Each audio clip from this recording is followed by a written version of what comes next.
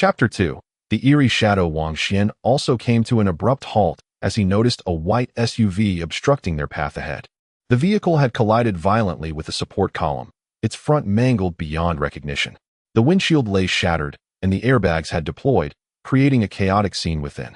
The glass on the driver's side was similarly fractured, and the sight of blood splattered across the wreckage was chilling. There were no signs of occupants. Their fates remained uncertain.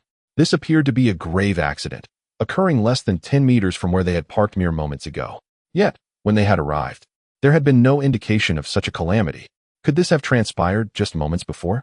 The intensity of the crash seemed incongruous with the absence of any noise. The doubts swirling in their minds deepened. Among the three women, Gu Manyao, the most daring, took a few steps forward to gain a clearer view. However, Wang Xuan immediately stepped in front of her, sensing an escalating strangeness in the atmosphere. An inexplicable worry gripped him. He feared that Gu Manyao's proximity might invite danger, though he could not articulate what that danger might entail. Let us not linger. We should return to the car and report this accident, he urged. Gu Manyao glanced at Wang Xuan, noting his serious demeanor, and nodded in agreement. The air thickened with an unsettling tension, and even Wang Qin seemed to sense an ominous presence, abandoning her snack of chips. The five of them circumvented the wrecked SUV and proceeded toward Zhao Lei's vehicle, parked a short distance away. As Wang Xuan prepared to call for help, he could not resist stealing a glance back at the passenger side of the SUV. The moment he did, a chilling wave of dread coursed through him, causing every hair on his body to stand on end. The door of the SUV's passenger seat stood ajar, and a blood-soaked figure collapsed head first onto the ground, contorted in an irregular manner. His legs were draped over the passenger seat, while his head extended beneath the vehicle, a gruesome sight with a portion of his skull missing. A faint stream of white substance seeped from the ground. The posture of this individual was exceedingly grotesque. His back was torn open, flesh and fabric alike, as if raked by the claws of a wild beast, revealing bone beneath the mangled tissue. Zhang Qianwen, unable to suppress her horror, let out a piercing scream, her face draining of color. It was her first encounter with such a ghastly scene. Zhao Lei, Gu Manyao, and Wang Qin halted in their tracks, each one of them transfixed by the horrifying tableau before them, their expressions a blend of shock and disbelief. Wang Qin, upon a mere glance, turned away, retching violently as she expelled the chips she had just consumed. "Call the police," Zhao Lei exclaimed, hastily retrieving his phone from his pocket. "Let us get to the car." Zhang Qianwen's voice quivered with a hint of sobbing. Fear gripped her heart. After wandering for nearly 10 minutes in the dimly lit underground parking lot without finding an exit, the sudden encounter with this dreadful accident and the lifeless body sent her into a state of panic. As she spoke, she dashed towards the location where Zhao Lei had parked. A sense of dread enveloped the group, and they quickened their pace to follow Zhang Qianwen, unwilling to linger and investigate further. "There's no signal," Zhao Lei exclaimed, discovering that his phone displayed no reception whatsoever, rendering him unable to make even an emergency call. Wang Xuan clutched his phone, his expression darkening. Just as he was about to call the authorities, he realized that his device was devoid of any signal. Although he was no coward, an unsettling anxiety surged within him, particularly due to the grotesquely contorted body before him. The wounds on its back did not appear to be the result of a collision, but rather suggested an assault by some formidable beast, filling him with dread. A sudden chill ran down his spine, causing every hair on his body to stand on end. "Get in the car," Wang Xuan instinctively shouted at his companions, hastening towards the passenger seat of Zhao Lei's vehicle. Zhao Lei and the others were no fools. They had sensed that something was amiss and were already gripped by fear. Upon hearing Wang Xuan's urgent call, they were jolted into understanding that danger was imminent, prompting them to quicken their pace towards the car. Wang Xuan was the first to open the passenger door, sliding into the seat while casting another glance at the off-road vehicle. He noticed a vague shadow swaying slightly within the cabin, but due to the dim lighting and the distance, he could not discern its true form. Nevertheless, he could faintly ascertain that something terrifying lurked within that vehicle. Zhao Lei, Gu Manyao, Zhang Qianwen, and Wang Qin all climbed into the car. They secured the doors and refrained from opening the windows. "Zhao Lei, start the car and get us out of here. There is something hidden inside that vehicle. It is possible that it was responsible for the death of that individual," Wang Xuan urged, closing the door behind him. A sense of safety washed over him as he settled into the car. As Zhao Lei nervously fastened his seatbelt, nodding in acknowledgement, he started the vehicle. Suddenly, a loud thud resonated from above, as if something had fallen onto the roof of the car. The moment the sound echoed, a palpable tension enveloped the 5 occupants, each instinctively looking up toward the ceiling. Wang Xuan, maintaining a semblance of calm, barked, "Drive." Without hesitation, Zhao Lei pressed the accelerator and gripped the steering wheel tightly, attempting to retrace their route. At that very moment, a shadow unexpectedly slid down from above the windshield, crashing heavily against it with a resounding thump. Taken by surprise, Zhao Lei could hardly fathom the sudden appearance of this large shadow on the windshield. Instinctively, he let out a startled cry, pressing the accelerator too forcefully. As a result, the steering wheel turned sluggishly, and the vehicle failed to navigate the turn entirely, veering out at an angle and colliding robustly with a parked sedan on the opposite side of the thoroughfare. A deafening crash ensued, eliciting gasps of astonishment from the occupants. Only Zhao Lei had fastened his seatbelt, while Wang Xuan, quick to react, grasped the overhead handle to brace himself. Unfortunately, the 3 women seated in the back, Gu Manyao and her companions, were not as fortunate. Before they could comprehend the unfolding chaos, an overwhelming force propelled them forward. Gu Manyao collided with the back of Wang Xuan's seat, while the unfortunate Zhang Qianwen struck her head against the ceiling. Wang Xuan witnessed the shadow, propelled by the immense force of the impact, being flung out of sight, disappearing from his view in an instant. Zhao Lei, his face awash with horror, also witnessed the unfolding chaos. Reverse. Wang Xuan maintained a semblance of composure amidst the turmoil. Chapter 3. The terrifying monster. In nearly the same instant, Wang Xuan noticed a crimson sedan abruptly appearing on the opposite side of the load-bearing column, hurtling towards them at a frenzied pace. The onset of this calamity left the occupants of the vehicle utterly bewildered, unable to comprehend the sudden emergence of such a speeding car. Instinctively, he grasped the overhead handle with both hands, bracing his feet against the floor, every muscle tensed in a desperate bid to stabilize himself. The red sedan collided violently with the rear side of their own vehicle. A thunderous crash reverberated, and the back of their car caved in with a deafening shatter of glass. Wang Xuan, caught in the initial impact, gasped as the force struck her vital organs, a surge of blood erupting from her mouth. Their vehicle was violently overturned, and inside, the occupants were engulfed in a whirlwind of disorientation. Wang Xuan clung fervently to the handle, his arms straining to support his body, which had been thrown into an upside-down position. The 3 women seated in the back tumbled about chaotically, their positions contorted in various odd angles. Wang Xuan felt a warm liquid trickling down his forehead. He realized he had sustained a gash, the crimson flow indicative of blood. His mind buzzed with chaos, and pain radiated through his body, as though he were a marionette whose strings had been severed, every part of him aching profoundly. He was uncertain of the severity of his injuries, only managing to force his eyes open. Through the car window, his blurred vision perceived the red sedan that had overturned their vehicle, now come to a halt. He then observed the driver's side door swing open, revealing a delicate black high-heeled shoe that gracefully touched the ground, accompanied by a leg clad in black stockings. Wang Xuan's mind was still in a haze, and he could only vaguely infer that this might be the owner of the red car, who seemed to be disembarking to assess the situation. Then, he caught the voice of the red car's owner, laced with panic. "I've hit someone's car. What should I do now?" I intended to brake, but in my moment of anxiety, I mistakenly pressed the accelerator. Upon hearing this, Wang Xuan immediately comprehended that the female driver had inadvertently confused the gas pedal for the brake in her distress. It was no wonder that a vehicle had surged forth at such a reckless speed in the underground parking lot, resulting in their car being overturned. He could not discern the driver's features. His vantage point only allowed him to see the elegant, long legs adorned with black stockings and high heels, while the frantic voice of the woman echoed around him. As she muttered to herself, she hurriedly fumbled for her phone, intending to make a call.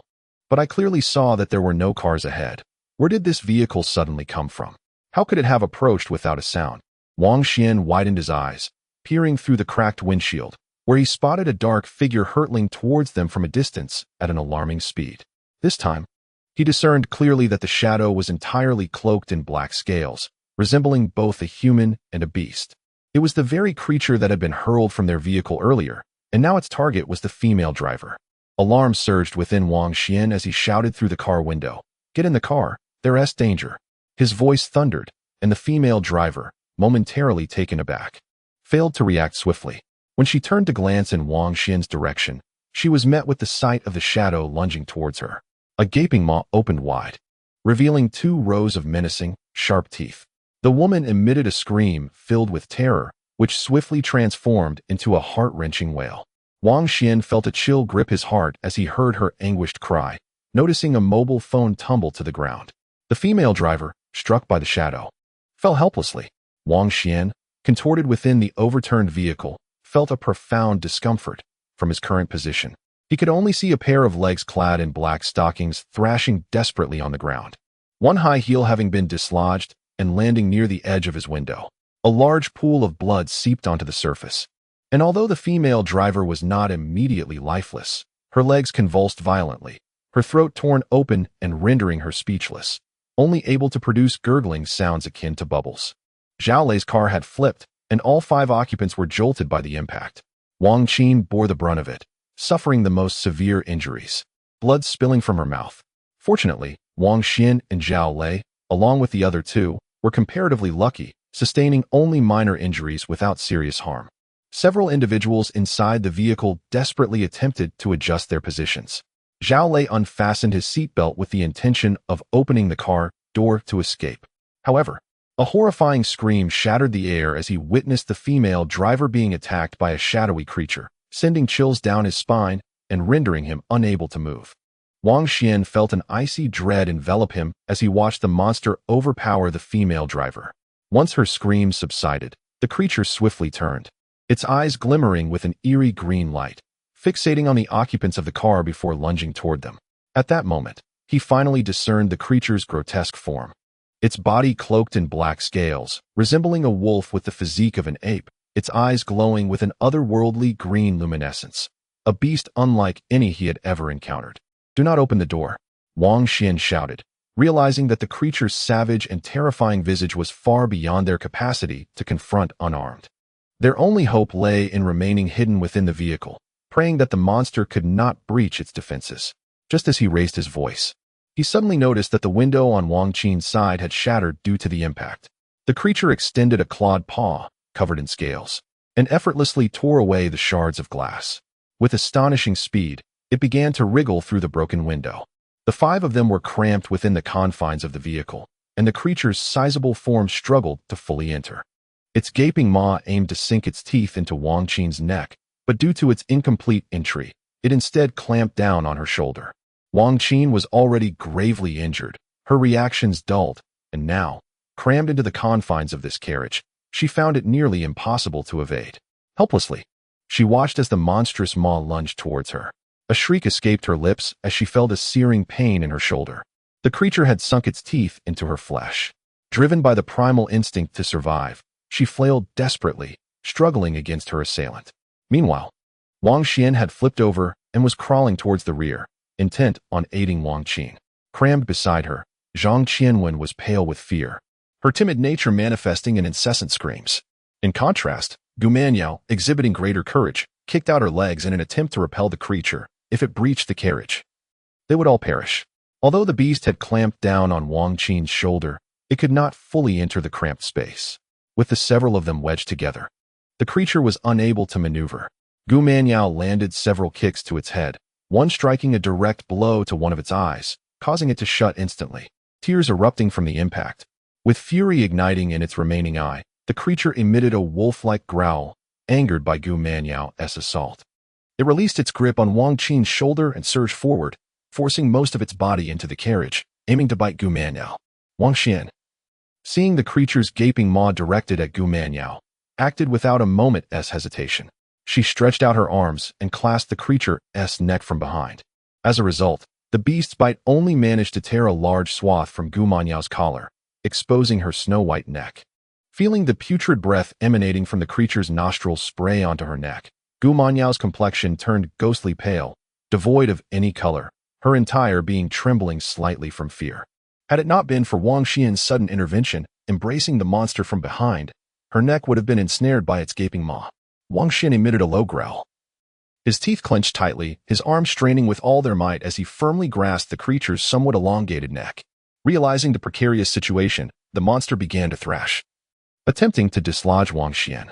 In an open space, with its strength, it might have had a chance to shake him off, however, confined within the cramped carriage. Surrounded by others, it found its immense power rendered futile, unable to free itself from Wang Xuan's grasp.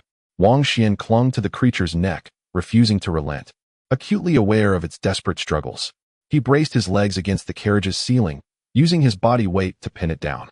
Gu Manyao managed to free a hand, assisting Wang Xuan in subduing the creature, preventing its escape.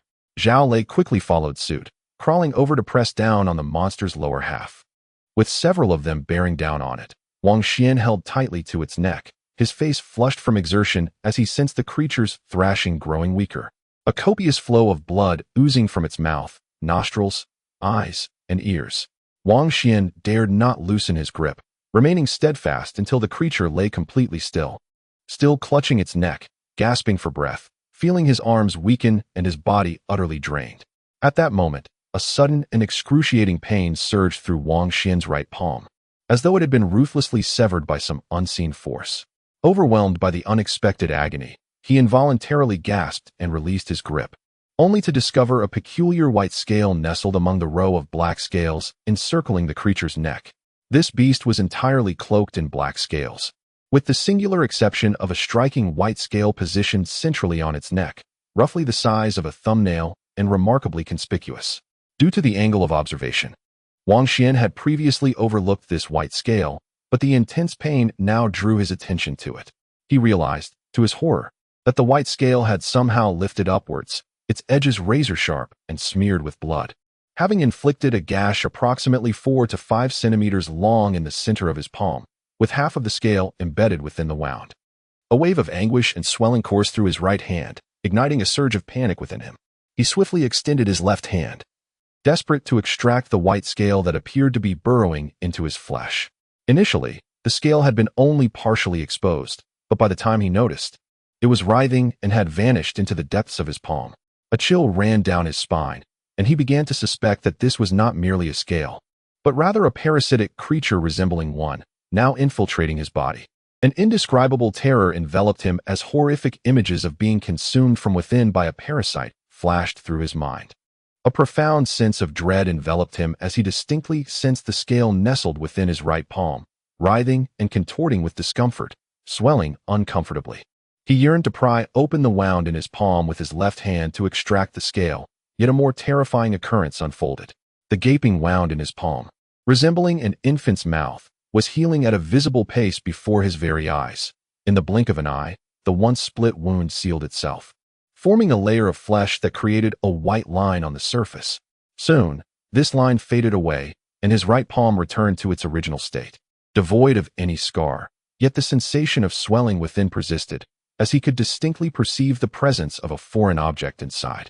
He watched in astonishment, initially believing that the white scale resembled some dreadful parasitic entity, but the scene before him rendered him speechless. What kind of parasite could cause his wound to heal instantaneously? Could it be that this was not a parasite at all, but rather a treasure capable of accelerating the healing process? A tumultuous rhythm echoed in Wang Xuan's heart as he glanced up, only to meet Gu Manyao's slightly pursed lips. Her alabaster cheeks tinged with a hint of crimson, her sparkling eyes gazing at him. Meanwhile, Zhang Qianwen stood with her mouth agape, still haunted by remnants of fear. Wang Qin pressed her hand against the punctured wounds on her shoulder, emitting pained sounds. It was not until Wang Xuan released his grip on the creature's neck, rendering it limp and utterly motionless, that the others in the carriage exhaled collectively, finally certain of its demise, each experiencing a profound sense of survival after a harrowing ordeal. The recent scene where the white scale entered Wang Xuan's palm went unnoticed by the others, as Zhao Lei was preoccupied with attempting to open the car door. Fortunately, despite the vehicle being overturned, the 2 doors on the passenger side remained operable. Zhao Lei and Gu Manyao sequentially opened the doors and crawled out, with Zhang Qianwen closely following Gu Manyao. Wang Qin's left shoulder was drenched in blood, having been bitten by the creature, leaving several gaping wounds. Half of her clothing was stained crimson, and the significant blood loss rendered her pallid and weak. Upon dragging her out, the sight of Wang Qin's condition sent waves of panic through the group. Zhao Lei once more retrieved his phone, yet it still displayed no signal. Wang Xuan, what shall we do now? After their recent harrowing encounter, Zhao Lei was at a loss, looking to Wang Xuan for guidance. Gu Manyao pressed down on Wang Qin's shoulder wound, enlisting Zhang Qianwen's help to bandage her injuries. Lacking a first aid kit, they resorted to tearing a jacket into strips to create makeshift bandages. Chapter 5.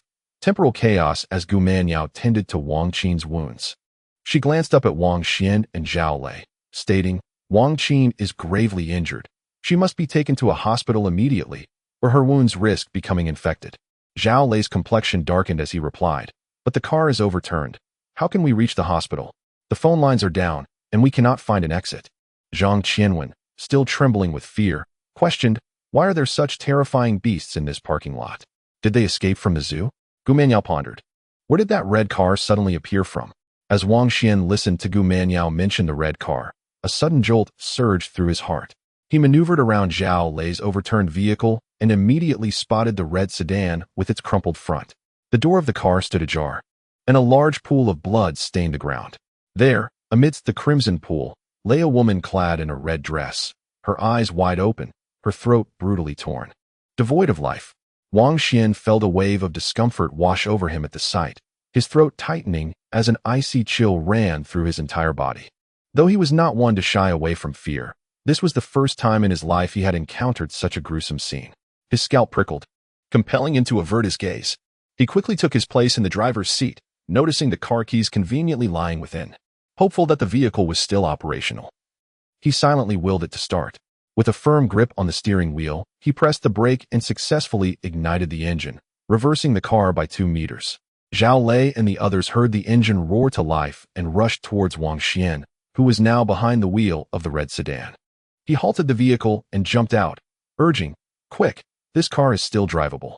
We can escape in it." As he spoke, he dashed back towards them, and together with Zhao Lei and the others, they half-supported, half-lifted Wang Qin into the car. This time, Zhao Lei took the passenger seat, while Wang Xuan took control of the vehicle. Closing the door behind them, a slight sense of relief washed over the group. Although Wang Xuan's driving skills were not markedly superior to Zhao Lei's, he maintained a far calmer demeanor. Cautiously, he began to reverse the car, preparing to make their escape. He recalled that the female driver had just turned the corner from the load-bearing pillar in that red sedan, colliding with Zhao Lei's vehicle. There should have been an exit on the other side of the pillar. However, when he cautiously maneuvered his car around, he discovered that the other side was filled with vehicles, behind which stood a solid wall, leaving no room for even a single car to pass through. The 5 occupants of the car exchanged bewildered glances, rendered speechless.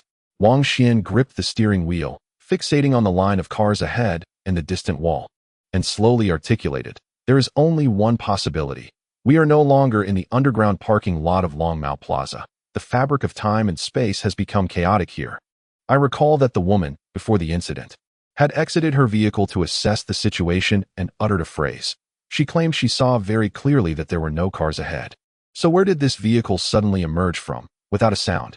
At the time, I did not dwell on the meaning of her words, thinking she was merely fabricating an excuse for the collision. Yet, in hindsight, perhaps she was not lying. To her, our car might have suddenly appeared before her, and in her panic, she mistakenly pressed the accelerator instead of the brake, causing the collision. Zhao Lei gazed at Wang Xuan, astonished, and asked, "Wang Xuan, are you suggesting that while we were driving, we traversed through time, and this woman did as well, coincidentally crossing paths and colliding?" He often indulged in novels featuring protagonists who experienced such time travel escapades, and Wang Xuan's words instantly reminded him of those stories. Wang Xuan listened to Zhang Qianwen's sobs and her accusations against Zhao Lei, feeling a growing sense of irritation. "Cease your weeping," he said. "For crying and complaining serve no purpose now. These are merely conjectures. Perhaps we are still in the parking lot of Longmao Plaza. For now, let us endeavor to find an escape route." As he spoke, he maneuvered the vehicle around, driving forward between 2 rows of parked cars. Gu Manyao softly consoled Zhang Qianwen, while Wang Qin, though grievously injured and her face contorted in pain, remained silent and exhibited far greater fortitude than Zhang Qianwen. The various experiences they were undergoing suggested to him that all of this was highly unusual, and they were likely facing unimaginable circumstances. Zhao Lei, seated in the passenger seat, stared blankly ahead and murmured, "It can't be wrong. We may have truly traversed into another realm. Otherwise, how could such a terrifying creature have suddenly appeared? In all my years, I have never encountered an animal that resembles this. Even if such a creature exists, it would reside in some primordial forest. Not in the underground parking lot of Longmao Plaza. This is disastrous. Do you think there could be more than one of these monsters here? Upon uttering this, a chill fell over everyone in the vehicle. Zhang Qianwen, having finally been persuaded by Gu Manyao to cease her tears, now appeared even more frightened at Zhao Lei's words and burst into tears once more. Wang Qin weakly exclaimed, "Zhao Lei, you ominous speaker, refrain from such talk." However, Gu Manyao suddenly interjected, "Zhao Lei's suggestion holds a degree of possibility. We must prepare for the worst." Zhao Lei immediately nodded, saying, "Indeed. Everyone should examine the vehicle to see if there are any weapons or similar items." As he spoke, he opened the glove compartment in the front passenger seat, only to find a disarray of items such as lipstick and earphones, along with a vehicle insurance contract crammed inside, but no means of self-defense. Chapter 6. The second monster. Gu Manyao also searched in the back seat but found nothing. Wang Xuan drove with unwavering focus, his eyes occasionally scanning the surroundings. He maintained a moderate speed, glancing at the road in hopes of discovering an exit. On either side, numerous parked vehicles were visible alongside the supporting columns. As he continued forward, suddenly, he slammed the brakes and brought the car to a halt. The abrupt stop caused everyone inside the vehicle to lurch forward, prompting Zhao Lei to exclaim, "What now?" Zhao Lei looked over and noticed the supporting column on the left had the inscription Zone F. Gu Manyao inquired, "Wang Xian, are you suggesting that our vehicle has been circling between Zone F and Zone E?" Wang Xian restarted the car, replying, "I am uncertain. Let me try again." As he spoke, he wiped the beads of sweat that had begun to form on his brow. The situation was growing increasingly bizarre. The air inside the car felt as though it had solidified, and the mood among the group grew heavier. If they could not find a way out, what would happen next? What awaited them? Zhao Lei and the three women incessantly retrieved their mobile phones, yearning to establish a connection, yet alas, their devices had succumbed to mere ornamentation, devoid of any signal, rendering communication with the outside world utterly futile. Wang Xian cast a glance at the vehicle's dashboard. The fuel gauge, which had initially indicated a range of 190 kilometers, now dwindled to a mere 160 kilometers, signifying that he had traversed a staggering 30 kilometers within this subterranean parking facility. However, upon halting the vehicle once more, the adjacent support pillar revealed that they remained ensconced in Zone F. What kind of underground parking structure could stretch for 30 kilometers? Wang Xian released his grip on the steering wheel, which bore the imprints of his perspiration. "Wang Xian, are we doomed to remain here forever?" Zhang Qianwen's voice pierced the air, her eyes brimming with tears. "Zhang Qianwen, there is nothing to fear. We will surely find a way out," Wang Qin reassured her. Though she bore significant injuries, her composure stood in stark contrast to Zhang Qianwen's rising panic. "In times like these, we must remain calm. Wang Xian, since driving straight has yielded no exit, perhaps we should consider a change in direction and seek an alternative route to see if we can escape," Gu Manyao suggested. Wang Xian nodded in agreement, sharing her sentiment. He massaged the palm of his right hand with his left, despite his diligent efforts to navigate and discover an escape route. The discomforting sensation of swelling in his palm persisted, an inexplicable feeling of something foreign being trapped beneath the flesh. He felt an overwhelming impulse to procure a sharp knife, to slice open his palm and extract the white scales within. Yet, at this moment, a suitable blade remained elusive. Subsequently, he opted to turn left, altering his course and proceeding along the left-hand path. The underground parking facility appeared vast, filled with an array of vehicles, interconnected by a labyrinth of winding routes. Ordinarily, one would expect to encounter ground markings or signage indicating the exits, yet at this moment, such indicators seemed to have mysteriously vanished, without any directional signs. They resembled headless flies, navigating blindly while remaining vigilant. This time, Wang Xian halted the vehicle after just a few minutes. In the distance, he observed that their path was obstructed by a car overturned on its roof.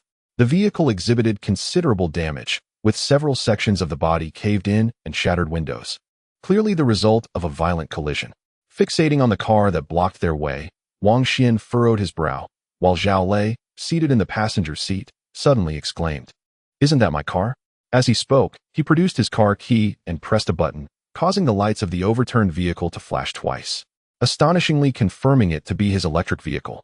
The three women in the back seat widened their eyes, displaying expressions of incredulity. How could this happen?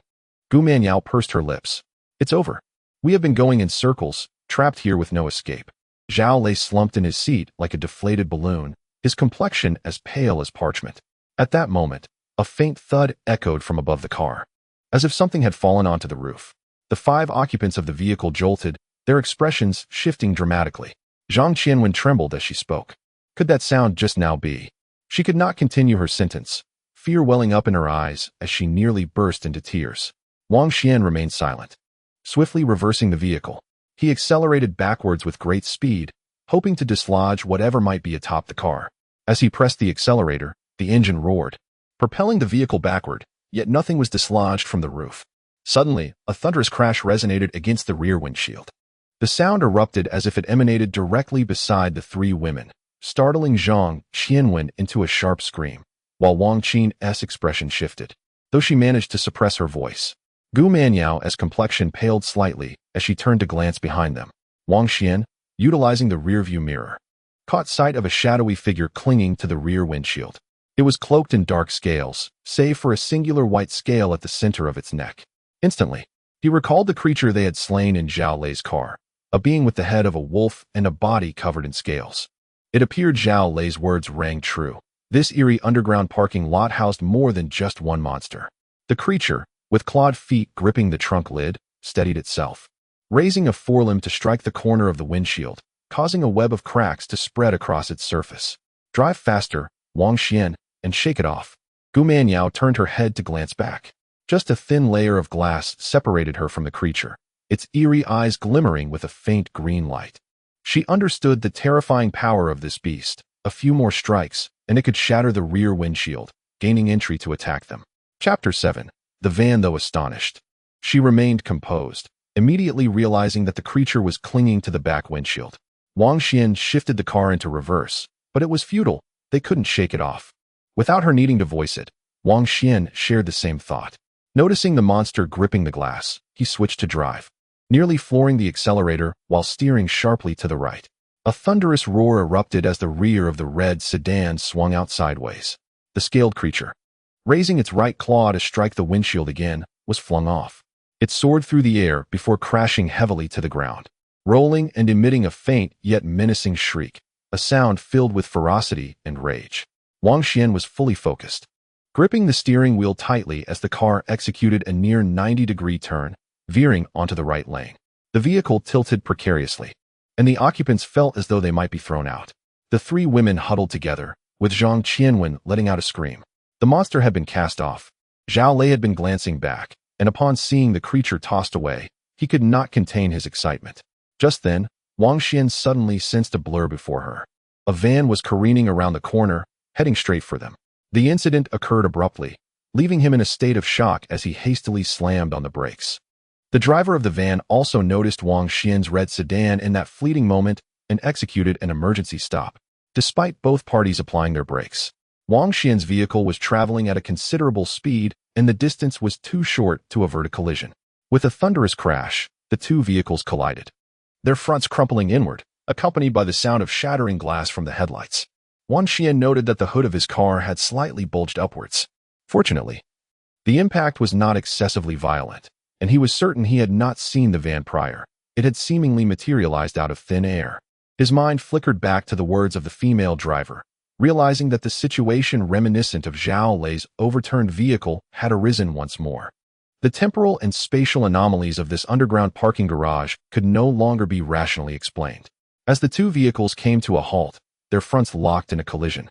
The door of the van swung open from within. Wang Xian recalled the monstrous entity that had just been flung away, though it had been cast aside. It likely remained unscathed and could re-emerge. The danger was far from over. While he shifted the gear into reverse, preparing to turn around and escape, he intended to alert the van's driver of the impending threat. At that moment, he realized it was not just the driver who exited the van. The rear door also swung open, and 4 individuals emerged, cursing vehemently, wielding weapons such as steel pipes and clubs, their expressions fierce and menacing as they closed in on their vehicle. Wang Xian observed the van driver and the 5 young men who disembarked, all of whom were male. Apart from the driver, who appeared relatively normal, the other 4 were a motley crew.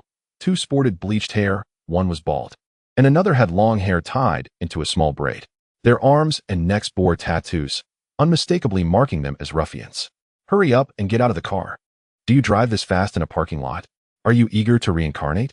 The van driver approached Wang Xuan's vehicle and slammed his hand heavily against the hood. His face contorted with anger. He still couldn't fathom where this red sedan had suddenly emerged from, careening towards him at such speed. It made him suspect that Wang Xuan had deliberately intended to collide. One of the bald men, wielding a steel pipe in his right hand, lightly tapped it against his left, exclaiming, "What bad luck. Brother Plane summoned us for assistance, and unexpectedly, we crash right after starting the car. Damn it, what a misfortune." As Wang Xuan found himself encircled by these intimidating figures, rather than feeling frightened, he experienced an unexpected sense of relief. In this eerie and menacing underground parking lot, the sight of these 5 individuals, armed though they were, instilled a peculiar feeling of safety within him. The presence of a group signified security. Just as he was about to roll down the window to speak, his peripheral vision caught a glimpse in the left side mirror. There, he saw a shadow shrouded in scales, swiftly approaching at an alarming speed. Alas, there exists a creature. You must exercise caution. Before Wang Xuan could finish his utterance, he glimpsed a colossal shadow abruptly surge forth, nearly brushing against the left side of a red sedan, as it lunged at the van driver who stood in front of the vehicle's left headlight. The occurrence was so sudden that the van driver, fixated on Wang Xuan and his companions inside the car, had yet to comprehend the unfolding chaos when an overwhelming force collided with him. He was unable to brace himself and was violently thrust sideways, barely managing to turn his head to behold a pair of eyes aglow with an eerie green light and a gaping maw drenched in crimson. In that fleeting moment, his mind went blank. Thoughts eluded him as he felt a constriction in his throat, rendering him unable to breathe or utter a sound.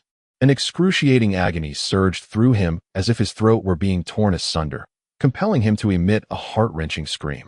Amidst his cry, darkness enveloped his vision, and he soon felt the weight of his back crashing against the ground, after which he descended into oblivion.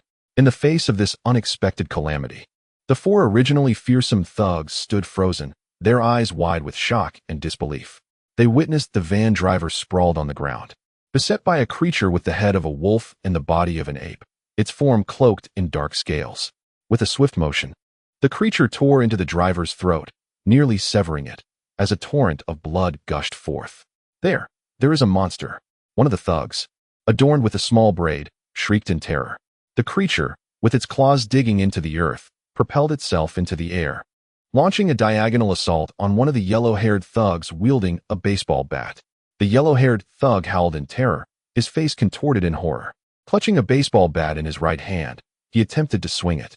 But the creature was far too swift and immensely powerful, far beyond the capacity of an ordinary person to resist.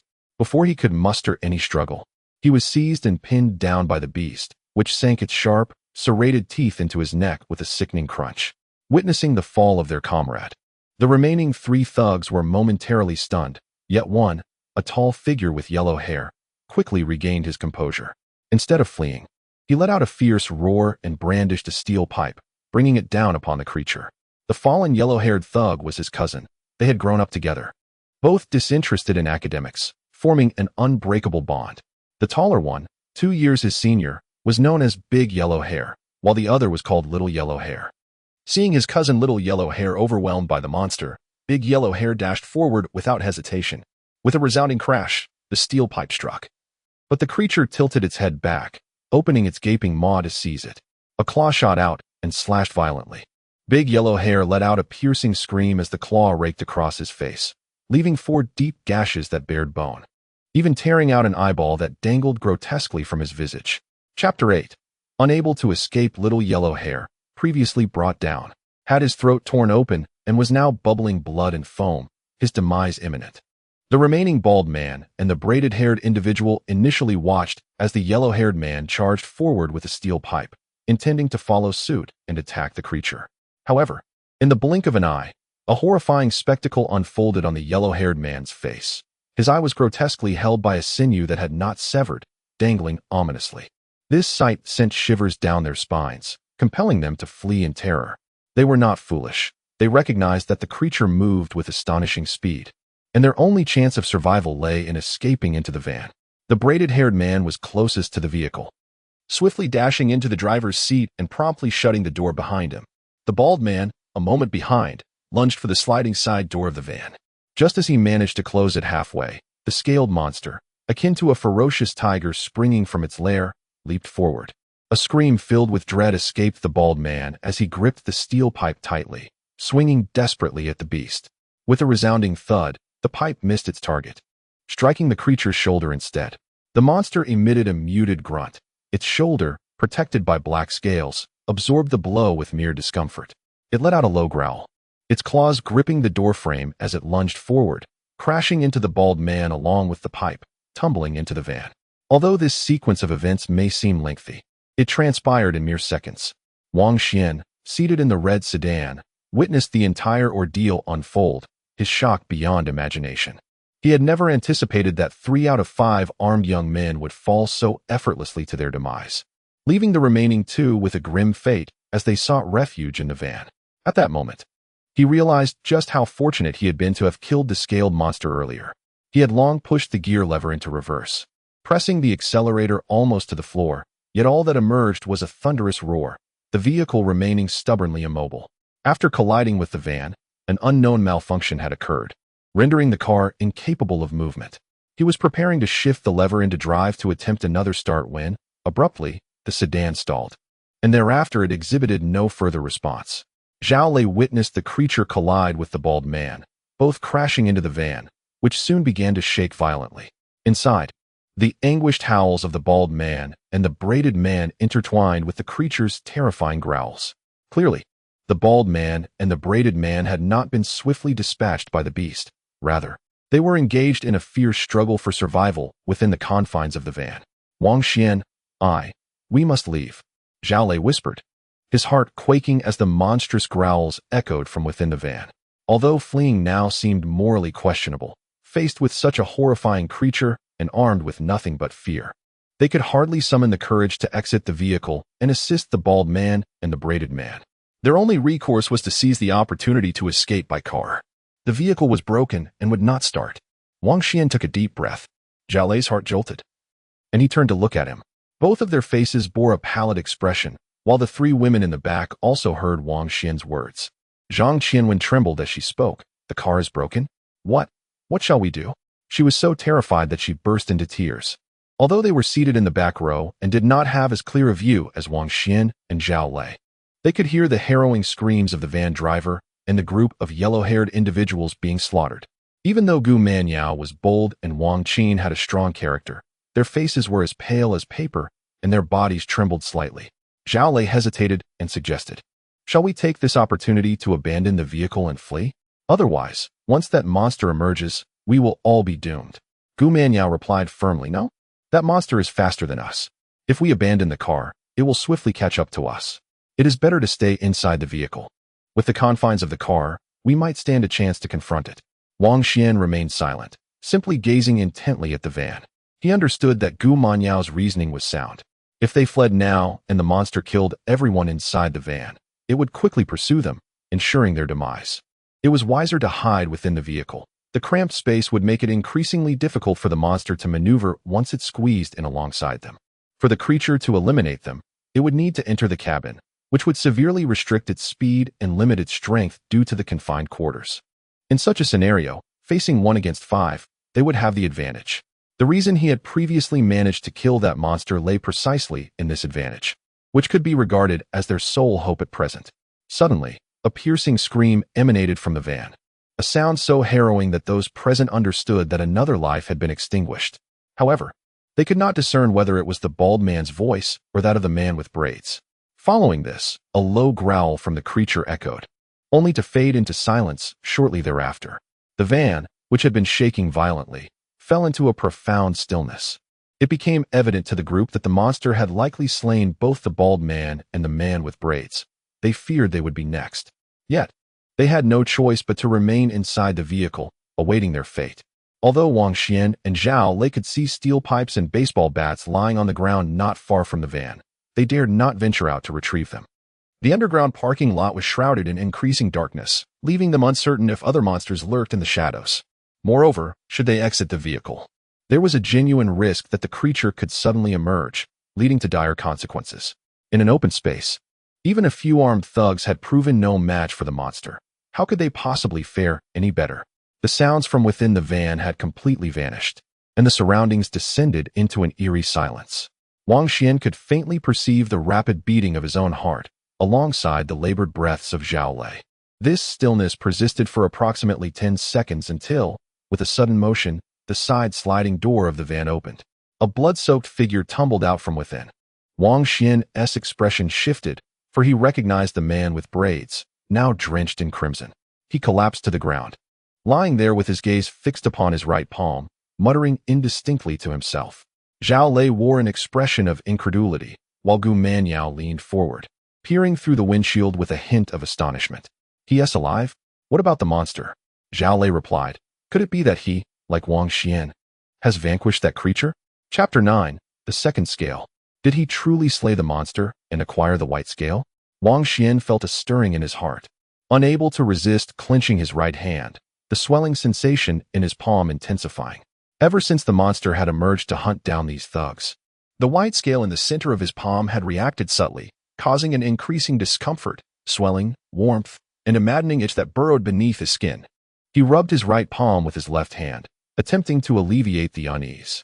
The braided man, who had been lying on the ground and gazing at his own right hand, soon rose to his feet, his face pale as a ghost. Staggering, he approached Wang Xuan and the others. Wang Xuan, Zhao Lei, and the others remained seated in the car, watching as the braided man drew nearer. Take me with you. Let me get in the car." The fierce demeanor had vanished from the braided man's face, despite his efforts to appear composed.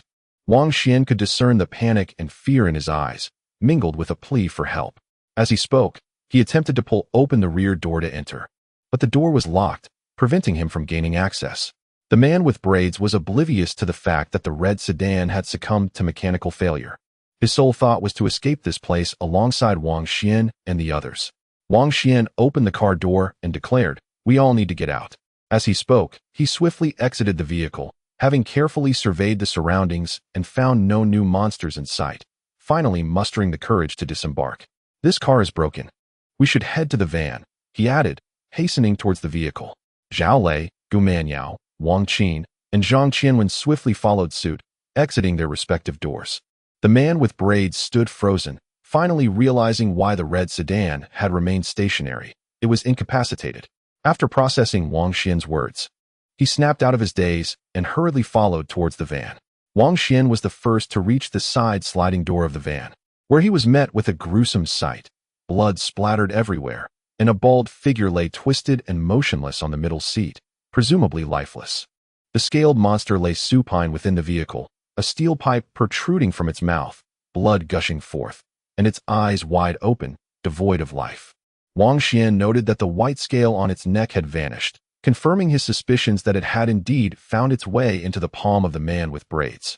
Shortly thereafter, Zhao Lei and Gu Manyao arrived, and together they swiftly dragged the bodies of the bald man and the monster from the van. Observing their actions, the man with braids took his place in the driver's seat. Wang Xuan and Zhao Lei, along with 3 others, carefully moved the bald man and the monstrous corpse into the van before shutting the sliding door. Once inside, they collectively exhaled in relief. Wang Xuan immediately urged the braids-wearing man, "Hurry, start the car, and let's leave this place." The man with braids attempted to ignite the van's engine several times, but soon his face fell in despair. It won't start. This van belonged to Jia Laosan and was already a junker, on the verge of being scrapped. Before the collision, it often stalled halfway through our journeys. Now, after being hit by your car, it's completely beyond repair. Upon hearing his words, Wang Xuan and Zhao Lei exchanged glances, utterly unprepared for the revelation that not only had the red sedan failed to start, but this van was now also rendered useless. "Can you not repair it?" Zhao Lei inquired, as none of them had any knowledge of automotive mechanics and were relying solely on the braids-wearing man. He shook his head, saying, "Zhao Laosan knew a bit about it, but I have no skills in this area. If he were here, perhaps he could fix it." But he is as he spoke. He glanced through the van's windshield and spotted a corpse not far ahead. The lifeless body belonged to the driver of the van, the very Zhao Laosan he had just mentioned. This is disastrous. Driving away offered at least a glimmer of hope for escape, but without a vehicle, what shall we do? A glimmer of despair flickered in Zhao Lei's eyes. Remaining inside the vehicle, even in the face of the creature, provided a slim chance for resistance. However, if they were to exit into the open, they would stand no chance against the monster. Wang Xuan looked at him and asked, "Is there a white scale embedded in the palm of your right hand?" Wang Xuan inhaled gently, and indeed, as he had surmised, the white scales appeared to be the key. From the information he had gathered thus far, it seemed that slaying a single monster could yield a white scale. Without further hesitation, Wang Xuan confessed, "Like you, I too have killed a monster and acquired a white scale." "What white scale?" Zhao Lei inquired, for he, along with Gu Manyao and Wang Qin, remained oblivious to the significance of the white scales. Wang Xuan recounted his previous encounter with the white scale, and as he spoke, incredulity washed over the faces of Zhao Lei and the others. Such a phenomenon exists? A white scale capable of parasitizing the human body? And it accelerates wound healing? Zhao Lei murmured, adjusting his glasses with a thoughtful squint, his eyes nearly narrowing to slits as he contemplated. The young man with braids regarded Wang Xuan and remarked, "Your experience parallels mine." Just before the bald-headed man met his demise, he thrust a steel pipe into the monster's mouth. I thought my end had come, but I resolved to take the monster down with me, pushing the pipe deeper into its maw. I lost track of when the creature succumbed, but suddenly, an excruciating pain shot through the back of my right hand. A white scale had cut me. Subsequently, much like your experience, the scale burrowed into my hand, and astonishingly, the wound healed in the blink of an eye. Wang Xuan nodded slightly, recognizing the similarities between their situations, the only distinction being that he had sustained his injury on the palm of his right hand, while the young man with braids had been cut on the back of his hand. You have acquired these white scales, and your wounds heal in the blink of an eye. Even the most grievous injuries mend instantaneously. The mention of white scales caused Zhao Lei's squinting eyes to widen with a glimmer of yearning. Suddenly, the braided man seemed to recall something and hurriedly began to touch his chest. Indeed, my chest was clawed by that creature. I remember the wound being quite deep. As he spoke, he tore open his tattered shirt, revealing his chest, and discovered that the once terrifying gashes on his skin had already formed scabs. Though they did not heal instantaneously like the wound on the back of his right hand, the remarkable recovery ability was astonishing nonetheless. Chapter 10. Zhang Haofei, to think such a severe wound could scab over in such a short span of time. If this continues, will I not be impervious to death? The braided man was both astonished and elated. Zhao Lei corrected him. It should be that death is unlikely, not impossible. I still do not know your name.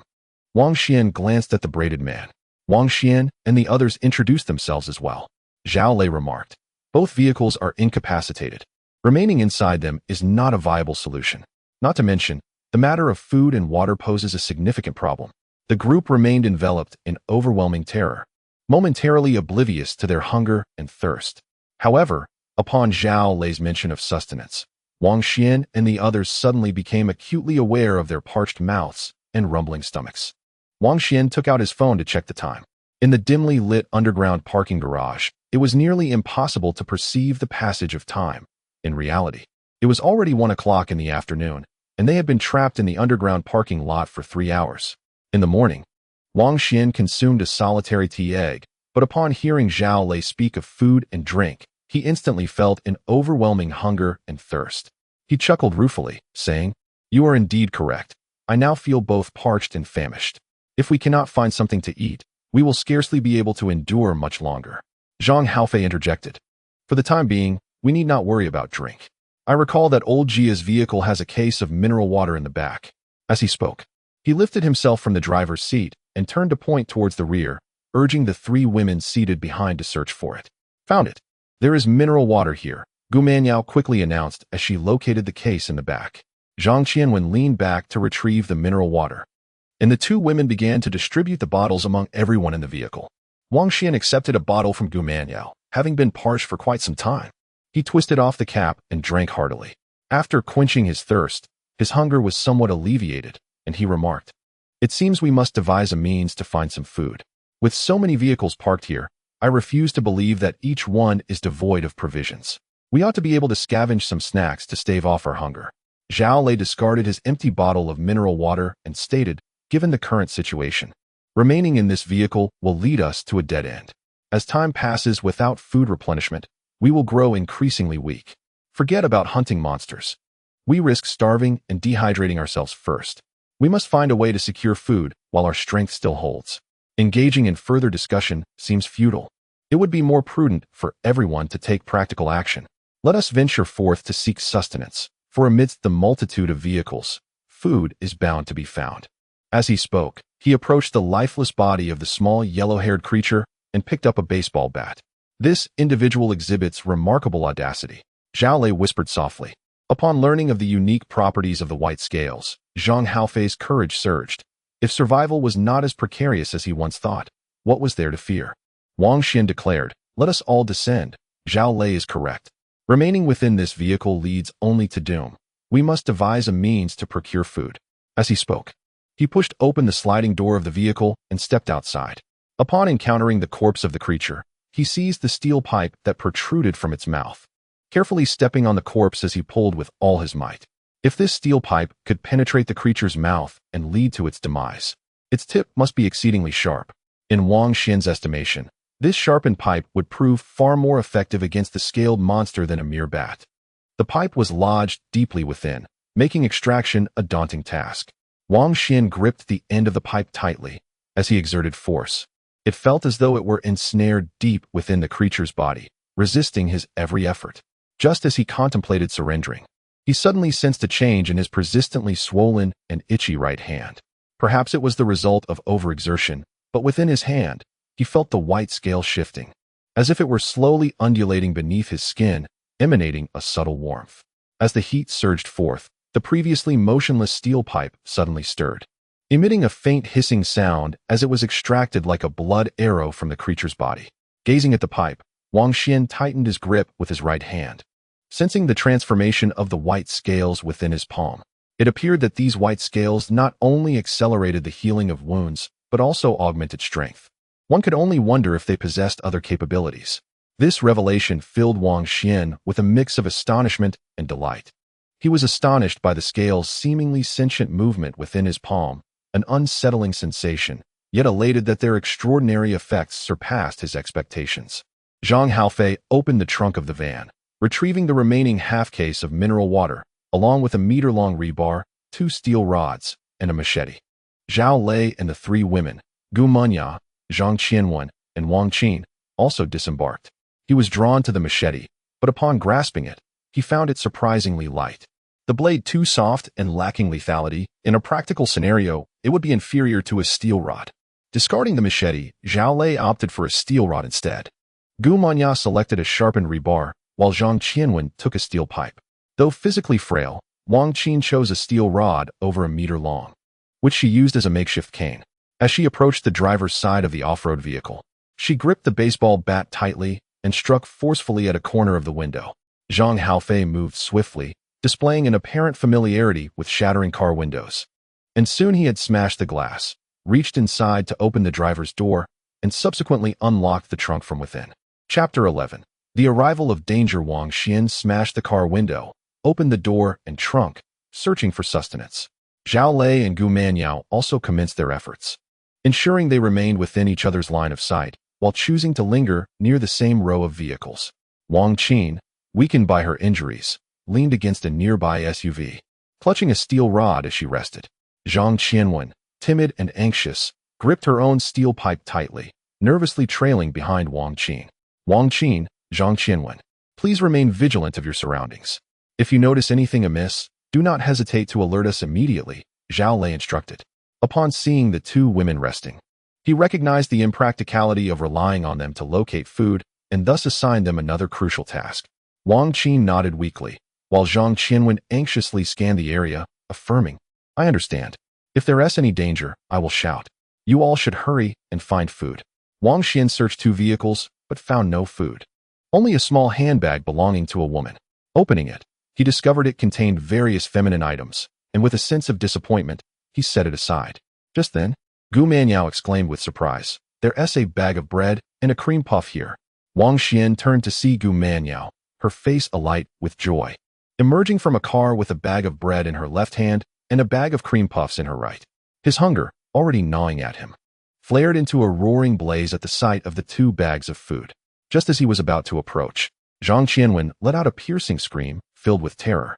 Wang Xuan's expression changed dramatically. His body tensed as he immediately glanced towards Zhang Qianwen. A creature, covered in black scales with the head of a wolf and the body of a monkey, was poised atop the SUV where she and Wang Xuan were leaning, ready to pounce. Zhang Qianwen, wielding a steel pipe, was scanning the surroundings when she inadvertently turned her head and was startled to discover the monstrous being less than a meter away from them.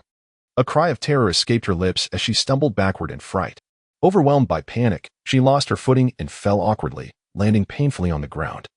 Blood streaming from her nose.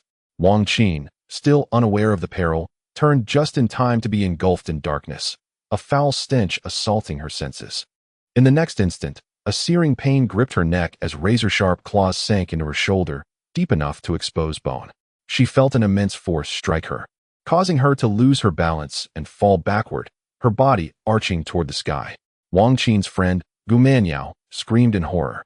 The creature moved with terrifying speed, successfully seizing Wang Xuan by the throat. Its gaping maw clamped down on her neck, pulling upward with brutal strength, as if she were a rag doll being torn apart. Blood gushed forth, and even her cervical vertebrae were wrenched free. Wang Xuan understood immediately that Wang Xuan would not survive. They were all close friends, and witnessing Wang Xuan's gruesome fate filled their hearts with despair. The creature's reflexes were swifter than any of theirs. It tore through Wang Xuan's neck, its body contorting as it pressed its limbs against the ground, springing into action and abandoning the lifeless form of Wang Xuan, darting away with alarming speed. Zhang Haofei had no time to evade or escape. As he raised the baseball bat in his hand, the monstrous creature collided with him, sending him sprawling to the ground. He fell, lifting his left arm to shield himself, but the creature's gaping maw clamped down on his arm. "Danger! Quickly, to the car!" Zhao Lei exclaimed, realizing that Gu Manyao lacked the protective white scales. If this monster bit her, her fate would mirror that of Wang Xuan, and her reckless charge was tantamount to courting death. Wang Xuan was a distance away, sprinting towards them at full speed, when suddenly, from between two parked cars on his right, another shadow lunged forth. With a resounding thud, Wang Xuan felt as though he had been struck by a heavy object, letting out a muffled grunt as he was knocked sideways. His back slammed against the ground, pain radiating through his body as if it were disassembled, causing the steel pipe in his hand to fly from his grip. Panic surged within him as he rolled on the ground, catching sight of 5 claws nearly grazing his body, leaving shallow white scratches on the concrete. Another creature had emerged. Wang Xuan inhaled sharply, a chill running through him. Confronting one monster was already a formidable challenge. No one had anticipated the appearance of a second. This new creature, having knocked Wang Xuan aside, lunged towards him, its claws reaching out to seize the fallen figure. He barely managed to roll away, but a sudden, excruciating pain gripped his abdomen. The second claw had already caught him. The claw, resembling 5 slender, razor-sharp blades, effortlessly sliced into his flesh, penetrating deep into his belly. He let out a scream, pinned down by the claw, unable to move or turn, as he watched the grotesque, blood-soaked maw of the beast loom larger before him, descending towards his neck. Wang Xuan had no time to ponder, merely feeling the white scales in the palm of his right hand writhing and expanding, as if they too sensed the peril he faced. His already swollen and discomfort palm suddenly itched unbearably, compelling him to tear away the flesh in a desperate bid to alleviate the torment. With a primal roar, he thrust both hands forward, pressing his right hand against the upper jaw of the gaping maw, while his left hand grasped its lower jaw. The creature emitted a low growl from its throat, straining forward in a frantic attempt to crush both Wang Xuan's hands and his neck within its jaws, spewing forth a foul, viscous foam that drenched Wang Xuan's face. His hands were sliced and bloodied by the creature's razor-sharp teeth. Yet, the intense pain served as a remedy for his itch, providing a strange sense of relief that coursed through his being, prompting him to grip the monster's jaws with greater fervor, intent on tearing them apart. The flesh of his right hand continued to swell, the white scales emanating a warmth that radiated from his hand throughout his entire body. Chapter 12, Transcendence. Initially pinned beneath the weight of the beast, feeling as though a mountain bore down upon him, he found, as the scales released their energy, that the creature's strength began to wane. With a powerful arch of his back, he pushed against the weight pressing him down, rolling onto the creature's back. He seized its upper and lower jaws, prying them apart, forcing the gaping maw to widen further. The monster thrashed violently, letting out agonized roars, blood erupting from its mouth in torrents. Once the creature ceased its struggles, Wang Xuan realized he had completely torn apart the flesh at the sides of its mouth, nearly dislodging a significant portion of its skull. The white scales possessed such formidable power. Upon witnessing the demise of the creature, Wang Xuan finally exhaled a sigh of relief. Suddenly, he felt the white scales in the palm of his right hand, which had been swelling, retract and fall silent, ceasing to react. A wave of weakness washed over him, causing him to collapse onto the ground, yet the discomfort in his swollen hand diminished significantly. In his struggle, the white scales within his right hand underwent a transformation akin to Wang Xuan's experience. They expanded and radiated heat, releasing an energy that amplified his strength manifold. In no time, he pried open the jaws of the creature that had bitten his left arm. Summoning all his might, he thrust the steel rod deep into the creature's mouth, following the path through its throat and piercing into its body. Zhang Haofei lay on the ground, gasping for breath, and casually pushed aside the lifeless creature that had pinned him down. He cast a surprised glance at Gu Manyao, astonished by her remarkable display of strength, surpassing even that of many men.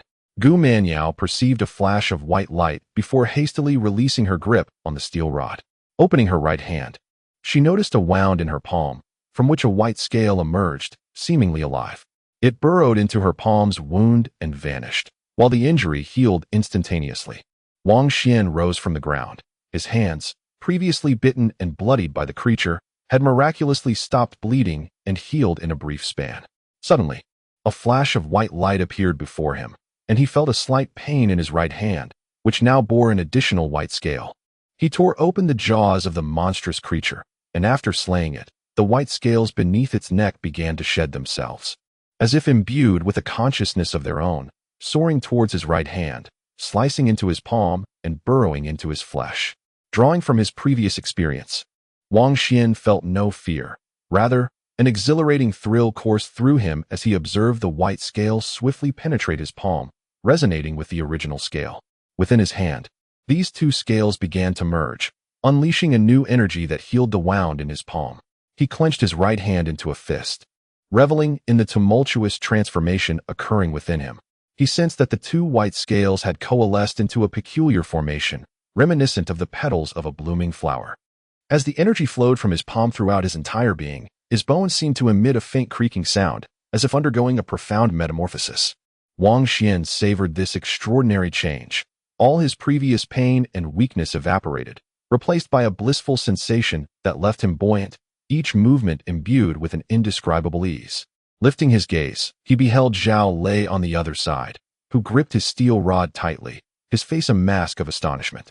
Nearby, Zhang Qianwen, who had fallen to the ground, was struggling to rise, her countenance a bloody mess from a broken nose, appearing utterly disheveled. Zhao Lei, initially intent on rushing to assist Wang Xuan, was taken aback by Wang Xuan's remarkable valor, having torn the creature's jaws apart with nothing but his own flesh and blood. He stared at Wang Xuan, his expression one of utter shock. Wang Xuan approached Wang Qin, only to find her eyes wide open, devoid of life. Confirming her demise, a shadow of sorrow cast over Wang Xuan's heart, as the elation from acquiring the second white scale dissipated. He casually retrieved the steel pipe he had recently lost and made his way to Gu Manyao and Zhao Lei. Zhang Haofei, having risen from the ground, looked at Gu Manyao and remarked, "You are truly remarkable. I must say, you surpass some of the men." Unbeknownst to Zhang Haofei, Zhao Lei harbored different sentiments. He turned to Gu Manyao and inquired, "So, have you obtained a scale as well?" Gu Manyao nodded, her face still radiant with joy, exclaiming, "It is indeed astonishing. Though my right hand feels quite swollen and uncomfortable." Wang Xuan interjected, "By exerting all your strength, you can activate this white scale. It not only accelerates the healing of our wounds, but also enhances our strength." Zhang Haofei glanced at Wang Xuan and remarked, "The power unleashed by this scale is truly astounding. Had Gu Manyao not rushed in to slay that monster, I am confident I could have torn it apart myself." He noticed that Wang Xuan had successfully ripped open the creature's mouth, presumably earning himself the second scale, which ignited a sense of discontent within him. He felt capable of achieving the same feat, yet regrettably, Gu Manyao had intervened, leaving him with a sense of longing for what could have been. Zhang Qianwen, clutching her injured nose, could no longer contain her anxiety and spoke up, "Should we remain here any longer?" Her heart raced with growing trepidation, as the surrounding darkness seemed to deepen, suggesting the imminent arrival of more monsters. Chapter 13. The sword-shaped weapons Gu Manyao cast a glance at the lifeless body of Wang Qin in the distance, her heart heavy with sorrow. With a sigh, she addressed Qianwen. We find ourselves ensnared here, unable to locate an exit, and utterly unaware of the patterns governing these creatures' appearances. Remaining here or departing holds little distinction. Wang Xian, what do you propose we do next? Zhang Haofei strode purposefully towards a nearby vehicle, declaring, next, of course, we must indulge in sustenance and refreshment, replenishing our spirits to vanquish more monsters. As he spoke, he retrieved a bag of bread, recently discovered by Gu Manyao, from the vehicle. Tearing it open and promptly stuffing a piece into his mouth, Wang Xian, Zhao Lei, and Gu Manyao approached, each taking a slice of bread. Wang Xian devoured 2 pieces and quenched his thirst with a bottle of mineral water before feeling somewhat satiated. Zhang Haofei turned his gaze towards Gu Manyao, seemingly taken aback by her audacity to challenge his consumption. With his inherently rebellious nature, he glared, ready to unleash his frustration, but upon meeting Gu Manyao's strikingly clear eyes, for reasons unknown, he found himself unable to act, merely shrugging and turning away. Zhao Lei interjected, Manyao, you speak wisely. We remain uncertain how long we will be trapped here. We must not only continue our search for provisions, but also devise a prudent plan, ensuring we waste nothing. Zhang Haofei scoffed, casting a disdainful glance at Zhao Lei, perceiving his caution as trivial. Zhang Qianwen surveyed the remains of Wang Qin and the 2 monstrous corpses on the ground, her face etched with anxiety as she questioned, must we continue to linger here? Could the stench of blood and decay attract other creatures? Zhao Lei remarked, if these creatures were merely ordinary beasts, that would undoubtedly be the case. However, the very existence of these monsters defies all reason. For instance, typical wild animals hunt primarily for sustenance. Yet these entities appear to seek slaughter for the sake of slaughter itself, devoid of any predatory instinct. I believe it is prudent not to employ conventional reasoning when contemplating their motives. Wang Xian surveyed the surroundings and said, have you all noticed that it is growing increasingly dark here? Gu Manyao replied, indeed, the light is diminishing. If it becomes completely dark, we shall be in trouble. What should we do next? Let us all share our thoughts. Zhang Qianwen whispered, I feel this place is far too perilous. We ought to devise a means to escape this parking lot. Wang Xian glanced at Zhang Qianwen, thinking to herself that her statement was rather redundant. Who wouldn't he wish to flee this wretched location if a way existed? Zhao Lei interjected, I believe we should continue searching for more food and water. We have already consumed the majority of the box of bottled water from that van. Zhang Haofei yawned and said, do none of you feel weary? My perspective is that regardless of what these monsters are or the necessity for food, we should first rest and regain our strength. We can address other matters upon waking. Just as Zhao Lei was about to counter this notion, Wang Xian unexpectedly concurred, I agree. We have been trapped here for quite some time. It is indeed time we took a proper rest. For their safety, the 5 of them entered the van, which still had intact windows, secured the doors tightly, and left a small gap in the window for ventilation.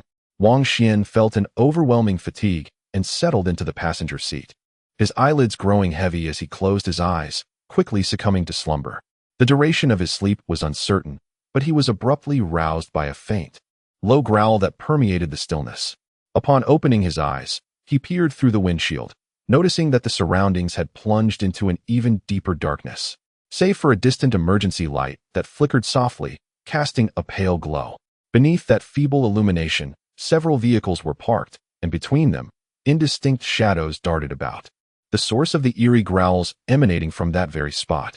The distance and dimness rendered the scene unclear.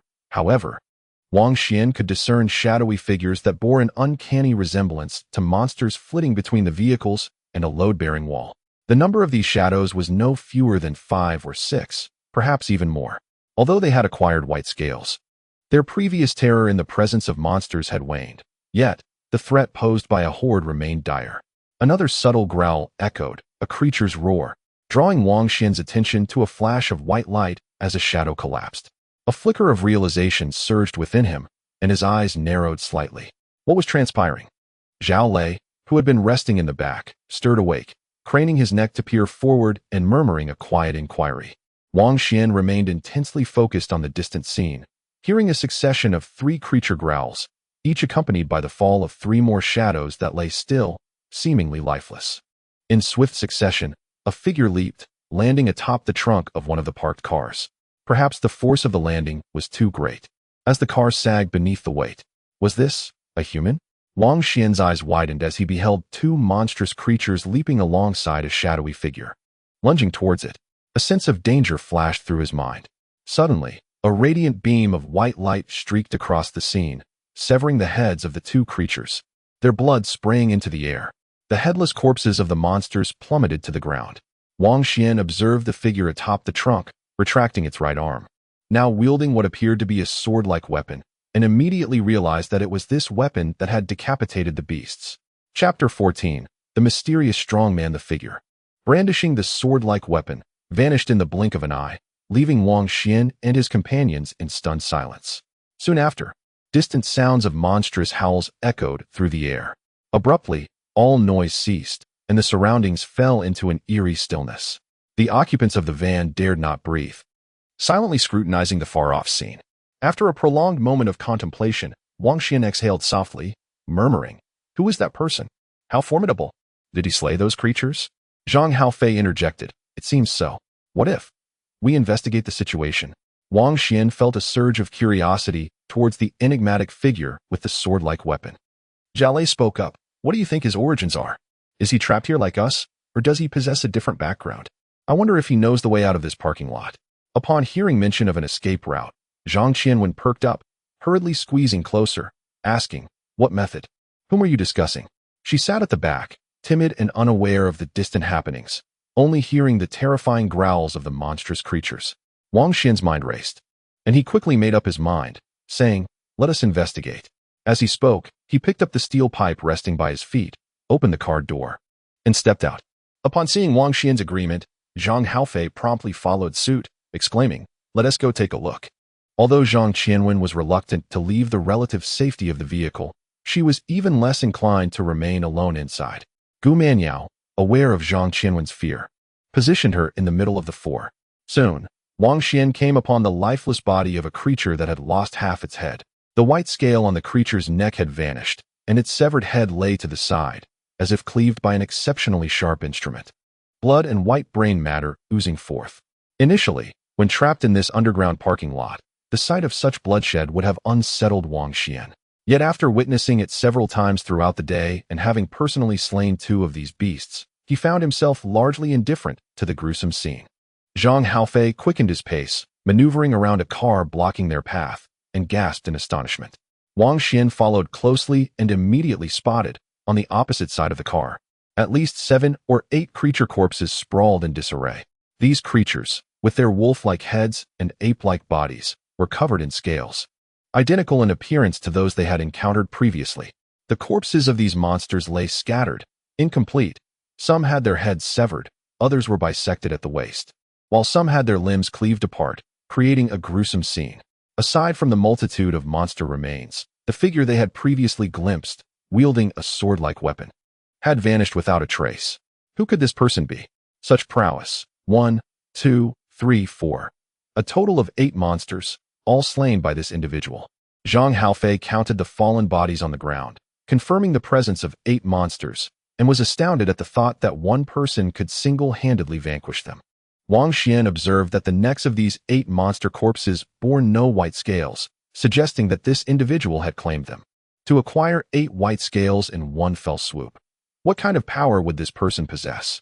Zhao Lei, Gu Manyao, and Zhang Qianwen could hardly conceal their shock. To annihilate 8 monsters in one go. This individual was truly formidable, and their origins remained a mystery. What a pity they had missed the chance. Otherwise, perhaps they could have gleaned some insight into the specifics of this place through that person. Zhao Lei's tone was heavy with regret. Zhang Haofei remarked, "Do you dare to approach recklessly? What if this person is a maniac, killing indiscriminately? We would stand no chance against him." Gu Manyao shot him a glance, ready to retort, but upon reflection, she acknowledged that such a possibility could not be entirely dismissed. Wang Xian pondered, could this person, like us, simply be trapped here longer? Perhaps their prowess stems from hunting monsters and acquiring more white scales than we have, thus gaining such strength? Gu Manyao remarked, if that is indeed the case, it is utterly terrifying. It implies that this individual has been trapped here for an extensive period, unable to find an exit. What about us? As she spoke, Wang Xian and the others fell silent, sensing a faint chill creeping down their spines. One of the primary reasons they had managed to endure thus far was their unwavering hope, their belief that an escape from this underground parking lot was indeed possible. As Gu Manyao articulated, if this person was truly akin to them, how long had they been ensnared in this place? If this individual could not uncover a way out, did they still harbor any hope of escape? Zhang Qianwen comprehended the gravity of the situation, a hint of despair flickering in her eyes. Cursing under his breath, he retorted, "Why dwell on such thoughts? We'll take it one step at a time. There is always a way out of dire circumstances. We will find a solution." As he spoke, he reached inside to open the car door and climbed in, searching for any potential clues. Yes, there is always a way out of hopelessness. What matters now is that we must not relinquish hope. We must strive to survive by any means necessary. Wang Xuan made his way towards another vehicle, advising, "Everyone, while you search, keep an eye out for any car keys." Just as he finished speaking, he abruptly halted, swiftly retreating to Gu Manyao and Zhao Lei's side, urging, "Zhao Lei, Zhang Qianwen, quickly get in the car." Zhang Haofei was still rummaging through the vehicle, and upon hearing Wang Xian's urgent call, he poked his head out to inquire, "What is going on?" Upon a sudden glance, he was jolted, coming to an abrupt halt. Approximately 10 meters ahead, 5 vehicles were parked, and at that moment, shadows began to emerge, swaying ominously between these cars. The figures, with arms extending to their knees and resembling great apes, were cloaked in gleaming black scales, save for a striking white scale at the center of their necks, reminiscent of a dragon's reverse scale. Chapter 15. Chaos. Everyone present gasped in horror, utterly unprepared for the sudden appearance of such monstrous beings. Both he and Zhang Qianwen bore no white scales. Stranded outside amidst this horde of creatures, their demise seemed inevitable. A low growl resonated as 4 scaled monsters surged forth from between the vehicles, charging directly towards them. Wang Xian's body tensed, gripping a steel pipe tightly as he retreated to the side of a car, urgently calling out, "Hurry, everyone, get in the car." A quick glance revealed no fewer than 7 or 8 creatures. Being surrounded would spell danger. Zhao Lei pushed Zhang Qianwen into the back seat of the vehicle, following closely behind as he climbed in. Meanwhile, Zhang Haofei, seated in the driver's position, immediately vacated it, scrambling to the passenger seat and shouting to Gu Manyao, who stood just in front of the driver's seat, "Quick, get in." Just as Gu Manyao turned around, a creature lunged at her with a ferocious growl, its gaping maw poised to strike. Wang Xian, positioned beside her, faced an attack as well. At that moment, Zhao Lei had only just managed to push Zhang Qianwen into the car and had yet to secure his own entry. Protectively, Wang Xian shielded Zhao Lei, watching as a creature charged toward him. With a mighty roar, he swung the steel pipe in his grasp. In that fleeting moment, he once again felt the 2 white scales in his right hand writhing. The steel pipe he swung suddenly accelerated, producing a soft whoosh. This speed surpassed the creature's reaction time. With a resounding thud, the pipe struck the side of the monster's neck, accompanied by a faint sound of bones fracturing within. The force was tremendous, causing the pipe to bend immediately. The creature, struck on its neck, swayed unsteadily as if inebriated, stumbling backward. Simultaneously, another monster lunged from the left, attempting to bite Wang Xian's neck. He had no time to evade and could only raise his left arm to shield himself. A searing pain shot through his arm as the creature clamped down, its sharp teeth tearing through flesh and even sinking into the bone. Cold sweat beaded on Wang Xian's forehead as he let out a low growl of anguish, lifting his left arm while simultaneously launching a powerful side kick. With a resounding impact, his foot connected with the creature's unprotected abdomen, delivering an extraordinary force that sent the monster flipping backward into the air. At that very instant, a third monster pounced, sinking its teeth into Wang Xian's other leg and dragging him backward. He lost his balance, falling backward to the ground. Another creature opened its gaping maw, aiming for Wang Xian's neck as he lay prostrate. Having been pulled down, he no longer had the car to shield him, and Zhao Lei had just scrambled inside, his back facing outward. One of the monsters seized this opportunity and charged into the vehicle. Zhao Lei suddenly screamed in agony as the creature bit down on him, tearing away a large chunk of flesh along with his trousers. The monstrous creature clawed and squeezed its way into the vehicle, ferociously lunging at the 2 individuals within. The car rocked violently as Zhao Lei's anguished screams intertwined with Zhang Qianwen's startled gasps, creating a scene of utter chaos. Inside the car, the 2 were in peril, while outside, the dangers multiplied. Gu Manyao wielded a steel rod, swinging it wildly, She had just managed to repel one of the attacking monsters when, with a sudden grunt, she was struck by another beast that leapt at her. The impact was tremendous, propelling her sideways several meters. Blood trickling from her mouth as two more creatures lunged towards her, one on the left and one on the right. Zhang Hao crawled towards the passenger seat, intending to relinquish the driver's position to Gu Manyao, but she was unable to enter the vehicle before being hurled away. "Damn beast!" he roared, gripping a baseball bat tightly as he swung it at the creature that had just sent Gu Manyao flying. He exerted all his strength into the blow. The white scales in his right hand glimmered and pulsated, radiating intense heat. With a resounding crack, the creature's skull echoed with the sound of shattering bone, its black scales fracturing and blood gushing forth. The monster staggered forward a few steps before collapsing, the white scales on its neck shedding as it lay still. In a swift motion, he dashed out, racing towards Gu Manyao's fallen form, hurling the twisted baseball bat at one of the creatures assailing her. Meanwhile, Wang Xuan, sprawled on the ground, gazed in horror as a gaping maw loomed ominously before him, a foul stench assaulting his senses. Suddenly, he felt a slight sting in his right hand, akin to a mosquito bite. A white scale fused into the palm of his right hand, resonating with the two white scales already present, creating a harmonious amalgamation. The bases of the three white scales melded together, spreading outward like the petals of a flower. It was then that Wang Xuan realized the monster, struck by a steel pipe at the neck, had perished, granting him the third scale. With little time for contemplation, he faced the gaping maw of the beast and thrust the somewhat bent steel pipe into it. Under the power coursing through him, the pipe became extraordinarily sharp, slicing through the monster's throat and flesh, the bloodied end emerging from the back of its neck. The creature let out a pained roar, its claws scraping the ground, blood pouring from its mouth like a fountain. Wang Xuan swung his left fist, letting out a low growl, and with all his might, he struck one of the monster's eyes. At that moment, the three white scales within his right hand trembled in unison, unleashing an overwhelming surge of energy that radiated throughout his body, fully concentrating in his fist as he swung. With a thunderous sound, the creature's eyeball exploded, cracking the hardened socket, its upper body lifted by the immense force and flipping backward. Witnessing the power of his punch, sending the monster flying several meters away, left Wang Xuan in astonishment.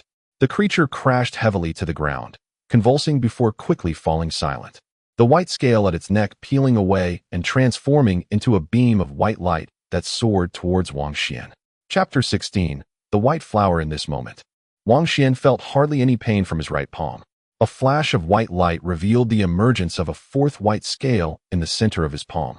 Together, these four white scales resembled a peculiar flower with four petals, an extraordinary sight indeed. Having acquired two scales in rapid succession, the energy within him surged like boiling water, and the wounds on his arms and legs healed at a visibly astonishing pace. The intense pain vanished, replaced by a profound strength coursing through his body. This newfound power enabled him to exert just a slight effort with his limbs, elevating his upper body and allowing him to stand upright from the ground. The creature he had previously kicked away was now rising from the ground, just as it began to crawl halfway into a nearby vehicle. Wang Xuan dashed forward. Hearing Zhang Qianwen's piercing screams and the creature's terrifying growls from inside the car, he realized that a monster had infiltrated the vehicle, and the absence of any sounds from Zhao Lei suggested that he was likely in dire peril. If this creature were to fully enter the car, even Zhang Qianwen's survival would be in jeopardy. With no time to ponder further, Wang Xuan lunged forward, grasping one of the creature's hind legs, summoning all his strength to hurl it into the air. The creature, weighing no less than 102 pounds, was something Wang Xuan had never imagined he could lift with such ease. He swung the creature, causing it to crash against another parked car, its head colliding forcefully with the windshield. With a deafening crash, the windshield of the car shattered completely, while the A-pillar between the front door and windshield twisted and contorted, resembling crumpled paper. The creature emitted a ferocious roar, spewing blood from its maw. Wang Xuan lifted it once more, this time bringing it down upon the ground before him. With a sharp crack, the creature's head burst apart like a watermelon, a splatter of red and white spraying forth. Despite the protective scales, its head could not withstand the impact against the unforgiving concrete, shattering instantly. With its skull fractured, the creature met its demise, and a white scale at the center of its neck flaked away, flying towards Wang Xuan's right hand. This marked his acquisition of the fifth white scale. As Wang Xuan felled 3 creatures in swift succession, Gu Manyao also found success.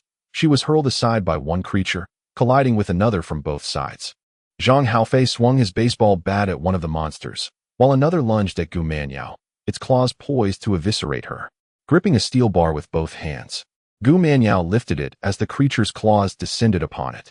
She felt a tremendous force strike the steel, her arms vibrating and her palms tingling, threatening to dislodge the bar from her grasp. At that moment, the white scale in her right hand began to change. Since acquiring it, she had experienced a swelling discomfort in her hand, accompanied by an urge to excavate it. Now, that discomfort intensified dramatically, as if her right hand were swelling with power. A surge of immense strength erupting forth, propelling the steel bar upward in a fierce thrust. The creature did not anticipate Gu Manyao's swift reaction. It was too late to evade as a steel rod pierced its chin. The weapon penetrated its brain, causing the monster to open its mouth wide and emit a mournful wail. Gu Manyao exerted force and yanked the steel rod downward, extracting it with a spray of blood. Its surface stained with a viscous white substance, brain matter from the beast. Upon the rod's removal, the creature shuddered violently, akin to a deflated balloon. Its cries silenced as it lurched forward. Gu Manyao deftly rolled aside and swiftly regained her footing, only to be startled by a flash of white light before experiencing a sharp pain on the back of her right hand. A white scale broke through her skin, embedding itself in her palm. She had acquired her second scale. A surge of exhilaration flooded her heart as Gu Manyao charged towards the creature that had previously bitten Wang Xuan's leg, causing him to fall. With a powerful push of her legs, she felt the 2 white scales within her palm merge, releasing waves of energy that coalesced in her feet, amplifying her speed. In the blink of an eye, she stood before the monstrous beast, the bloodied steel rod thrust forward with intent. The creature, initially poised to attack Wang Xuan, was met by Gu Manyao's sudden advance. It let out a low growl, raising a claw to intercept the incoming steel rod, while its other claw lunged towards Gu Manyao's chest. Although the monster managed to grasp the steel rod, it could not withstand the force that Gu Manyao unleashed.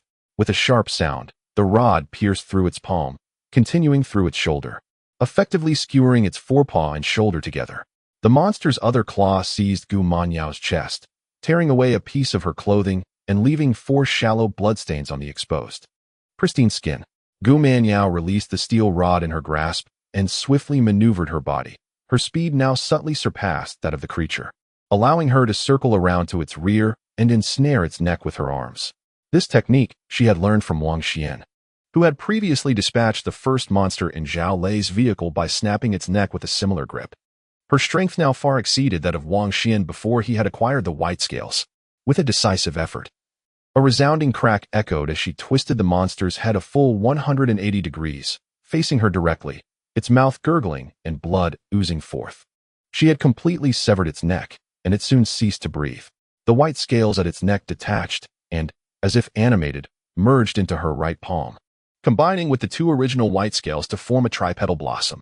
Zhang Haofei felt no fear as he approached, sensing the 2 white scales in his palm continuously releasing energy. This energy radiated throughout his body, augmenting both his strength and speed. He seized the monster's claw with determination, intending to hurl it away. Suddenly, a sharp pain surged through his abdomen as the creature's other claw struck him. The beast's head collided with the unforgiving ground of the parking lot, causing a gruesome splatter of brain matter. Chapter 17, The Elite Monster. The white scales from the monster's neck fell away, merging with the scales in his right palm. Like Gu Manyao, he too had acquired his third scale. Wang Xuan hurled the monster to the ground, shattering it, and earning his 5th white scale. Within the palm of his hand, these 5 scales coalesced into a delicate white flower.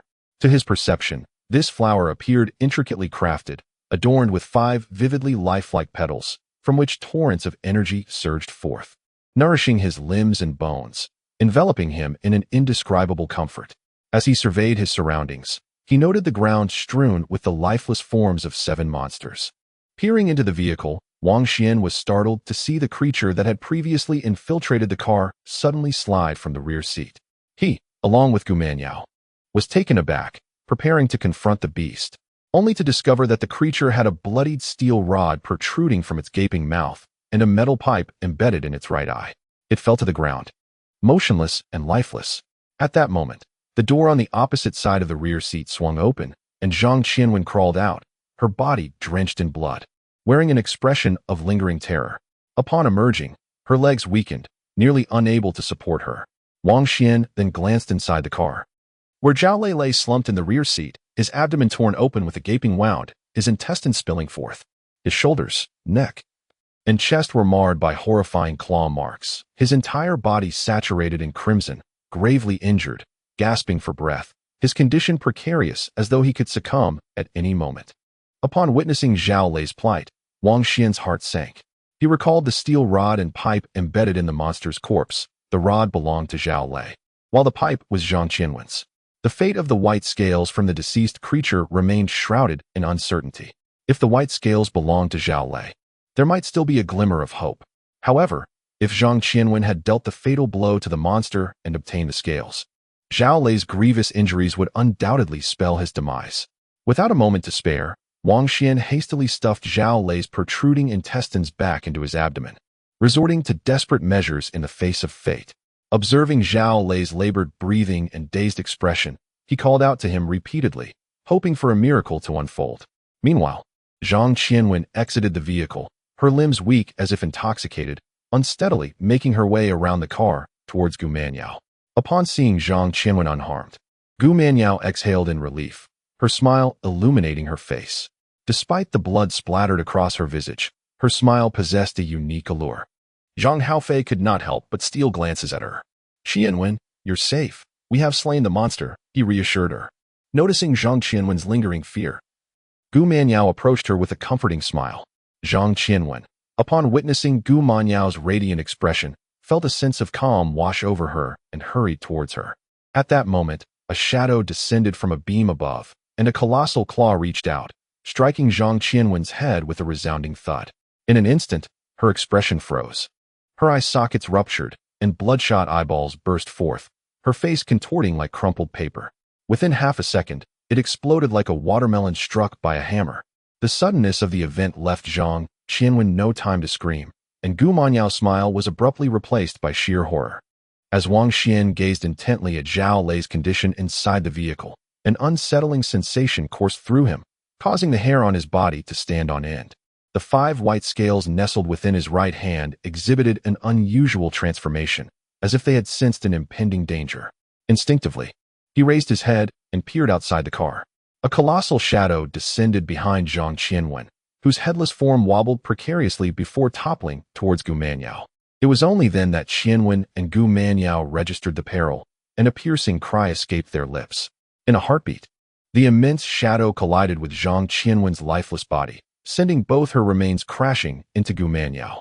A blood-curdling scream erupted from Gu Manyao as the steel rod she held slipped from her grasp, and blood gushed violently from her mouth. Her body was hurled backward, forcefully slamming onto the roof of a nearby sedan. The sound of shattering glass echoed as the car's windows exploded outward, the roof caving in to form a deep, human-shaped indentation. Dizzy and disoriented, Gu Manyao tasted the metallic tang of blood in her throat, her vision fading to darkness.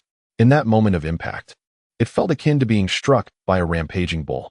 Even with 3 white scales to bolster her resilience, she found it excruciatingly difficult to withstand such a terrifying force. Zhang Haofei let out an enraged roar, his eyes wide with determination as he charged forward, intent on halting the monstrous shadow from inflicting further harm upon Gu Manyao. He had discerned that this formidable shadow was yet another creature cloaked in black scales, yet it differed significantly from all other beasts they had previously encountered. Its physique appeared far more robust, and beneath the layer of scales, powerful muscles rippled. Notably, 2 white scales adorned the center of its neck, marking it as a distinct and formidable adversary. Whether in speed or strength, it far surpasses the monstrous entities that Wang Xuan and his companions had previously encountered. If those were merely ordinary creatures, then this one is undoubtedly an elite among them.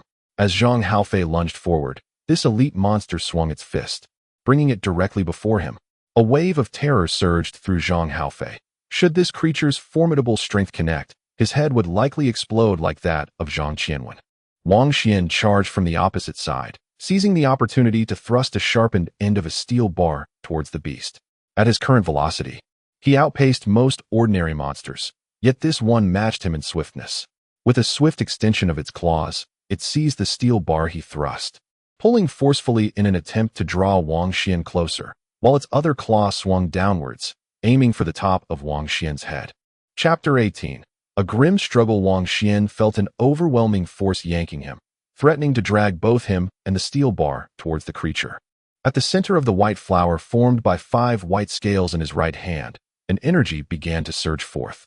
The 5 scales, sensing their master's peril, vibrated in unison, and blue veins bulged along the back of his hand, resembling slender worms writhing beneath the surface. With a sharp sound, the steel bar pierced through the monster's left chest, emerging from a patch of black scales on its back. Wang Xuan inwardly lamented, had he aimed just slightly lower, he would have struck the creature's heart. He raised his left arm to block the descending claw of the beast, feeling his arm tremble as if struck by a hammer. This monster possessed an incredible strength. Despite wielding the 5 scales, which he had only recently acquired, he could not fully harness their power. In this moment, when it came to raw strength, he found himself overwhelmed by the creature. Wang Xuan felt as though half of his body were ensnared by a colossal boulder, rendering him breathless and engulfed in dread. Just as he contemplated lifting his leg to strike at the creature's abdomen, he suddenly felt a tightening in his left arm, as an immense force yanked him into the air. This elite monster had seized his left arm, hurling him skyward. Despite Wang Xuan's considerable strength, he was powerless as he was flung toward a nearby car. With a thunderous crash, he curled his body, barely managing to shield his head and face with his other arm as he collided with the car's hood. The hood warped and buckled, creating a significant dent, and Wang Xuan emitted a muffled groan, a coppery taste flooding his throat as blood surged forth. The 5 white scales nestled within his right hand continuously unleashed energy, fortifying his bones and muscles, thus sparing him from a dire fate. Had he been an ordinary person, this impact would have reduced him to a mere pulp.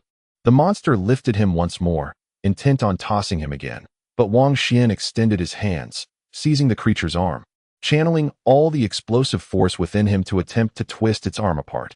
Suddenly, the creature gaped its mouth wide, tilting its head back, for its neck had been ensnared from behind by Gu Manyao. Although she bore considerable injuries, the abilities of the 3 white scales in her possession were fully activated, steadily enhancing her physique and healing her wounds. Perceiving Wang Xuan's peril, she charged forward without hesitation, locking her grip around the monster's neck, intent on twisting its head off. The elite beast moved with astonishing speed. As it ensnared her neck, it swiftly pivoted to the left, its clawed appendage tearing into her abdomen with piercing talons. The ensuing horizontal drag caught Gu Manyao entirely off guard, leaving her no time to react as she was violently flung aside. A blood-curdling scream escaped her lips as crimson gushed forth from her wound, and her body collided with the ground, rolling away, her internal organs seemingly upended, resulting in grave injuries. At that very moment, Wang Xuan was once again lifted by the creature and smashed onto the crumpled hood of a car, the already dented surface erupting with a thunderous sound as it twisted grotesquely. Blood poured from Wang Xuan's mouth as he clung desperately to the beast's right arm, determined not to let go. Though he was hurled away once more, he managed to pull the creature closer, exerting every ounce of strength to wrench its right arm from its socket. Zhang Haofei unleashed his full might in a strike that, while it did not obliterate the creature's brain, caused its eyes to darken and the world to spin, inducing a brief moment of disorientation as it lurched forward. Seizing the opportunity, Wang Xuan, gritting his teeth against the excruciating pain that felt as if his bones were disintegrating, withdrew the rebar embedded above the creature's left chest and forcefully drove it into its left eye. Under his formidable strength, the sharpened end of the rebar pierced through the creature's eyeball, penetrating its skull and traversing through the brain, emerging from the back of its head. The beast let out a deafening roar, thrashing its left arm in a frenzy, propelling its body forward. Wang Xuan, unable to remove the rebar in time, released his grip and rolled off the car hood just as the creature crashed into the front of the vehicle, causing the parked sedan to tremble violently. Wang Xuan watched in horror as he hurriedly scrambled to his feet, witnessing the creature, having sustained an injury to its brain, go into a frenzied rage. Although it did not succumb to death immediately, it began to violently assault the nearby car, leaving Wang Xuan hesitant to approach. The surroundings fell silent, save for the creature's maddened howls and the thunderous impact against the vehicle. Both Zhang Haofei and Gu Manyao were grievously injured, with Gu Manyao suffering particularly severe wounds. Her abdomen was slashed open with several deep gashes. Despite the white scales exhibiting their utmost healing abilities to staunch the bleeding and facilitate recovery, it was evident that she would not be restored in a brief span. They lay on the ground, gazing at the rampaging elite monster with eyes wide in shock. Rendered unable to rise due to their critical injuries, the car, which was being relentlessly battered, soon became riddled with holes, its glass shattered and the body caving in extensively. The frenzied elite monster suddenly halted, its single eye glowing with a terrifying light, and fixated on the fallen Gu Manyao. A blood-soaked steel rebar protruded grotesquely from its head, and it lunged towards her. Gu Manyao's expression changed dramatically. Her severe wounds made movement arduous, let alone defending against or evading the creature's assault. Among them, Wang Xuan was the least injured. Observing the monster abruptly cease its rampage and charge at Gu Manyao, he was struck with alarm and immediately propelled himself forward with all his might.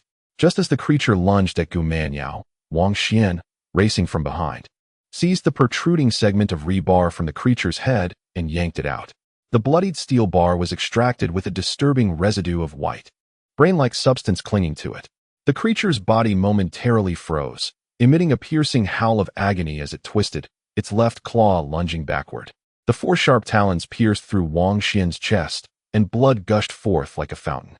Wang Xuan let out a muffled groan, gripping the steel rod tightly, summoning every ounce of strength to sweep it horizontally.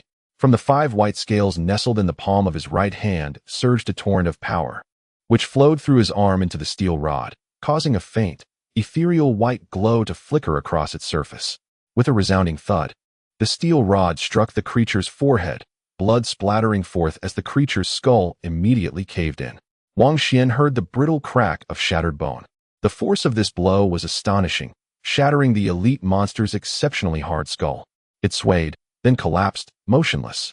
Chapter 19. Zone G. Observing the elite monster's stillness, Wang Xuan felt his limbs grow weak, unable to sustain his stance, and he gradually sank to the ground.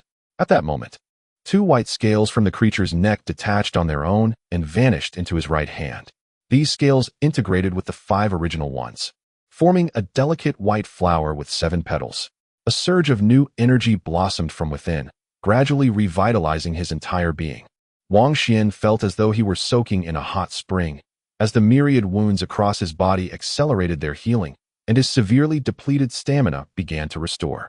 Sensing the transformation within, Wang Xuan realized his strength was further enhancing. The previously dim surroundings brightened slightly, and distant objects came into clearer focus.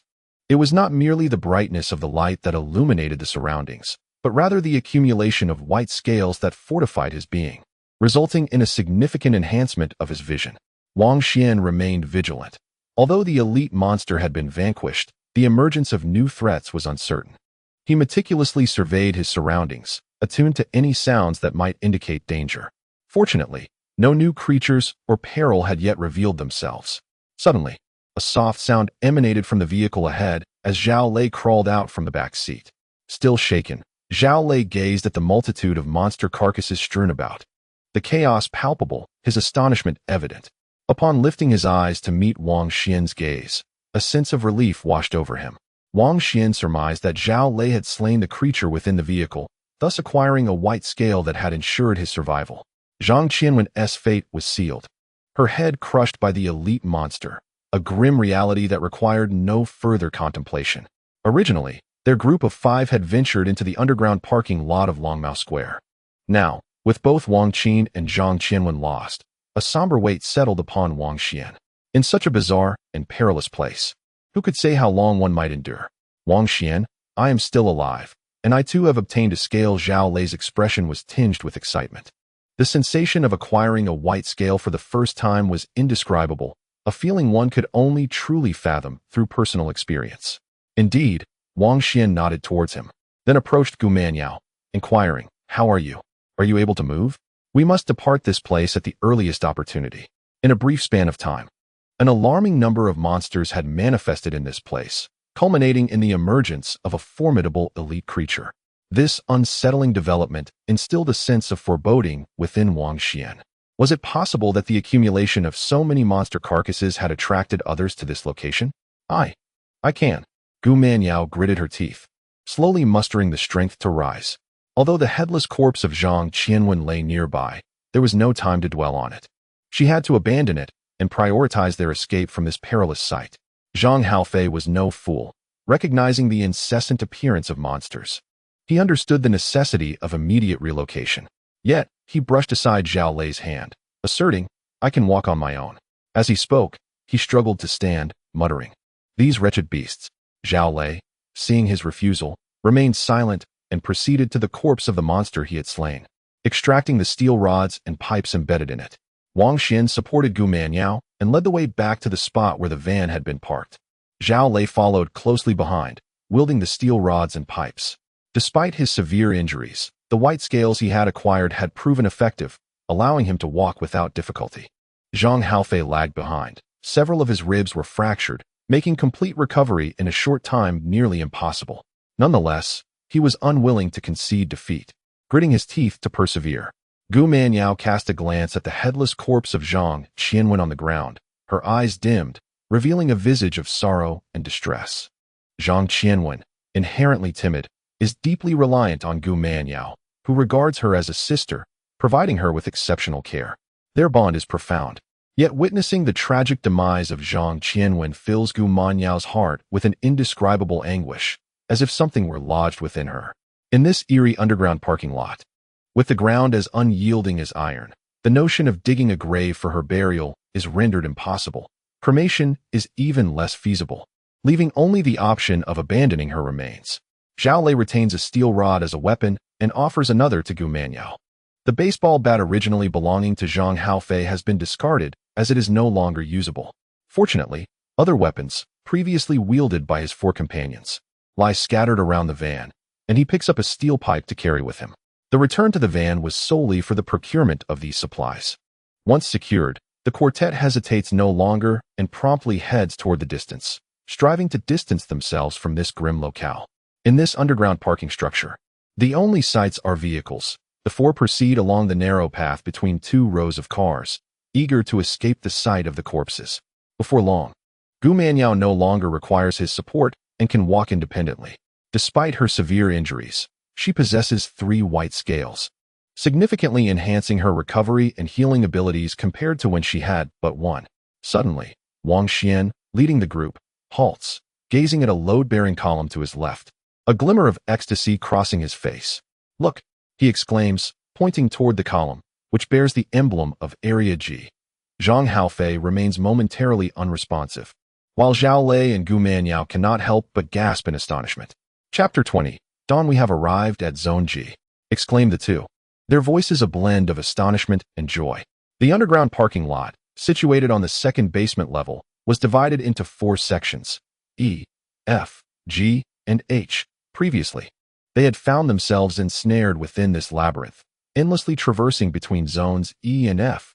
Wang Xuan had driven for what felt like dozens of kilometers, yet had failed to escape the confines of these 2 zones. Now, in a perplexing twist of fate, they blindly chose a direction, yearning to distance themselves from the grotesque remnants of the creatures, only to unexpectedly find themselves in Zone G. Zhang Haofei had arrived later than the others, and, prior to encountering Wang Xuan's group, had not realized the extent of their entrapment. Although he had heard their accounts of the despair that accompanied their futile attempts to escape, he had not personally experienced the suffocating hopelessness of being unable to find a way out. Thus, his reaction was less intense than that of his companions, leading him to entertain doubts about their previous claims, wondering if these individuals were merely lost. Gu Manyao pondered aloud. "We have long sought to escape this place, yet could not locate an exit. Now, we unexpectedly find ourselves in Zone G. What do you suppose is the reason for this?"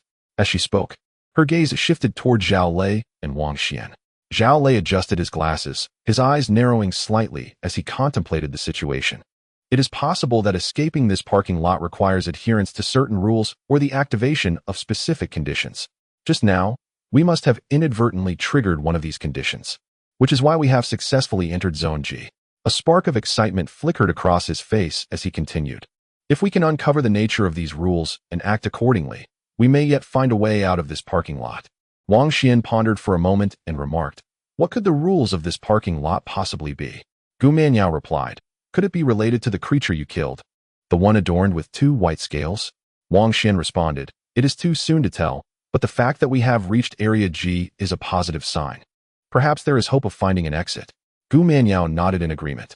Let us proceed, hoping to discover an upward exit here. Wang Xuan invigorated himself and continued to lead the way ahead. As they advanced through Area G, Wang Xuan attentively observed the parking space indicators on the ground and soon spotted an elevator.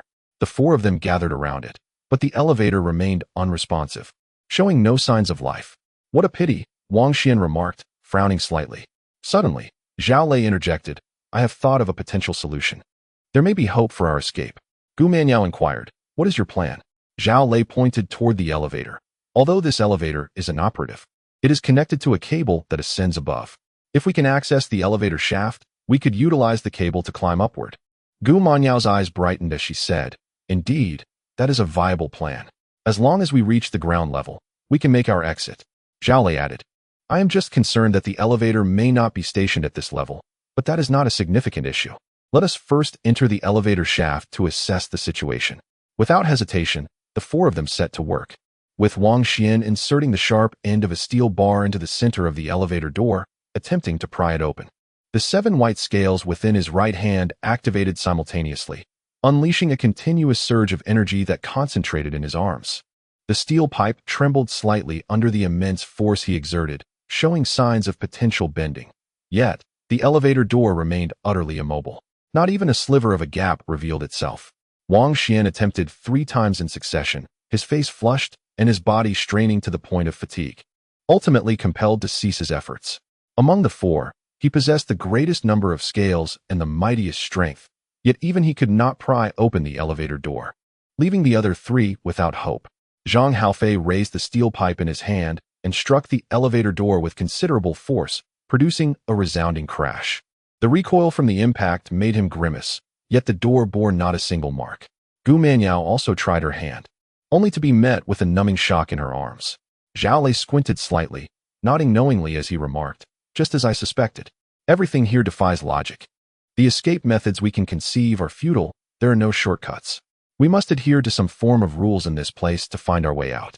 Zhang Haofei, observing Zhao Lei's demeanor, felt a surge of frustration and retorted, Zhao Lei, spare us your hindsight wisdom. If you're aware of this, why then did you suggest we attempt to open the elevator door? Gu Manyao, concerned that their dispute might escalate, interjected, this path is blocked. We should consider alternative methods and not waste any more time here.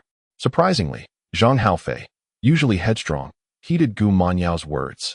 He snorted in response, but fell silent. Respecting her suggestion, have you noticed that the sky has brightened a bit? Wang Xuan said as he looked upward and then around him. His words caught the attention of the other 3, who suddenly became aware that the previously dark surroundings had inexplicably transformed into a brighter scene. Zhang Haofei remarked, is it dawn? He pulled out his phone to check the time. Damn this broken phone. It shut off due to low battery.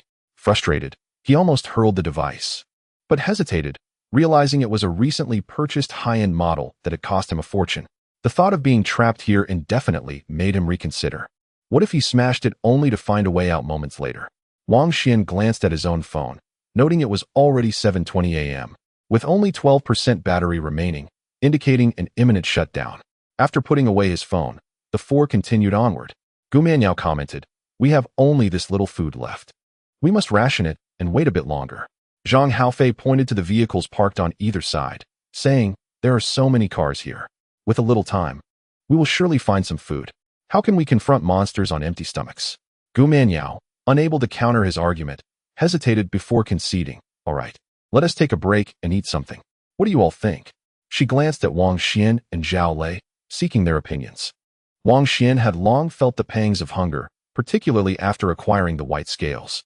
Having engaged in numerous battles with monsters, although his strength had increased, the energy expenditure had also been substantial, necessitating sustenance. From yesterday until today, he had consumed merely a tea egg and 2 slices of bread, leaving him ravenous, his stomach pressing against his back, yet he had been enduring it silently. Chapter 21, The Newcomers. Upon Wang Xuan's agreement, the group decided to rest momentarily. For safety, they shattered a window of an SUV to gain entry, where they settled down and divided 4 bottles of mineral water along with a bag of egg yolk pies among themselves. This meager supply of food and water was quickly consumed. Zhao Lei crumpled the plastic bag that had contained their provisions and tucked it into his pocket, suggesting, "Let us discuss our next course of action. Should we seek an exit first or scour these vehicles for food?" Gu Manyao proposed, "Let us prioritize finding an exit. Perhaps fortune will favor us, and we may discover a staircase leading upward within this G zone, allowing us to depart from here directly." After a brief respite, the four emerged from the SUV. Before leaving, Zhao Lei opened the vehicle's trunk for a quick glance and discovered a set of high-end fishing gear inside. To him, the fishing equipment was of no use, but he was intrigued by the bag that contained it. He removed the fishing rods and other gear, taking the bag with him. Zhang Haofei observed this with a chuckle, questioning, "What do you plan to do with that?" Zhao Lei disregarded the remark, turning to Wang Xuan and Gu Manyao to explain. "This bag is quite sturdy and will serve well for carrying items. It would be prudent for everyone to find a similar bag to carry, so that we may stow away any supplies or useful items we come across along the way." Wang Xuan nodded, understanding that Zhao Lei was making preparations in advance. If they were unable to escape for the time being, they needed to be equipped for a prolonged stay. Backpacks for storing supplies were indispensable. Gu Manyao remarked, "Zhao Lei, your foresight is commendable. I hadn't even considered that." Zhang Haofei, observing that both Wang Xuan and Gu Manyao acknowledged Zhao Lei, felt somewhat disheartened and shrugged. Leading the way forward, the other three followed closely behind him. Although the lighting here was considerably brighter, they remained vigilant, frequently glancing around to guard against potential monster attacks.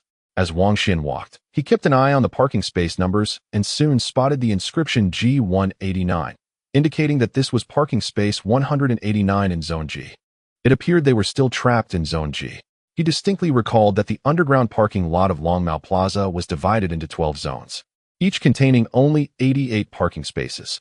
Thus, the maximum number in Zone G could only reach 88, yet they were far beyond that now.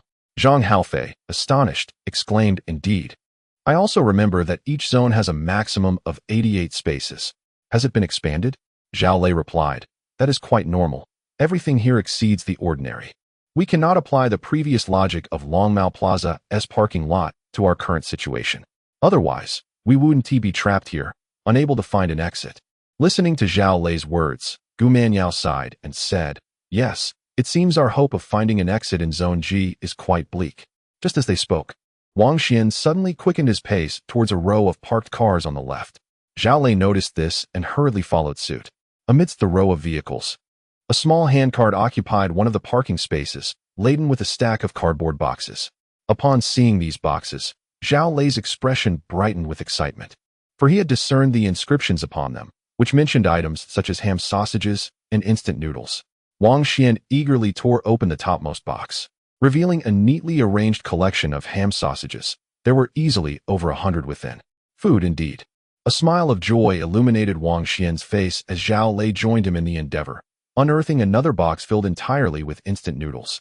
Together, the group busily unloaded the boxes of provisions from the cart, inspecting each one: ham sausages, instant noodles, chocolate, biscuits, and whole grain bread.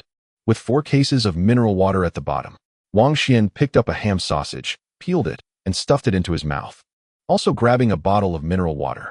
The meager morsel of egg yolk pie they had just tasted had barely satiated their hunger, and now, confronted with such an abundance of food, the 4 of them wasted no time in indulging. Wang Xuan looked at Zhao Lei and remarked, "Zhao Lei, your foresight is commendable. Transporting this bounty will not be an easy task. We must locate a few sufficiently large bags." Zhao Lei squinted slightly, a smile gracing his lips as he popped a piece of chocolate into his mouth. Just as Wang Xuan finished one ham sausage and reached for another, he suddenly lifted his gaze towards the distance, saying, "It seems there is a sound coming from over there." "What sound?" Zhao Lei asked, momentarily taken aback as he too turned his attention to the horizon. The sound reminiscent of a vehicle. Wang Xuan furrowed his brow, assuring himself that he had not misheard. In his left hand, he held a sausage, while his right grasped a blood-stained steel bar, revealing a look of apprehension. Behind this luxurious sedan was an off-road vehicle. Both parked approximately 20 to 30 meters away from Wang Xuan and his companions, where 2 empty spaces awaited. Zhao Lei remarked that off-road vehicle behind is no trivial matter. Its price, even conservatively estimated, exceeds 200,000. Gu Manyao sighed softly and replied, "No matter how expensive or luxurious a vehicle may be, once it enters here. It loses all value, akin to scrap metal. Zhang Haofei's eyes sparkled as he exclaimed, "How can it be worthless? Goodness, I never dreamed I would have the chance to drive such a luxurious sedan, and here we are." Zhao Lei, wearing a faint smile, added, "I was initially troubled about how to transport this food, but with a car, it becomes quite simple." Though the parking lot was filled with vehicles, lacking the keys rendered them incapable of starting any of them. Their spirits lifted upon spotting 2 cars that had just arrived.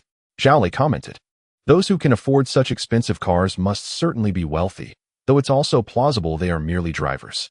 Amidst the hushed exchanges of the 4, the 2 vehicles parked neatly into the vacant spaces, engines silenced. The doors on either side swung open, and the occupants emerged, laughing and chatting. Oblivious to Wang Xuan and Zhao Lei's group, who remained crouched 30 meters away, they refrained from approaching immediately, opting instead to assess the situation. Chapter 22. The internet celebrity from the 2 vehicles emerged a total of 9 individuals, 6 men and 3 women, who immediately busied themselves around the cars, oblivious to the presence of Wang Xuan and his companions. Wang Xuan noticed one of the women adorned in striking ancient attire, her makeup exquisitely applied, while another woman carefully placed a jeweled crown atop her head. One man, wielding a camera, surveyed the surroundings as if selecting the perfect angle for filming. Another young man, clad in a classical robe and equally made up, appeared to be paired with the woman in ancient garb. Wang Xuan and his companions observed from a distance when Zhao Lei suddenly adjusted his glasses, a look of astonishment on his face. "Isn't that Meng Yan? What brings her here?" "Who is Meng Yan?" Wang Xuan inquired, glancing at him. Zhao Lei replied, "She is a renowned internet celebrity, famous for her high-quality short videos featuring ancient costumes. Her popularity rivals that of many stars. They must be here to film." Gu Manyao remarked, "No wonder it's such a grand affair. But filming in traditional attire in a parking lot seems rather peculiar, doesn't it?" Zhao Lei responded, "Perhaps they're not actually filming here. They might be heading to Longmao Square. Come on, we should warn them of the potential dangers." As he spoke, he stood up, visibly excited, clearly intrigued by Meng Yan. Zhang Haofei also rose, exclaiming, "Are internet celebrities truly this affluent? These 2 vehicles are certainly not inexpensive." One by one, the 4 of them stood up, finally catching the attention of the 9 individuals nearby. The first to notice the 4 individuals was a portly man with a small mustache. He held a stack of papers in one hand while directing others to unload filming equipment from the trunks of 2 vehicles, all the while surveying the surroundings. Suddenly, he caught sight of 4 figures emerging from behind a parked car not far away. Encountering people in a parking lot was hardly unusual, especially in such a large space bustling with vehicles and pedestrians. What was peculiar, however, was that all 4 individuals bore signs of bloodshed, wielding weapons such as steel pipes and rebar, suggesting they were not to be trifled with. The portly man was taken aback and quickly nudged a robust man beside him, whispering, "Something is amiss, look at those 4. Yet, he soon recalled that there were 9 of them in total, and even if the others were armed with pipes, they need not fear. The sturdy man, resembling the bodyguard and driver of the filming crew, had trained in martial arts for several years and was quite capable of handling 2 or 3 ordinary individuals without difficulty. Heightened awareness washed over him as he observed Wang Xuan and his companions approaching, armed and seemingly bloodied, and he sensed the imminent danger. Swiftly, he made his way behind an SUV, retrieving a large wrench from the trunk and gripping it firmly in his hand. Meanwhile, Meng Yan, who had been rehearsing lines with a man dressed in ancient attire, paused abruptly. The man, with his back to Wang Xuan and the others, noticed Meng Yan suddenly lift her head in astonishment and gaze towards the rear. Following her line of sight, he turned to see Wang Xuan and his group, and was momentarily taken aback. The 9 individuals abruptly ceased their communication and actions, all directing their gazes towards Wang Xuan and his companions. Concurrently, they swiftly approached the 2 vehicles they had arrived in, prepared to retreat should the situation take a turn for the worse. Zhao Lei, leading the group, noticed the 9 retreating to their cars, their eyes fixed intently upon him. The tension and wariness etched on their faces caused him to pause momentarily. But he soon grasped the gravity of the situation.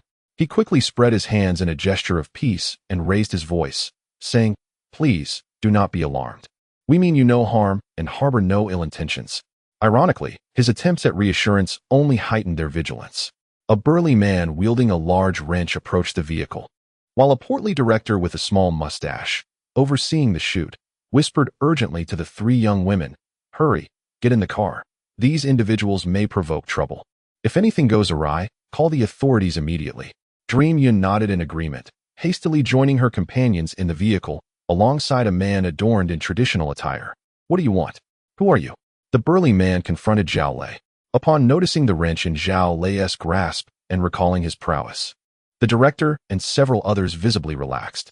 Sensing their palpable apprehension and eager to avoid conflict, Zhao Lei halted a few meters away from them and declared, "Please, do not misunderstand our intentions.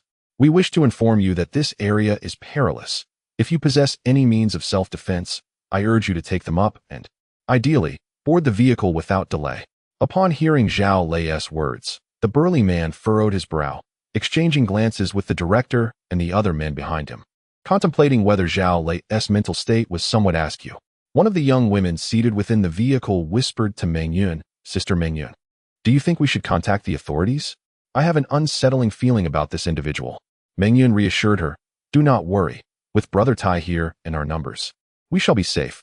Upon observing the expressions of those surrounding him, Zhao Lei discerned that they were unlikely to believe his words. Zhang Haofei murmured softly, "There are 9 of them, and with us, these 2 vehicles can hardly accommodate everyone."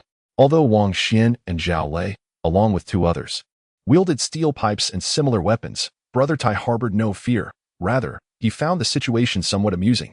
He suspected that these 4 had likely set their sights on them, driven by the allure of their luxury vehicle, intending to extort them. Unfortunately for them, they had miscalculated their target. As for the apparent bloodstains on Wang Xian's companion's clothing, Brother Tai surmised that it was not genuine blood, but rather some dye deliberately applied to intimidate the unsuspecting. However, it would not daunt someone as worldly as himself. Upon hearing the robust man's words, Zhao Lei sighed and shook his head. He suddenly called out to the vehicle, "You must be Meng Yun, right? I've seen your videos. What prompted you to come to Longmao Square for a shoot?" His tone was laden with regret, aware that entering this parking lot rendered their fates uncertain.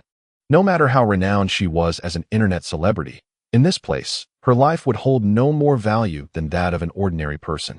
Hearing Zhao Lei's remark, the group exchanged glances, amusement etched on their faces.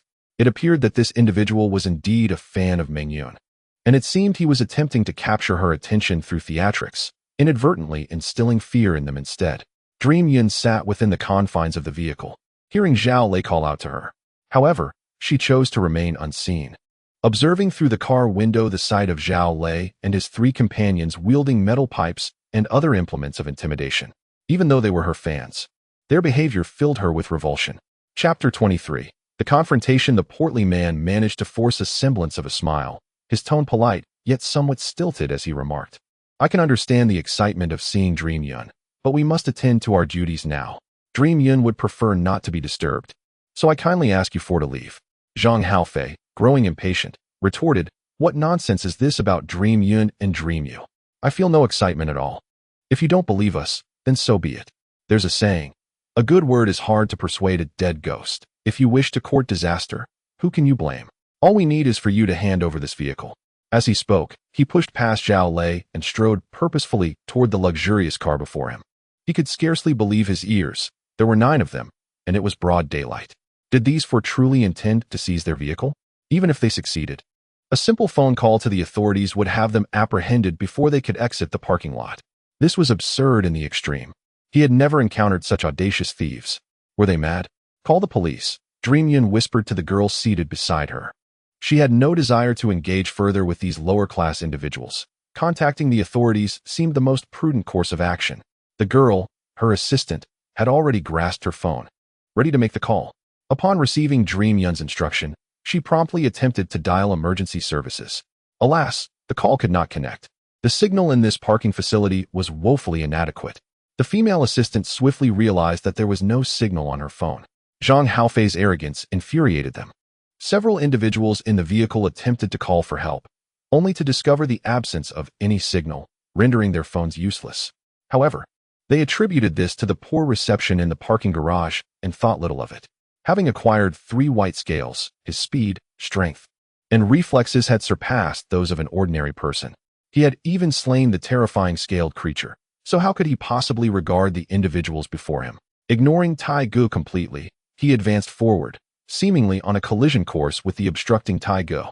Zhang Haofei seized Tai Go by the neck, releasing his grip with his left hand, causing Tai Ji's body to slide down the side of the car without a hint of resistance. He relished the sight of others cowering before him. Wang Xuan and Gu Manyao approached, and Zhao Lei once again explained to the portly director and his companions, "This place is perilous. Once you enter this underground parking lot, there's no exit. Monsters may appear at any moment, so you should quickly find weapons for your defense." Gu Manyao interjected, "There's no need to explain. They won't believe it until they see it for themselves. No amount of persuasion will suffice." The rotund director could hardly conceal his anger. "Have you considered the consequences of your actions?" Zhang Haofei dismissed him entirely, shoving the photographer aside as he entered the driver's seat of the car.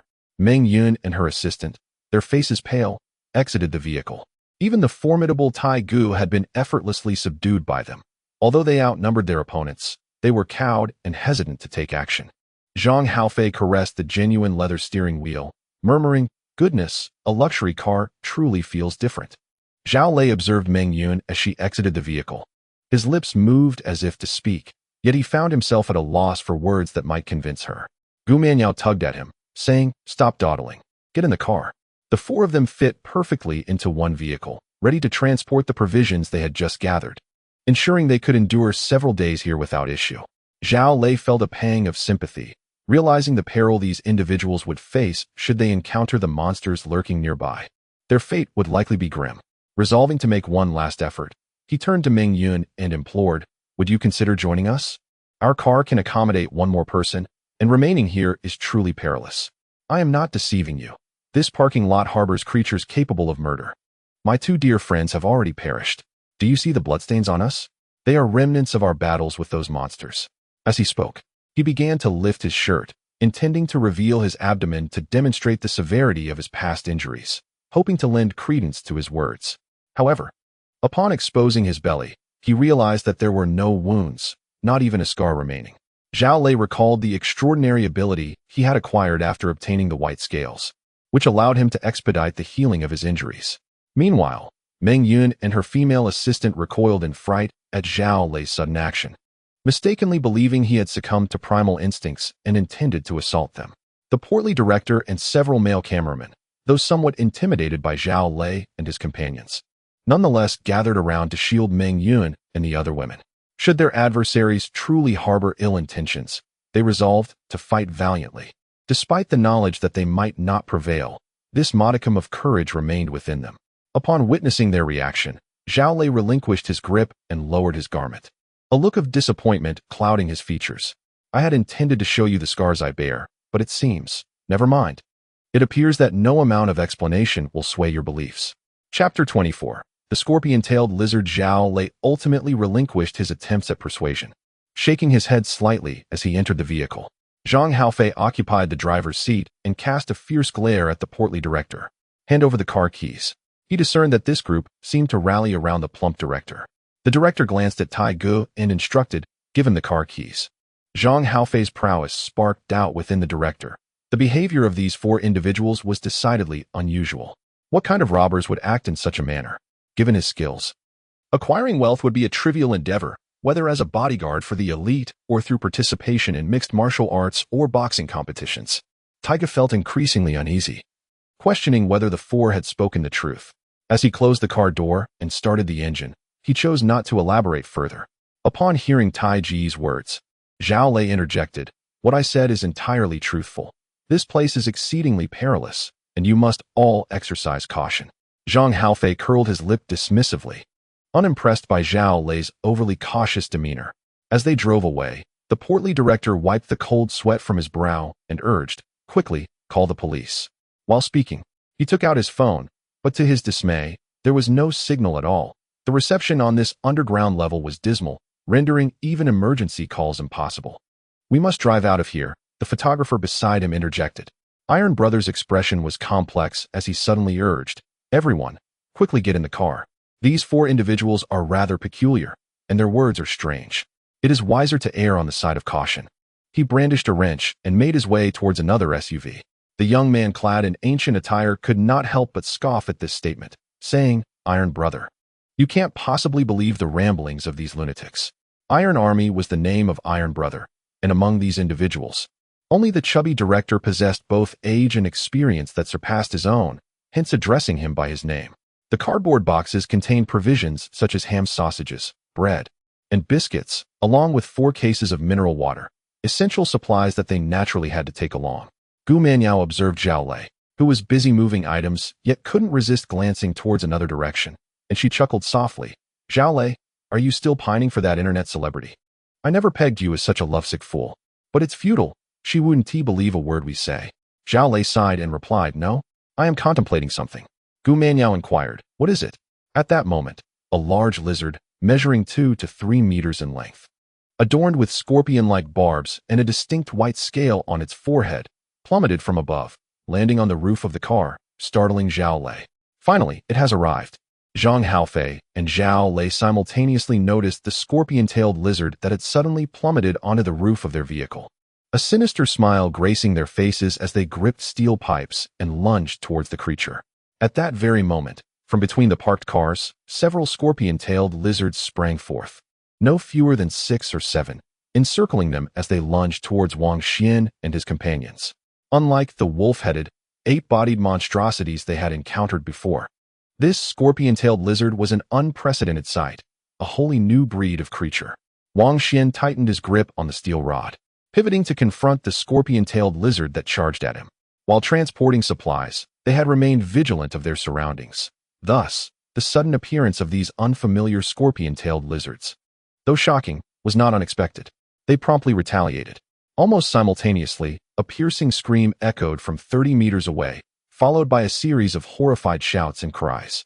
Upon hearing the anguished sounds, Zhao Lei could not resist glancing towards the source, while Wang Xuan, recognizing the dire situation, understood that Meng Yun and the director's team of 9 were also under attack by the monsters, fearing for their lives.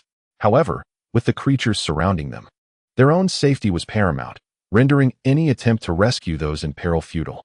Just 30 meters away, Iron Army had recently boarded an off-road vehicle under the director's instructions, with Meng Yun and her female assistant climbing in. As another woman leaned into the vehicle, she suddenly felt an excruciating pain in her thigh, an immense force yanking her out from the safety of the car. The woman was responsible for the styling and makeup of the male protagonist, Li Luo. In the short video dream cloud, she had yet to comprehend the unfolding chaos when, amidst her screams, she was violently yanked backward, her back colliding with the ground. A sudden, searing pain coursed through her as a creature lunged upon her, and in her horror, she beheld a gaping maw, mercilessly sinking its teeth into her neck. Chapter 25. The attack. Everything went dark. Engulfed in excruciating agony and despair, she lost consciousness. The creature that had pounced upon her and torn her neck asunder was a large, grayish-blue lizard, adorned with a scorpion-like tail. It had unexpectedly emerged from behind the SUV, seizing the stylist in its jaws, prompting gasps of shock from the onlookers. The stout director, his face a canvas of disbelief, was rendered speechless. Among the crowd, Tai Jun reacted with unparalleled swiftness. Upon hearing the screams and witnessing the female stylist being dragged from the vehicle, he immediately ignited the engine of the SUV, barely taking the time to close the rear door as he sped away. Get in the car, he bellowed to the stout director and the cameraman. Just then, another agonizing scream pierced the air as another scorpion-tailed lizard emerged, pouncing upon a second driver who had been standing beside the stout director, leaving him no time to react. In sheer terror, the driver struggled desperately, attempting to fend off the creature's gaping maw with his hands. In the face of life and death, he emitted a hoarse cry, gripping the lizard's jaws with an intensity that surpassed his usual strength, momentarily preventing the creature from sinking its teeth into him. Having narrowly escaped death, the driver could scarcely believe his eyes. In a frantic attempt to flee, he began to rise when suddenly a dark shadow flashed by, and a grayish, barbed hook lashed down like a whip, striking his face with a resounding crack. The sharp barb pierced through his mouth, traversing his oral cavity, and emerging from the back of his skull. The excruciating pain sent his spirit spiraling into oblivion. Overwhelmed by agony, his eyes rolled back, and his body convulsed. Yet he could not emit a scream. Instinctively, he grasped the hook that impaled his mouth, desperately trying to pull it free. The scorpion-tailed lizard swung its tail, dragging him backward with the hook still lodged in his mouth. Unlike the serpentine monstrosities that sought mere slaughter, This creature seemed intent on hauling him away to a secluded corner, intent on savoring its meal in solitude. He flailed like a fish caught on a hook, struggling futilely as he was pulled along the ground, quickly disappearing between a line of cars, leaving a long trail of blood in his wake. Iron Army drove up to the plump director and the cinematographer, halting abruptly and bellowing for them to board the vehicle. The male protagonist of the video, Li Luo, sat in the passenger seat, trembling uncontrollably, clutching a wrench that Iron Army had just set aside, guarding it close to his chest. Meng Yun and her female assistant occupied the back seat, with the rear door nearest the plump director left ajar. Although the director was closest, his age of over 40 dulled his reflexes compared to the younger men, one of whom lunged forward with greater swiftness than he. The young man, primarily responsible for the lighting and sound of the filming crew, held a certain reverence for the rotund director in his everyday dealings. However, at this moment, he could spare no thought for directors or superiors. He rushed past the hefty director and dove into the back seat of the vehicle. Just then, the scorpion-tailed lizard, which had just torn into the neck of the female stylist, raised its head and lunged forward several meters, colliding with the young man as they both crashed against the open car door. With a thunderous bang, the young man screamed as he and the scorpion-tailed lizard were flung out by the rebounding door. As he fell to the ground, panic-stricken, the young man attempted to rise. But the lizard's barbed tail lashed out, piercing his abdomen with a sickening squelch, snagging his intestines and yanking them out. This gruesome spectacle left the rotund director as pale as a corpse. "Get in the car," Iron Army shouted once more. Beside him, Li Luo clutched a wrench and screamed. "Drive, hurry up." Through the glass of the front passenger window, he caught sight of another scorpion-tailed lizard charging towards them, sending chills down his spine. Finally, the rotund director rushed forward, closely followed by the cameraman. Although the back seat was originally designed to accommodate 3, it was now occupied by Meng Yun and the female assistant. Yet, in this dire moment, there was no room for hesitation. As the director squeezed into the back seat, the cameraman shoved the door open and rushed inside, resulting in a chaotic tangle of 4 people. A scorpion-tailed lizard lunged at the passenger's side, rearing up and slamming its head against the window with a thunderous noise. Iron Army pressed the accelerator, propelling the off-road vehicle forward in a desperate bid for escape. The direction he was heading towards was precisely where Wang Xuan and his companions were situated. At that moment, Wang Xuan and his allies were engaged in a fierce battle with the encroaching scorpion-tailed lizards. Zhang Hao, retreating slightly, swung the steel pipe in his hand horizontally. The energy emitted from the 3 white scales he held concentrated within the steel pipe, delivering a powerful blow to the head of a scorpion-tailed lizard that lunged at him. With a sharp sound, the lizard's head caved in, creating a deep gash, nearly shattering its skull. The white scale on the lizard's forehead detached and flew into his right palm, marking his acquisition of the 4th white scale. In that very instant, Wang Xuan, Gu Manyao, and Zhao Lei found themselves under attack from the scorpion-tailed lizards. Surrounding them were at least 6 or 7 of these creatures, launching a coordinated assault. Having survived numerous encounters with monsters previously, including the elite creature that bore 2 white scales, Wang Xuan remained increasingly composed. As he observed the lizards charging towards him, he swiftly pivoted, thrusting the steel bar in his right hand with lightning speed. With 7 white scales enhancing his prowess, he easily overpowered the scorpion-tailed lizards.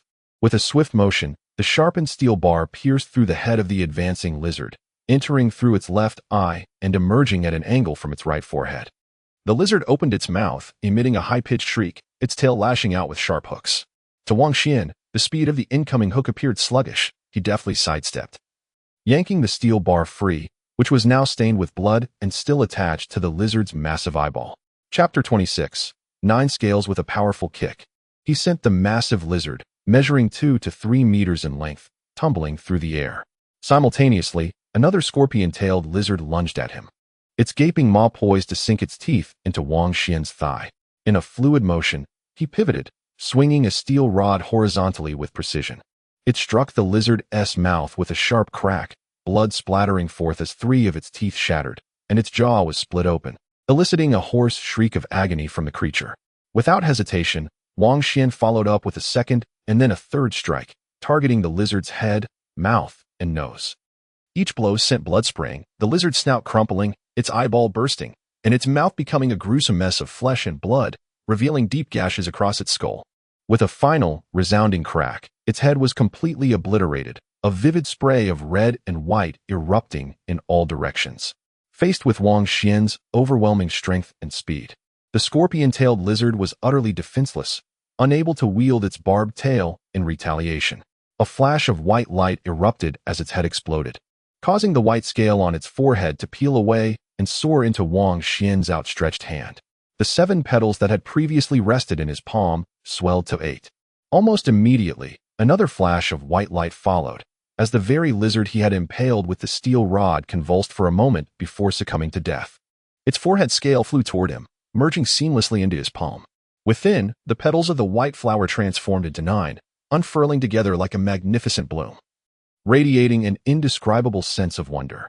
Although Wang Xuan could not see it with the naked eye, he sensed with a vague awareness that the 9 scales forming a small white flower seemed to gently writhe and rotate within his palm, releasing a continuous stream of energy that nourished his entire being. He felt his strength, speed, hearing, and vision gradually enhancing. The scorpion-tailed lizard possessed a power comparable to the monstrous wolf-headed, 8-bodied creatures he had encountered earlier, yet it appeared utterly feeble before the current Wang Xuan. He dispatched 2 scorpion-tailed lizards, while Gu Manyao and Zhao Lei each successfully killed one, obtaining a white scale. After eliminating 2 scorpion-tailed lizards, Wang Xuan looked up to see an off-road vehicle approaching them. On the hood and roof of the vehicle lay a scorpion-tailed lizard, while another clung to the open rear door, attempting to squeeze inside. Pursued by several more lizards, the situation was dire. Tai Jun gripped the steering wheel with a grave expression, waiting for the director and cameraman to board the vehicle. In the brief moment of their delay, several scorpion-tailed lizards surrounded them. One leaped onto the roof, while another landed on the hood, relentlessly battering the windshield. More alarmingly, a scorpion-tailed lizard clung to the unclosed rear door, its gaping maw seizing the thigh of the last cameraman boarding, attempting to drag him out. The cameraman let out a chilling scream, gripping the backrest of Tai Jun's seat with all his might, fully aware that being pulled from the vehicle would mean certain death. With a resounding crash, the windshield shattered, and a barbed tail slithered through, aiming to ensnare Tai Jun's face. Seated in the passenger seat, Li Luo's face was a mask of terror as he clutched the wrench in his hands, screaming helplessly instead of retaliating. Iron Army suddenly slammed on the brakes, swerving aside. Propelled by immense inertia, the scorpion-tailed lizard that had been clinging to the hood crashed into the interior of the vehicle, its upper body fully intruding. The scorpion-tailed lizard on the roof was violently flung off, while the SUV came to a steady halt just a few meters away from Wang Xuan and Zhao Lei. Iron Army's decision to steer towards Wang Xuan and his companions was born from a desperate hope for assistance, believing that they would not abandon him in such dire straits. If these horrifying monsters were to infiltrate the vehicle, their demise would be inevitable. As Iron Army evaded the encroaching scorpion-tailed lizard, he swiftly snatched the wrench from Li Luo's grasp, swinging it forcefully towards the creature's eyes. With its upper body wedged inside the vehicle, the scorpion-tailed lizard writhed. Trapped between the shattered windshield, its movements severely hindered. One of its eyes was struck by the wrench, bursting instantly. In a desperate cry for help, the rear seat photographer was dragged down by another scorpion-tailed lizard. 2 additional scorpion-tailed lizards charged from the opposite side of the SUV, colliding violently with the passenger and rear windows. Their strength was formidable, especially the barbed hooks on their tails, which shattered the glass with alarming ease.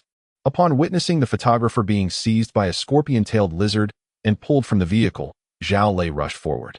Despite his earlier disillusionment with these individuals, the sight of them being attacked by the monstrous creatures ignited a fierce determination within him, prompting him to leap into action without hesitation. With a steel rod in hand, Zhao Lei swept it outward, channeling the energy from the 2 white scales within his right hand into the rod. The swing produced a faint whoosh, striking the scorpion-tailed lizard that had just dragged the photographer from the vehicle. The creature emitted a piercing shriek, abandoning the photographer to retaliate against Zhao Lei. He took a slight step back, gripping the steel rod firmly, and brought it crashing down upon the lizard's head. The impact resounded with a thud, blood splattering as flesh tore apart, crimson gushing from its mouth, nose, eyes, and ears. The scorpion-tailed lizard staggered as if intoxicated, taking 2 wobbly steps before collapsing to the ground. Zhao Lei had summoned all his strength into that single strike, shattering the bones within the creature's skull. It struggled feebly for a moment before succumbing to death. Thus, Zhao Lei claimed his third white scale. Zhang Haofei and Gu Manya swiftly dispatched the remaining 2 scorpion-tailed lizards that had assailed them, acquiring their 5th white scale, and then hurried toward the off-road vehicle. Meanwhile, Wang Xuan dashed to the opposite side of the vehicle ahead of them. There, 2 scorpion-tailed lizards were shattering the windows, attempting to invade the interior. Wang Xuan's speed intensified. With a sudden lunge, he impaled a lizard that had aimed to attack Li Luo in the passenger seat with the steel rod. A powerful kick sent the creature tumbling away, the force so tremendous that even Wang Xuan was taken aback, propelling the lizard as if it were airborne. The kick easily possessing the strength of 1,000 pounds. Chapter 27. The white sphere, the soft abdomen of the scorpion-tailed lizard, struck with force, proved to be its Achilles heel. It crashed heavily to the ground, blood gushing from its mouth, its body convulsing, and its eyes rolling back in a grim display of impending demise. Seizing the moment, Wang Xuan extracted a steel rod and swung it toward the second scorpion-tailed lizard, which had shattered the window beside Meng Yun. With the acquisition of 9 white scales, his power surged further. The scorpion-tailed lizard had no time to evade or defend itself as the steel rod connected with a resounding crack against its skull. The sound echoed, and its cranium shattered, unable to withstand the force of his blow. Effortlessly, he claimed 2 more white scales. However, these did not form the 10th and 11th petals of the white flower, but rather fused directly into its core, vanishing from sight. This alteration piqued Wang Xuan's curiosity. Could it be that the white flower was limited to 9 petals? At that moment, the white flower underwent a transformation. The 9 scales, once resembling a blossoming flower, began to retract towards the center after merging with the 2 additional scales, swiftly morphing into a bud. Wang Xuan sensed this change with a hint of astonishment. Yet he remained reassured by the unyielding power and speed at his disposal. The reformed bud of the white flower continued to emit energy, invigorating him with formidable strength to command.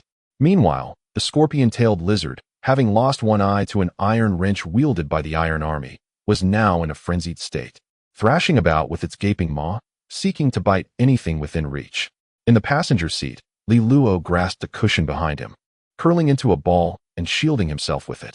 The scorpion-tailed lizard clamped onto the cushion, frantically tearing at it, reducing the once sturdy item to tatters.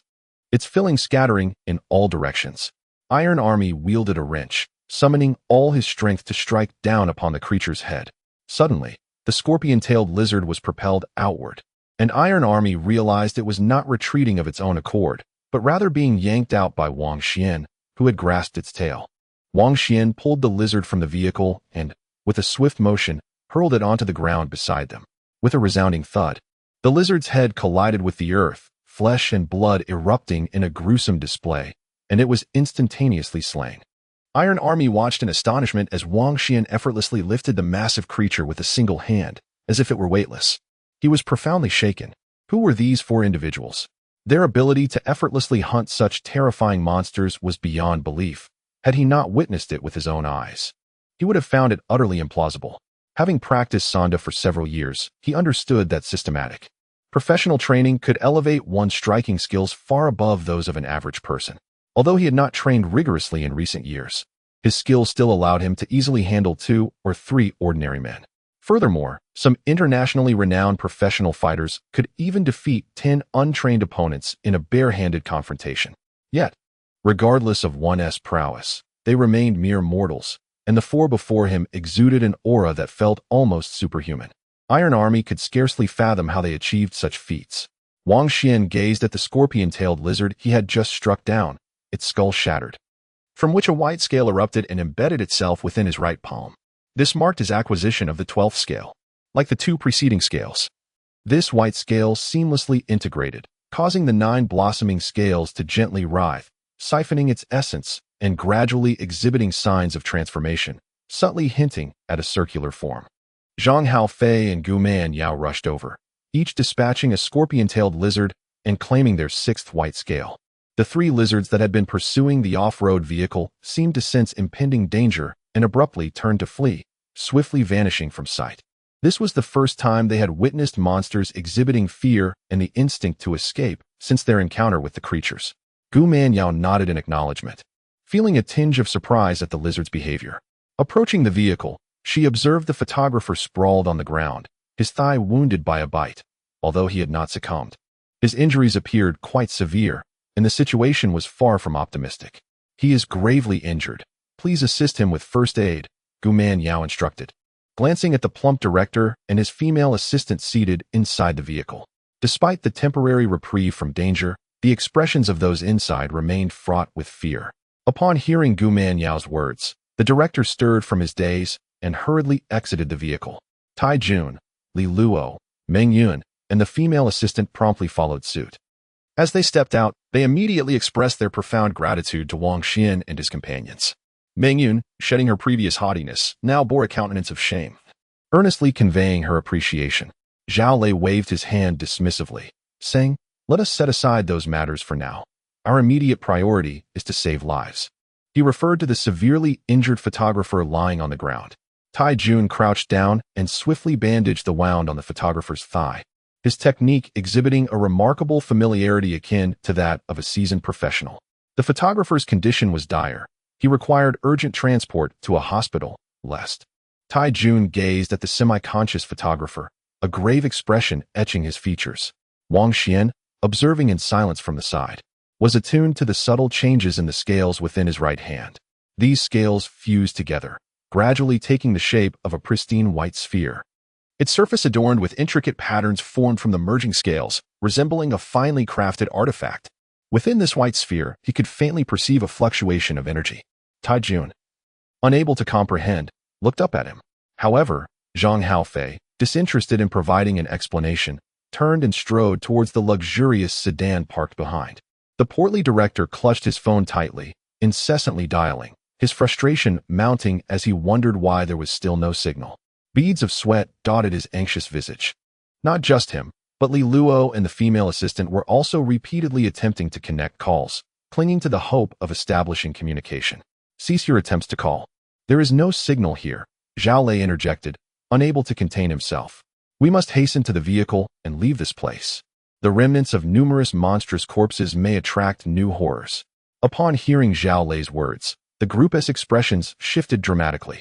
They hurriedly lifted the grievously injured photographer into the vehicle before scrambling inside themselves. Chapter 28. Crystal Scales. Tai Jun hesitated momentarily, then inquired, "May we accompany you?" Though no monsters currently linger, no one could assure that more would not appear along the way, particularly since the windows of their off-road vehicle were nearly shattered, amplifying their sense of insecurity. Iron Army contemplated joining Wang Xuan and his quartet. Wang Xuan's heart stirred slightly as he inquired, "Do you recall the path you took to enter?" Iron Army nodded affirmatively. Wang Xuan then opened the passenger door, instructing Li Luo, who had just taken his seat, to exit, saying, "You shall ride in another vehicle." Li Luo, unable to dissent, hurriedly disembarked to switch to another car. Observing Wang Xuan entering the off-road vehicle, Zhao Lei hesitated briefly before declaring, "Then I shall also join this vehicle. You too should take the other one." Thus, the four of them divided into two vehicles, allowing for mutual support in case of peril. "Remember the route we just traversed. We shall exit in the same manner, without haste." Wang Xuan directed Iron Army from the passenger seat. As they passed the site where they had previously halted, the ground bore only large patches of blood, devoid of any corpses. The bodies of the female stylist, whose throat had been torn open, and another individual responsible for lighting and sound had vanished, evidently dragged away by other monsters. Wang Xuan cast a glance, noting the absence of bodies, and furrowed his brow slightly, questioning, "Have they been taken away, leaving no remains behind, all seized by those lizards?" Iron Army and the stout director, along with the 9 others, had dwindled to 6. The other 3 surely having fallen victim to foul play, yet no bodies were in sight. Zhao Lei interjected, "The habits of these lizards differ significantly from those of the monsters we previously encountered. They seem to exhibit greater intelligence." Upon hearing this, Tai Jun couldn't help but exclaim, "Where do these monsters come from? Who exactly are you?" The recent events had completely shattered his understanding, leaving him with an abundance of questions that he had longed to ask. Zhao Lei responded, "In reality, we are much like you. The only distinction is that we were trapped here a day earlier than you." "Trapped here?" The plump director was momentarily taken aback. "What do you mean?" Just then, Tai Jun abruptly slammed on the brakes, his face a mask of astonishment. Wang Xuan inquired, "What's wrong?" Tai Jun pointed toward the right front of the vehicle, saying, We should have turned right at this point. Wang Xuan glanced to the right side of the car, only to find a solid wall. There was no pathway. Zhao Lei asked, "Are you certain you haven't made a mistake?" He sensed that the parking lot was a maze of routes. Without proper indicators, it was quite plausible to have misremembered. Tai Jun shook his head, asserting, "I shouldn't be mistaken. The paths I have traversed are indelibly etched in my memory, and besides, the layout of this parking lot is not convoluted. But how could the path vanish here? Could it be that I truly misremembered?" "You did not misremember," Wang Xuan replied, unfazed. He opened the passenger door, stepped out of the car, and walked directly toward the wall. Observing Wang Xuan's actions, Zhao Lei followed suit, remarking, "It appears, as before, that where there once was a junction has now transformed into a wall, which is why we have been perpetually ensnared here." Wang Xuan approached the wall, reached out to touch its surface, and kicked it twice with force, confirming that it was indeed a tangible wall, not a mere illusion or mirage. He then scrutinized the wall meticulously, searching for any distinguishing features. Zhao Lei comprehended his thoughts and remarked, "This is likely a futile endeavor. The force that confines us here is beyond imagination. This power can alter the very terrain and environment, transforming areas that once provided passage into impenetrable walls. It should similarly have the capability to convert walls into pathways. Thus, our belief that we have been driving forward was merely an illusion. We have been circling within areas E and F." Wang Xuan soon relinquished hope, for the wall before them bore no distinction from those on either side, and it was beyond their strength to dismantle. The prospect of breaching the wall to escape was impossible. Observing Wang Xuan and Zhao Lei disembark from the vehicle, Tai Jun followed suit. The plump director cast a glance at the semi-unconscious cameraman beside him and hastily exited the vehicle. In their perception, proximity to Wang Xuan and Zhao Lei was the safest option. Subsequently, the group re-entered the car, and Tai Jun inquired, "Where shall we drive next?" Wang Xuan directed his gaze towards a load-bearing column, marked to indicate they remained within Area G. "Drive as you wish. Take whatever route you believe might lead us out." Upon hearing Wang Xuan's words, Tai Jun paused momentarily, as if struck by a revelation. "Earlier, you mentioned that you were trapped here a day before us. Is this the reason?" Zhao Lei affirmed, "Indeed. Entering this parking lot is tantamount to being ensnared here. For the roads, or perhaps time and space, seem to be in a constant state of flux. We searched for an entire day without uncovering an exit." Upon hearing this, Tai Jun fell silent, while the director's face displayed a profound expression of shock and dread. Having just experienced everything, they harbored no doubt regarding the veracity of Zhao Lei's words. "What should we do?" the plump director finally exclaimed, feeling as though he might lose his sanity at the prospect of being trapped here. Zhao Lei replied, "What can we do? We must strive to survive by any means possible and seek a way to escape."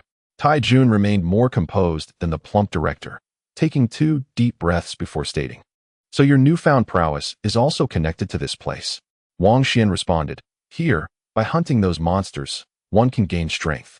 Tai Jun nodded, a resolute glimmer in his eyes, and said, "I understand now. Thank you." Just as he was about to start the vehicle and continue forward, an abrupt crash resounded from above, causing the roof to sag slightly under the weight of something heavy that had fallen upon it.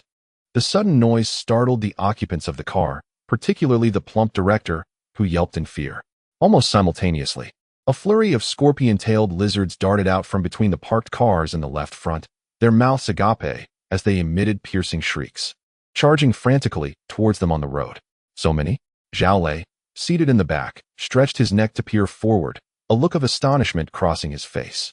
This was the largest gathering of monsters they had ever encountered, with at least a dozen present.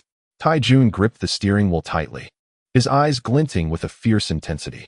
Suddenly, he slammed down on the accelerator, propelling the off-road vehicle to its maximum speed as he barreled towards the horde of scorpion-tailed lizards that had emerged. A thought struck Wang Xuan. If Tai Jun succeeded in crushing these lizards, would the white scales adorning their bodies somehow find their way into him? With a thunderous roar, the powerful engine of the vehicle unleashed its might, surging forward at an astonishing velocity. The lizard that had landed atop the car was instantly flung off by the sheer force. Zhang Haofei followed closely behind in his luxury sedan, only for the ejected lizard to collide with the front of his car, resulting in a deafening crash that crumpled the vehicle's front end. Tai Jun pressed on, colliding with the 2 fastest lizards, which had no time to evade. They were sent hurtling through the air, flying a good 7 or 8 meters away. The sheer force of the impact was awe-inspiring. The remaining lizards swiftly darted to the sides, their agility far surpassing that of an average human. Tai Jun lamented the missed opportunity, realizing he had only managed to take down 2 of the scorpion-tailed lizards. Wang Xuan observed as the 2 lizards crashed heavily onto the ground, their bodies a gruesome mess, motionless and presumably lifeless. Yet, the white scales on their foreheads remained intact, not having dislodged or flown towards Tai Jun. Did this count as a kill, or were they merely gravely injured? Wang Xuan was lost in thought when he noticed Tai Jun driving his vehicle, preparing to surge forward. Suddenly, from the row of parked cars on the left, a sedan slid out unexpectedly. Taken aback, Tai Jun, being an experienced driver, reacted swiftly, instinctively slamming on the brakes. The 2 vehicles nearly collided, the gap between them less than half a meter, causing Tai Jun to break out in a cold sweat. Upon raising his gaze, he realized that the sliding sedan had no driver. The ground beneath it bore 2 distinct dark tire marks, and trailing behind the car was a swarm of scorpion-tailed lizards. Astonishingly, these creatures had pushed the sedan out as a means to prevent their escape. Did these monsters possess such intelligence? Zhao Lei was taken aback, but Wang Xian's attention was drawn to one lizard among the group that was notably different. This scorpion-tailed lizard was significantly larger than its counterparts, measuring an astonishing 3 to 4 meters in length. Its scorpion-like barbs were twice the size of those of ordinary lizards, and its surface shimmered with a faint azure glow. At the center of its forehead were 2 white scales, and beneath them lay a singular scale resembling crystal, entirely distinct from the usual scales. This crystalline scale was translucent and radiated a subtle luminescence. Chapter 29. The egg. As Wang Xuan beheld this colossal lizard, a tremor coursed through him, reminding him of the elite monster he had previously slain, which also bore 2 white scales. The oppressive aura emanating from this giant lizard surpassed that of the elite creature. Tai Jun halted the vehicle just as the dozen or so scorpion-tailed lizards surged forward, launching a frenzied assault. Zhang Haofei drove closely behind, cursing under his breath as he pushed open the car door and grasped the steel pipe resting beside him, his expression betraying a cruel excitement. He had yet to notice the colossal lizard looming ahead in his eyes. The presence of a dozen scorpion-tailed lizards symbolized an opportunity to collect an equal number of white scales. If he could eliminate a few more, he might surpass Wang Xuan. As soon as he exited the vehicle, he sprinted forward at full speed. Iron Army, despite the chaos, maintained a semblance of calm, seizing a large wrench placed nearby, bracing for the impending confrontation. Meanwhile, the portly director in the back trembled uncontrollably, his face a mask of fear. "Stay in the car," Wang Xuan shouted, preparing to disembark. The fastest scorpion-tailed lizard had already leaped onto the car's hood, its elongated head and gaping maw poised to strike at them. Iron Army swung the wrench toward it, but Wang Xuan was swifter, thrusting a sharp rebar directly into the lizard's open mouth, piercing through its skull and emerging from the back. With a swift motion, he extracted it, blood gushing forth. His actions were as rapid as lightning. Iron Army's wrench had only just struck the lizard's head when Wang Xuan had already leapt from the car, closing the door behind him. Zhao Lei had just exited as well, and both found themselves besieged by 4 scorpion-tailed lizards. The apparent leader, a gigantic lizard, did not immediately engage. Instead, it leapt atop the car, obstructing their path, causing the roof to cave in slightly under its weight. From its elevated position, it gazed down upon the humans below, its eyes glinting with a hint of human-like arrogance, clearly dismissing their presence. Wang Xuanfei delivered a swift kick, toppling a scorpion-tailed lizard that lunged at him. With his right hand, he swung a steel rod horizontally, producing a sharp crack as it struck another scorpion-tailed lizard squarely in the head, shattering its skull and causing blood to ooze from its 7 orifices as it collapsed limply to the ground. Having collected 2 white scales, Wang Xuan felt the white orb in the palm of his right hand absorb the energy from these scales, initiating a profound transformation within. The energy within the orb surged violently, continuously converging towards the center, relentlessly digesting the recently acquired scales. Amidst this process of digestion and fusion, a subtle yet peculiar energy fluctuation emerged, distinctly different in nature from the energies previously encountered, akin to a qualitative change triggered by reaching a certain threshold. Wang Xuan was uncertain of the true essence of this energy fluctuation, but an inexplicable notion suddenly surfaced in his mind. It seemed to resonate with a life force. Could it be that this so-called white orb was, in fact, an egg capable of nurturing life? This thought sent a shiver down his spine, causing every hair on his body to stand on end. Yet, confronted by a swarm of approaching scorpion-tailed lizards, he had no time for further contemplation and charged forward. Determined to eliminate as many as possible, Zhao Lei swiftly dispatched another scorpion-tailed lizard, only to be bitten on the thigh by a different one. He let out a low growl, gripping his steel rod tightly. With a swift twist of his body, he struck the lizard's head with all his might, reducing it to a pulp and securing his fifth white scale. The colossal lizard, once arrogantly perched atop the car, soon transformed its gaze into a terrifying and ferocious glare. It realized the humans posed a formidable threat, one that mere scorpion-tailed lizards could not vanquish. Abruptly, it opened its mouth, releasing a sharp, hissing shriek. Inside the vehicle, Meng Yun, Li Luo, and the female assistant were struck with sheer terror, unable to suppress their screams for help. In a swift motion, she wielded a steel pipe, striking the first scorpion-tailed lizard that leaped from the roof, only to be pounced upon by another, sending her tumbling. With determination, she rolled over, flipping the lizard off her, and thrust the steel pipe into the creature's gaping maw. Although the overwhelming numbers of these scorpion-tailed lizards made them a challenge, inflicting injuries upon even the bravest, their increasing white scales signified an enhancement in strength, speed, hearing, sight, reflexes, and healing abilities. These lizards could no longer genuinely threaten their lives. Zhang Haofei and Gu Man Yao joined forces to fend off a swarm of scorpion-tailed lizards approaching from behind, while Wang Xuan and Zhao Lei charged at a dozen more rushing from the front. Before long, Wang Xuan dispatched 3 scorpion-tailed lizards in quick succession, assimilating their 3 white scales into a singular white orb. As new scales were added, the once faint life force began to intensify. Close beside Wang Xuan, Zhao Lei also claimed his 6th white scale and casually removed his glasses. As the harvest of white scales increased, his vision began to improve. Originally, he suffered from severe myopia, exceeding 500 degrees, and even with glasses, everything remained a blur, forcing him to remove them. Unbeknownst to him, his myopia had gradually healed, restoring his sight to normalcy. Although Wang Xuan and Zhao Lei fought fiercely to break through, they could not entirely fend off the swarm of scorpion-tailed lizards. A few of these creatures managed to circumvent them and rush towards the off-road vehicle, attempting to burrow inside to bite the trio of Tai Jun, Director Peng, and Iron Army left within. Witnessing Wang Xuan and Zhao Lei's relentless hunt of the scorpion-tailed lizards, Tai Jun's initial fear of the unknown beasts began to dissipate. In his mind, he categorized them as ferocious predators, and within the confines of the vehicle, he realized that with the right timing, they could turn the tables. Director Chun, do not be afraid. As long as we remain inside the vehicle, these lizards are not invincible.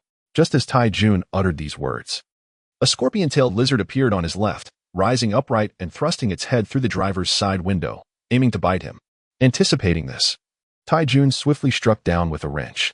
Meanwhile, another scorpion-tailed lizard landed on the trunk of the vehicle, shattering the rear windshield and thrusting its head inside. Director Peng hurriedly crawled forward to evade. At that moment, a thunderous crash echoed as the roof of the off-road vehicle suddenly caved in, revealing a colossal shadow above. The immense shadow was also a scorpion-tailed lizard, possessing a body as colossal as that of the enormous lizard ahead, measuring approximately 3 to 4 meters in length.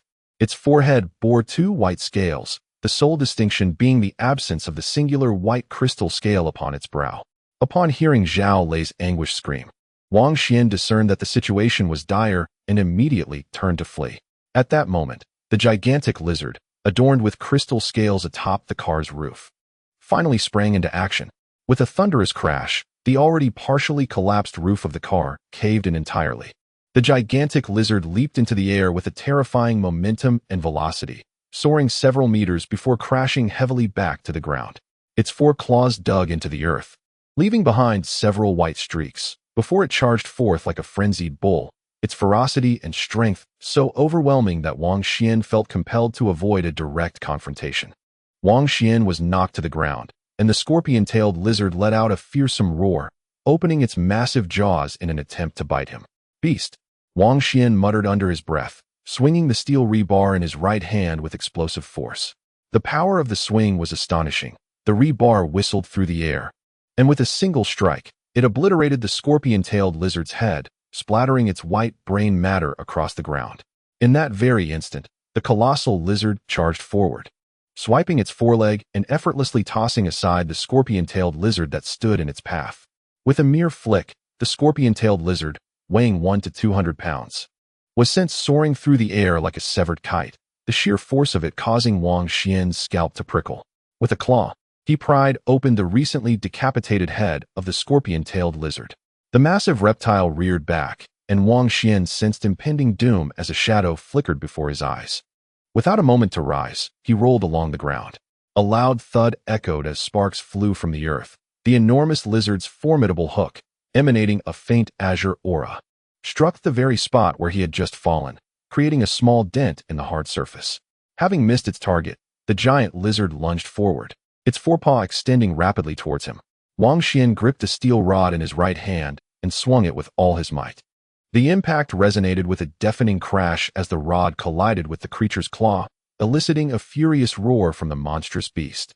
In retaliation, its other paw descended upon him, aiming for his abdomen.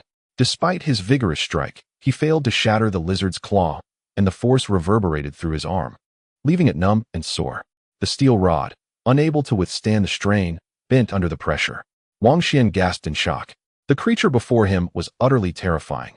Not only was its speed and strength formidable, but its body was as unyielding as iron, far surpassing the elite monsters he had previously vanquished, those adorned with white scales. How could one hope to conquer such a beast? Amidst his astonishment and dread, a piercing scream suddenly pierced the air from behind. In that instant, a white scale materialized, embedding itself into his right palm. This was a scale from the scorpion-tailed lizard whose head he had just obliterated. Meanwhile, a luxurious car in the rear was besieged by 7 or 8 scorpion-tailed lizards, which were attacking it with wild frenzy. Inside the vehicle, Li Luo and Ming Yun, along with another companion, cowered in terror.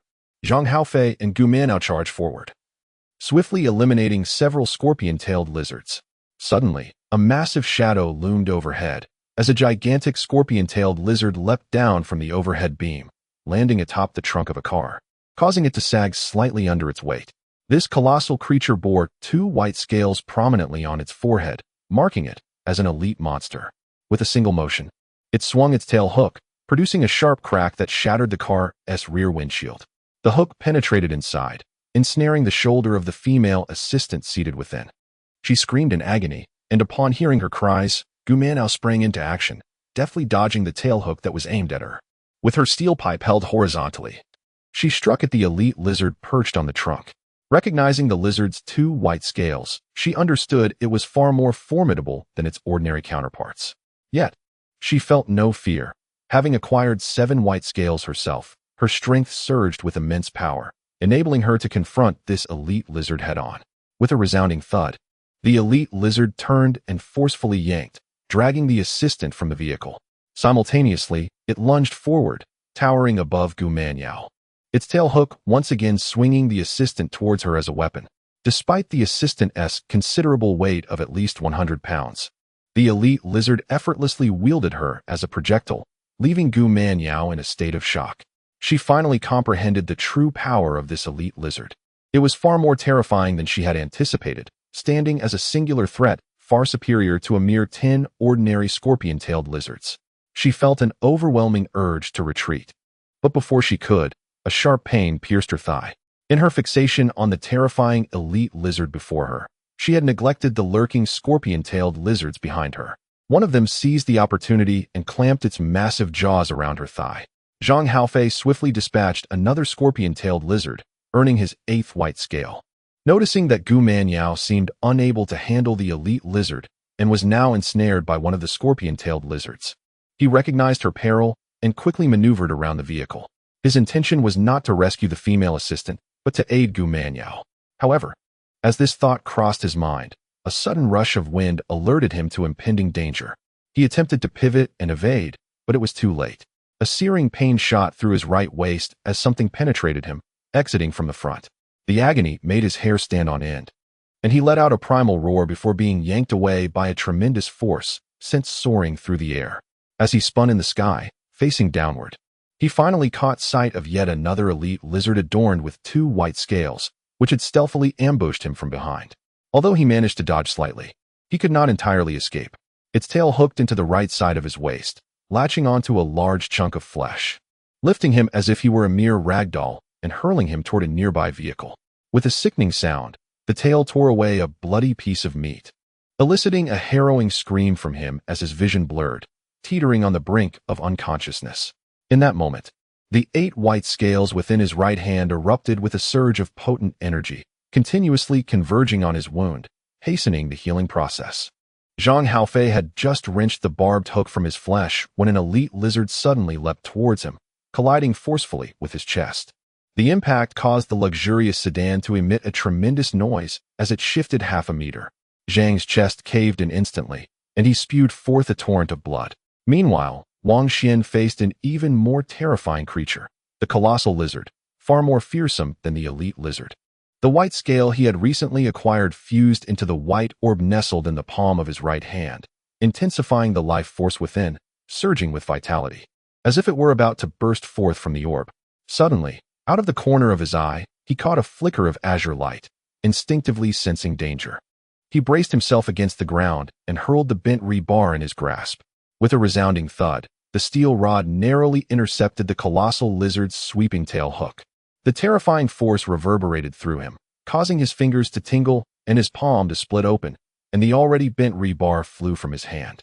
With a hiss, the 5 deadly claws swept past him. His reaction was a moment too late. A chill coursed through his abdomen as the claws tore through a large section of his clothing, leaving 5 deep gashes that bled profusely, nearly exposing his innards. Chapter 31. Beasts. For the First Alliance Leaders Reader 201710211647577677. An additional chapter. A flash of azure light illuminated the scene, as the barbed hook behind the colossal lizard appeared like lightning, aiming to pierce through Wang Xuan's skull from above. The colossal lizard wielded its barbed appendage with astonishing swiftness. Wang Xuan barely managed to tilt his head aside to evade the strike, but with a sharp hiss, excruciating pain shot through his left shoulder as the massive hook embedded itself into his flesh, ensnaring the acromion and lifting him off the ground. Despite sustaining grievous injuries, Wang Xuan refused to surrender. A low growl emanated from his throat as he grasped the hook with both hands, channeling all his strength into his grip, attempting to wrench the barbed tail free. Sensing the imminent threat posed by Wang Xuan, the white orb in the palm of his right hand pulsed violently, its life force intensifying. The energy within expanded relentlessly, as if yearning to burst forth from the orb, akin to a chick striving to break free from its shell. Suddenly, a chill coursed through Wang Xuan's heart. A metallic tang flooded his throat, and he coughed up a stream of crimson blood. A glance downward revealed 5 claws, sharp as steel blades, piercing into his chest. The speed and reflexes of the colossal lizard surpassed his own, albeit by a mere fraction. Yet it was sufficient to overpower him. All his struggles were rendered futile. The lizard, with its tail hooked into his shoulder, hoisted him into the air, standing upright, and extended its left claw to plunge into his chest. The 5 razor-sharp talons sliced through his flesh, descending mercilessly, intent on disemboweling him and extracting his innards. The indescribable agony forced a primal scream from his throat, mingling with the blood that gushed forth. While he possessed formidable regenerative abilities, the thought of being completely eviscerated, with his organs laid bare, rendered even the most potent healing power futile. Wang Xuan sensed the ominous presence of death encroaching upon him. On the other side, Zhao Lei found himself in a predicament as perilous as that of Wang Xuan. He was ensnared by the tail hook of an elite lizard, which violently hurled him against a nearby vehicle, causing his limbs to feel as though they were dislocated. The elite lizard opened its gaping maw and, with a swift snap, clamped down on his abdomen, commencing a frenzied biting assault. Zhao Lei screamed in agony, desperately struggling to free himself. The 6 white scales within his right hand erupted with unparalleled strength, enhancing both his power and healing capabilities. He grasped the lizard's massive jaws, attempting to rip them apart. But the elite lizard ensnared him once more with its tail hook and flung him away. With a thunderous crash, Zhao Lei let out another anguished cry as he felt the sickening sound of bones fracturing within him. This time, he was slammed to the ground. Although he shielded his head and face with his arms, averting the risk of a fatal cranial rupture, the bones in his left arm shattered completely. Teetering on the brink of life and death, he had initially hoped for Wang Xuan's intervention, only to discover that Wang Xuan, too, had been seized by the colossal lizard, its claws digging deep into his abdomen, poised to eviscerate him. Zhao Lei screamed in despair, his heart brimming with resentment. He understood that this time, their entire battalion was doomed, and all would perish. Wang Xuan felt the claws of the giant lizard sliding down his chest, blood gushing forth like a fountain from the gaping wound. With his right hand, he grasped the lizard's claw, while his left clutched the massive backward hook embedded in his shoulder, summoning every ounce of strength to extricate both the hook and the lizard's claw from his body. Soon after, even these sounds faded away, leaving the entire world enveloped in a deathly silence. In the depths of his consciousness, only a white sphere, its surface adorned with intricate patterns, remained. The sphere began to vibrate, its life force intensifying with each moment. As this intensity reached its zenith, a sharp crack echoed, and the surface of the white sphere suddenly erupted with countless fissures, shattering into myriad fragments. With his abdomen nearly split open and on the brink of death, Wang Xuan lifted his head, his eyes a blood-red hue. He opened his mouth, and from his throat emerged a roar akin to that of a wild beast. In his right hand, which clutched the claw of a colossal lizard, a substance gleaming with metallic luster manifested. With a series of sharp snaps, the metallic tendrils entwined and constricted, causing the giant lizard to emit a pained howl. Its once iron-like forelimbs and claws became alarmingly fragile, as the encroaching metallic tendrils crushed its bones into splinters, with copious blood and flesh oozing and splattering from the spiraling embrace of the tendrils. Though it may sound lengthy, all of this transpired in an instant. The intelligent giant lizard could not comprehend the unfolding events. The human it was about to eviscerate suddenly sprouted a metallic appendage from his hand, which instantly crushed one of its forelimbs. With the sudden loss of such a powerful limb, the giant lizard let out a wretched scream, its eyes gleaming with a savage and frenzied light as it thrashed its tail hook, attempting to fling the suspended Wang Xuan away. Wang Xuan raised his right hand, seizing the tail hook, as the metallic tendrils spiraled up it, fracturing and shattering wherever they constricted. The sound of cracking echoed incessantly, and in the blink of an eye, the tail hook of the colossal lizard shattered into countless fragments. Wang Xuan descended to the ground, and every wound on his body glowed faintly with a radiant light, healing at an astonishingly visible pace. Extending his left hand, he tore away the barbed tail end embedded in his shoulder. The penetrating wound swiftly staunched its bleeding and constricted. Within his mind, he sensed a vague consciousness engaging in communion with his own. In that critical moment between life and death, the life form incubating within the white sphere in his right hand finally emerged from its chrysalis, transforming into a metallic tendril that unleashed a terrifying force, effortlessly crushing one of the lizard's front limbs and its tail hook. Simultaneously, the nascent life within his right hand began transmitting a plethora of information to his consciousness. Name, beast, form, juvenile, abilities, entanglement, strangulation, maximum extension, 2 meters. Upon receiving this information, Wang Xuan immediately comprehended that the life form born from the white sphere was named Beast, currently in its juvenile state, akin to a newborn human infant, possessing the abilities of entanglement and strangulation. He had just witnessed the horrifying power of these abilities, capable of easily shattering the lizard's formidable front limb and tail hook. The strength of this entanglement was astonishing beyond belief. Furthermore, with a maximum extension of 2 meters, it indicated that the metallic tendril of the beast could reach beyond 2 meters. As he focused on his right hand, the original white sphere disintegrated into nothingness, replaced by a sphere of white light, pulsating with vital energy. He understood that this was the essence of the beast. From the radiant orb of white light, metallic tendrils sprouted, extending through his right hand to launch an assault. Chapter 32, Metallic Tendrils. The colossal lizard emitted a fearsome roar, its previously fierce demeanor replaced by palpable terror. It felt an overwhelming dread in the presence of Wang Xuan. Its barbed tail, the hardest weapon of its body, was effortlessly crushed by the metallic tendrils. Realizing the gravity of the situation, it turned to flee. Wang Xuan raised his right hand, and the metallic tendrils shot forth like lightning, ensnaring the creature's neck from behind. The giant lizard, sensing imminent peril, clawed at the tendrils in a desperate attempt to free itself, but the tendrils suddenly constricted. Wang Xuan unleashed the most formidable ability of this nascent beast, the constricting strangulation. As this power activated, He immediately felt a continuous flow of energy coursing from the white orb in his hand into the metallic tendrils, causing a faint white luminescence to envelop their surface. This ethereal glow was so subtle that it was nearly imperceptible to the naked eye. Upon its emergence, the lizard's neck was met with the sound of cracking bones, and blood and flesh began to ooze from between the constricting tendrils. Two white scales at the center of its forehead, along with a crystalline white scale, shed away. The former transformed into light and merged into Wang Xuan's right hand, consumed by the radiant glow within, while the crystalline scale fell to the ground, motionless, unlike the two white scales that had flown into his hand. Intrigued yet puzzled by the nature of the crystalline scale, Wang Xuan had no time for contemplation and swiftly turned to charge towards Zhao Lei's direction. He successfully hatched the beast and dealt with the formidable giant lizard in mere seconds.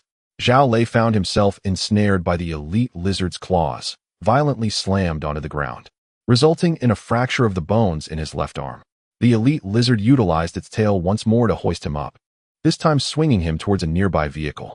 With a thunderous crash, the car door caved in upon impact, and Zhao Lei let out a muffled groan, blood spilling from his mouth. In this life-and-death moment, he could not evade, with his left arm rendered useless. He extended his right arm to shield his neck and vital areas. The elite lizard sank its teeth into his right arm, eliciting another anguished scream from Zhao Lei as it attempted to tear his limb apart. At that critical juncture, Wang Xuan charged in from the opposite side. Realizing that Zhao Lei's right arm was on the verge of being severed and with only 2 or 3 meters between them, he knew he had no time to reach him directly. Instead, he extended the metallic tendril to its 2-meter limit, wielding his right arm in a swift arc. The metallic appendage struck the elite lizard's head like a whip, producing a sharp crack as its skull shattered, blood gushing forth, and white brain matter splattering out, leaving its head a gruesome mess. 2 white scales flew from the wreckage and merged into his right hand, having once again absorbed 2 scales. The white glow within his right hand pulsated gently, and Wang Xuan felt an exhilarating surge of emotion. The beast resonated with excitement, imbued with an overwhelming desire to absorb more energy. Zhao Lei, having narrowly escaped death, gazed in astonishment at the elite lizard collapsing to the ground. He descended, exhaling a deep breath, his eyes wide as he beheld the metallic appendage extending from Wang Xuan's right hand. What on earth was this? Wang Xuan, undeterred, swiftly smashed the elite lizard's skull, rescuing Zhao Lei before immediately pivoting. With a powerful thrust of his legs, he propelled himself like a sharpened arrow towards the car behind him. Gu Manyao, whose thigh had been bitten by the scorpion-tailed lizard and subsequently attacked by the elite lizard, disregarded the scorpion-tailed creature. Instead, she rolled with all her might, using the scorpion-tailed lizard as a shield to fend off the elite lizard's assault. The elite lizard's 2 consecutive attacks were thwarted by the scorpion-tailed lizard, causing it to emit a low growl, clearly infuriated.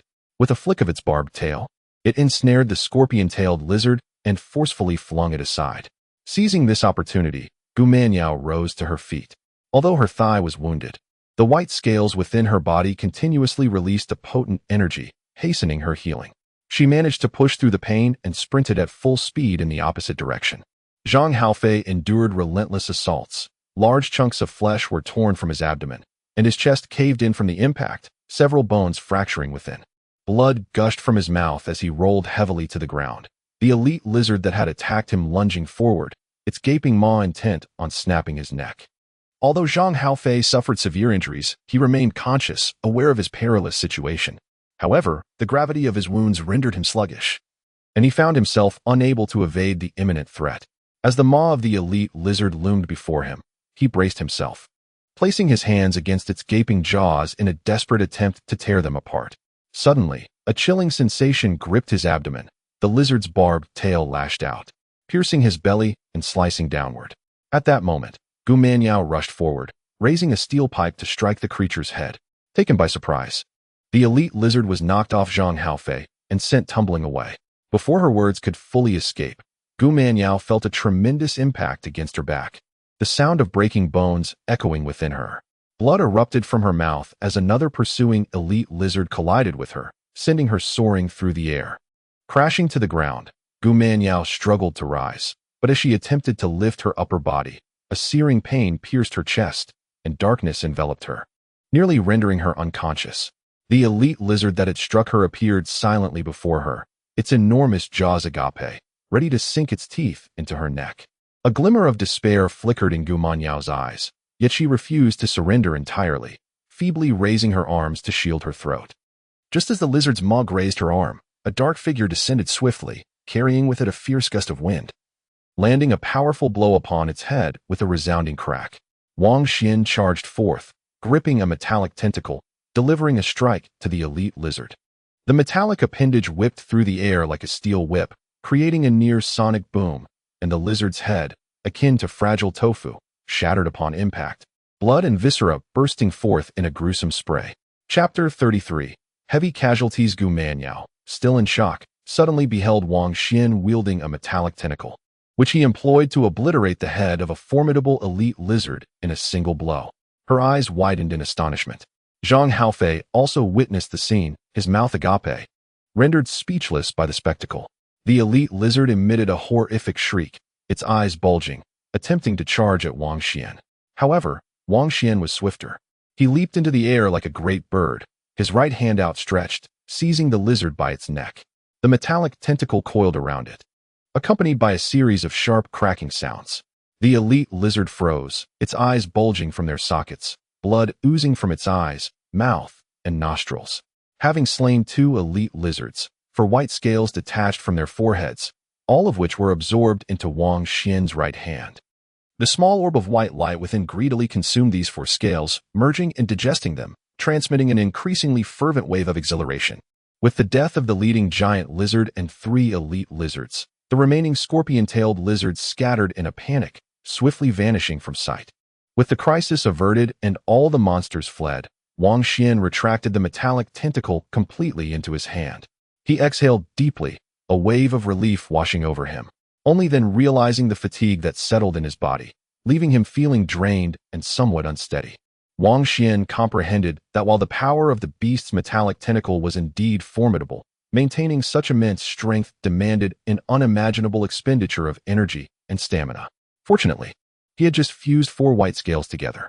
After the magical beast consumed these scales, it bestowed upon him a surge of energy that gradually revitalized his entire being, restoring his strength. Remarkably, all his wounds healed completely, leaving no scars behind. Wang Xuan was the first to notice a gruesome sight beside the car, a disfigured woman, the assistant of the popular influencer Meng Yun. This assistant had been ensnared by an elite lizard and dragged out, used as a weapon multiple times until her skull was shattered and her neck broken, leading to her demise. Upon testing for signs of life, Wang Xuan confirmed her lifeless state and approached the car, opening the door to find it drenched in blood. Inside, Li Luo and Meng Yun lay motionless on the back seat, both covered in gaping bite wounds. Moments before, a scorpion-tailed lizard had infiltrated the vehicle, viciously attacking them. Despite their desperate resistance, they were left battered and injured. Wang Xuan turned Li Luo over, only to discover that a significant portion of his neck had been bitten away, rendering him lifeless. Glancing at Meng Yun, who was pinned beneath Li Luo's body, he noticed that her wounds were similar. Yet she still exhibited faint signs of breathing. She was gravely injured but not yet deceased. Wang Xuan then approached the off-road vehicle to assess the casualties, only to witness the door being pushed open from within. Tai Jun stumbled out, wielding a slightly bent wrench in his right hand, panting heavily. A distressing gash marred his face, but it was healing at an observable rate. Wang Xuan realized that Tai Jun had successfully slain a scorpion-tailed lizard and obtained white scales as a result. Upon witnessing the multitude of lifeless bodies strewn across the ground, Iron Army disembarked from the vehicle and collapsed onto the earth, his spirit somewhat disoriented. Approaching the age of 40, he had certainly encountered his fair share of tribulations throughout his life, having weathered numerous storms. Yet, the harrowing experiences he had endured thus far paled in comparison to the events of this mere half-day. Iron Army lifted his somewhat vacant gaze towards Wang Xuan, suddenly feeling a sense of admiration for this young man. This individual, who was at least a decade his junior, had, according to their own accounts, been ensnared in this hellish parking lot a full day earlier than he. Despite having faced countless perils, Wang Xuan had not succumbed to despair. Instead, he had swiftly acclimatized to the brutal and sanguinary reality that surrounded them. Such formidable psychological resilience evoked profound reflections within Iron Army. Could it be that I have truly aged, that I am surpassed by these youths? As these thoughts swirled in his mind, Iron Army noticed Wang Xuan inspecting the situation behind the SUV, prompting him to steady himself against the vehicle and rise once more. The condition inside the SUV was scarcely better than that of the earlier sedan. The photographer, already injured, was now a mere shadow of a person, resembling a ragged human form, with countless bites inflicted by the lizards. The portly director, panting heavily, was drenched in cold sweat, his pallor akin to that of a corpse, though his wounds appeared to be minor, suggesting he was not in imminent danger. Wang Xuan cast a glance at the rotund director and then at the photographer's mangled corpse. Pondering deeply, he surmised that the director had likely used the photographer's body as a shield against the vicious bites of the lizards, resulting in such a gruesome fate for him, which allowed the director to escape unscathed. Of course, this was merely his conjecture. What was the situation over there? Was anyone still alive? Tiejuan's hand trembled slightly as he retrieved a pack of cigarettes from his pocket. The cigarette box was stained with blood. He took out 2 sticks and offered one to Wang Xuan.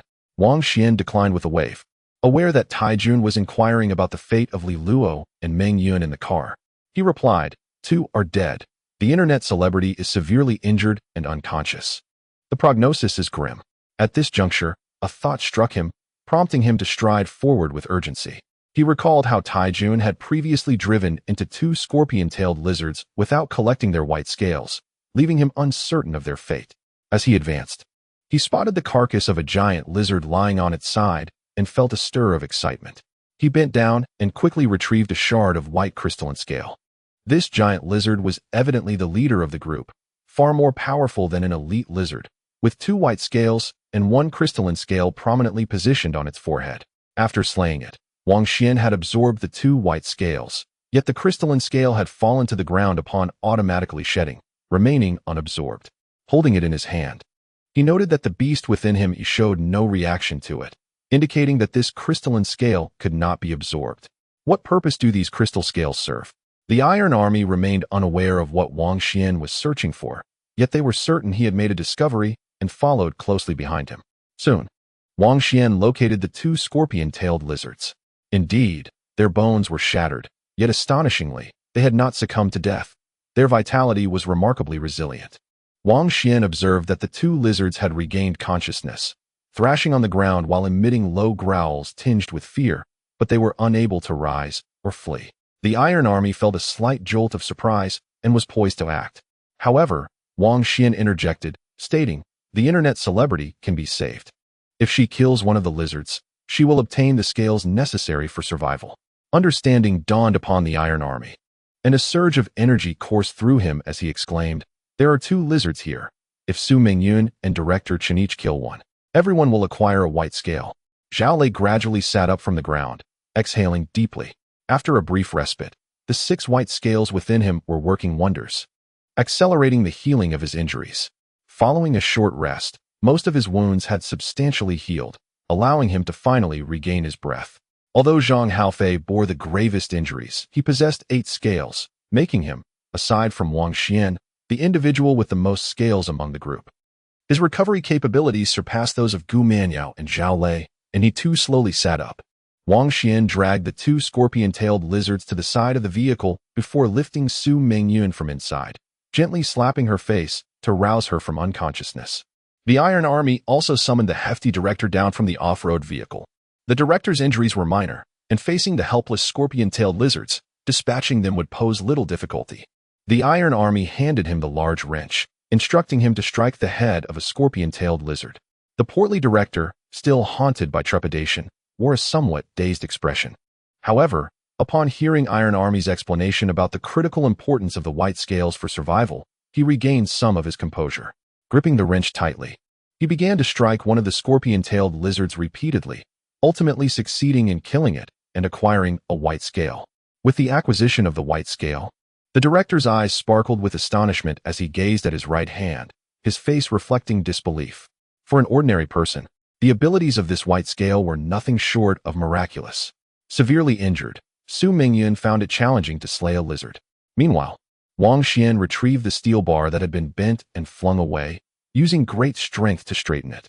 He inserted the sharp end into the gaping mouth of the scorpion-tailed lizard, while Su Mingyun gripped the steel bar with both hands, pushing it further inside.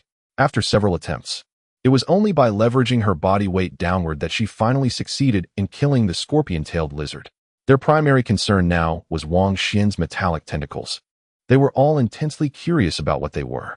After acquiring 9 scales, an egg would form, capable of nurturing life.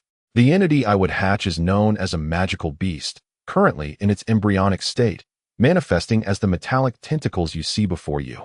Zhao Lei remarked. You need only gather a few more scales, and soon you shall discover.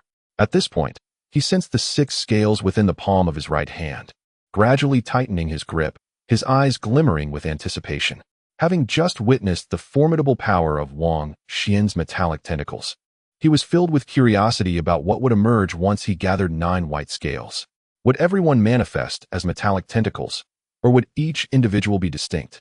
Severely injured and on the brink of death, Su Mingyun obtained a white scale, and her grave wounds gradually began to heal. She stood up, surveying the carnage around her. Trembling slightly, her eyes reflecting sheer terror. Originally a team of 9, only Iron Army, the overweight director, and she remained alive, yet fortunately, all 3 had now acquired a white scale, rendering them less susceptible to death. The perilous situation here was evident to all. Each individual would do well to prepare a weapon, for hunting these monsters could yield white scales, and the more scales one possessed, the greater their strength. As Zhao Lei conversed with the trio, he inquired about their names. After exchanging names, Wang Xuan learned that the plump director's real name was Chen Kai, while Iron Army and Su Mingyun were accustomed to referring to him as Director Chen.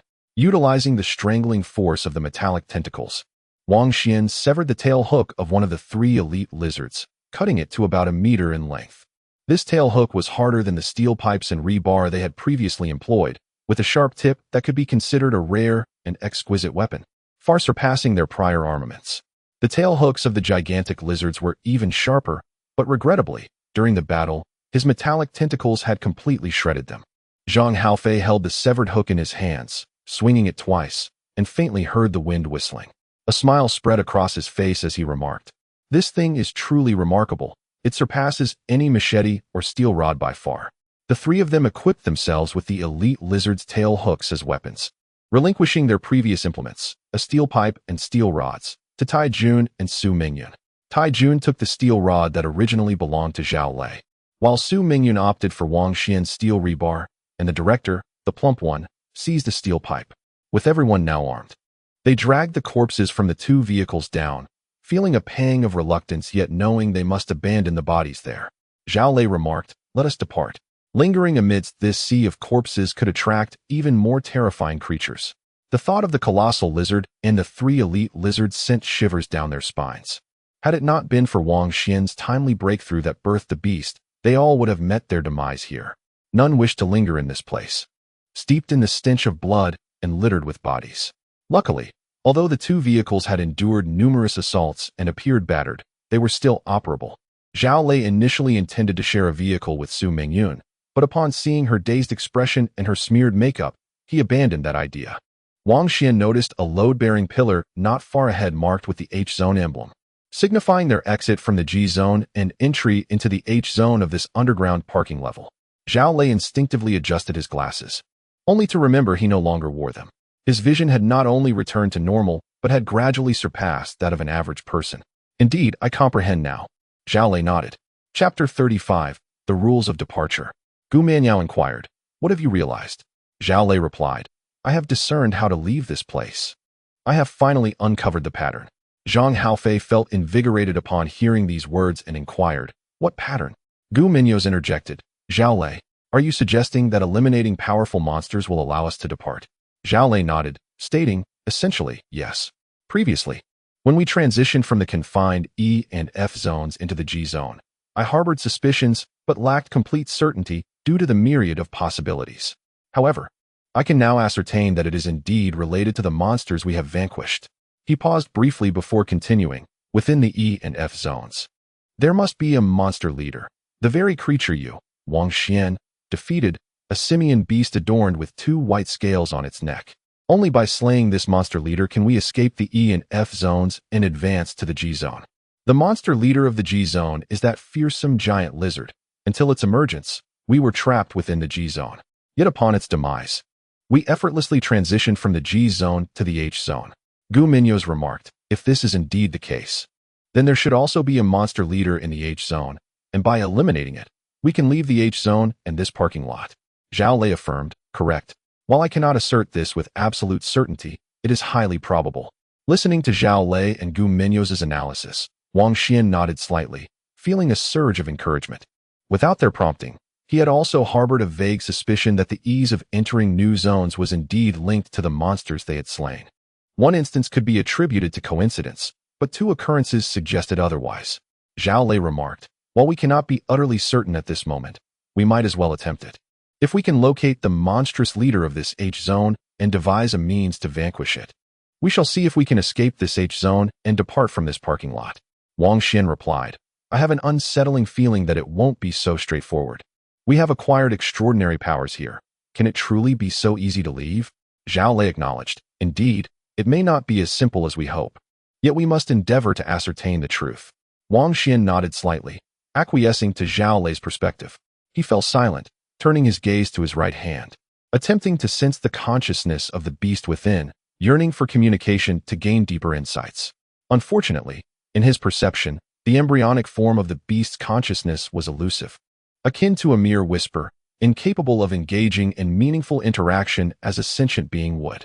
Rather than a living entity, it resembled a machine infused with life energy, capable of being activated in battle, yet nearly impossible to converse with.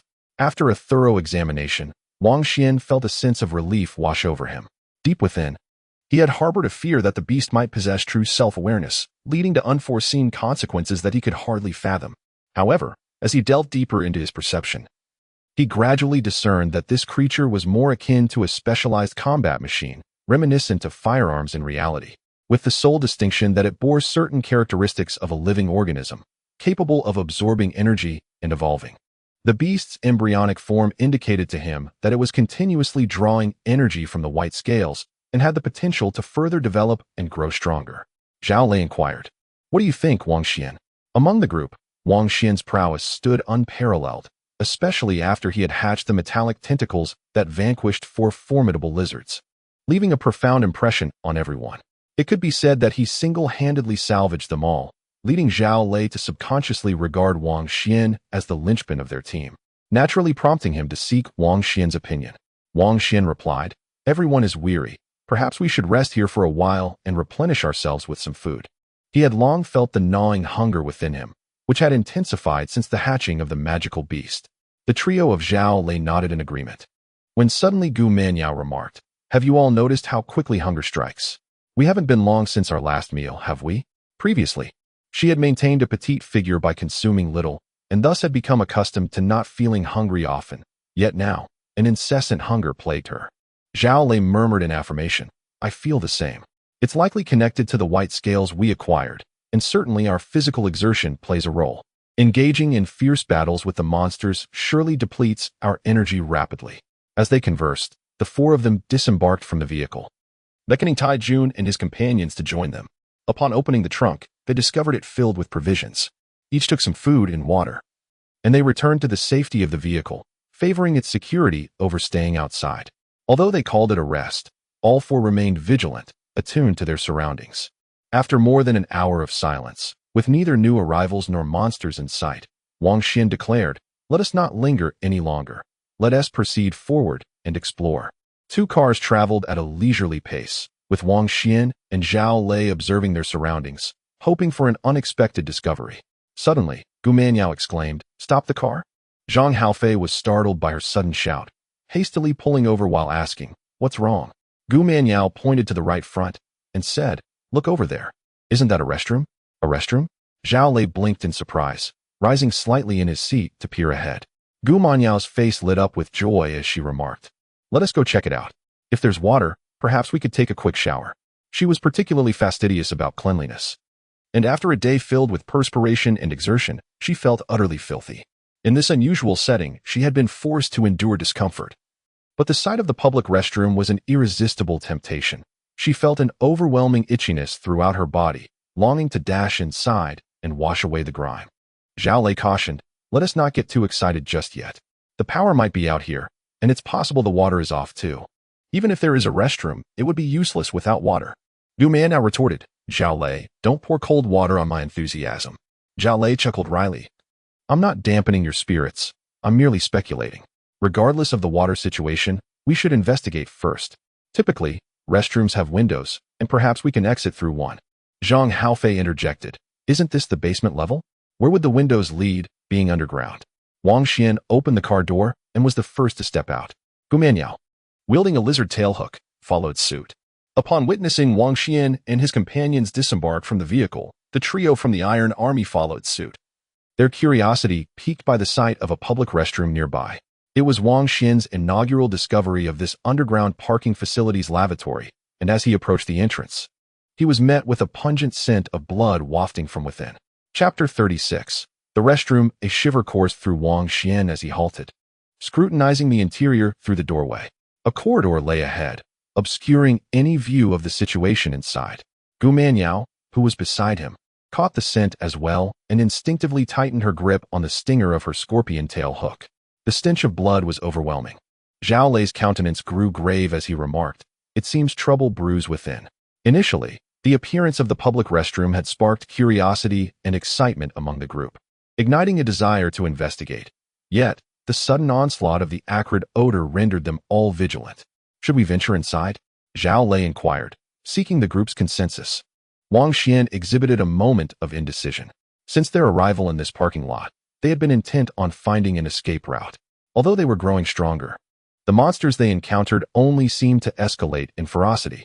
Now, with the restroom exuding such a potent stench of blood, who could ascertain whether it concealed even more terrifying creatures? The Iron Army members and Su Mingyun, along with the portly director, wisely chose silence, recognizing that in this scenario, the decision rested solely in the hands of Wang Xuan and Zhao Lei. Observing the group's hesitation, Zhang Haofei spoke up. What are we waiting for? Let us not linger. We should enter and investigate. Gu Mianyao, did you not express a desire to wash your hands? Gu Mianyao shot him a glare and said, what nonsense are you spouting? With such a strong scent of blood, who knows what lurks within? Are you really considering charging in despite the evident danger? Zhang Haofei chuckled and replied, I find you all quite amusing. Just because there is a smell of blood, does that automatically imply danger? Pray tell, in this parking lot, where is safety to be found, and where lies peril? Weren't you just eager to wait for the monster leader of this area, intending to slay it before making your escape from this parking lot? And now you all seem to have lost your nerve? The most terrifying aspect of this parking lot is the unpredictable emergence of monsters, defying any logical reasoning. Previously, they had remained in an area teeming with corpses, only to encounter even more fearsome creatures. Subsequently, to avoid attracting monsters due to the overwhelming number of bodies, they chose to drive away, only to be besieged by packs of monsters along the way. Thus, it can be said that whether they stayed put or departed, they would inevitably face attacks from these creatures. Zhao Lei sighed and remarked, you are absolutely right. In such a cursed place, if danger is to be encountered, it will find us regardless. There is no escaping it. I feel that the monsters do not remain fixed in one location awaiting our intrusion, but rather that they will actively pursue us no matter where we go. Wang Xuan nodded in agreement and said, if that is the case, let us venture inside to ascertain the situation. Perhaps we may uncover something new. As he spoke, he extended his right hand, revealing an indistinct metallic sheen, activating his beast form, and stood on high alert as he led the way inside. The group of 7 slowly entered, and upon crossing the threshold, the stench of blood intensified. On either side of the corridor, there stood a door, the left adorned with a male symbol and the right with a female emblem. Wang Xuan discerned that the source of the metallic stench was emanating from the men's restroom on the left. Following the foul odor, he stepped through the left door, and upon entry, he was met with a gruesome sight. Despite having grown accustomed to scenes of carnage over the past day, he felt a jolt of horror as he beheld what lay before him. The figure on the ground resembled not a body, but rather a grotesque collection of dismembered remains. The corpse had been violently severed into 7 or 8 pieces. The limbs lay scattered, the upper and lower halves severed at the waist, and entrails spilled across the floor, while the head had rolled off to a distant corner. Judging by the face, it appeared to be that of a young man in his 20s, his wide, vacant eyes reflecting the despair and terror experienced in his final moments. No wonder the stench was so overpowering. Wang Xuan gazed at the pool of blood that covered the floor and cautiously advanced further inside, while behind him, Gu Manyao and the others were overcome with a sense of unease at the horrific scene. Su Mingyun cast a glance but quickly turned her head away. Unable to bear the sight, her stomach churned violently. Though she had previously encountered danger and witnessed bloodshed, nothing could compare to the horror that now unfolded before her eyes. Soon, Wang Xuan stumbled upon a second corpse, similarly dismembered, followed by a third, and then a fourth. Entering this restroom felt akin to stepping into a hellish bloodbath, and all four of them experienced a profound wave of nausea. Su Mingyun and the portly director turned ashen. Despite being inside, their faces were oriented towards the corridor outside, too terrified to confront the grim reality that lay beneath them. The Iron Army's countenance mirrored the depths of despair, though their endurance surpassed that of the other two. As they refrained from scrutinizing the gruesome scene below and instead surveyed their surroundings, Zhao Lei gently covered his nose, his gaze lifted slightly, deliberately averting his eyes from the bloody tableau on the ground. I cannot ascertain whether they fell victim to a monster, he mused. But their manner of demise does not resemble the work of a creature's minions. Rather, it appears they were cleaved by exceptionally sharp blades or similar weapons. Wang Xuan concurred, recognizing that to rend these bodies into fragments, one must possess a weapon of remarkable sharpness. For the typical fangs and claws of monsters are incapable of inflicting such grievous wounds. Gu Manyao speculated, could it be a peculiar breed of monster? Perhaps one wielding knife-like appendages? Wang Xuan nodded thoughtfully. It is a possibility. As he spoke, he counted the deceased, 5 in total, 4 men and 1 woman. Scattered among them were implements reminiscent of wrenches and batons. Zhao Lei picked up a wrench from the ground, examining it closely. These 5 individuals were likely trapped in the parking lot, he surmised, noting the slight bend in the wrench's handle and the marks of impact upon it. It is reasonable to deduce that this person engaged in a fierce struggle, possibly more than once.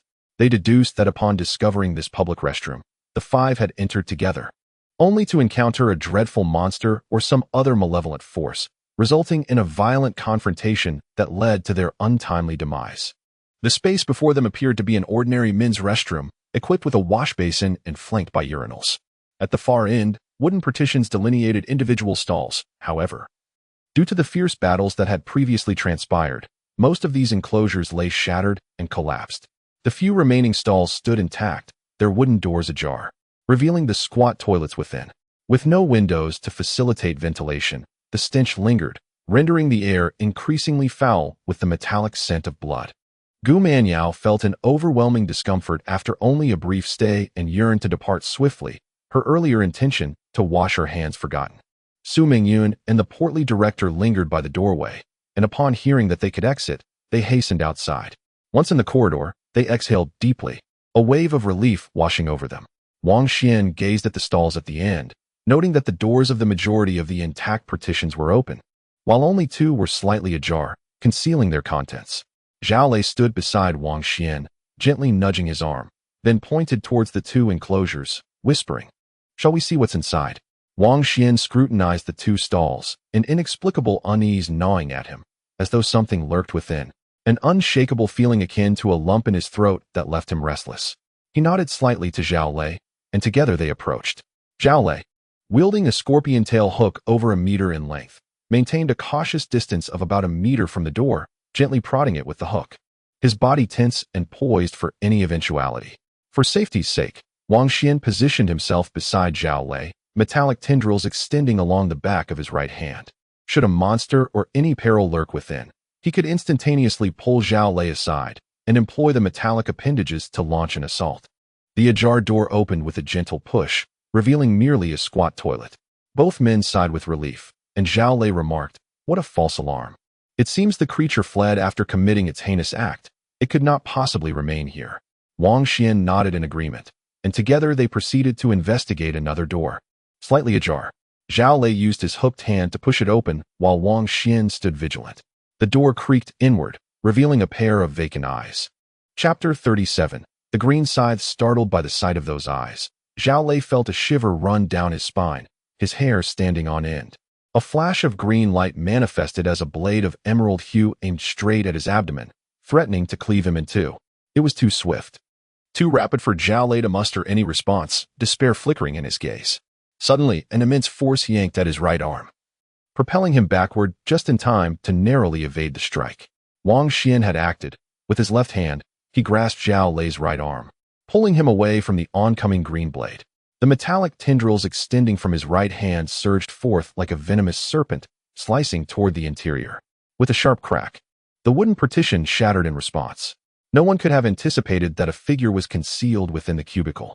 It was a man, approximately 30 years of age, possessing a pair of lifeless, fish-like eyes, his gaze vacant and his face slightly contorted, adorned with an eerie expression that oscillated between a smile and a cry. Most terrifying of all was the right shoulder, which did not connect to a normal arm, but rather to a scythe of a vivid emerald hue. At first glance, Wang Xuan was reminded of the forelimbs of a mantis, as this man swung his scythe-like arm with lightning speed. Had Wang Xuan not been prepared to swiftly pull Zhao Lei aside, Zhao Lei would have been bisected in an instant. Wang Xuan immediately understood that the murderer of the 5 individuals in this restroom was none other than the man before him. With no time for further contemplation, a sharp clang resonated as the man elevated his scythe, striking against the metallic tendril that Wang Xuan had summoned. In an instant, a rush of air accompanied a blinding flash. Wang Xuan realized the gravity of the situation and hurriedly retreated. A wooden panel from the cubicle hurtled towards him, suddenly splitting in two as the green scythe cleaved through it, aiming for his chest. The speed was astonishing, so rapid that Wang Xuan felt dizzy. This individual's velocity was even more formidable than his own. A weight settled upon his chest, as if a massive stone were crushing him, making it difficult to breathe. With all his might, he tugged at the metallic tendril, while simultaneously invoking his special ability to entangle and constrict, aiming to shatter the menacing scythe. The previous strike had indeed grazed him, leaving a wound across his chest, though fortunately, it was not deep. He stepped forward, and the scythe followed suit, slicing towards the retreating Wang Xuan. Zhang Hao, closely trailing behind, lunged forward as well. With a soft, sharp sound, the figure wielded a scythe, cleaving through the air with effortless precision. Gu Manyao and Zhao Lei felt a sudden lightness in their hands as their scorpion tail hooks snapped in two. The upper half sent flying, severed cleanly by the verdant blade. They gasped in astonishment, for these hooks were forged from a remarkably resilient material, superior to the steel pipes they had previously employed. They had never anticipated that they could be so easily bisected by this green scythe. It was their first encounter with the phenomenon of cutting through iron as if it were mere clay. As this figure swung the scythe, severing the hooks launched by Gu Manyao and Zhao Lei, Wang Xuan seized the opportunity. A faint sonic boom resonated in the air as metallic tendrils lashed out like whips. Zhang Haofei was taken aback. The figure moved with astonishing speed, pulling him closer. Releasing the hook with his left hand, a powerful fist collided with Zhang Haofei's face. He let out a muffled grunt as his nasal bone shattered, and he was sent reeling backwards. Though formidable, the figure was distracted. Wang Xuan deftly controlled the metallic tendrils to ensnare his right arm. With a sudden, forceful tug, he yanked the figure overhead, sending him crashing down onto the ground amidst a heap of corpses, splattering blood in all directions. Wang Xuan leaped forward, the tendrils tightening around the figure's right arm with a series of sharp cracks, twisting it grotesquely like a corkscrew, accompanied by the sickening sound of shattering bone. The figure opened its mouth, emitting a terrifying roar from deep within its throat, a sound that bore little resemblance to human vocalizations. After collapsing, it swiftly rolled over and sprang back to confront Wang Xuan. Wang Xuan intended to hurl the individual once more, yet he was taken aback by the latter's astonishing speed. Despite having his right arm ensnared by Wang's metallic tendrils, twisted grotesquely, this person exhibited an alarming velocity and strength. Leaving Wang no time to react before his neck was seized by the individual's left hand. With a fierce grip, the assailant sought to snap Wang's neck. In a swift motion, Wang extended his right hand, grasping the man's left arm, as the metallic tendrils coiled around it, producing a cacophony of cracking sounds. Wherever the tendrils wrapped, the man's left arm shattered. Zhao Lei dashed forward, seizing the mutated right arm from behind, exerting all his strength to pull it backward, rendering the attacker unable to wield his scythe against Wang Xuan. The assailant emitted a guttural roar, and his lifeless eyes flickered momentarily, as if sensing a hint of fear. With his left arm ensnared and broken by the metallic tendrils, and his regenerating right arm restrained by Zhao Lei, the man's mouth was further ensnared by Gu Manyao's hooked weapon. Panic etched across his face as he struggled to free himself from the trio. Wang Xuan, however, would not afford him such an opportunity. Given the man's formidable prowess, allowing him to escape would yield dire consequences. Wang's left hand seized the man's neck, hoisting him effortlessly into the air before propelling him forward, violently crashing him against the wall. With a resounding crack, the ceramic tiles shattered upon impact, and blood erupted from the assailant's mouth. Gu Manyao retreated to the left, pulling sharply, her hook tearing away a substantial portion of flesh from the left side of his face, revealing 2 rows of stark white teeth within. Chapter 38. The failure of the breakthrough. Wang Xuan's right hand ascended with purpose, seizing the grotesquely mangled visage of the individual before him. Metallic tendrils coiled around like a colossal serpent, swiftly enveloping the man's head. As the metallic appendages constricted and writhed, blood erupted in torrents between the spiraling tendrils, accompanied by the incessant crackling of shattering bone. Viscous white matter mingled with the crimson fluid, cascading forth in a gruesome display. The metallic tendrils tightened to their utmost limit, reducing the man's skull to a pulpy mass. Just as Wang Xuan exhaled in relief, he suddenly noticed the green scythe affixed to the man's right arm stirring as if animated, emerging from the body with a life of its own. The scythe's base was entwined with slender green filaments, which had previously anchored themselves throughout the man's form, now uprooted and extending towards the ground, resembling a many-legged centipede, propelling the green scythe in a headlong rush towards the exit. This unforeseen turn of events astounded everyone present. Tai Jun, Su Mingyun, and the portly director froze at the threshold. Having observed the violent clash, Tai Jun had hesitated multiple times, acutely aware that he lacked the qualification to intervene in such a fierce confrontation. In comparison to Wang Xuan and his 3 companions, he, armed with merely a single white scale, was insignificant in both strength and speed. At that moment, the sudden upheaval unfolded. The green scythe surged forth like a creature with countless legs, charging toward the exit. Su Mingyun and the director stood in shock, while Tai Jun regained his composure, gripping his iron rod tightly and sweeping it horizontally across the ground. With a whoosh, the iron rod struck the green filaments, and a terrifying scene unfolded as these green tendrils ensnared the rod, swiftly crawling along its length towards Tai Jun. Iron Army was taken aback, but fortunately, he reacted swiftly, hurling the iron rod in the direction of Wang Xuan. He understood that among the crowd, only Wang Xuan had the capability to confront such a monstrous entity. The green scythe did not anticipate Iron Army's action, and along with the iron rod, it was sent hurtling towards Wang Xuan. Wang Xuan had already leapt into the air. With a flick of his right hand, the metallic tentacles extended to their 2-meter limit, resembling a small dragon with bared fangs and claws, swiftly coiling around the green scythe. The beast's unique ability to entangle and constrict was fully unleashed as the metallic tentacles ensnared the green scythe from head to tail, tightening in circles while the tentacles rubbed against each other, producing a piercing sound. The green scythe twisted and contorted under the constriction of the metallic tentacles, squirming and struggling in a futile attempt to resist. Wang Xuan sensed the vibrations within the metallic tentacles as the green scythe began to shrink in a bid to escape. This time, he was prepared. The tentacles promptly contracted, leaving no chance for it to flee. With its escape thwarted, the green scythe began to expand, attempting to break free from the metallic grip. Wang Xuan let out a low growl, gripping his right wrist with his left hand, channeling all his strength into his right hand. He perceived the ceaseless torrent of energy surging from the white radiance within his right hand, feeding into the metallic tentacles. This was a direct confrontation between the beast and the unknown entity. Gu Manyao, Zhao Lei, and Iron Army could only watch anxiously from the sidelines, unable to intervene. Soon, Wang Xuan's beast gained the upper hand. A crisp cracking sound resonated from the metallic tentacles as the green scythe continued to shatter, scattering fragments. The resulting green shards fell to the ground, transforming into a pool of green liquid that gradually evaporated into the air, vanishing without a trace. Wang Xuan's forehead was drenched in sweat. After ensuring that the green sickle had been completely crushed into fragments, he slowly released his metallic tendrils.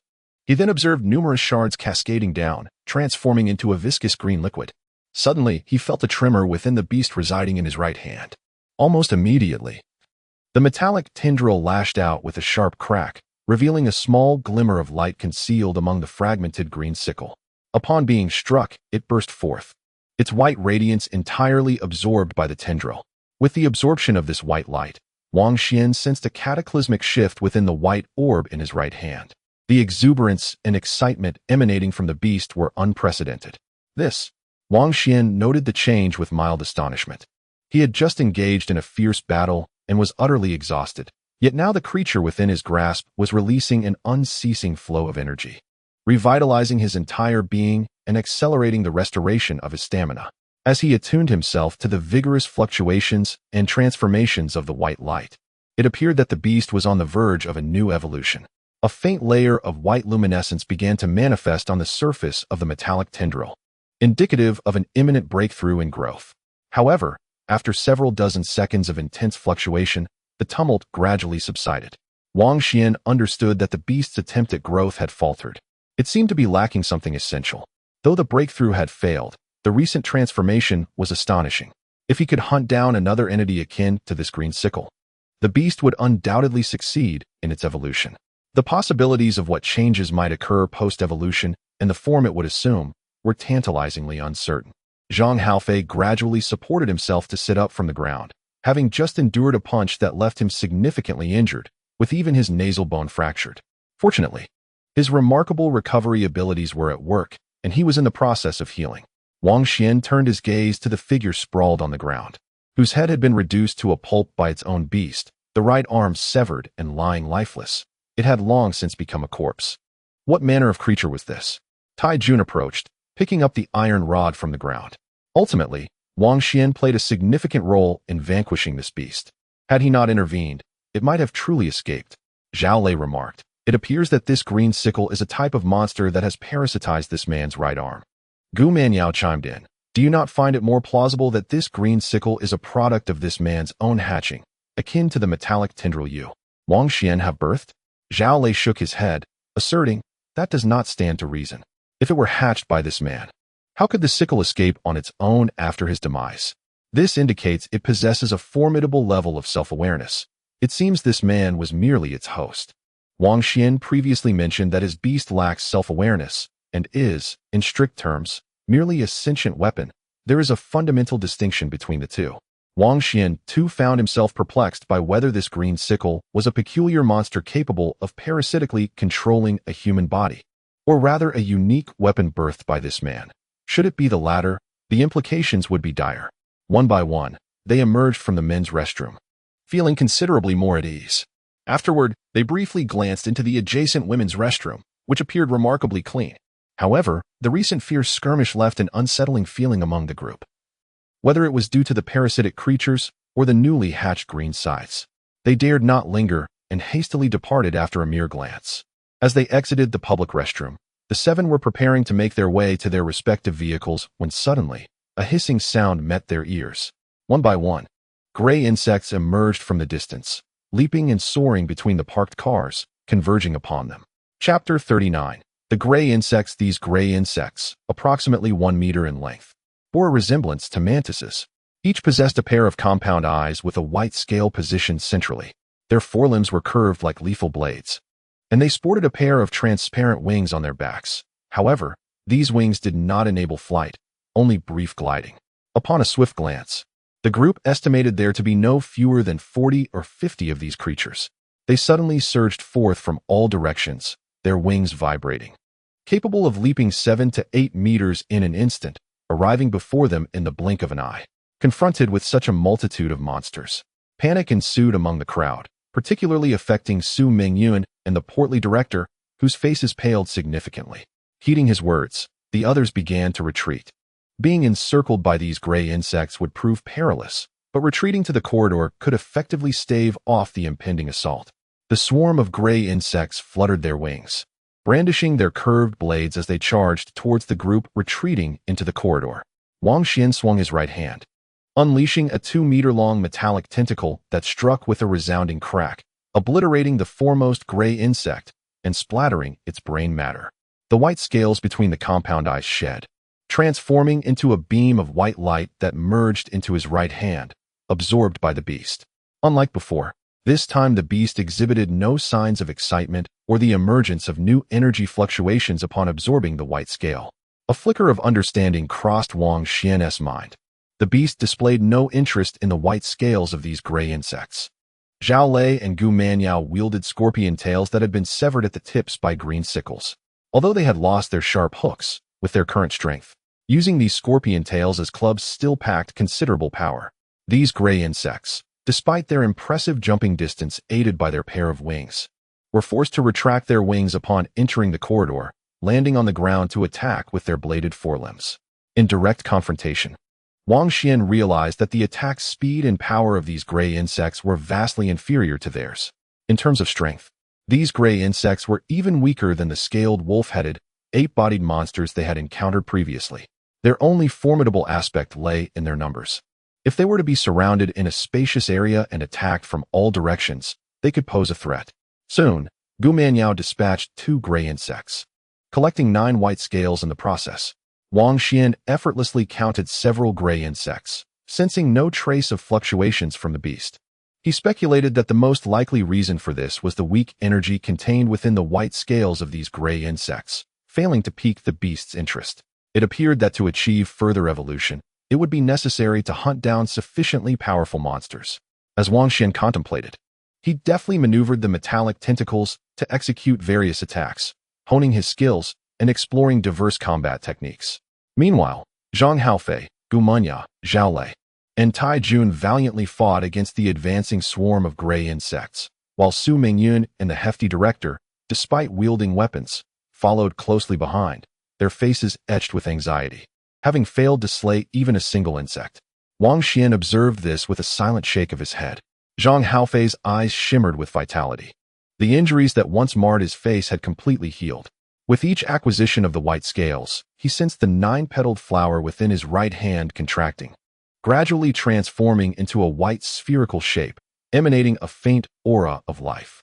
Gu Manyao and Zhao Lei, similarly, witnessed their own 9-petaled flowers morphing into white spheres within their palms. Tai Jun, who possessed several years of experience in martial arts, displayed remarkable prowess despite having only 1 white scale. He wielded his steel rod with great skill, swiftly dispatching 3 gray insects and collecting 3 additional white scales. As he continued to acquire these scales, his strength and speed gradually increased, fueling his determination. Alongside Wang Xuan and the others, they effectively blocked the corridor, preventing any of the gray insects from breaching their defenses, regardless of their numbers. The hissing shrieks intensified, and the swarm of gray insects outside swelled in number. Although these insects were not particularly formidable, their sheer mass caused a palpable sense of unease among the group. Wang Xuan, this is dire. Zhao Lei remarked gravely as he retreated to Wang Xuan's side. The number of insects is overwhelming. If this continues, we won't be able to hold out much longer. Although they had slain numerous gray insects, the swarm outside continued to swell rather than diminish. Their physical endurance was waning, and further delay posed a perilous threat. Wang Xuan, having discerned this predicament, declared, "It seems our only recourse is to break through and seize a vehicle, then escape in haste." Extending his metallic appendage to its utmost limit of 2 meters, he prepared to charge forward. Suddenly, a piercing croak echoed from the distance. This sound reverberated, causing the amassed gray insects to descend into chaos. In the wake of a thunderous crash, Wang Xuan abruptly halted. His eyes widened in astonishment as he gazed into the distance. Amidst the throng of gray insects, a colossal toad emerged, seemingly materializing from thin air. Its size was astonishing. Akin to a medium-sized SUV, its body adorned with grotesque growths, within which glimmered faintly luminous white crystals, reminiscent of crystalline scales. The toad plunged into the mass of gray insects, its mouth agape as a blood-red tongue shot forth, swift as an arrow, ensnaring 2 gray insects and dragging them into its cavernous maw. The gray insects, stricken with terror at the sight of this giant toad, erupted into disarray, scattering in all directions. Those that had been advancing toward the corridor abruptly reversed course, abandoning their assault. Outside, the gigantic toad pursued the fleeing gray insects, relentlessly extending its blood-red tongue to capture its prey, voraciously swallowing them into its gaping mouth. It swiftly reached the vehicles where the group had halted, only to find its path obstructed by the cars. Raising a robust forelimb, it swung it sideways with force. A thunderous roar erupted as the luxurious sedan's front end was instantly obliterated, the massive vehicle being thrust sideways by half a meter. Witnessing this, Wang Xuan inhaled sharply, astonished by the colossal toad's seemingly boundless strength. Such a monstrous entity was beyond their current capacity to withstand. Retreat. In a state of alarm, Wang Xuan immediately retreated into the corridor, contemplating that the toad's immense size nearly matched that of the passage itself, rendering it cumbersome should it manage to squeeze inside. Although the sight of the giant toad wreaking havoc on their vehicles was alarming, none dared to rush out to confront it. To avoid drawing the attention of these gigantic creatures, they all retreated into the restroom, huddling together and listening to the thunderous commotion outside, feeling the very ground tremble beneath them, a testament to the toad's terrifying power. After approximately a minute, the cacophony subsided, leaving an eerie silence in its wake. Chapter 40. Curved blades. The group did not venture outside immediately, but instead waited several minutes to ensure that no further sounds emerged from the exterior. Only when Wang Xuan felt assured that the coast was clear did he whisper, "I shall first assess the situation outside." Manifesting metallic tendrils to shield himself, he cautiously peered out. The corridor floor was littered with the remnants of the gray insects they had previously vanquished, and the luxurious sedan along with the SUV lay utterly crushed, rendered completely inoperative. The swarms of gray insects had vanished, and the terrifying giant toad was nowhere to be seen. With a sigh of relief at not spotting the creature, Wang Xuan led the group out of the restroom and into the corridor. Observing the multitude of gray insect carcasses strewn across the ground, Zhao Lei approached, tapping the curved blade of a gray insect's forelimb with the remaining half of his scorpion tail stinger, producing a resonant sound. "This material feels remarkably sturdy. It could serve as a weapon," he remarked. Su Mingyun cast a glance his way, but remained silent. Setting down the steel bar she had been holding and accepting the curved blade, Wang Xuan, noticing Zhao Lei's actions and understanding his favorable disposition towards Su Mingyun, felt a stir of intrigue. He turned to Su Mingyun and the rotund director, inquiring, "Why did you both refrain from engaging when those mantis creatures charged in just now?" Caught off guard by Wang Xuan's sudden question, both the director and Su Mingyun hesitated momentarily. The director, assuming he was being admonished, quickly replied, "It's not that we didn't want to engage. The corridor was simply too narrow for us to maneuver." Zhao Lei interjected, "Director Chen, you have misunderstood Wang Xuan. He isn't reproaching you for your inaction. Rather, he is expressing concern for your well-being. You must realize that the more white scales we acquire, the stronger we become, thus enhancing our chances of survival." The director nodded earnestly. "Yes, I understand now. I recognize that everyone is acting in our best interest, and I shall strive to meet your expectations with renewed vigor." Zhang Haofei let out a derisive laugh, saying, "Director, what nonsense is this about not disappointing expectations? Who has placed any expectations upon you? Looking at your ample physique, I suspect those creatures find individuals like you most appealing. It's no wonder I felt those mantises were particularly drawn to you. They must be enticed by your abundant flesh." Yet, in his heart, he silently vowed to hunt as many monsters as possible to acquire more white scales. Only by becoming powerful could he avoid being humiliated. The chubby director chuckled awkwardly and quickly reassured, "It's all right. I understand everyone means well." Having navigated society to reach his current position, he possessed a modicum of ability. However, years of living in comfort had rendered him overly cautious about his life, making it difficult for him to fervently slay monsters. Nevertheless, he understood the importance of patience and knew he could not afford to clash with these young individuals before him, enduring humiliation in silence. Zhang Haofei, however, was unwilling to relent, immediately glaring at Gumanya. "Who are you calling foul-mouthed?" Observing her wielding a curved blade with a formidable presence, he sensed she was ready to escalate matters. Zhang Haofei, with his rebellious nature, could overlook many things, but he held a deep regard for his pride. Anyone who tarnished it would face his ire. Though he harbored feelings for Gu Manya, in that moment, he felt somewhat cornered, his dignity at stake. Wang Xuan frowned. "We are still unaware of the dangers that lie ahead, yet you all find leisure to bicker? In such a perilous environment." He wished to prevent any rifts within their small team, as it would benefit no one. Upon hearing Wang Xuan's words, Zhang Haofei quickly seized the opportunity to back down, saying, "Wang Xuan is right. Arguing serves no purpose. Gumanya, how about we settle this through a contest to see who can slay more monsters?" He feared no one, but held a certain respect for Wang Xuan, especially since he currently lacked a hatching creature to match his opponent. In an effort to lighten the mood, Zhao Lei interjected, "Count me in as well. Let us three compete and see who can successfully hatch first. We should first agree on the reward for the winner and the consequence for the loser." Gu Manyao let out a soft hum and replied, "You too can compete. I have no interest." Zhang Haofei, with a look of regret, remarked, "What a pity. If you don't participate, it will be rather dull for Zhao Lei and me to compete as mere men."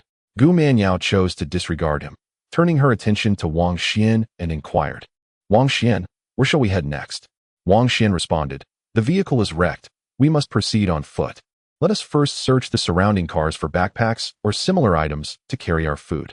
As he spoke, he approached a nearly crushed sedan and, employing the strength of his metallic tendrils, managed to pry open its twisted trunk.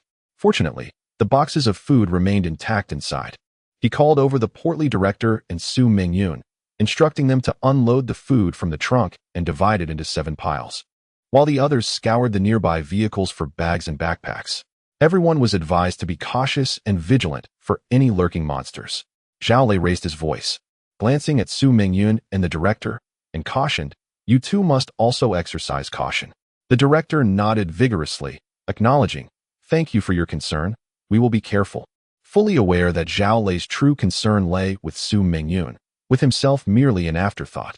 The group conducted a thorough search of the vicinity but found only a few plastic bags, with not a single backpack in sight. There was no alternative. The group promptly utilized their surroundings, removing the car seats and severing some seatbelts to fashion makeshift ropes. With a simple transformation, they quickly crafted 6 rudimentary backpacks, complemented by the fishing gear bag previously discovered by Zhao Lei, resulting in precisely 7 bags, 1 for each individual. Although Su Mingyun appeared delicate and fragile, Wang Xuan showed no mercy. They distributed the load equitably, requiring each person to carry several boxes. "Let us proceed." Wang Xuan chose to navigate along the wall of the restroom to the right, ensuring that he would not hinder combat should they unexpectedly encounter a monster. He refrained from strapping the backpack onto his back, instead opting to hold it in his left hand, allowing for a swift release to engage in battle. Chapter 41. Tree Roots. Wang Xuan led the way, with Gu Manyao at his side. The surroundings were eerily silent, save for the sound of their footsteps. After approximately 10 minutes of walking without encountering any danger or other individuals, Wang Xuan observed that the marked support column to his left still indicated the H-zone, signifying that they were trapped within this area. Typically, the H-zone comprised only 88 parking spaces, occupying a modest expanse. Thus, it should not have been difficult to escape. However, he noted that the parking space numbers had exceeded 300. Zhao Lei suddenly remarked, "Do you suppose the enormous toad we previously encountered, which resembled a vehicle, might be the monster lord of this zone?" Upon hearing this, Wang Xuan halted, placing the backpack he had been holding on the ground, and replied, "If that is indeed the case, we are in grave trouble." Zhao Lei remarked, "Indeed, if our previous conjectures regarding the rules hold true, we must eliminate a monster leader in order to exit this region. Thus, to escape Zone H, we are compelled to slay that formidable giant toad." Zhang Haofei exhibited a look of astonishment, exclaiming, "That giant toad is incredibly powerful. It can effortlessly crush a car. It is more terrifying than any monster we have previously encountered. The mere thought of killing it feels absurd, and just thinking about it makes my palms sweat. How on earth are we supposed to defeat such a creature?" The prospect of needing to vanquish it in order to leave sent shivers down everyone's spines. Gu Manyao lamented, "Unfortunately, that toad appeared far too early. Otherwise, if we had managed to slay a few more mantises, we might have had a chance to hatch whatever is contained within the white orb in my right hand. If those creatures were as formidable as Wang Xian's beast, we would stand a chance together." Wang Xuan added, "The monsters we are encountering are increasingly formidable, and that giant toad is alarmingly powerful." As he spoke, he lifted his gaze towards the distance, pondering the peril that would ensue should that giant toad suddenly materialize.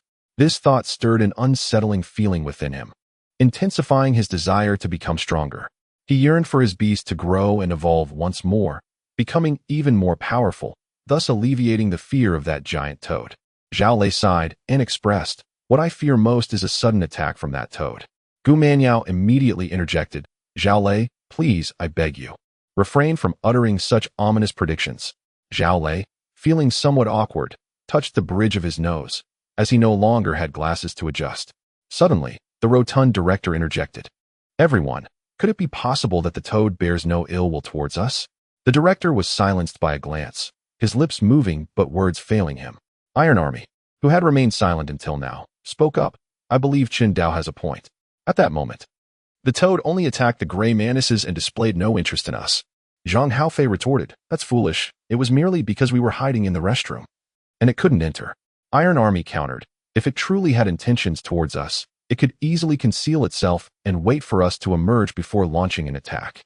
Zhang Haofei fell silent, gazing intently at Iron Army before replying.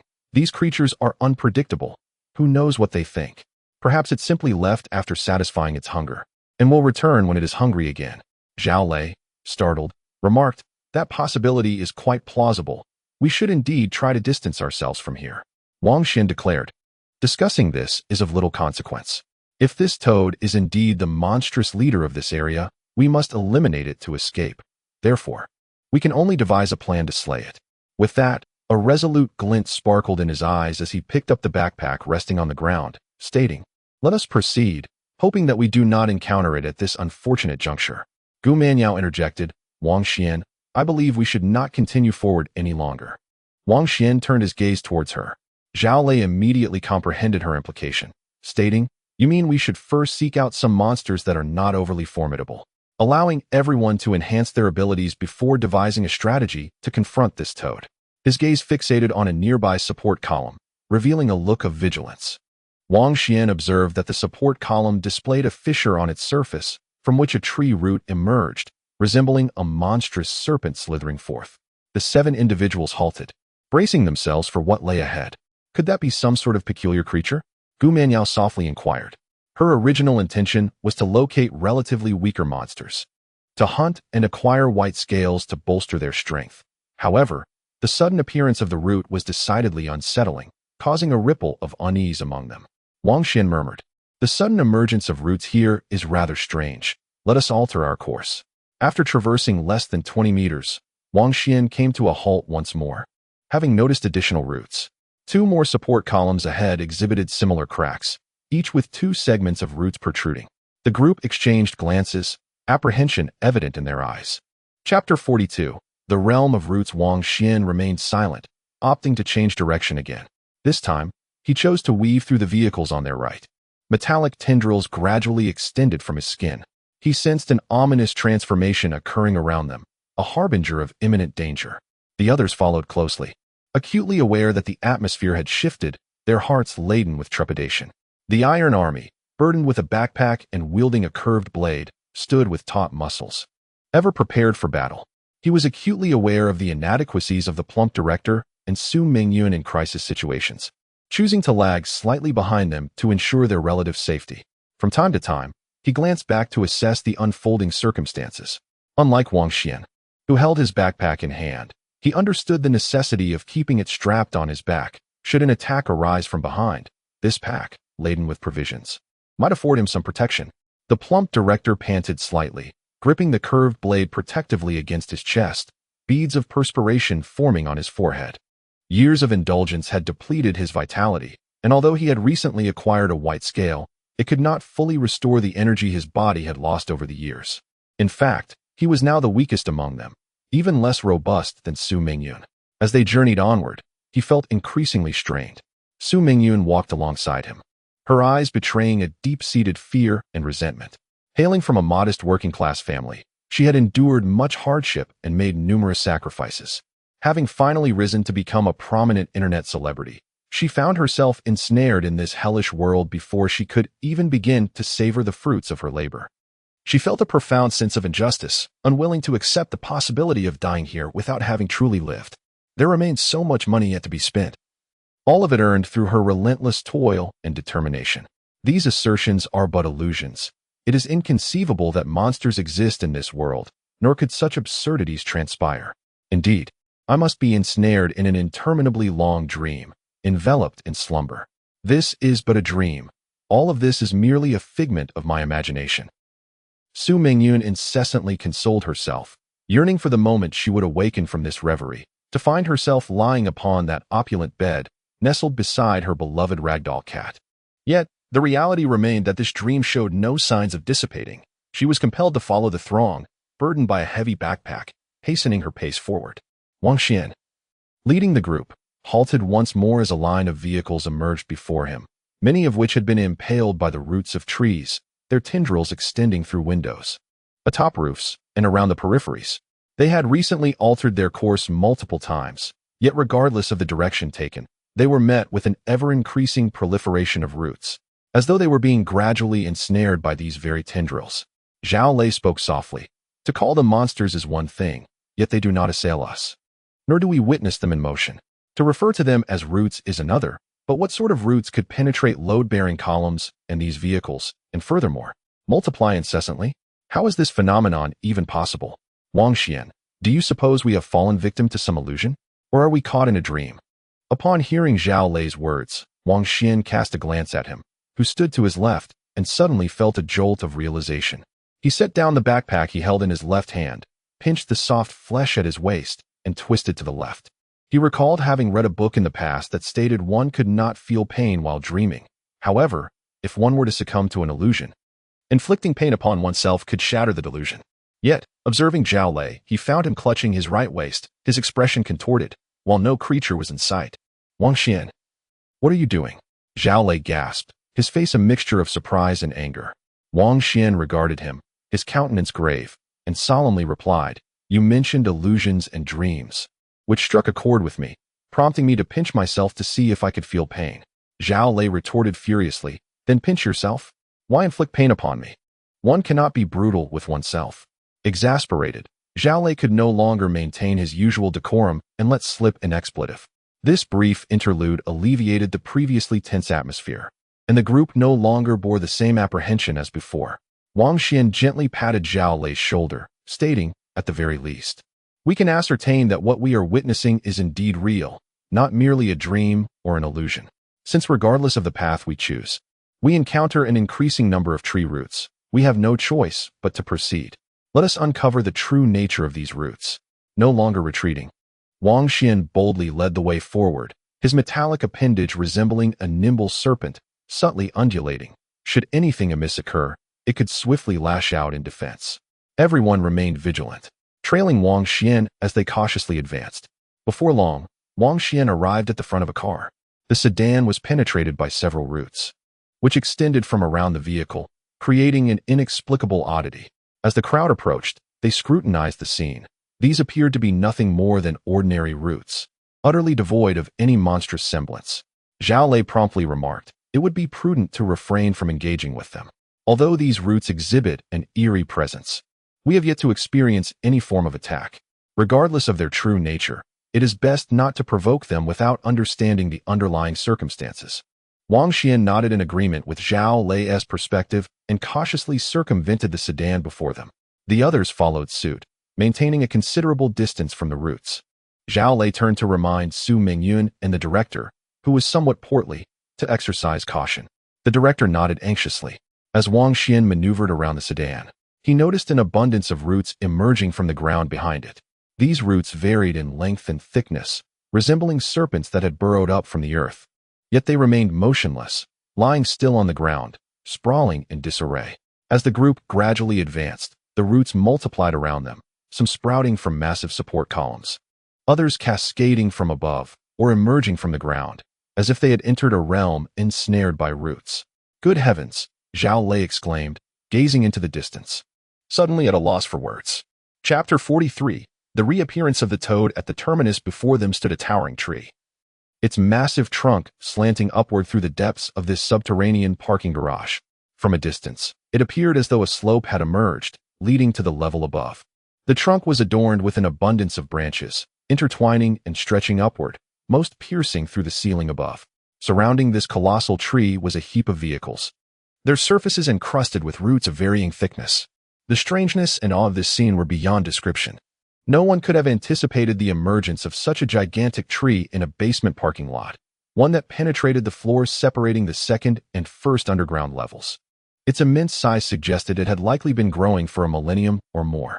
Zhao Lei could not suppress a gasp, while Wang Xuan and Gu Manyao exchanged incredulous glances. The presence of this colossal tree provided a plausible explanation for the multitude of roots encircling it. It was utterly unfathomable. Had he not witnessed it with his own eyes, Zhao Lei would have found it impossible to believe. He muttered to himself, shaking his head gently. Wang Xuan inhaled slowly and remarked, So much has transpired here that the addition of such a tree is hardly surprising. Suddenly, Gu Manyao exclaimed, "This tree pierces through the upper floor. If we climb it, might we not find our way out?" Upon hearing this, the director, who was portly, displayed a look of excitement, and even Su Mingyun, who had remained silent until now, took a step forward, her voice trembling slightly. "Does that mean we can escape?" She yearned to escape from this place with utmost urgency, unable to endure another moment in such a cursed environment. Zhao Lei interjected, stating, "Logically speaking, Gu Minyo's observations are not unfounded. If we follow this tree, we should be able to ascend. However, this location has an eerie quality, and the reality of the situation remains uncertain." Upon hearing this, Su Mingyun's eyes reflected a profound sense of disappointment. He spoke while observing the crowd, eager to move forward. Yet he noticed that neither Zhao Lei nor Gu Minyo's had made a move. They were awaiting Wang Xuan's directive. The appearance of this tree was indeed strange, and it could harbor dangers. Approaching it recklessly might prove unwise. Zhao Lei fixed his gaze upon the distant giant tree, articulating his thoughts. Zhang Haofei, feeling somewhat impatient, remarked, "What of it? Is staying here devoid of danger? What purpose does this incessant fear serve? It would be better to confront it directly."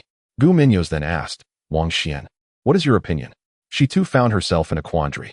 Zhao Lei added, "Yes, Wang Xuan. Please provide your guidance. Shall we investigate further or take precautions to avoid it?" Wang Xuan stared intently at the extraordinarily large tree, estimating its trunk's diameter to be at least 7 or 8 meters.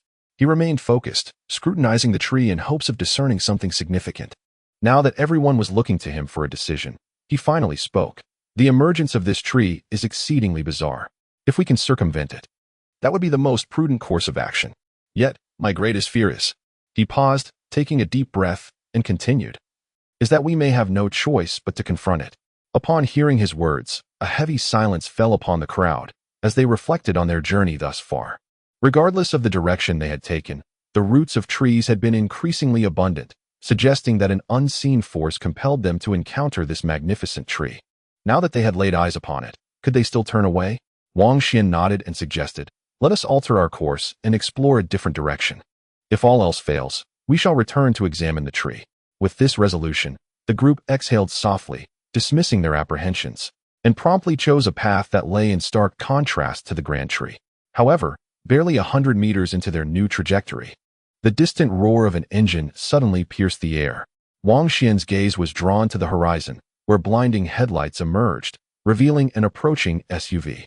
The group halted, peering into the distance, only to witness all 4 doors of the SUV swing open, and individuals began to disembark.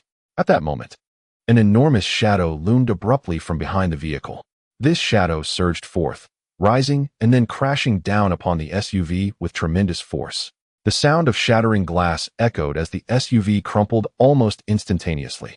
A piercing scream erupted from within, as one individual seated in the middle of the rear row was crushed along with the vehicle, leaving only the 4 who had just exited. Li Ying, one of the men among the newly disembarked, let out a heart-wrenching cry, turning abruptly and recklessly charging toward the immense shadow that had just obliterated the SUV. Clearly, the man harbored profound feelings for Li Ying, who had been crushed into a pulp within the vehicle. Upon suddenly witnessing her demise, he was instantly consumed by madness, charging forward with the intent to vanquish the enormous shadow. In the distance, Wang Xuan and Zhao Lei observed this harrowing scene, their hearts jolted with shock. The colossal shadow that had materialized before them was none other than the giant toad they had encountered earlier, a presence they had never anticipated to reappear in such a manner. This monstrous toad was terrifying beyond measure. It had first flattened the SUV and then raised its forelimb, swatting the man who lunged at it as if he were made of mere paper. He was instantly sent flying, his body unable to withstand such overwhelming force, exploding midair into a shower of crimson rain. Witnessing this gruesome spectacle, Wang Xuan felt his eyelids twitch, instinctively gasping in horror. Without a moment's hesitation, he turned and uttered a sharp command, "Run." This creature was too fearsome, its terror surpassing imagination, and it was far beyond their capacity to confront. Should they be caught, their fates would be sealed. The man who had lunged at the giant toad was obliterated in a cascade of blood, and the remaining 3 men, gripped by dread, turned to flee towards the direction of Wang Xuan and his companions, all wishing they had been endowed with an extra pair of legs. In the face of such a monstrosity, no one possessed the courage to remain and confront it head-on. The giant toad's gaping maw opened wide, its blood-red tongue shooting forth like an arrow. The slowest of the fleeing men felt a chilling sensation on his back, realizing that something wet had enveloped his face. Knowing he was in grave danger, he could not restrain himself from shouting, "Tiangu, save me." Among the three men, the fastest to escape, Tiangu could not resist the urge to glance back. To his horror, he saw that one of the men was ensnared by a blood-red tongue, being drawn towards the gaping maw of a colossal toad. Chapter 44. The Cyclopean Python Beast. Tiangu exclaimed, for he shared a profound bond with this man, akin to brothers who could wear the same trousers. Upon hearing his closest friend's anguished cries for help, he could no longer hold back. With a fierce roar, he pivoted his upper body and hurled a steel pipe towards the gigantic toad, while his feet continued to carry him away at an accelerated pace. In the distance, he spotted Wang Xuan and his companions fleeing. He understood that if he could catch up with these 7 individuals and surpass them, they would become fodder for the monstrous toad, thereby granting him a chance at survival. Tiangu was no weakling. He was the strongest among them. The steel pipe flew true, directly into the cavernous mouth of the gigantic toad, swallowing both it and the ensnared man whole. Momentarily stunned by the intrusion, the toad's throat convulsed, and suddenly, it reopened its maw, expelling both the man and the pipe with great force. It seemed to have been provoked. It raised its forelimb and crushed the man it had just regurgitated beneath its foot. The unfortunate soul barely had time to scream before his abdomen was obliterated.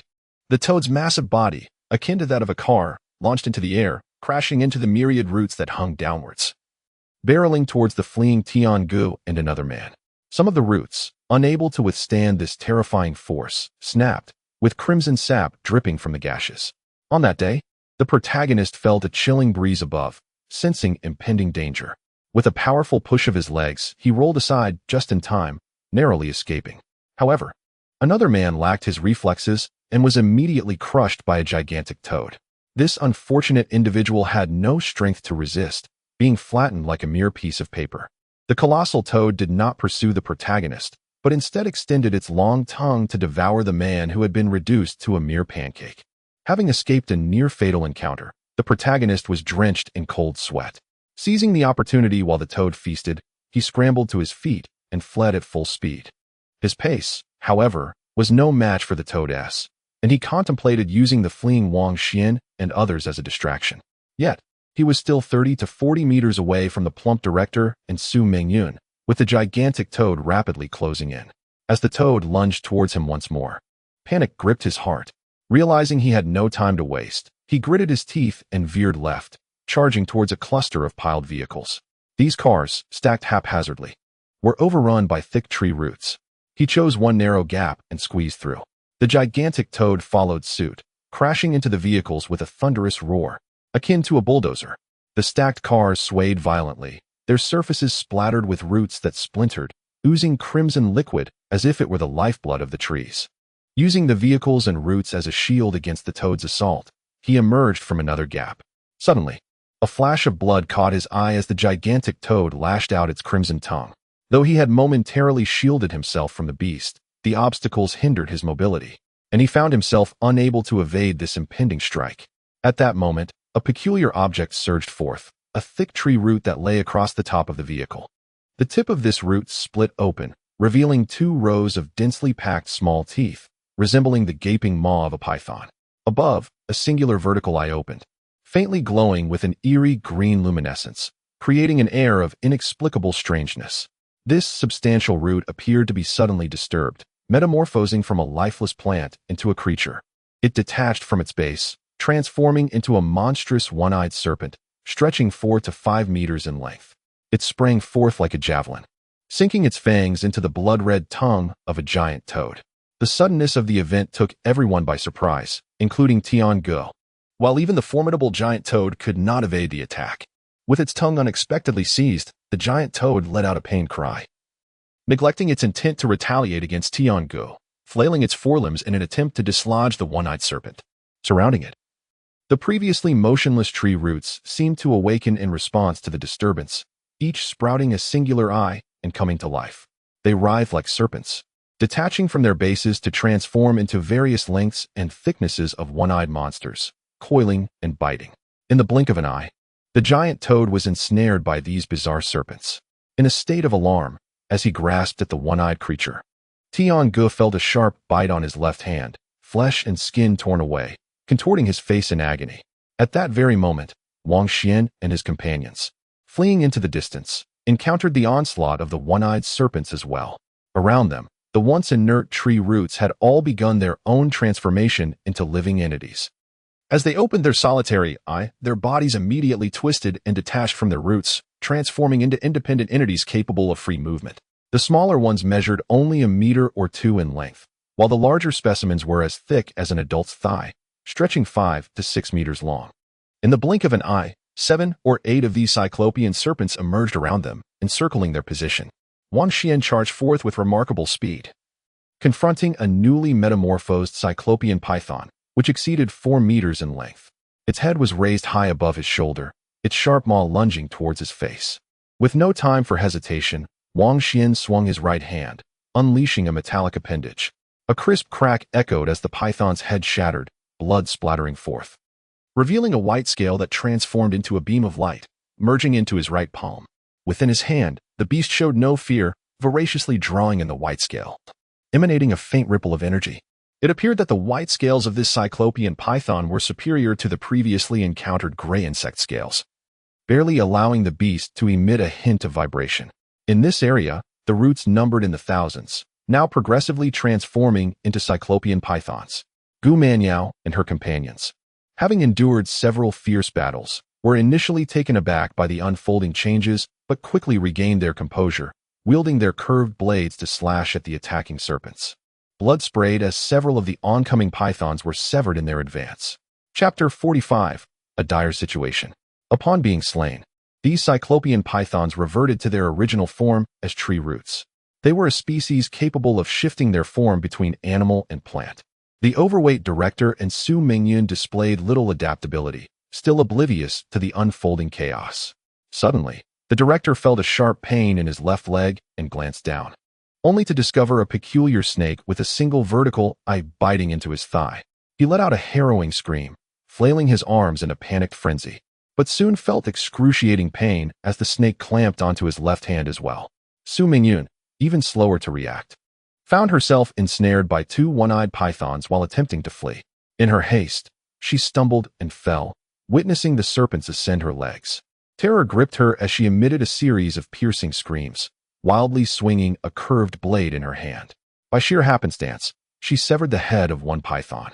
Upon decapitation, a white scale materialized and vanished into her right hand.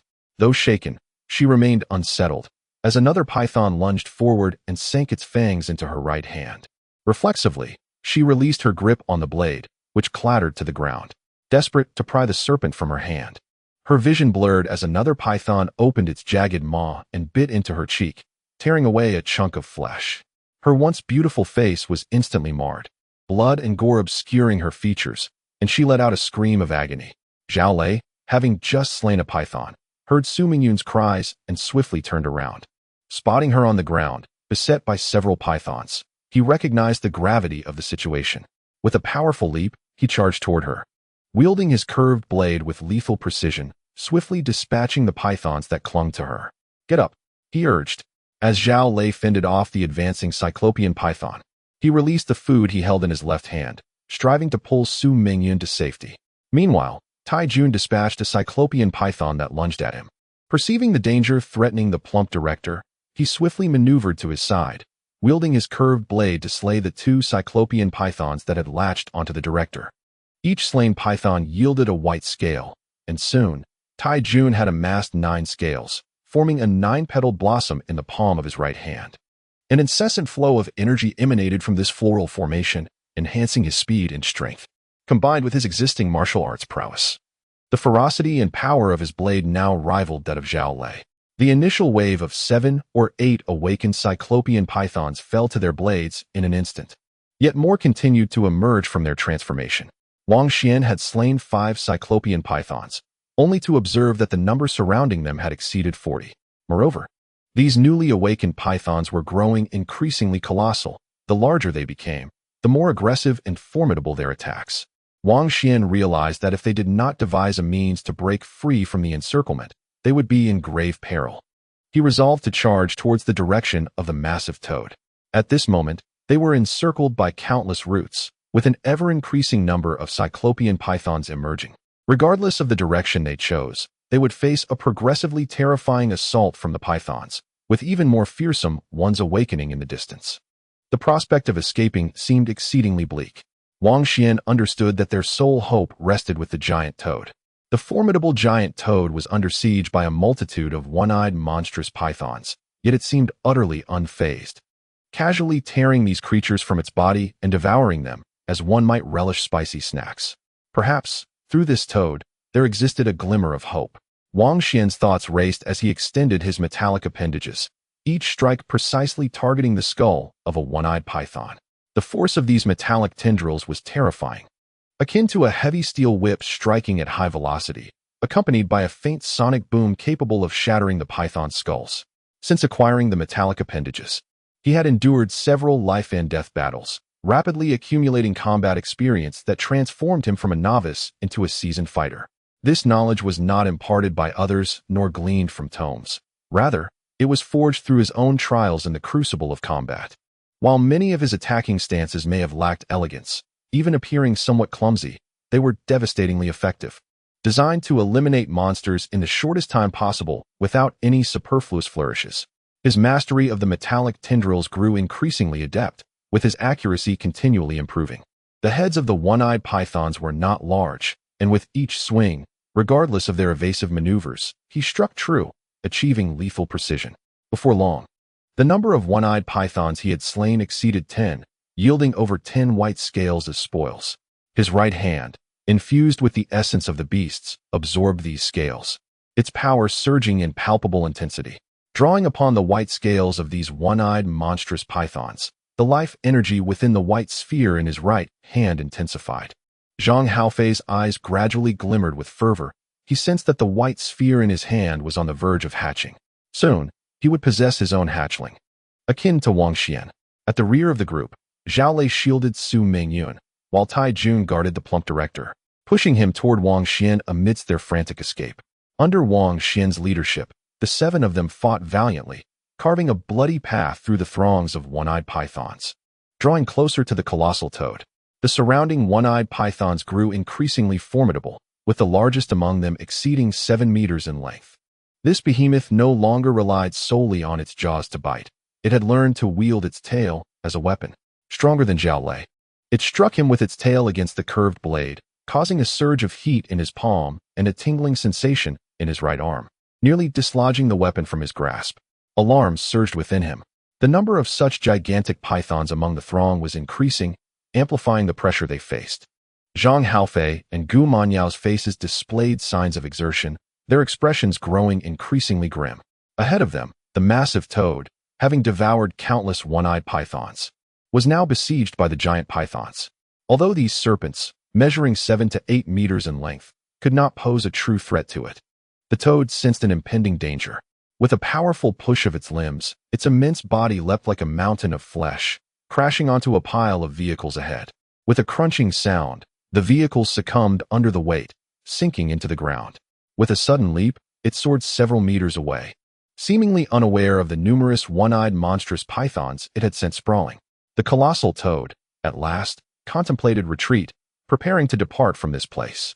Chapter 46. The python. As Wang Xuan led his companions towards the giant toad, Brother Tian, positioned on the opposite side of the vehicle, scrambled over and charged toward Wang Xuan and his 7 companions. Surrounded by one-eyed pythons from all directions, he understood that alone he would surely perish. His only hope for survival lay in joining Wang Xuan's group, relying on collective strength to carve a path through the onslaught. Possessing considerable strength and quick reflexes, he felt a sharp pain as a one-eyed python sank its fangs into his left hand, contorting his face in agony. In response, he seized the creature, wielding it like a weapon and flinging it away.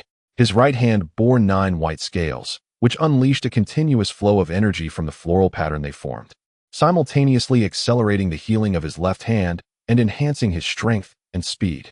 Lacking sharp weapons, He found it arduous to fend off the swarming pythons with his bare hands. Instead, he grasped one python in each hand, using them as makeshift whips to defend himself as he charged at full speed towards Wang Xuan. He had long been aware of Wang Xuan and his companions, particularly the leader, whose metallic tentacles exhibited a formidable power that left him astounded. What manner of weapon is this? How can he be so formidable? Brother Tian, filled with uncertainty, sprinted at full throttle. Although he was no weakling, the relentless assault of the one-eyed pythons soon ensnared him, wrapping around his body in a vice-like grip. The monstrous pythons opened their jaws and savagely tore at him, their strength formidable, fangs sharp and lethal, leaving gaping wounds the size of a fist on Tianji's body. Despite this, he persevered, refusing to succumb, summoning every ounce of his will and survival instinct to propel himself toward Wang Xuan. Wang Xuan, accompanied by Gu Manyao and the others, rushed toward the colossal toad, and, upon witnessing the bloodied figure of a man, his body draped in a swarm of one-eyed pythons yet still charging forward, felt a stir of admiration for his resilience. He leaped into the air, soaring several meters, and with lightning speed, his metallic appendage struck out. A 7-meter-long python raised its tail, aiming a devastating blow at Tianji's head. Exhausted and nearing his limits, Tiangu barely registered the incoming tail, but found himself too weak to evade it. Wang Xuan sensed the exhilaration of the beast within his right hand. The metallic appendage unleashed an unprecedented force, and with a thunderous crack, it collided with the python's sweeping tail, resulting in a gruesome explosion of flesh and blood, severing the tail and saving Tianji's life. Throughout this harrowing journey, Wang Xuan had vanquished nearly 20 one-eyed pythons, each containing a white scale within. The beast within him voraciously absorbed the energy from these scales, causing a surge of intensity as a potent life force began to manifest, hinting at an impending transformation. A wave of exhilaration washed over Wang Xuan as he recognized this as a sign of the beast's imminent growth and evolution. Gu Manyao stepped forward, wielding her curved blade, and with a swift motion, she slashed around Tianji's body, connecting with precision. The one-eyed monstrous python entwined around Brother Tian was severed by her sharp blade, plummeting downwards. Brother Tian exhaled, his body riddled with puncture wounds, yet the white scales within him exhibited remarkable regenerative capabilities. These injuries were not fatal, and it would not be long before they healed. The gigantic toad, having decided to flee, leaped away into the distance. Countless one-eyed pythons rushed forward in a frenzy to impede its escape, yet they were utterly incapable of standing against it. Wang Xuan, accompanied by the others, pursued closely behind the colossal toad, while the ground ahead was littered with the fallen one-eyed pythons that had been struck down by the toad's massive form. Regardless of how fearsome these pythons were, a collision with the toad rendered them mere remnants, their bones shattered and flesh mangled. Even pythons stretching 7 to 8 meters in length were no match for the gigantic creature. With the toad leading the way, the pressure on Wang Xuan and his companions was significantly alleviated. They no longer needed to fear the oncoming one-eyed pythons from the front, only having to fend off those approaching from the sides and behind. Suddenly, the gigantic toad let out a resonant croak, its limbs bracing against the ground, its massive body slightly lowering as the tumors across its form began to swell. This was a rare sight, indicating that it was preparing for a fierce battle. Wang Xuan, who was closely trailing, was momentarily taken aback but soon comprehended the situation. Before the gigantic toad, an imposing tree had inexplicably emerged. Its trunk was immense, with a diameter exceeding 8 meters, leaning and piercing through the underground parking lot of the second basement level, resembling a bridge of foliage leading to the upper level. On either side of the magnificent tree, 5 immensely thick roots were undergoing a transformation. Their tips split open, revealing 2 rows of sharp fangs within. Above the gaping maw, vertical eyes opened, and the colossal body twisted and writhed violently. In a mere struggle, it broke free from its roots, morphing into a true giant python. Surging towards the massive toad, Wang Xuan inhaled deeply. Each of these newly awakened serpents exceeded 10 meters in length, their mouths exuding a faint, acrid scent, embodying a menacing aura that even the giant toad perceived as a threat, bracing itself for confrontation. The 5 giant pythons advanced with astonishing speed, and the massive toad issued a warning cry, akin to a declaration of dominance. The swiftest among the serpents opened its cavernous jaws, fiercely lunging at the giant toad. The toad raised its forelimb, striking out into the air, With a resounding smack, the toad's limb collided with the python's head, sending it crashing backward. Yet, the serpent's skull was robust, resisting the blow without succumbing. Another python swung its massive tail, sweeping across from the opposite side and delivering a powerful strike to the giant toad. Several of the toad's surface growths burst under the impact, spewing forth viscous fluid. Its bulging eyes radiated fury. This was the first time it had sustained such a significant setback. Enraged, the giant toad leapt into the air with a thunderous crash, its mountainous body descending upon the python that had just struck it, pinning it down and forcing the serpent's mouth wide open, blood gushing forth like a fountain. Yet another python lunged from the side, scaling the giant toad's hind limb, rapidly ensnaring its entire body and constricting its form, seeking to suffocate the colossal amphibian. In swift succession, two colossal pythons encircled their prey. One latched onto the abdomen of the giant toad, while the other seized one of its forelimbs, relentlessly tearing at it. Their razor-sharp fangs and astonishing bite force swiftly tore away large swathes of flesh from the toad's body. Despite the giant toad managing to trample one of the pythons, it found itself ensnared by the other, suffering grievous wounds that rapidly stained its form with its own crimson lifeblood. Outnumbered 4-1, the creature emitted furious cries of distress as the situation grew dire. Meanwhile, Wang Xuan and his companions, who had originally followed closely behind, also found themselves in peril. 5 pythons, each exceeding 10 meters in length, had 4 engaged in an assault on the giant toad, while the remaining serpent charged menacingly toward Wang Xuan and his group. Although massive in stature, the python moved with the swiftness of lightning, propelling itself forward with a powerful thrust, its gaping maw poised to strike at the 8 individuals.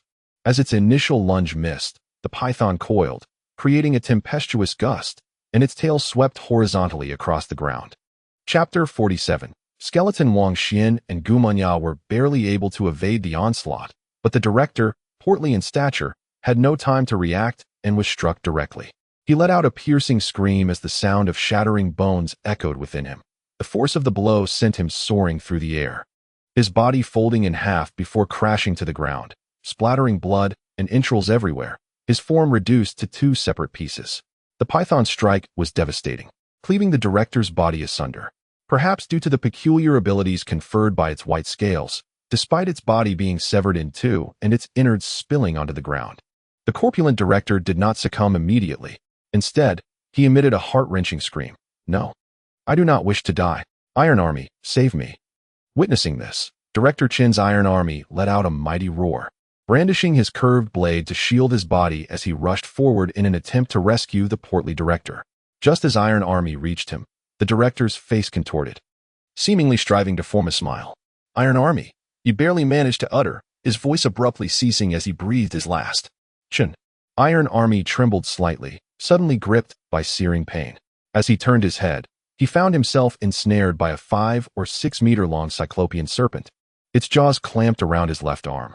"Monster," he growled, swiftly twisting his curved blade to sever the creature in 2.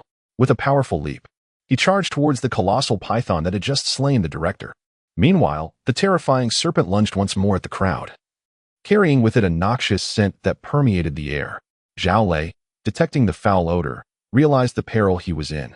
With no time to evade, he could only swing his curved blade to protect his head and vital areas while pushing Su Mingyun aside. A sharp agony pierced his abdomen as the massive python clamped down with its fearsome bite, capable of easily tearing him asunder. Observing Zhao Lei's peril, Wang Xuan propelled himself into the air, launching himself diagonally. With a swift motion of his right hand, metallic tendrils extended to their 2-meter limit, striking the serpent's head like a steel whip. With a sharp crack, blood splattered from the massive python's head, which was left battered and bruised. In agony, it instinctively released its grip on Zhao Lei, emitting a piercing shriek, its serpent eyes reflecting a terrifying rage. Its colossal tail swept through the air, striking fiercely towards Wang Xuan. Zhao Lei collapsed to the ground, 2 lines of blood marking his abdomen, having narrowly escaped disaster, his body drenched in cold sweat. Observing Wang Xuan in peril, he could not help but cry out, "Wang Xuan, be careful." Wang Xuan, having exerted nearly all his strength in the previous strike, was utterly unprepared for the python's remarkably resilient skull. The metallic appendage had failed to shatter it, and now the beast was poised to retaliate. As he landed, He had no time to evade and could only brace himself, crossing his arms in a futile attempt to withstand the impending force. The grim fate of the overweight director, struck by the python's tail, loomed ominously in his mind. With such power, the consequences of this confrontation were bound to be dire. Suddenly, Gu Manyao lunged in from the side, throwing herself against Wang Xuan and tumbling them both to the ground. She landed atop him, just as the python's tail swept closely past her back, missing them by a hair's breadth. A sharp pain shot through her thigh, as she realized she had been bitten by another one-eyed monster python, and soon several more ensnared her. Zhang Haofei, alarmed, struggled against the searing pain in his chest, attempting to rise. As he reached for his curved blade, he discovered that his right arm was ensnared by yet another one-eyed python. Ultimately, the sounds of his racing heartbeat and flowing blood faded into silence, leaving only a solitary white sphere within the vast expanse of his consciousness. Following Wang Xuan on this arduous journey, he lost count of the number of one-eyed monster pythons he had slain and the countless white scales he had collected. The white orb in his right hand trembled violently, pulsating with an intense life force, yet it felt as though something vital was absent, preventing it from successfully hatching. At this critical moment of life and death, the orb seemed to sense its master's peril. A sudden, crisp crack echoed as it vibrated fiercely. Zhang Haofei felt a network of spider-web-like fissures appear on the orb's surface, which shattered into countless fragments, unleashing a brilliant surge of white light. An unprecedented power erupted within him. As blood splattered, the wound on his throat emitted a faint glow, healing at an astonishing rate. From the flesh of his right hand, 5 white phalanges emerged, forming a palm of bone. The tips of this bony hand were sharp and claw-like, glimmering subtly, as though the bones had pierced through the skin. This bony palm extended forth, seizing a one-eyed monster python coiling around him. With a mere squeeze, the creature's flesh was reduced to pulp and it snapped instantly. The 5 sharp phalanges, resembling bone knives, sliced through the air, severing the bodies of the other one-eyed pythons in their path. Rising from the ground, an inexhaustible energy coalesced in his chest, where his fractured ribs rejoined with astonishing speed within the enveloping force. He sensed a faint consciousness, and through this connection, he grasped some fundamental information. Title: Skeleton Form. Hatchling Ability: Skeletal Claw's Maximum Range. 1 foot. His white orb successfully hatched, and he finally possessed his own hatchling beast. A skeleton, you say? How intriguing. This sensation is utterly exhilarating. Chapter 48. The black scimitar. Wang Xuan emitted a barely audible growl, summoning all his strength to manipulate the metallic tendrils, attempting to pull the massive python taut. He had initially intended to swing the serpent aloft, yet its weight proved too formidable. Even with his current might, he could not lift it entirely. This strike was nearly assured, and the curved blade swiftly sliced through the python's flesh, yet it was thwarted by the bones within, preventing him from severing its head completely. Not even Wang Xuan's metallic tendrils could shatter its skull, illustrating the remarkable durability of its bones. Gu Manyao had not anticipated such an outcome. By the time she sought to create distance, it was already too late. The giant python opened its gaping maw and clamped down on her waist. Driven by pain and madness, the serpent, having already sustained injuries, bit down with all its might, attempting to sever her in two. Gu Manyao found herself gasping for air, her insides feeling as if they were being relentlessly compressed, her chest cavity threatening to explode. Wang Xuan, witnessing the dire situation, recognized the gravity of it. Without a moment's hesitation to fully sever the python's tail, he released the metallic tendrils and charged at full speed. With a swift motion of his right hand, he ensnared the serpent's neck with the metallic tendrils, initiating a new round of constricting assault as the tendrils tightened relentlessly, striving to strangle the python. Despite his swift action, it was too late. Gu Manyao was ensnared by the enormous python, her vision fading to black as blood gushed from her mouth. At that moment, her eyes suddenly rolled back, faint glimmers of light flickering within. A mass of dark material erupted from her palm, intricately adorned with black patterns, swiftly transforming into a weapon approximately 1 meter in length, resembling both a curved blade and a bull's horn. With a firm grip, she seized this weapon and, with a decisive motion, struck down towards the python's head. With a hissing sound, the black blade effortlessly penetrated the python's skull, cleaving through its formidable cranium. Gu Manyao landed on the ground, her gaze fixated on the severed maw that tumbled from her midsection, narrowly escaping death. Momentarily dazed, She then turned her attention to the black curved blade in her right hand. Observing the python, now with a significant portion of its head severed, she noted that it still writhed, a creature seemingly undying, desperately attempting to flee, only to be ensnared by Wang Xuan's metallic tendrils around its neck. With a forceful tug, he endeavored to unleash the full extent of his beastly ability to constrict and crush, aiming to shatter the python's neck. To his surprise, the creature offered no resistance. It was easily pulled closer before collapsing limply. A single white scale materialized, merging into Gu Manyao's right hand. This scale emitted a subtle glow, distinct from ordinary scales. As she absorbed its essence, a flash of unusual color flickered in her eyes. The energy contained within this singular white scale was likely equivalent to that of 10 ordinary one-eyed monster python scales. The colossal python met its demise at the hands of Gu Manyao, while on the other side, Brother Tian had already seized the curved blade discarded by the rotund director. With swift precision, he vanquished several one-eyed monster pythons and retreated to Zhao Lei's side. Iron Army also charged over, and the group of them huddled together, managing to fend off the onslaught of the monstrous creatures. Su Mingyun, taking advantage of their presence, mingled among them and found herself temporarily free from peril. The gigantic toad was engaged in a fierce battle with 4 massive pythons, unable to withstand their assault. Upon discovering that one of their own had been slain by Gu Manyao, one of the pythons abandoned the toad with a sharp shriek, hurtling toward her with alarming speed. It carried with it a pungent stench, its ferocity surpassing that of the fallen giant. Having successfully hatched the black, curved blade, Gu Manyao faced the incoming python, unflinching as she met its charge head-on. Wang Xuan, aware of her previous triumph over the last python, felt an inflated sense of confidence, momentarily disregarding the creature's might, and shouted, "Gu Manyao, do not confront it head-on." However, Gu Manyao's resolve diverged from Wang Xuan's caution. While Wang Xuan's metallic tendrils were formidable, she believed her black curved blade was better suited for dealing with such a python. The tendrils would fail to fracture the python's skull, yet her blade could cleave through its tough hide and bones. As the python bore down on her, she gripped the knife in her right hand and struck out boldly. Sensing the danger posed by Gu Manyao's black blade, the python suddenly shifted its head just as it was about to collide with the weapon, evading her strike. In a swift motion, it crashed into her, and with a resounding thud, Gu Manyao was sent sprawling like a kite severed from its string. As she fell heavily to the ground, a sweet taste filled her throat, and a surge of fresh blood erupted from her lips. It was then that she comprehended the folly of underestimating her opponent.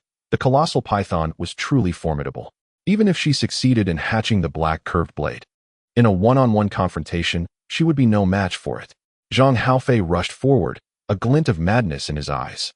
Witnessing the giant python hurl Gu Manyao aside, he leaped from behind, his right hand brandishing a bony claw that plunged into the python's flesh, slicing downward with ferocity. The skeletal claw, with its gaping fingers, closed tightly, ensnaring the python's sweeping tail. Though the sharpness of the skeletal claws paled in comparison to Gu Manyao's black, curved blade and could not pierce the python's formidable bones, their grip was astonishing.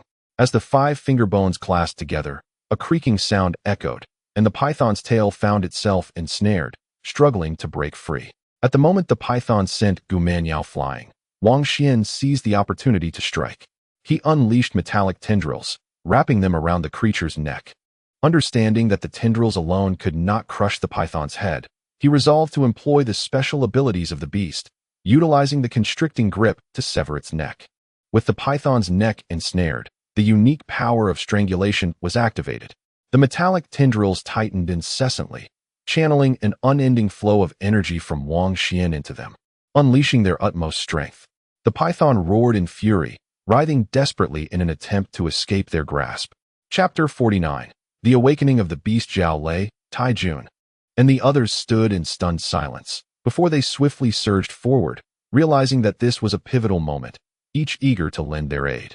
Wang Xuan heard the ominous sound of bones shattering within the giant python's neck, while blood oozed from its mouth. Yet, the creature's tenacity was formidable. Completely crushing and killing it would require additional time. Just as she managed to rise, several one-eyed monstrous pythons encircled her, heedless of the danger, ensnaring her and dragging her back to the ground. "Damn it!" Zhang Haofei cursed vehemently, referring to the beasts. Despite exerting all her strength, She found herself unable to contend with the giant python, compelled to release her grip on the skeletal hand and let go of the python's tail. As Wang Xuan observed the tail fall, she found herself paradoxically calm amidst the peril, her hands gripping the metallic tendrils. With a deft maneuver, she rolled over the python's neck, finding herself on the opposite side of its body. With a resounding thwack, the python's tail struck her head, causing a torrent of blood to flow and a ringing sensation to echo in her mind.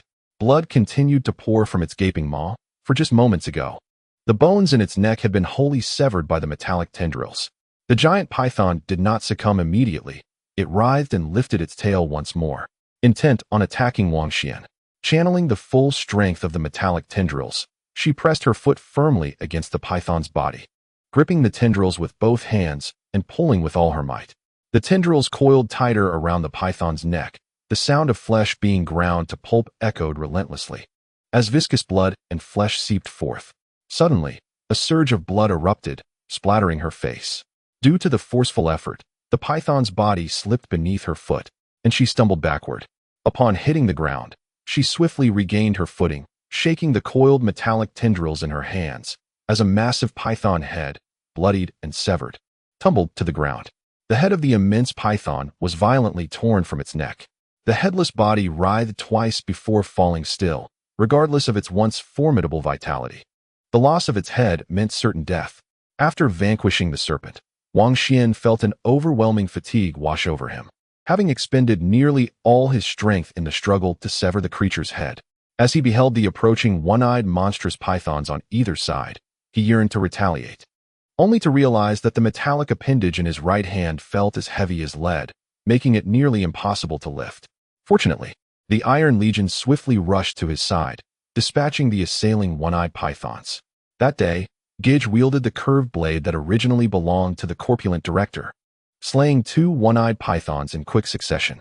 As he felt the 9-petaled flower within his palm transform into a white orb, pulsating with life energy, he suddenly comprehended the true nature of Wang Xuan's metallic appendage. Wang Xuan gazed at the python's severed head on the ground, where a singular white scale emerged. This scale was unlike any other, its surface shimmering faintly with a radiant glow, and with a swift motion, it embedded itself into his right palm, consumed by the beast within. As the creature absorbed the white scale, it erupted with an unprecedented surge of energy, causing Wang Xuan to stand transfixed. Under the influence of the beast's released waves, all sounds faded from his consciousness. The roots of the trees, the one-eyed pythons, the Iron Legion, Gumenya, and the towering toad ahead, all vanished from his awareness, leaving only a brilliant orb of white light.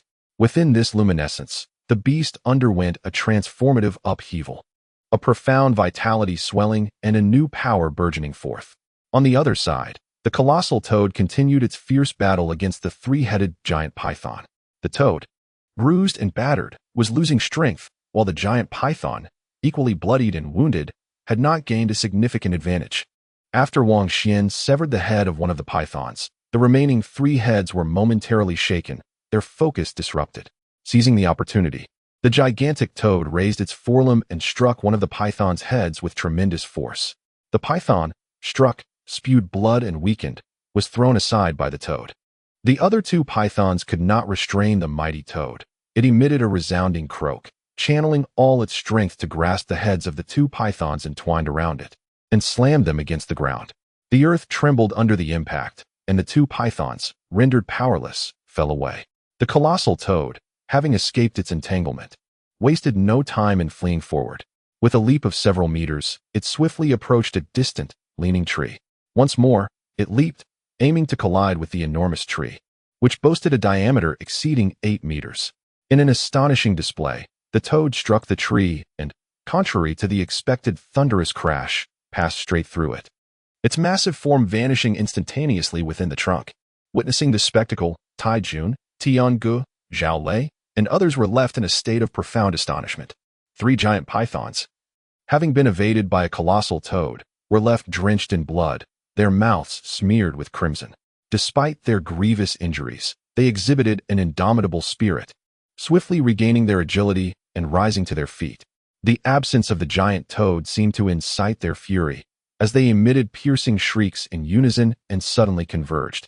lunging towards the onlookers. The crowd was struck with terror. A single giant python was already a formidable adversary, let alone the prospect of 3 charging at once.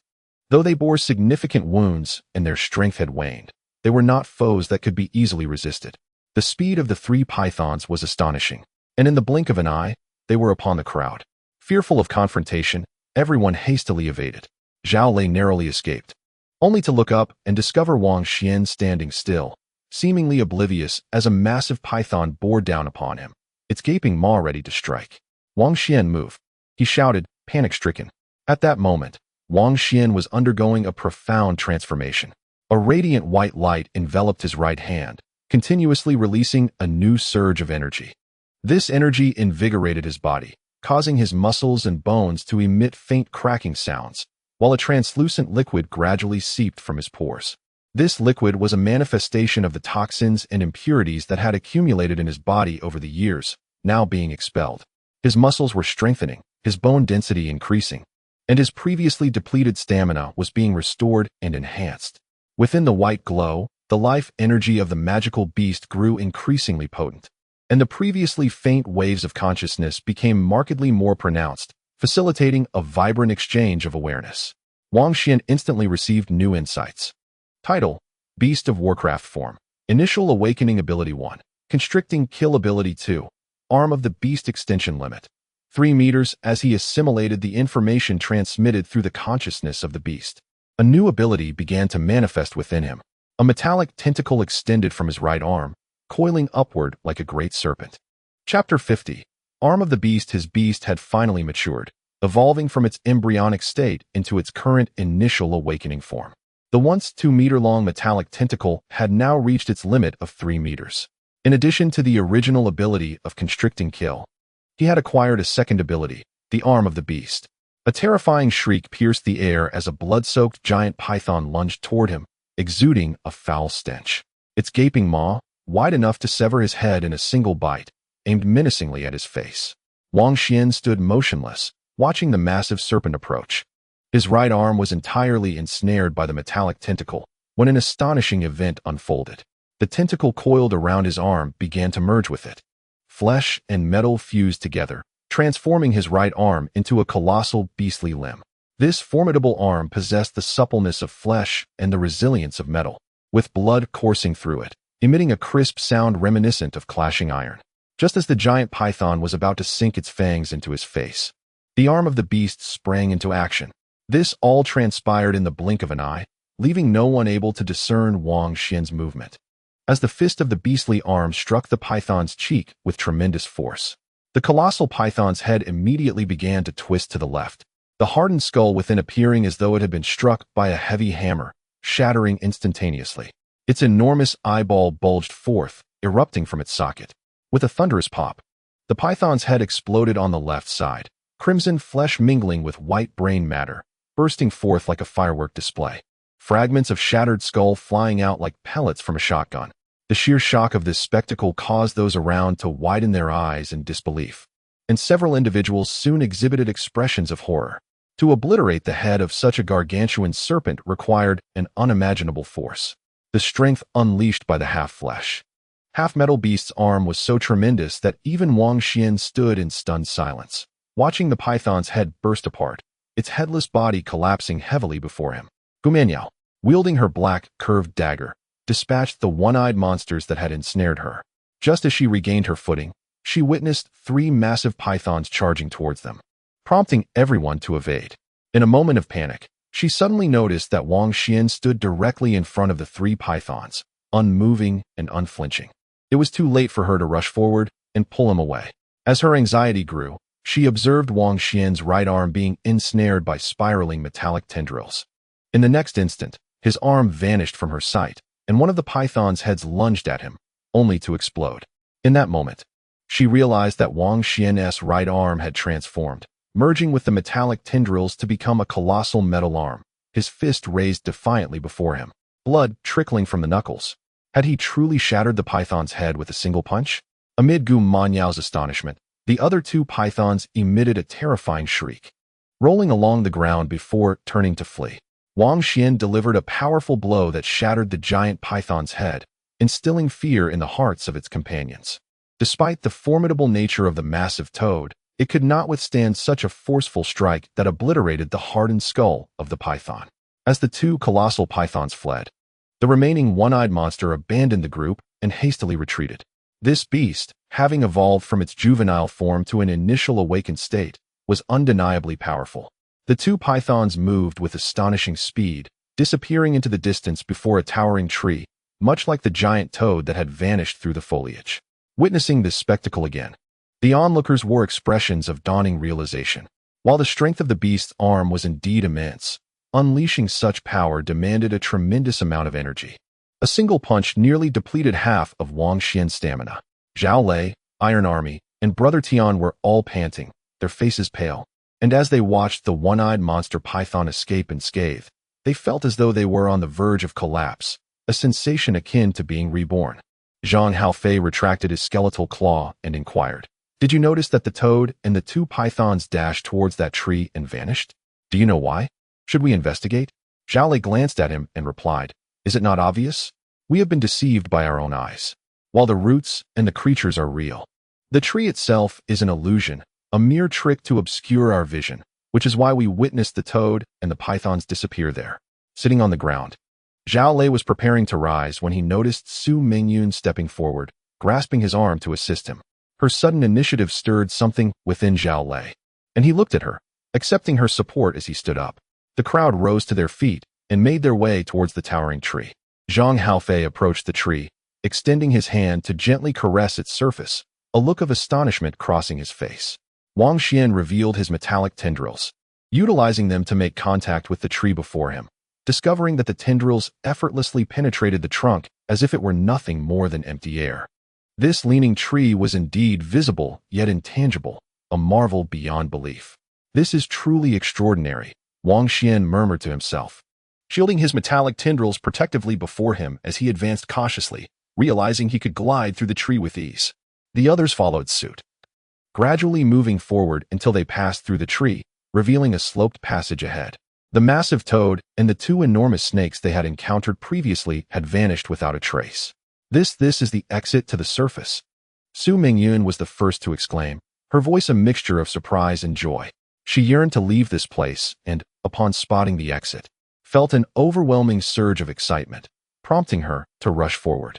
"Wait." Zhao Lei intercepted her, remaining calm amidst her fervor. "There are dangers lurking everywhere. Do not act impulsively." Realizing the gravity of the situation, Su Mingyun took a deep breath, forcing herself to regain composure, refraining from recklessly dashing ahead. Chapter 51. The monstrous serpent. To their astonishment, the ground behind them, once littered with tree roots and the corpse of the cyclopean serpent, had transformed back into a mundane parking lot. Numerous severely damaged vehicles were parked on either side, and only the dismembered body of the portly director lay quietly on the ground. The colossal tree they had just traversed, along with its roots, the giant python, and the cyclopean serpent's remains, had all vanished, rendering the events that had just unfolded akin to a bizarre dream. The crowd turned their heads, exchanging incredulous glances. Gu Manya raised the black, curved dagger in her hand and declared, "Of course not. My demon dragon has just hatched. And since the demon dragon dagger is still firmly in my grasp, how could it be a fake?" Zhang Haofei remarked, "I finally understand now. Each of us has hatched something unique. Wang Xuan has a magical beast, Gu Manya has a demon dragon, and mine is a skeleton." Tian Gu nodded discreetly, realizing his earlier suspicions were correct. After acquiring 9 white scales in his right hand, he could gradually form a white orb, which, upon reaching a certain threshold, could be hatched. Gu Manya turned to Wang Xuan and asked, "Wang Xuan, has your magical beast evolved?" Wang Xuan had merged with metallic tendrils, delivering a punch that shattered the giant python's head, an event that left everyone astounded. Upon hearing Gu Manya's question, they all immediately looked at him. Wang Xuan replied, "Yes. This current form is called Initial Awakening." Gu Manya nodded and said, "Indeed, it appears that the first form upon hatching is called the embryonic form, and the subsequent growth stage is known as Initial Awakening. I suspect there may be a third or even a fourth form." The crowd committed the terms embryonic form and initial awakening to memory, gazing at Wang Xuan with a glint of envy in their eyes. Zhao Lei and the others had yet to succeed in hatching, while Wang Xian's magical beast had already reached the second initial awakening stage, which left them feeling somewhat disheartened. However, Tiangu remained humble, quickly offering his gratitude. I am Li Haoyan. Thank you all for your assistance just now. I have yet to learn your names. Zhao Lei mentioned the names of the crowd, while Su Mingyun fixed her gaze upon the sloped passage not far away. Her lips moved slightly, and several times she attempted to speak but restrained herself. Observing that everyone was engaged in conversation, neglecting to address the sloped passage, she could no longer contain herself and said, "Are we not going up?" She gestured towards the sloped passage ahead. Zhao Lei responded, "Of course we must ascend. However, there is a fear that what we encounter may not be an exit, but rather more horrifying creatures. We have faced disappointment too many times on this journey. I hope this time it leads to a genuine escape." The recent battle had driven away the one-eyed monster python. Yet the group remained utterly exhausted and haunted by the ordeal. At that moment, the sight of the ascending slope instilled a sense of trepidation, making them hesitant to proceed. Gu Manyao inhaled deeply, stowed her demon blade, and declared, "Let us move forward. Regardless of whether this is the true exit, we must investigate. Remaining here is not a viable option." Although he had been conversing with the group, Zhao Lei's thoughts lingered on the peculiarities of the large tree and its roots, which troubled him increasingly, leaving him puzzled. He remarked, "What transpired moments ago was undoubtedly real. However, the large tree is somewhat enigmatic. It seems illusory, not genuinely existent, yet I cannot shake the feeling that it possesses an oddity." Wang Xian's face revealed a contemplative expression as he spoke. Indeed, when that colossal toad approached the great tree, the 5 enormous pythons emerged suddenly, seemingly guarding something. Moreover, it is not only the great tree that has vanished. Even the roots and the corpses of the pythons have completely disappeared. This suggests that the appearance of these monstrous pythons is undoubtedly related to the great tree. It is even possible that these pythons are a part of it. The tree might possess the ability to transform roots from plants into creatures, converting them into pythons. Or it could make both the pythons and the roots vanish from this realm entirely, as if they had never existed. Gu Manyao's eyes widened in astonishment as she exclaimed, "Wang Xian, do you believe a mere tree could possess such capabilities? Is it even still a tree?" Wang Xian slightly raised his gaze, narrowing his eyes as he observed the sloping passage ahead. Perhaps our entrapment in the parking lot is indeed due to this tree. If that is the case, then it may also possess the power to distort time and space. A collective gasp escaped the group, a chill running through them. Zhao Lei murmured, "What kind of existence could this tree possibly be?" Wang Xian replied, "Of course, this is merely my conjecture. No one can ascertain its true nature." The portly director lay lifeless, his round eyes wide open in death. Tai Jun silently regarded him with a somber expression, gently closing his eyes with a hand. He then shattered a car window, opened the vehicle, and carefully placed the director's severed body inside before locking the door securely. The crowd observed in silence, acutely aware of the profound bond Iron Army shared with the portly director. Although the director's lifeless body was confined within the vehicle, it offered scant solace against the inevitable fate of being devoured by the lurking monstrosities. Su Mingyun's expression bore a semblance of numbness. Among the 9 who had ventured into this parking lot just a day prior, only she and Iron Army remained alive. Her lack of sorrow was not indicative of indifference, but rather a manifestation of her frayed nerves teetering on the brink of collapse. Zhao Lei cast a glance her way, a flicker of concern crossing his features. He understood that survival in this parking lot demanded formidable mental fortitude, and any display of weakness could lead to swift elimination. Su Mingyun's demeanor was perilous. Having concluded his tasks, Iron Army hoisted the backpack belonging to the portly director, slinging it along with his own onto his shoulders. Only Li Haoyan was without a backpack. However, instead of assisting Iron Army with the burden, he hurried to Wang Xian's side, eagerly offering to carry his pack. Chapter 52, The Helmet. Wang Xian regarded him with a fleeting glance, prompting Li Haoyan to exclaim, "Wang Xian, you are currently the strongest among us. In the face of danger, we shall rely primarily on you. Holding the backpack with your left hand will impede your speed. Allow me to take it." As he spoke, he accepted the backpack from Wang Xian, who graciously acquiesced, his fatigue palpable after the recent grueling battles. This exhaustion was not solely physical, but mental as well. Li Haoyan, clutching the backpack, trailed closely behind Wang Xian, resembling a devoted aide. In his previous group, Li Haoyan had been the leader, with his companions ever attuned to his expressions and directives. However, Upon joining Wang Xian's new team, he swiftly adapted to his new role. He recognized that as a newcomer, his abilities were not particularly formidable, and it would be advantageous to curry favor with the most formidable member of the group, Wang Xian. He yearned for Wang Xian's protection, understanding that if Wang Xian acknowledged his merits at a crucial moment and extended a helping hand, it might very well save his life. In matters of life and death, what was a little flattery? Zhang Haofei observed Li Haoyan ingratiating himself with Wang Xian and felt a sense of disdain, snorting slightly through his nostrils. Though he refrained from expressing it outwardly, had it been someone else, he would have mocked them openly. Although he was known for his fiery temper and unfiltered speech, he was not devoid of intelligence. He understood which individuals were easy to bully and which were best left alone. Having just hatched a skeleton, he initially believed he could hold his head high and no longer have to bow to Wang Xian's whims. Yet, to his dismay, Wang Xian had become even more formidable, having evolved the magical beast to its second initial form, significantly enhancing his strength. With a single punch, he crushed the giant python skull, leaving Zhang Haofei feeling a chill run down his spine, making him wary of provoking Wang Xian. Inwardly, Zhang Haofei mused, gradually tightening his grip with his right hand. He relished the sensation of being supported and aspired to be the leader of the team. Let us proceed. Wang Xian glanced at the group before turning and leading the way toward the nearby sloped passage. This was a thoroughfare wide enough to accommodate 2 vehicles passing in opposite directions, and the group ascended along it. Although the stout director had perished, the team still comprised 7 members with the addition of Li Haoyan.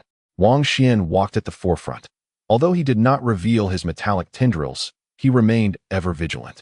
His beast had evolved into its second initial form, enhancing both his vision and hearing once more. As he observed the surroundings with keen attention, he also listened intently to the various sounds around him.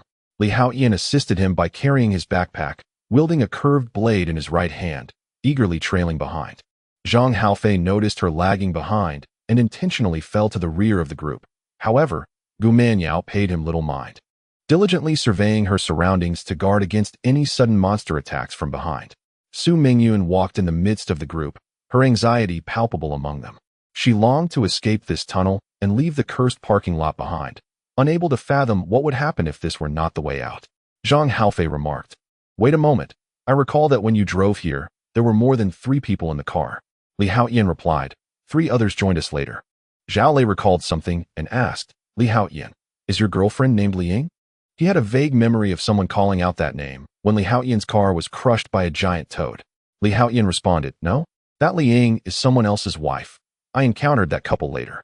My girlfriend, she died at the very beginning." When he spoke of his girlfriend's death, his expression was somewhat indifferent, as if recounting the fate of an unrelated individual, devoid of any emotional turmoil. Li Haoyan stated coolly, "It's all this woman's fault for wanting jewelry. Otherwise, I wouldn't have come here and gotten trapped. Who knows when I might die next? Should I mourn for her?" Zhang Haofei could not discern the expression on Li Haoyan's face. Hearing his words, he scoffed disdainfully, "You truly are heartless. After all, she was your girlfriend. Even in death, you speak of her so coldly. To have been your girlfriend must be a stroke of immense bad luck." Gu Manyao also cast a disapproving glance at Li Haoyan's retreating figure. Subsequently, silence enveloped them, broken only by the sound of their footsteps. The 7 of them ascended the sloped passageway, making nearly a complete circle before emerging to find themselves surrounded by load-bearing columns and rows of parked vehicles. Wang Xian turned his gaze to the wall and immediately spotted the inscription indicating the first basement level. They had traversed this sloped passage from the second basement level to the first basement parking lot. The group observed their surroundings with a mix of disappointment and excitement. The disappointment stemmed from the realization that this was not the true exit from the parking lot. They had merely moved from the second basement level to the first. The excitement, however, arose from the fact that the temporal and spatial order here remained intact. If they could transition from the second basement to the first, it symbolized the possibility of ascending further to find the genuine exit from the Longmao Plaza parking lot. This was Zone D of the first basement, which comprised 4 zones, A, B, C, and D. Since they had successfully arrived at this level, finding an exit here could indeed lead to their escape. Noticing that Su Mingyun's complexion resembled that of a corpse, Zhao Lei immediately exclaimed with fervor and exhilaration. Indeed, upon hearing Zhao Lei's words, Su Mingyun's expression softened slightly. She found Zhao Lei's reasoning compelling. since they had managed to ascend from the negative second floor to the negative first. Discovering an exit leading upward from the first level might truly grant them a means of escape. This prospect ignited a flicker of hope within her. To the right of the passage's exit, against the wall, stood a colossal vending machine-like structure, its front encased in glass, revealing its contents. Unlike ordinary vending machines, this one was considerably larger. The crowd became intrigued and gathered around it. The machine was divided into 6 tiers, each housing various items behind the glass. Wang Xuan observed that the topmost layer contained an array of helmets, seemingly crafted from yellow cowhide, with a rather rudimentary and coarse finish. Chapter 53. Inferior Leather Armor. Please continue reading. The second tier housed upper body leather armor, also made of leather, akin to the helmets. The third tier displayed knee guards for the lower body, while the fourth featured leather gauntlets. The fifth tier contained leather boots designed for traction. Together, these 5 pieces constituted a complete set of protective gear. The final tier below was devoid of any items, utterly empty.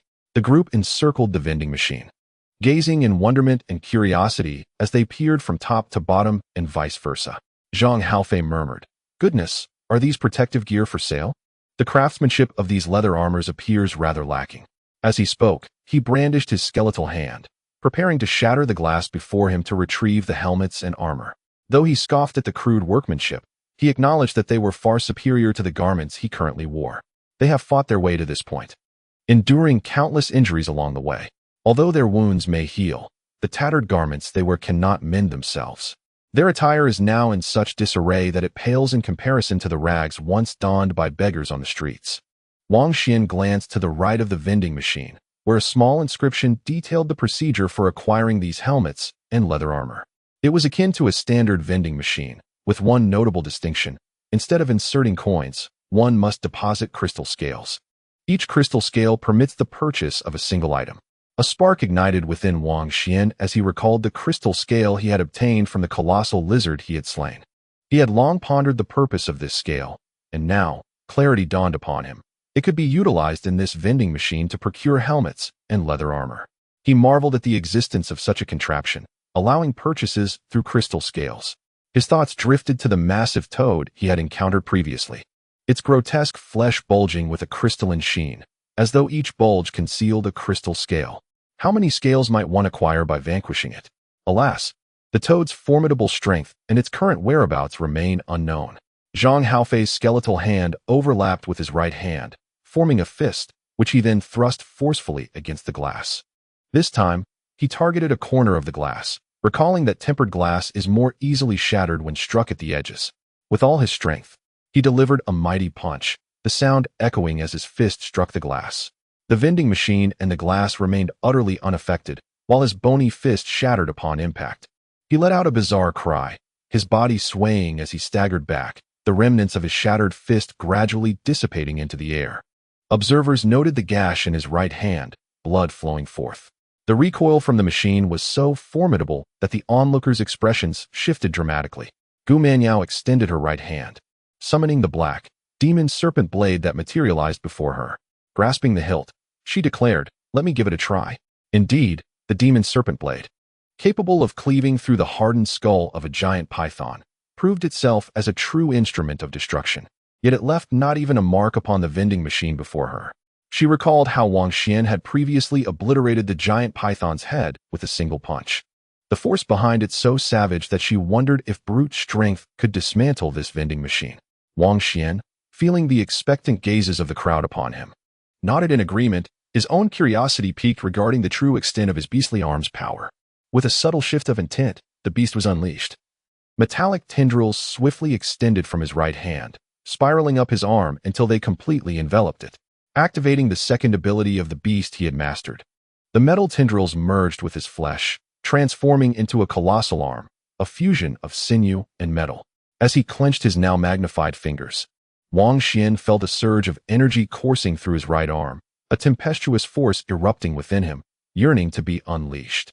Taking a step forward, with a swift whoosh, the beastly arm left a trail in the air, vanishing before the eyes of the onlookers as if it had suddenly disappeared from the shoulder. At that very moment, a tremendous crash erupted from the vending machine ahead, shaking the eardrums of those nearby. Su Mingyun's face contorted in pain as she hurriedly covered her ears. Wang Xuan, witnessing this, felt a surge of unease, realizing that this vending machine was impervious to brute force. Zhang Haofei, observing that Wang Xuan's beastly arm could not damage the machine either, felt a sense of equilibrium return to him. This machine is unnaturally sturdy. Damn it. It seems to be designed to prevent us from smashing it. Clearly, we underestimated the helmets and leather armor within. Wang Xuan retrieved the crystalline scale he had acquired earlier and, following the instructions, inserted it into a slot on the right side of the vending machine. As the scale fell into place, a soft chime resonated, and a screen appeared above the slot, presenting 5 options: helmet, leather armor, greaves, gauntlets, and boots. Noticing that his once intact clothing was now in tatters, Wang Xuan chose the leather armor. Upon selecting the option on the screen, a flurry of small text materialized, detailing the leather armor. Name: inferior leather armor.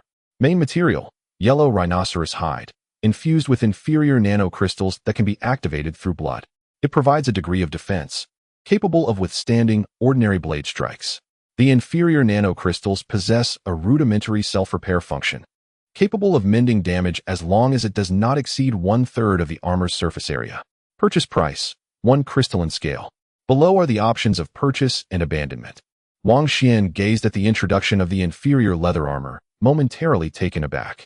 This seemingly unremarkable armor turned out to be a product of advanced technology, incorporating inferior nanocrystals that bestowed it with self-repairing capabilities.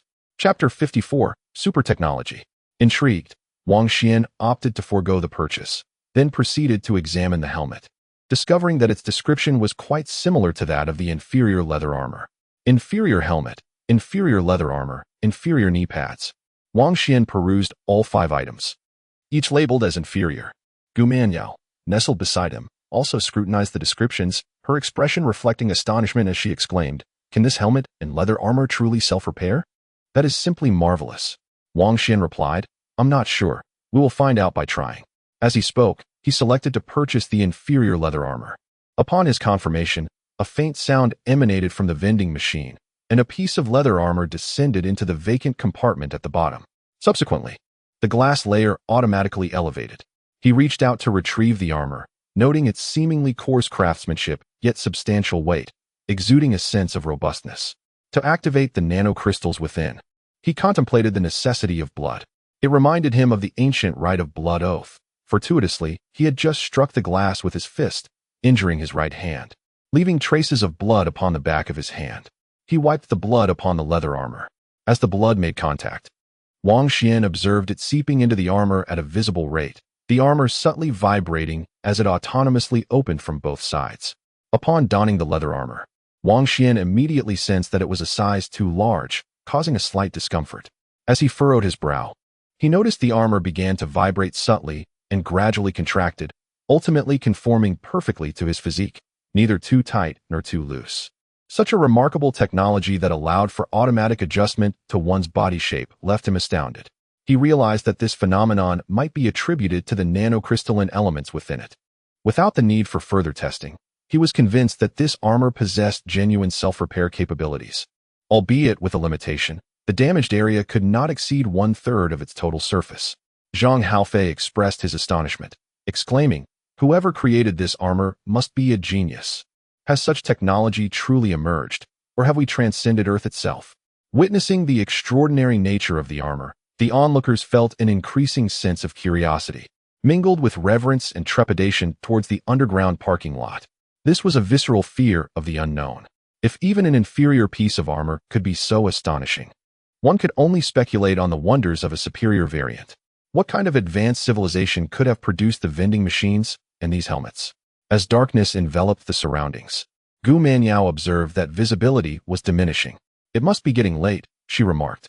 Zhao Lei nodded in agreement, affirming, "I believe it is indeed approaching nightfall."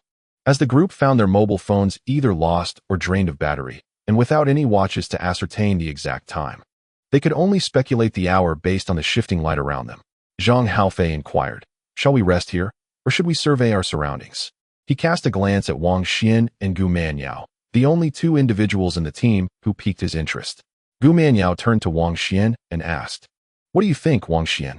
Wang Xuan replied, "I believe everyone must be quite hungry. Let us find a suitable spot to rest and have something to eat. Once we are all re-energized, we can discuss our next course of action. Since his magical beast had evolved to the initial stage of its second tier, the energy demands had grown significantly, and after the recent battles, he felt a gnawing hunger. Even if Gu Manyao had not solicited his opinion, he had already resolved to take a proper break and replenish his strength.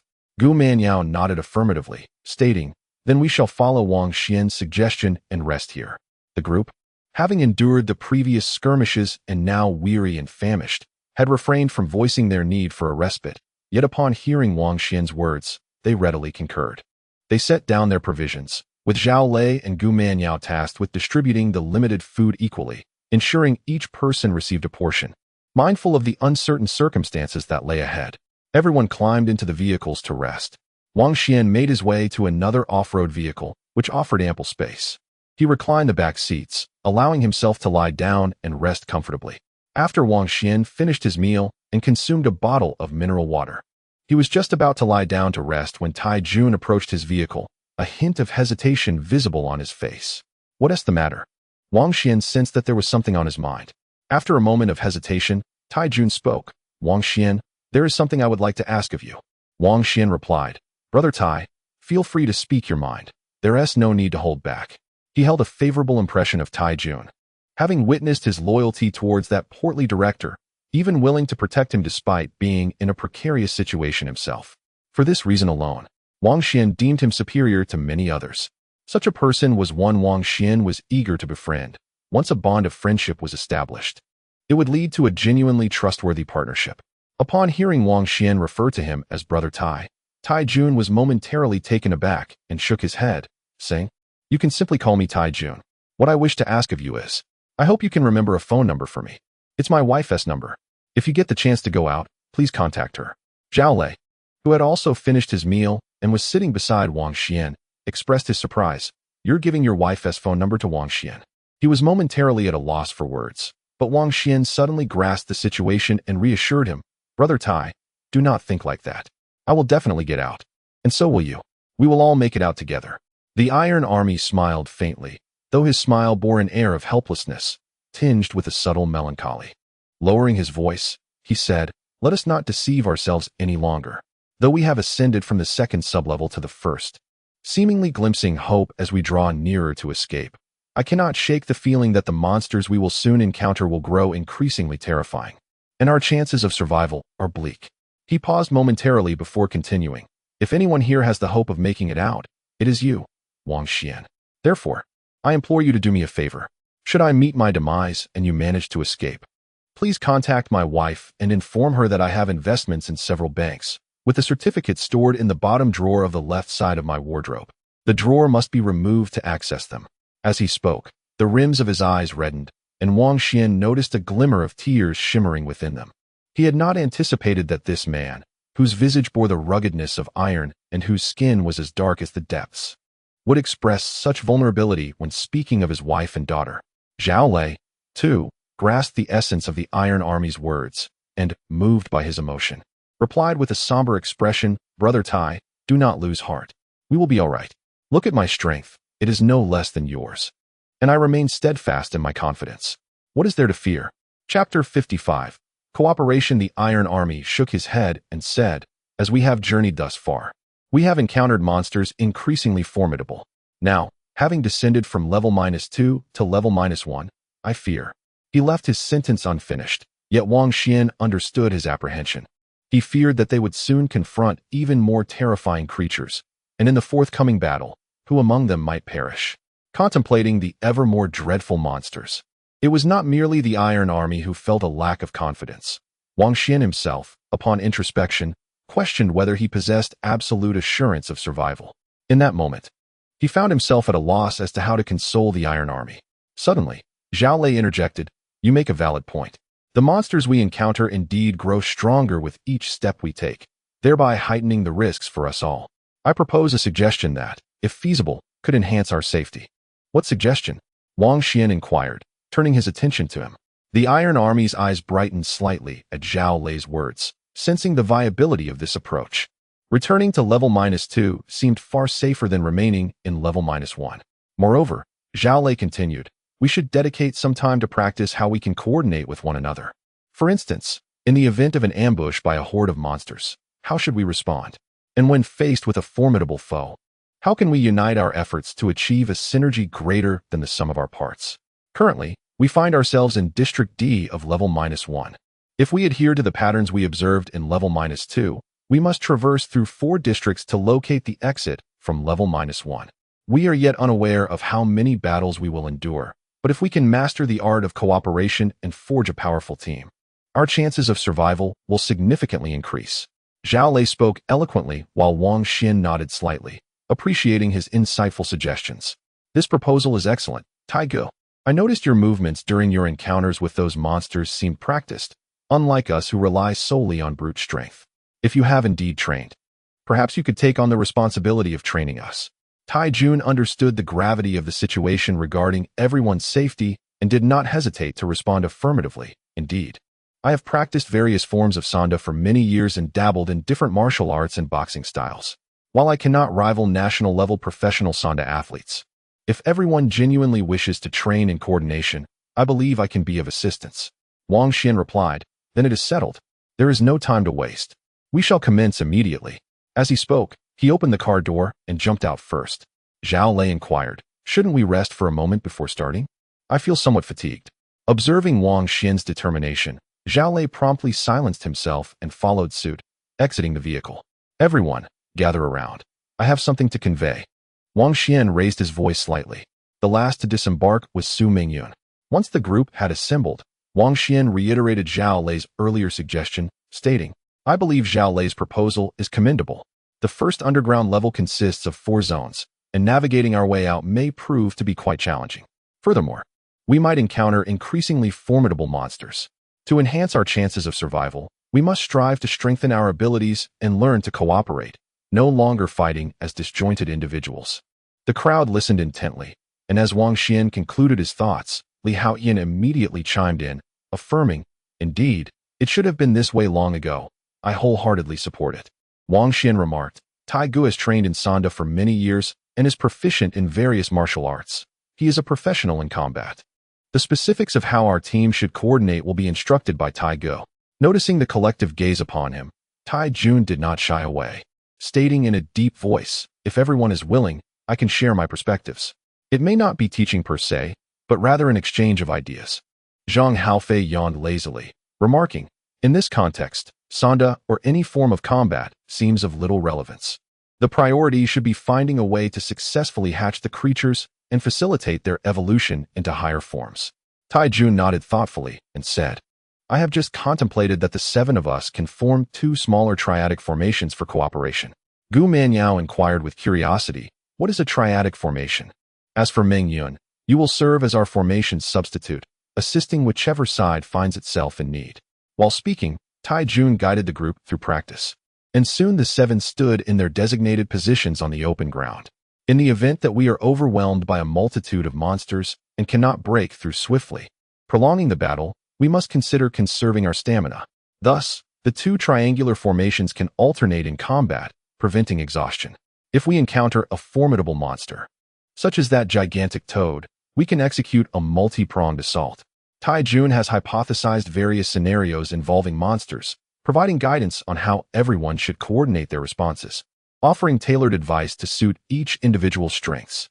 Yet, as Tai Jun imparted his wisdom, he quickly discerned the distinction between professional combat and his own street brawler techniques. Even when delivering a punch, the force generated through Tai Jun's instructed method was significantly more powerful than his customary approach. Under Tai Jun's guidance, Wang Xuan practiced with exceptional diligence, receiving the most attentive instruction from Tai Jun among the group. Chapter 56. The mysterious woman Wang Xuan re-entered the off-road vehicle, securely locking the doors. He removed a seat cushion to seal the shattered window.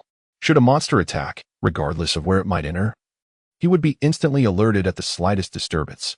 Sleeping within the vehicle, coupled with the secured doors and sealed windows, offered a relative sense of safety, eliminating the need for a designated night watch.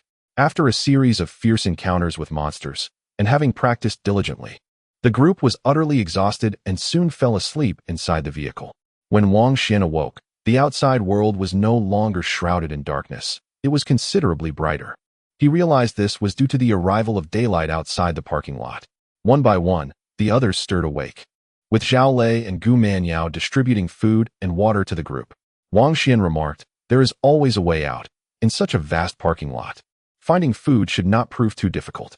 Iron Army slowly remarked, "Indeed, if we find ourselves in a dire situation devoid of sustenance, along with those monstrous beings." Zhao Lei shuddered at the thought and inquired, "Are you suggesting we consume the flesh of those creatures and drink their blood?"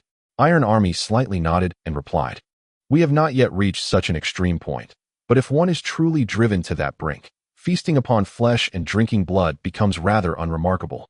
Let us proceed. It is time to embark." Wang Xuan finished the last of his sausage and rose to his feet. After a night of rest, he felt invigorated, brimming with energy. A compelling urge surging within him to slay a few monsters to expend this surplus vigor. Gu Manyao merely acknowledged with a sound, choosing not to speak further. With Wang Xuan leading the way, the group of 7 prepared to return to the -2nd level. As they took their initial steps, before entering the descent pathway, a sudden croaking cry echoed from the depths of -1. The sound was unmistakable to all, prompting the group to turn their heads towards the left.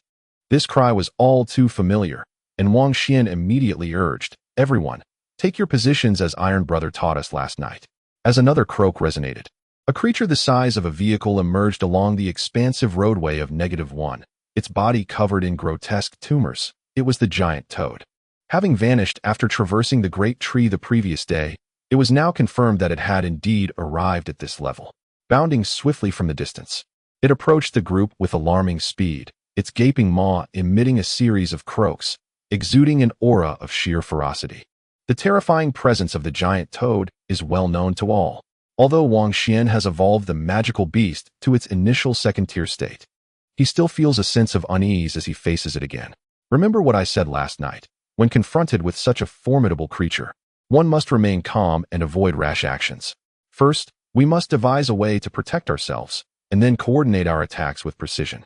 Iron Army solemnly reminds everyone while standing to Wang Xuan's right rear. The giant toad suddenly appears in the distance, and in the blink of an eye, the gap between them narrows to within 50 meters. Its speed is astonishing. Among the group, only Wang Xuan, who has also attained the initial second-tier state, can match its pace. The remaining 6, even if they wish to flee, would find it impossible. Thus, upon hearing its roar, they do not contemplate escape. Wait. Something is amiss. Wang Xuan prepares himself, extending his metallic tendrils as he observes the giant toad charging toward them. As it draws closer, he readies for battle, but notices that the creature is drenched in blood, covered with wounds of various sizes. Most alarming is a grievous gash on its abdomen, which opens and closes with each stride, revealing glimpses of its innards. It is not here to attack us. It is fleeing. Zhao Lei exclaimed suddenly, a flash of insight illuminating his mind. Almost simultaneously, the group sees a figure rising above the giant toad's back. The silhouette ascends swiftly, and due to the rapidity of its movement, even Wang Xuan cannot discern its true form. The giant toad, sensing impending danger, instinctively twists its body and raises its right forelimb, attempting to swat at whatever is on its back. With a sharp hiss, a faint white light flickered, and a massive toad's foreleg, splattered with blood, was hurled away, landing with a soft thud on the ground. The giant toad opened its cavernous mouth, unleashing a thunderous wail. Wild and frenzied, as it charged towards a nearby support pillar, intent on turning the shadowy figure on its back into mere pulp. Yet, the figure was as slippery as an eel, sliding down the toad's back, and with a deft push of its toes, it raised its right hand. This time, Wang Xuan discerned clearly that the figure wielded a sword-like weapon, subtly enveloped in a faint white glow. A sword-like weapon? Wang Xuan felt a stirring in his heart, a sense of familiarity, as if he had encountered it before. As the sword swept across the ground, the giant toad emitted another agonized roar, its hind legs severed cleanly. It collided heavily against the support pillar with a resounding crash, toppling over like a mountain collapsing, reverberating with a thunderous sound. The figure wielding the sword leaped into the air, now gripping the weapon with both hands. With a flash of white light, it plunged the sword into the fallen giant toad's head. Blood erupted forth as a significant portion of the toad's skull was cleaved away, crimson mingling with a milky substance that flowed out. The giant toad quivered violently, its surface covered in fleshy tumors convulsing and contracting, some withered away entirely, while others shed crystalline scales that flaked off from within. Standing aside, Wang Xuan, Zhao Lei, and Gu Manya, along with the other 7, were rendered almost speechless, astonished by the sight of such a formidable giant toad being dispatched with the ease of slicing vegetables. The colossal creature had shed no fewer than a dozen crystalline scales from its body. The figure wielding a sword-like weapon came to a halt, allowing the onlookers to finally discern her identity. She wore a leather helmet and was clad in leather armor, complete with knee guards, gauntlets, and boots, an ensemble comprised of 5 types of leather protection available from vending machines. This armor, infused with nanocrystals, could adapt its shape according to the wearer's physique. The leather armor and knee pads fit snugly against her form, accentuating her curves. Her narrow waist and ample hips unmistakably indicated her femininity, showcasing a nearly perfect silhouette. Even Gu Manya, who considered herself to possess a commendable figure, couldn't help but sigh in envy after a fleeting glance. The helmet did not obscure her face, and she briefly acknowledged the 7 gathered on the other side, but merely cast a cursory glance before returning her focus to collecting the crystalline scales that had just fallen.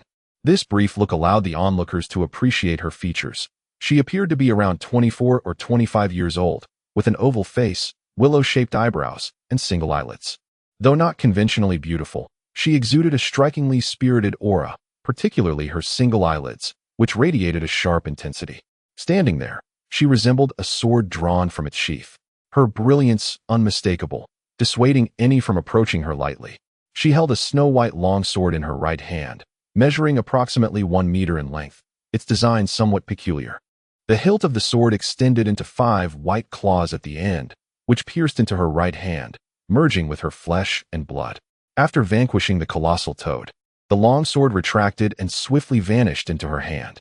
Wang Xuan observed all this, realizing that the sword must be her hatching beast. Given her terrifying speed and strength in slaying the giant toad, her hatching beast was at least in the second-tier initial awakening state, if not stronger. As he gazed at the somewhat familiar figure, a thought stirred in Wang Xuan's mind. He recalled the time he was trapped in the underground parking lot, resting in his car at night, when he spotted a silhouette wielding a sword-like weapon from afar. That figure had dispatched a group of scaly monsters before disappearing. The memory of that sword-wielding shadow was vivid, and upon seeing this woman now, the comparison struck him with clarity. The shadow he had seen that night was most likely this very woman. Watching her bend down to collect a dozen crystal scales, Wang Xuan and his companions stood frozen in place, silently observing. After witnessing her prowess in dispatching the giant toad, none dared to approach her for idle conversation. He was not foolish. He understood whom one could provoke and whom one could not. After gathering all the crystal scales, the woman glanced at Wang Xuan and his group once more before turning and departing in another direction. Wang Xuan and his companions watched her leave, with Zhao Lei attempting to speak several times but being silenced by Wang Xuan. The woman, disinclined to engage with them, might attract trouble or even peril should they approach her recklessly, unaware of her character and intentions. Although Wang Xuan yearned to glean more information about this underground parking facility through her, he restrained himself. The woman moved swiftly, weaving past a row of parked vehicles before vanishing from their sight. Only when she was completely out of view did Wang Xuan exhale gently. Zhao Ri, unable to contain himself, remarked, "This woman is quite formidable. I wonder what her background is and whether she possesses knowledge about this parking facility." Wang Xuan shook his head, replying, "Her reluctance to engage with us suggests we should refrain from disturbing her." Gu Manyao nodded in agreement, stating, "I suspect she may be trapped here like us, only having been here longer, which could explain her prowess. However, she may not necessarily know more about this parking facility than we do." Li Haoyan chimed in, "It is rather odd. If she is indeed trapped here as we are, why would she exhibit such an attitude upon seeing us? Wouldn't being in a group provide greater security? No matter how capable she is still just one person, and should any trouble arise, she would lack someone to rely on." He shook his head, finding it difficult to comprehend. Zhao Lei suggested, "Perhaps she is not one of the trapped individuals, but rather someone with a different purpose altogether." Zhang Haofei remarked, "This girl possesses an astonishing figure. Alas, she is a thorny rose, having swiftly vanquished that toad. Damn it. I wonder what evolutionary stage her hatchling has reached." Wang Xuan, "Your magical beast is in its initial form. Can it eliminate a toad like she did? Wang Xuan furrowed his brow, mentally contemplating the scenario, and then shook his head. This is difficult to ascertain. Only a true confrontation will reveal the answer. Upon finishing his statement, Wang Xuan turned to gaze at the sloping passage behind him. Gu Menyao approached Zhao Lei and inquired, Zhao Lei, you mentioned that the woman is not one of the individuals trapped here, but rather has another origin. What do you mean by that? Zhao Lei responded, this is my hypothesis. Have you considered who placed this vending machine here? He gestured towards the vending machine, situated not far from the passageway. Zhao Lei continued, take this vending machine for example, along with the helmets, leather armor, and knee guards inside. These items require production and transportation to this location. If the helmets and leather armor inside have been entirely purchased, someone must restock them. Such tasks necessitate human involvement. So, who are the individuals responsible for these actions? As Zhao Lei articulated his thoughts, the group began to grasp the implication. Gu Menyao remarked, are you suggesting that this woman is the one orchestrating these activities? Zhao Lei remarked, of course, this is merely my speculation. Otherwise, it would be difficult to explain her apparent attitude towards us. As Li Haoyan just mentioned, if she were like us, trapped here, she would undoubtedly find greater security in a team rather than acting alone. Consider this. Would you prefer to venture forth alone or as part of a group? Therefore, the most plausible explanation is that she is not one of us. She is fundamentally different. Gu Menyao responded, your analysis seems to hold some merit, yet I still find it rather unsettling. Wang Xuan, what do you think? She had increasingly begun to seek Wang Xuan's opinion.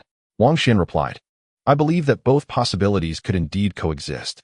Zhao Lei's hypothesis has some validity, but it cannot be deemed an absolute truth. For instance, this woman may possess an inherently solitary disposition, preferring to operate alone. One cannot entirely dismiss that possibility. Thus, engaging in this discussion seems somewhat futile. At this juncture, he paused. The group, having conversed while walking, descended the sloped passageway. Upon rounding a corner, instead of encountering the underground parking lot on the second sublevel, they were met with a grand entrance fashioned from numerous metallic frames, emblazoned with the words Gourmet City.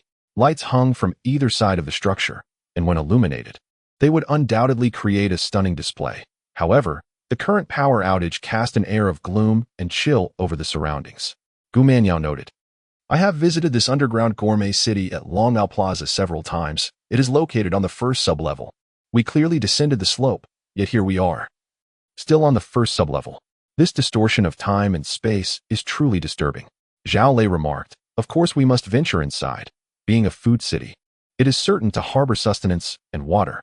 Li Haoyan interjected, I fear for our safety within. As he spoke, he licked his lips, gazing at the eerily dim food city, rendered somewhat sinister by the power outage. Gu Menyao gently furrowed her brow, saying, though this food city resides on the first underground level, it is usually quite bustling, filled with patrons. Do you think these individuals are trapped here? Or has everyone managed to leave? Zhang Haofei responded, currently, I see not a soul. They must have all departed. Though it is also possible that they have met a grimmer fate. Wang Xuan suddenly urged, please be silent. As he advanced a step, he inclined his ear to listen intently. The group fell quiet.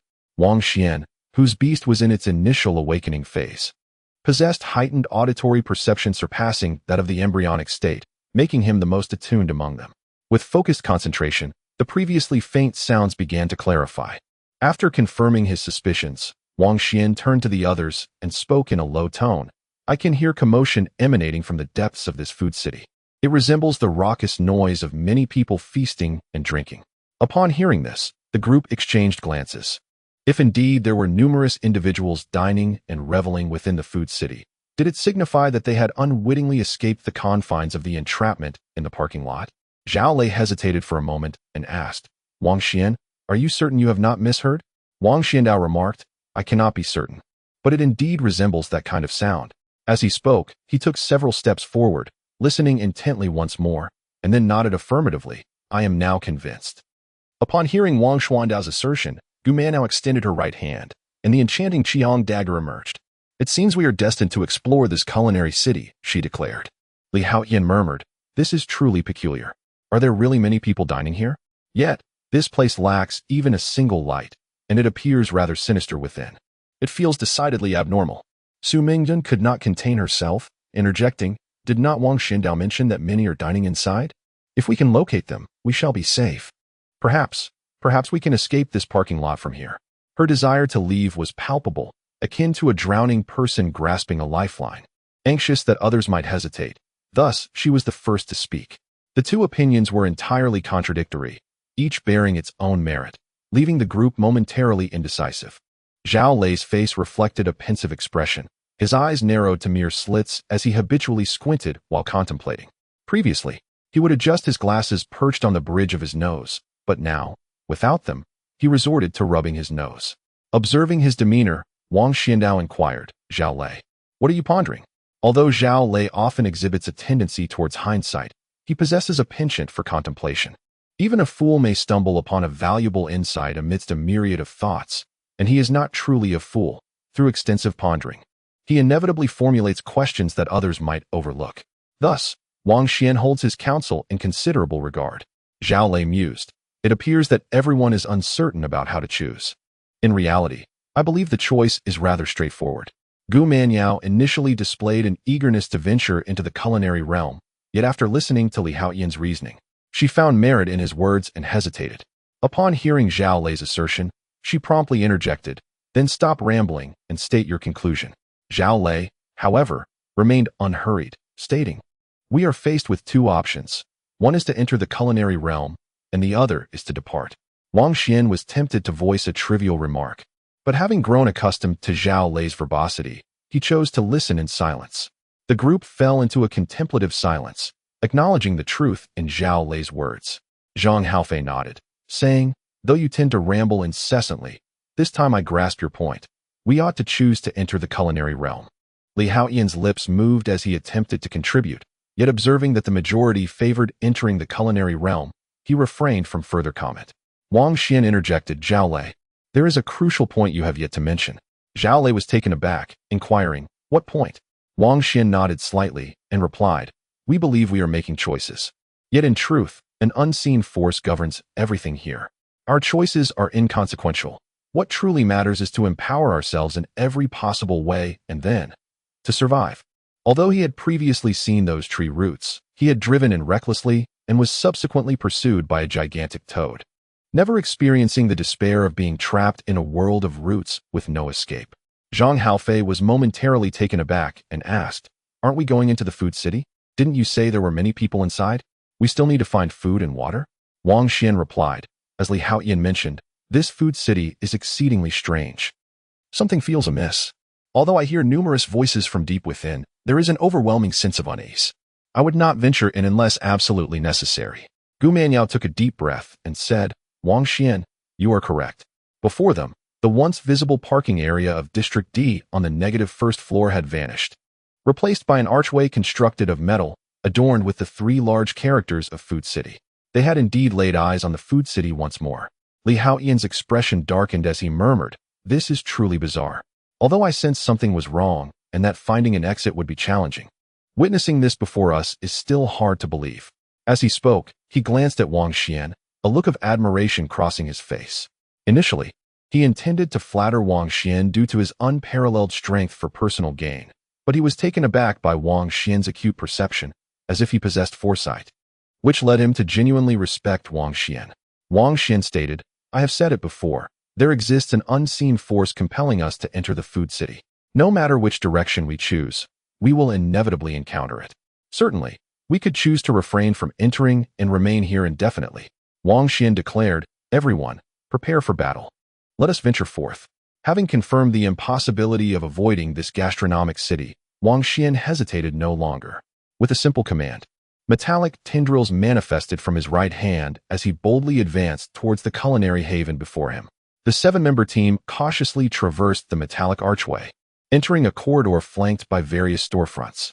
Upon a swift glance, Wang Xuan beheld an array of enticing delicacies: beggar's chicken, viral skewers, roasted pig trotters, beef and vermicelli pots, and spicy hot pots, all beckoning with their signage.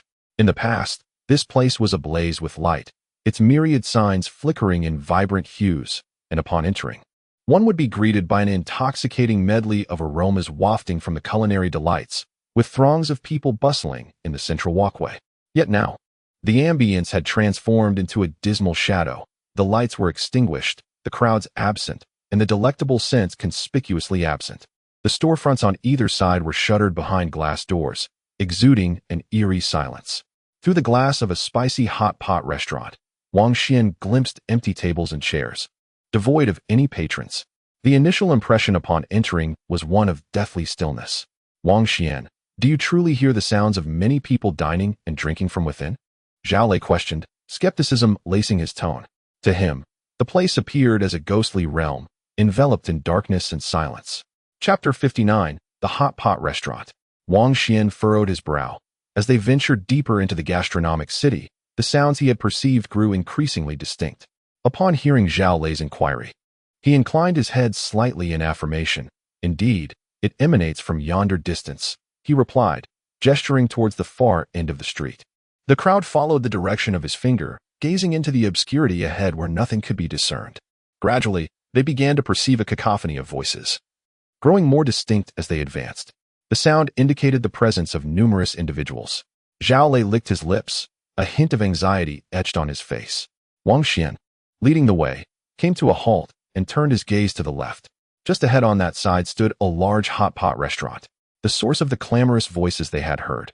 Upon Wang Xuan's pause, the 6 others behind him also stopped, their eyes fixated on the entrance of the establishment. Through the row of floor-to-ceiling glass windows, the interior appeared dimly lit, with vague silhouettes of patrons visible within. Had all the survivors in this culinary haven gathered at this hot pot restaurant? Zhao Lei furrowed his brow, articulating his conjecture at this moment. It seemed the most plausible scenario. Wang Xuan pressed his lips together, his right hand poised, ready to unleash the beast within at any moment. As he took another step forward, eager to uncover the truth. Finally, he arrived at the entrance of the hot pot restaurant, which stood ajar. Through the doorway, he beheld a bustling hall, filled to capacity with patrons. The atmosphere was charged with lively chatter, and the steam billowed from the bubbling pots, where customers savored slices of beef and lamb alongside an array of vegetables, dipping them into rich sauces, their mouths glistening with delight. A man and a woman raised their bottles of beer in a toast. The woman shook her bottle vigorously, creating a whirlpool within before downing it in one swift motion. Meanwhile, several others engaged in games of chance, drinking as they laughed and bantered.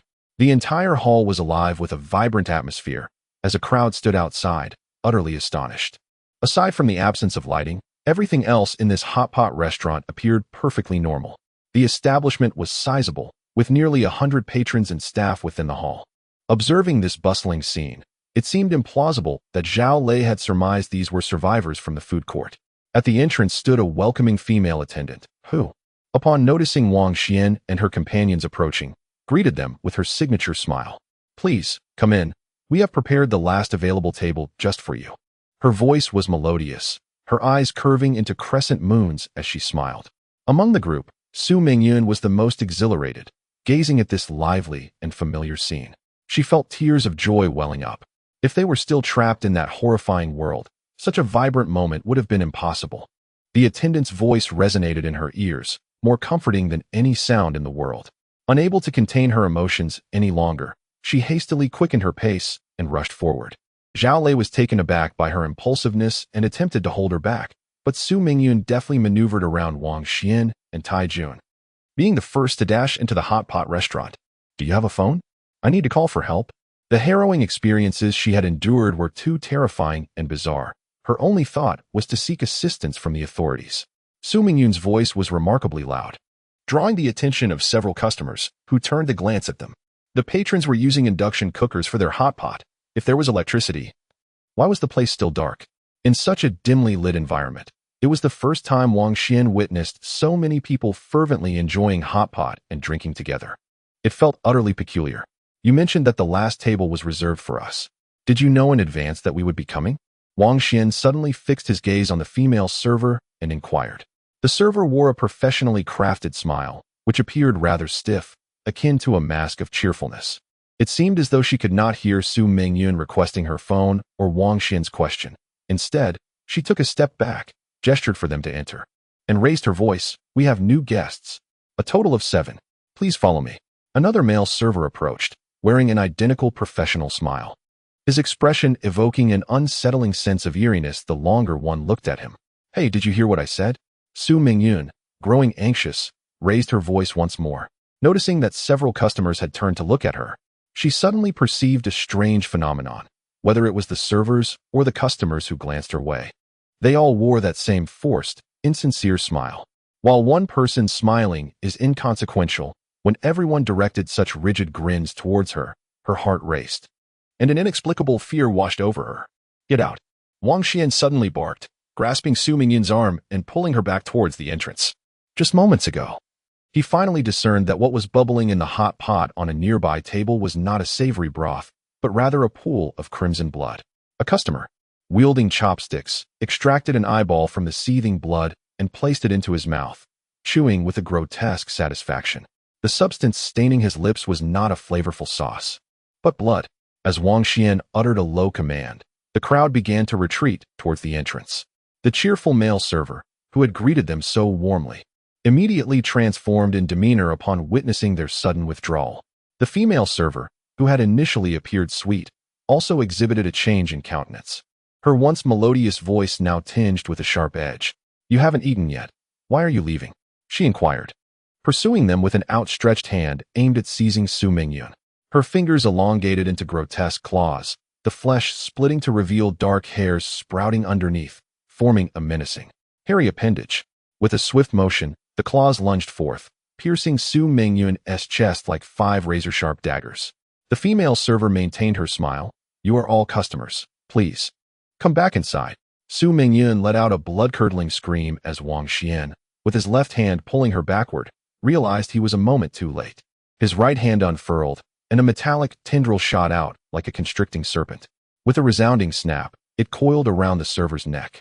Wang Xuan yanked, sending the server soaring into the air, her head colliding with the unforgiving pavement, resulting in a gruesome explosion of brain matter. Within the shattered remnants of her skull, a flurry of white fragments emerged, resembling shattered scales glistening in the aftermath. The white fragments did not fly towards Wang Xuan. Instead, they transformed into a faint white light, vanishing instantaneously at the far end of the food court. Wang Xuan furrowed his brow, for this was a sight he had never before encountered. Su Mingyun was gravely injured, with 5 bloody puncture wounds adorning her chest. Fortunately, she possessed 2 white scales within her right hand, rendering her injuries relatively inconsequential, and she would soon heal. However, she was greatly frightened, her face etched with terror as she retreated among the crowd. Inside the hot pot restaurant, the male attendant who had previously welcomed them burst forth. His body expanded, tearing through his clothes, revealing robust and bulging muscles. Covered in a profusion of dark hair and sporting sharp claws, he had transformed into a half-human, half-beast creature. Gu Manyao approached silently, her right hand wielding the enchanting Chiho knife, sweeping it forth. With a swift motion, the half-human, half-beast attendant found his neck severed, his head rolling away, blood spilling forth. The headless body staggered forward for a couple of steps due to inertia before collapsing onto the ground. Within his body, a white fragment also emerged, not flying towards Gu Manyao, but disappearing into the distance. Wang Xuan gazed at the lifeless bodies of the male and female attendants on the ground. After the white fragments vanished from within them, their half-human, half-beast forms deflated like punctured balloons, returning to their normal human appearance. Were they not monsters, but rather individuals transformed into beasts by the control of the white fragments? Wang Xuan's expression shifted slightly as he suddenly noticed that, unbeknownst to him, nearly 100 patrons within the hot pot restaurant had risen to their feet. They no longer dined or drank. Instead, they advanced towards the entrance, their eyes glimmering with a faint crimson light, and their faces adorned with a bizarre, rigid smile. Surging towards the crowd. "Follow me," Wang Xuan shouted as he sprinted ahead, racing towards the end of the food street where the 2 white fragments had just flown. The patrons and servers appeared not as monsters, but rather as humans ensnared by some unseen force, likely emanating from the very fragments that had just traversed to the end of the culinary lane. Nearly 100 customers from the hot pot restaurant were undergoing a grotesque transformation. Their muscles swelled, tearing their garments as they sprouted coarse black fur, morphing into grotesque hybrids of man and beast. They burst forth from the restaurant, pursuing the crowd with feral roars. Tai Jun and Zhao Lei flanked Su Mingyun, gripping her arms tightly as they sprinted with all their might, closely tailing Wang Xuan, gradually distancing themselves from these transformed patrons. The food street was not particularly long, and upon reaching its end, the seven encountered a wall. This wall, as white as jade, appeared vaguely translucent, through which a shadowy form could be discerned, a figure reminiscent of a tree unfurling its canopy, or perhaps a colossal jellyfish from the deep sea. Within the wall, the canopy slowly contracted and writhed, beneath which countless tendrils, slender as hair, extended outward. These tendrils dangled from the wall like the branches of a weeping willow, densely clustered with an indeterminate number. At the tips of each tendril, several white fragments gathered, emitting a faint, ethereal glow. From a distance, they resembled a profusion of delicate white blossoms. Chapter 60. The creature within the wall. The onlookers gazed at this spectacle with astonishment, none able to fathom the nature of this entity. Wang Xuan observed that the elongated, whisker-like white fragments could merge with one another. Several of these white shards coalesced, gradually transforming into a familiar white scale. In this moment, Wang Xuan comprehended that the white fragments emerging from the bodies of the two attendants he had just slain were being absorbed by these elongated tendrils, and that multiple white fragments could amalgamate to form a singular white scale. Could it be that the white scales within those monsters were shaped in a similar manner? This entity, embedded within the wall and resembling both a tree and a jellyfish, possessed the ability to create monsters adorned with white scales. As the others witnessed this transformation, their thoughts aligned with Wang Xuan's. Gu Manyao tightened her grip on the demon blade in her right hand, pondering aloud whether those monsters were indeed birthed from this being, and if slaying it would enable them to finally escape this cursed place. Zhao Lei set down the backpack he had been carrying and nodded in agreement, asserting that they must attempt it, as there was no avenue of retreat left. Wang Xuan extended his right hand, the metallic tendril reaching its maximum length of 3 meters, writhing through the air like a colossal python. To avoid any peculiarities with the wall and the tendrils, he refrained from approaching too closely, opting instead to remain 2 to 3 meters away, utilizing the metallic appendage to dismantle the tendrils. Just as the metallic tendril was deployed, the translucent wall unexpectedly bulged outward, forming a humanoid shape. He was momentarily startled as the bulging section of the translucent wall suddenly split open, and a humanoid monster stepped forth. This creature stood approximately 2 meters tall, its muscles bulging and covered in dark fur, resembling a gigantic black ape. Prominently embedded in its forehead was a white scale, strikingly conspicuous amidst its thick black fur. Suddenly, a grotesque creature emerged from the wall, startling everyone present. The creature lunged forward, aiming directly at Wang Xuan, who stood closest to the wall. Clearly, it was intent on defending the long tendrils protruding from the surface. With a swift thought, Wang Xuan extended his right hand, and a 3-meter-long metallic tentacle struck the creature squarely on its forehead, causing its cranial matter to splatter, and the beast collapsed heavily to the ground. Wang Xuan deftly sidestepped to avoid the spray of blood as a white scale materialized before him. This time, instead of flying toward the numerous tendrils on the wall, it vanished into his right hand, absorbed by the beast. The creature consumed the energy contained within the white scale, yet no vibrations or reactions were elicited. For a beast that had evolved into its second form, the energy within that scale was exceedingly feeble, offering no assistance to its growth and merely serving as expendable sustenance for daily combat. Wang Xuan assessed the strength of this humanoid monster, determining it to be rather weak, comparable to their own scale-covered creatures resembling wolf-headed apes. Indeed, one of the weakest categories of monsters. Wang Xuan directed the metallic tentacle to slash downwards. With a crisp sound, it struck the multitude of tendrils that had emerged from the wall. Upon impact, the tendrils snapped, falling to the ground, where they immediately shriveled and turned black, swiftly transforming into fine black ash. The white fragments from the tips of the severed tendrils broke free, swirling through the air like delicate white butterflies, drifting towards the tips of other tendrils. Uncertain of the potential toxicity of this fluid, the crowd instinctively recoiled, hesitant to approach. A tremor coursed through the crevice of the wall, contracting with force, resembling layers of living flesh that suddenly unfurled from within, spewing forth a copious amount of fluid. Enveloped within this viscous substance was a colossal, flesh-colored cocoon, its diameter exceeding 1 meter. Upon hitting the ground, it emitted a sharp crack, and spiderweb-like fissures appeared on its surface, soon giving way to a creature emerging from within. This being, humanoid in form, expanded from the cocoon to reach nearly 2 meters in height, possessing 4 limbs and a body that was semi-transparent, devoid of distinct facial features, resembling a gelatinous figure. Dripping with a white fluid, it stepped forth with large strides towards the onlookers. Witnessing this spectacle, the crowd was gripped with trepidation at the sight of such an unprecedented, jelly-like monstrosity. It was Wang Xuan who first sprang into action, his speed unparalleled. Grasping a metallic appendage tightly, he lashed out like a steel whip. The strike landed squarely upon the creature's head with a resounding thud, causing it to crack open. Within the ruptured head, there was no blood or brain matter, only a gelatinous, semi-transparent substance. With Wang Xuan's successful attack, the crowd exhaled in relief. However, the humanoid creature did not collapse despite its shattered head. Instead, it extended its arms and lunged towards Wang Xuan.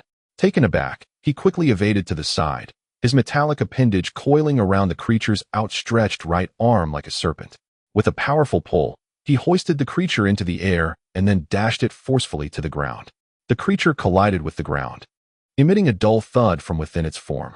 Upon emerging from its cocoon, its body resembled translucent jelly. However, upon contact with the air, its skin color began to change, akin to the process of pigmentation settling.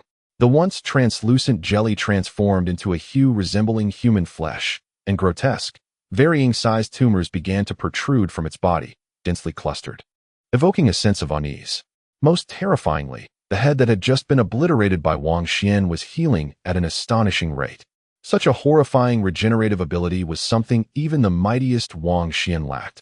If his own head were shattered, he too would meet his demise. Chapter 61. Tumors. The creature fell to the ground. Its ensnared right arm twitched, reminiscent of a lizard shedding its tail in a desperate bid for escape. The entangled arm detached itself, and as it rolled over, its left paw, now armed with razor-sharp claws, lunged towards Wang Xuan's abdomen. He inhaled deeply, surprised by the creature's tenacity. Once more, metallic tendrils ensnared its outstretched left paw, initiating a constrictive assault that pulverized both the paw and the arm. Gu Manyao circled around from the opposite side, her demon blade poised to strike as she aimed to cleave the creature in two. She held no belief that this abomination could reassemble itself after being bisected. The remaining Zhao Lei, Tai Jun, and Li Haoyan readied themselves for battle, for behind them loomed nearly 100 customers, now transformed into half-human, half-beast monstrosities, drawing closer. Among them, the fastest had already surged within 20 meters of their position. They found themselves obstructed by this bizarre wall, with no avenue for retreat, forced to confront the impending threat head-on. As Gu Manyao's blade was poised to strike the creature, Wang Xuan simultaneously commanded the metallic tendrils to pierce the monster's heart. Since shattering its skull had proven futile, he sought to discover whether its cardiac region might be its Achilles heel. He refused to believe this abomination was invulnerable. He simply lacked knowledge of its vital weakness. Just as he perforated the monster's chest, several grotesque tumors sprouting from its body detached themselves with astonishing rapidity, reminiscent of ripe fruit falling from a tree. These detached tumors expelled a plume of white steam, darting toward him with remarkable swiftness. Given the proximity and the element of surprise, Wang Xuan, although he had been wary of the peculiar tumors, could not fathom their ability to launch themselves at such alarming speed. He narrowly evaded one that was aimed at his face, but a deafening explosion echoed in his ears as one struck his chest, inflicting excruciating pain. The tumor detonated upon impact, transforming into a gruesome display of flesh and blood, leaving a gaping wound the size of a fist in his torso. The subpar leather armor he wore offered some degree of protection, mitigating part of the blast's force. Otherwise, the damage would have been far more catastrophic. In stark contrast, Gu Manyao, wielding her blade from behind, fared even worse. Her reflexes were not as swift as Wang Xuan's, and she was struck in the abdomen and thigh by the tumorous projectiles. With a harrowing scream, she fell heavily backward, her torso and thigh instantly marred by 2 massive wounds. Lacking any protective armor, each wound was nearly twice the size of Wang Xuan's, particularly the one on her thigh, which almost severed her right leg entirely. She collapsed onto the ground, and despite the demon's continuous healing efforts, she was unable to rise for the time being. The onlookers had initially believed that Wang Xuan would easily shatter the monster's head. Even with its astonishing regenerative capabilities, it was far from being Wang Xuan's match. No one anticipated the sudden turn of events when the grotesque tumors sprouting from the creature's surface detonated like bombs, launching explosive projectiles. Wang Xuan and Gu Manyao were struck and injured, leaving the crowd in a state of shock as nearly 100 transformed customers, now half-beast, charged forth with feral roars. "Stand your ground. Protect Wang Xuan and Gu Manyao." Iron Army bellowed, the first to charge towards Wang Xuan. He urged everyone to position themselves as practiced, but alas, the chaos had unraveled their formation, and no one could recall their designated places, leading to a disarrayed battle. Zhang Haofei cursed vehemently, leaping beside the fallen Gu Manyao. With his skeletal claws extending, he seized a transformed customer lunging at them, crushing the creature's skull with a swift motion. Instead of the expected white scales, a white shard erupted from the shattered head, vanishing into a massive fissure in the wall. Li Haoyan wielded his curved blade, striking down another customer. Having remembered Iron Army's command and quickly advancing towards him, Zhao Lei shielded Su Mengyun, retreating together while loudly proclaiming, "Everyone, maintain the formation. Let us regroup." Although the transformed customers lacked individual strength, their sheer numbers surged forward, plunging the group into disarray. The most terrifying aspect was that the once prostrate flesh tumor creature had risen to its feet. Its arms had regenerated, and with a swift leap, it lunged toward Gu Manyao. It displayed remarkable intelligence, opting to eliminate the most severely injured individual first. Wang Xuan had sustained a gaping wound in his chest, yet his formidable regenerative abilities were at work. The injury was steadily healing, and a faint glow began to emanate from the surface of his tattered leather armor, indicating that the breach was gradually closing. This phenomenon was a result of the nanotechnology integrated within the inferior armor, initiating a repair process. Just as Iron Army reached his side and dispatched an approaching assailant, Wang Xuan sprang into action, charging once more at the flesh tumor monstrosity. The threat it posed was too great. If they did not eliminate it swiftly, the consequences would be dire. Zhang Hao soared to the side of the gravely injured Gu Manyao, using his skeletal claws to block the creature's vicious talons. With a guttural roar, he clenched his skeletal claws into a fist and struck a heavy blow to its face. With a resounding pop, the multitude of flesh tumors adorning its visage burst upon impact, causing the creature to stagger backward. At that very moment, Wang Xuan seized the opportunity. Metallic tendrils extended to their maximum length of 3 meters, ensnaring the creature's head, face, neck, and upper body. He deduced from the creature's recent claw attack that, although the flesh tumors were indeed fearsome, their use was likely conditional. It seemed they could only be deployed once the tumors had matured and naturally detached, rendering the creature unable to utilize them at will before that maturation occurred. Understanding this, the grotesque creature of flesh and tumor became far less intimidating. The beast's entangling and strangling abilities were fully unleashed as the metallic tendrils ensnared the abominable entity, relentlessly constricting and emitting a series of explosive sounds. Each captured mass of flesh erupted, releasing a copious amount of white ichor. In an instant, the metallic appendages reduced the creature's head and upper body by half. The monstrosity writhed in desperate struggle, and suddenly, 3 mature tumors detached from its legs. Upon their release, they erupted with white steam, akin to cannonballs fired at great speed. Anticipating this, Wang Xuan yanked the creature's body downward, forcing it to collapse in front of him. The 3 tumors struck the beast, detonating upon impact with its own form. 3 resounding explosions left the creature with 3 gaping wounds, from which flowed not blood, but a viscous white fluid. Almost simultaneously, Wang Xuan let out a powerful shout, pushing the strangling ability to its utmost limits, utterly shattering the upper half of the creature, resulting in a splatter of flesh and viscera. Releasing the metallic tendrils, he watched as a cascade of putrid meat fell, only to immediately ensnare the remaining lower half of the tumor monster, determined to reduce it to a mere pulp. He harbored no belief that the creature could resurrect after being rendered into a grotesque paste. After a brief moment of chaos, Zhao Lei and Li Haoyan, along with their companions, quickly regained their composure, uniting to fend off the throngs of customers surging forward. With each customer slain, a shard of white material erupted from their bodies, disappearing into the cracks of the wall. As Wang Xuan reduced the remaining lower half of the grotesque creature into a pulpy mass, a faintly luminous white scale emerged from the viscous substance, merging into his right hand. Drawing upon this white scale, Wang Xuan exhaled a sigh of relief, Although the creature exhibited formidable vitality and astonishing regenerative capabilities, it had ultimately succumbed to his efforts. A reaction emanated from the magical beast within his right hand, and he sensed its exuberance. The scale contained potent energy that incited a fervent excitement within the beast. At that moment, a throng of customers surged forward, only to suddenly collapse, each one expelling a white fragment from their bodies. In an instant, nearly 100 white shards coalesced into a luminous arc, hurtling towards the fissure in the wall.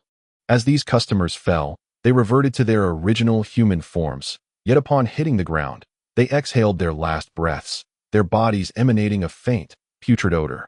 Wang Xuan suddenly comprehended the horrifying truth. These customers were, in fact, deceased, merely puppets controlled by the creature within the wall through the parasitic white fragments, transforming them into animated aberrations capable of speech. The entities residing within the wall were indeed terrifying. Gazing upon the fallen figures, the earlier chaos of battle abruptly ceased, and the crowd turned to observe as the fissure in the wall devoured nearly 100 white fragments, emitting a blinding radiance. Suddenly, the crack widened, extending from the wall down to the ground, fully splitting apart. The unforeseen occurrence left everyone stunned, and even the formidable Wang Xuan could only instinctively leap upwards in response. The wall resembled a prehistoric behemoth, entirely animated, with cracks that resembled a gaping maw, opening and closing with a ghastly snap, devouring all in its path. Wang Xuan felt an overwhelming stench assault his senses. Having barely leapt a meter, darkness suddenly enveloped him as he was ensnared by an unseen force, followed by a dizzying descent. He heard the horrified exclamations of Zhao Lei and Gu Manyao at his side, and with widened eyes, he beheld his companions being engulfed by a grotesque and terrifying fleshy conduit. This conduit slanted downward, writhing with an immense suction, filled with a copious amount of slick, white viscous fluid. The 7 of them were wholly consumed, sliding deeper into this fleshy passage. The further they descended, the more formidable the compressive force of the conduit became. Wang Xuan was the first to react, unhesitatingly unleashing the utmost power of the beast. A 3-meter-long metal tentacle coiled around his right arm, merging instantly into a colossal limb, manifesting the form of the beast's arm. The strength within him surged forth, continuously channeling into the beast's arm. Each explosive strike of the beast's arm nearly depleted half of his strength. With focused intent, he swung his right arm, the beast's arm forming a fist that collided with the writhing flesh of the wall. With a resounding thud, the wall could not withstand the terrifying might of the beast's arm, and a massive hole was instantly created, the arm fully engulfed within. As the beast's arm struck, the fleshy conduit seemed to experience agony, immediately contracting violently, spasms rippling through it, each convulsion expelling jets of viscous fluid from below. Wang Xuan clung to his body with his right arm, preventing himself from continuing to slide downward, while letting out a desperate shout. "Steady yourselves. Do not slide down." Although he was unaware of the perils lurking deep within the fleshy conduit, an instinctive dread gripped him. The deeper one descended, the greater the danger. Once plunged into the abyss, escape might become an impossibility. Below them was Tai Jun, the 4th among the group to react, who steadied himself by embedding his curved blade into the fleshy wall. Following him were Li Haoyan and Zhao Lei. Zhao Lei had just managed to secure his position by anchoring his curved blade into the wall, intending to reach for Su Mingyun, only to discover she had already slipped down 2 or 3 meters beneath him. Su Mingyun's face was a mask of terror as she struggled desperately, her curved blade slipping from her grasp. How could she possibly maintain her balance on this elastic, slippery wall?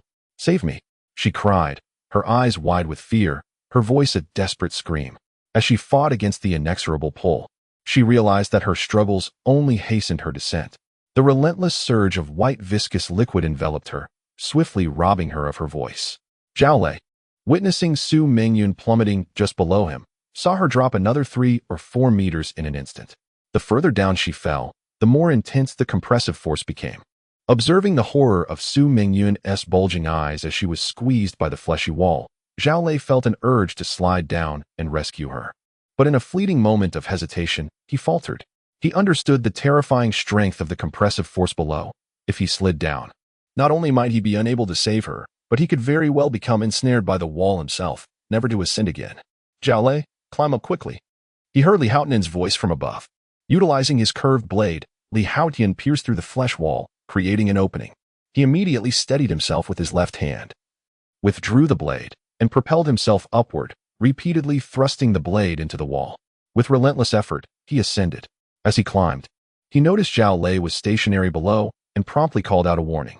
Upon hearing Li Haoyan's voice, Zhao Lei was startled, only to see Su Mingyun glaring at him from below, her lips muttering incoherently. Her eyes radiated a vengeful glare, seemingly blaming him for his inaction. A mere glance at her left Zhao Lei feeling unnerved. Su Mingyun's current appearance was utterly horrifying. The flesh wall's constricting force intensified, causing her bones to produce ominous cracking sounds. Her arm bones, leg bones, and ribs began to succumb, one by one fracturing under the pressure. As torrents of blood gushed from her mouth, eyes, and ears, her eyeballs bulged grotesquely from their sockets, resembling those of a goldfish, evoking indescribable terror. Although her white scales continuously attempted to mend her body, the rate of healing was woefully inadequate compared to the damage inflicted. Chapter 63. Despair suddenly. A voice echoed from the upper reaches, Gumanyao. Upon hearing this voice, Zhao Lei felt a jolt of determination surge through him. He resolutely decided to act without hesitation. Thrusting his left hand into the wound he had just created in the flesh wall, withdrawing the blade once again, eager to ascend. It was at this moment that he realized, to his dismay, that he could no longer climb upward. His lower body was ensnared by the violently contracting flesh wall, which exerted an immense suction force, gradually pulling him downward. In a state of terror, Zhao Lei clutched the jagged opening created by the curved blade with his left hand, while his right hand plunged the blade once more into the flesh, exerting every ounce of strength to struggle upward. Regrettably, he had already missed the optimal moment for escape. His face flushed crimson, beads of sweat adorned his forehead, and every bone in his body creaked under the strain. Suddenly, the curved blade in his right hand emitted a sharp crack before breaking. In that instant of panic, he realized he could no longer support himself with just his left hand. Instead of ascending, he was immediately dragged downward by the relentless suction of the flesh wall. In his despair, the first name that sprang to mind was Wang Xuan. Among the crowd, Wang Xuan possessed the greatest strength. If anyone could possibly save him, it would be Wang Xuan. Like a drowning man grasping for a lifeline, this was the last flicker of hope he could conceive. Wang Xuan, positioned at the top of the flesh passage, utilized the immense arm of a beast to carve a vast opening in the wall, stabilizing himself before swiftly peering upward. Intent on finding an escape route, he now fully comprehended the horrifying truth. A bizarre and terrifying entity lurked within the wall, its life form beyond their imagination, with the wall itself being a mere extension of this grotesque being. They had been consumed by this monstrous entity. They must be ensnared within the esophagus of this creature. Should they slip further down, the likelihood of being truly devoured by it increases. Their sole chance of survival lies in creating an escape route from this constricting passage. Although the arm of the beast possesses formidable power, it exacts a considerable toll on energy. A single strike nearly drains half of his stamina. Once he steadied himself, he promptly reverted from the state of the arm of the beast, allowing the metallic tendrils to unfurl along his right arm once more, resembling a great serpent ascending. With a sudden thrust, the metallic appendage pierced the flesh wall above, approximately 2 to 3 meters high, and he grasped it to climb upwards. Gumanyao, while striving to ascend, remained vigilant of the situation below. Originally, she and Wang Xuan, Zhao Lei, Wang Qin, and Zhang Qianwen shared a deep friendship, now tragically diminished as Wang Qin and Zhang Qianwen had perished. After enduring these harrowing days together, it was evident that Wang Xuan and Zhao Lei had become the most significant individuals in her heart. The thought of losing either of them was unbearable. Her concern was not for Wang Xuan above, but rather for Zhao Lei's safety below. Upon glancing down, she noticed something awry with Zhao Lei and immediately called out a warning, but alas, it was too late. Zhao Lei was unable to escape and raised a desperate cry for help. Gumanyao halted her ascent, intent on descending to rescue Zhao Lei. Hearing Zhao Lei's call, Wang Xuan, who had been striving to locate an exit, felt a jolt of alarm. He immediately ceased his efforts. Gumanyao understood that this was a critical moment where every second counted, and given Wang Xuan's superior strength, he was more likely to save Zhao Lei. She did not indulge in sentimentality. Instead, she immediately relinquished as much space as possible, allowing Wang Xuan to slide away from her side, while she herself endeavored to climb upwards in search of an escape. Above, The fleshy wall had been perforated by Wang Xuan utilizing his metallic tendrils, creating numerous openings through which she could easily ascend by alternating her grip. "Zhao Lei!" Wang Xuan exclaimed fiercely, his blood coursing with heightened urgency as he descended with utmost speed. Unfortunately, just as he squeezed past the Iron Army, he witnessed Zhao Lei being entirely engulfed by the fleshy wall below. He caught sight of the despair in Zhao Lei's wide-open eyes before he was completely consumed. Their bond was exceptionally strong, and seeing Zhao Lei's desolate expression sent an icy shiver through his entire being, as if his chest might explode. The beast within his right hand seemed to resonate with his turmoil, the orb of white light pulsating violently, akin to a heartbeat. Having nearly reached his limit, he shattered that threshold once more and surged towards Li Haotian below. When Li Haotian glanced up and beheld the menacing visage of Wang Xuan, terror gripped him, prompting him to desperately press himself against the adjacent flesh wall, striving to create a gap for Wang Xuan to descend. He feared that otherwise, Wang Xuan might inadvertently send him plummeting as well. Lacking Wang Xuan's formidable strength, should he be thrown down and trapped by the fleshy wall, he would likely meet the same fate as Zhao Lei and Su Mingyun, never to ascend again. Unfortunately, despite his speed, it was too late. He could only watch helplessly as Zhao Lei, mere 4 or 5 meters below, was entirely consumed by the contracting fleshy wall. Only a breath away, his metallic tendrils could extend 3 meters, while Zhao Lei helplessly watched as Wang Xuan's metallic appendage, mere meters above him, reached perilously close. Darkness enveloped his vision as he was ensnared by the violently contracting flesh walls. The terrifying pressure caused his eyes to bulge, blood vessels bursting, crimson liquid seeping from the corners of his eyes. Though his physical constitution surpassed that of Su Mingyun, the flesh walls completely engulfed him. Yet, his bones remained unbroken, trapped within the suffocating embrace. An overwhelming force tugged at him from below, drawing his blood upward, while his internal organs felt as though they might rupture from his abdomen. As he teetered on the brink of annihilation, in that fleeting moment of impending death, Zhao Lei sensed an eerie silence. All sound dissipated, leaving only the rhythmic flow of blood within him and the muffled thud of his heart. In the next instant, even those sounds faded, and within the vast ocean of his consciousness, only a singular white orb remained. The white scales he had amassed from hunting monsters were sufficient to nurture life within the orb, yet for reasons unknown, that life hesitated to emerge. Akin to a fragile window pane, easily pierced, yet stubbornly intact. Chapter 64. Crossroads. Zhao Lei had calculated that, based on the white scales obtained during Wang Xuan's first successful hatching of a beast, his own white orb should have already undergone hatching. Despite his numerous attempts employing various methods, none yielded any results. Until this very moment, as death loomed, the life within the white orb seemed to sense its master's peril. Once the host perished, it too would be unable to survive. Even if it hesitated to hatch, it could no longer afford to wait. With a sharp crack, the white orb shattered instantaneously, revealing its latent power. It unleashed a brilliant burst of white light, and a surge of terrifying energy radiated from Zhao Lei's right hand, enveloping his entire being. Just as he was on the brink of a cataclysmic demise, Zhao Lei suddenly felt an invigorating force flowing through his body, a potent energy that expanded against the constricting flesh surrounding him, mending his injuries at an alarming pace. In the next moment, clarity returned to his mind. With a powerful exertion, he forcefully pushed against the encroaching walls of flesh, emerging once more with his head from the constriction. Zhao Lei. Above, Wang Xuan descended, initially believing Zhao Lei to be doomed. To his astonishment, he witnessed Zhao Lei's head re-emerge, filling him with elation. Grasping a breach in the flesh wall that Zhao Lei had previously carved with a curved blade, he steadied himself with his left hand while his right hand wielded a metallic tendril that slithered down like a great serpent. Zhao Lei felt an inexhaustible well of strength surging within him. With a determined effort, he finally extended his right hand outward, and Wang Xuan's metallic tendril coiled around it, securing a firm grip. Upward, Wang Xuan summoned all his strength, his voice echoing with urgency.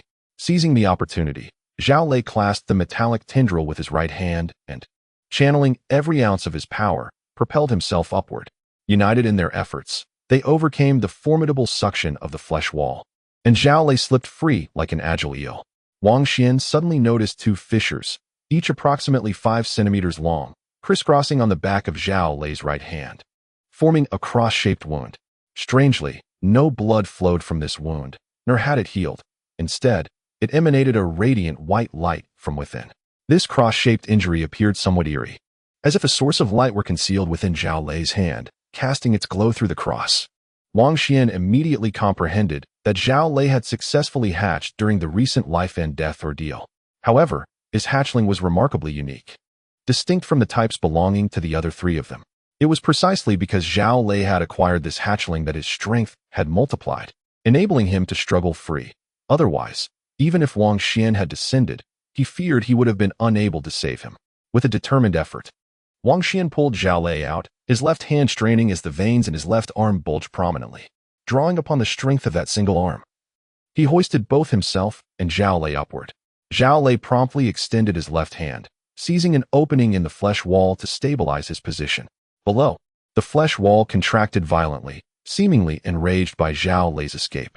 "Hurry up," Wang Xuan urged, swiftly catching up to Li Haoyan above. The metallic tendrils extended 3 meters upward, anchoring themselves into the flesh wall. Li Haoyan, not lacking in wit, grasped the metallic tendrils and began to ascend. This method proved significantly faster than searching for cracks in the flesh wall or climbing with a curved blade, as the wall continued to constrict, leaving insufficient space and making the use of the curved blade increasingly inconvenient. Grasping the metallic tendrils, Li Haoyan quickly ascended, with Wang Xuan and Zhao Lei closely following behind. Although Zhao Lei was unarmed, the surrounding flesh wall bore numerous cracks, subtle yet perceptible to him in an instant. He reached in, closely following Wang Xuan without losing a step. Gu Manya, having ascended to the apex, discovered that the top of the flesh wall offered no escape. It was completely constricted. Steadying herself with her left hand, she wielded the evil qi blade with her right, attempting to cleave through the coiling mass of flesh to create an exit. Aware of the imminent peril faced by her companions, she realized that Wang Xuan's descent to rescue Zhao Lei determined their collective chance of escape. Summoning all her strength, she struck the upper flesh wall, creating fissures as chunks of flesh plummeted downward. Yet, with each strike, her trepidation grew. The upper wall seemed interminable, concealing any glimpse of an exit. White viscous fluid surged around them. Initially innocuous, it gradually elicited a searing sensation against their skin. This substance began to corrode their flesh. At first, the group felt little discomfort and were unaware of any oxygen deficiency, but soon they began to struggle for breath, realizing that the oxygen within the flesh wall was dwindling. Despite Gu Munya's relentless attempts to sever the constricting flesh above, the site remained an oppressive mass, devoid of a means of escape. Anxiety began to permeate the group. If they could not find a way out soon, they would not only succumb to the tightening grip of the flesh wall, but also perish from the depletion of oxygen. At the rear, Zhao Lei suddenly exclaimed, "Tai Jun. To your left, quickly dig from there."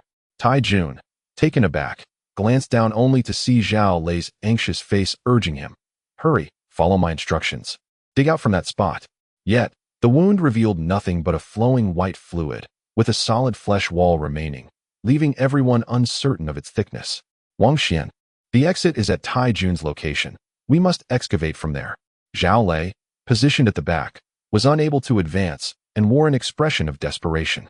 Wang Xuan understood that although Zhao Lei often spoke with questionable credibility, in such dire moments, he would not utter mere nonsense. There must be a valid reason behind his words. The metallic tendrils plunged deeply into the flesh wall as Wang Xuan exerted force, his left hand gripping Li Haoyan's leg to pull him down. Startled, Li Haoyan clung desperately to the fissures of the flesh wall, momentarily bewildered by Wang Xuan's actions. However, once Wang Xuan swiftly squeezed in beside him, realization dawned upon him. Despite the tightening of the flesh wall, its elasticity offered some reprieve, allowing Wang Xuan to press against Li Haoyan, facing each other amidst the confined space. "Tai Jun, push upward," Wang Xuan urged, surpassing Li Haoyan as he ascended towards Tai Jun. Upon reaching the position previously occupied by Tai Jun, the metallic tendril burrowed into the wound that Tai Jun had just carved open with his blade. "Zhao Lei, is it here? A little more to the left." "Yes.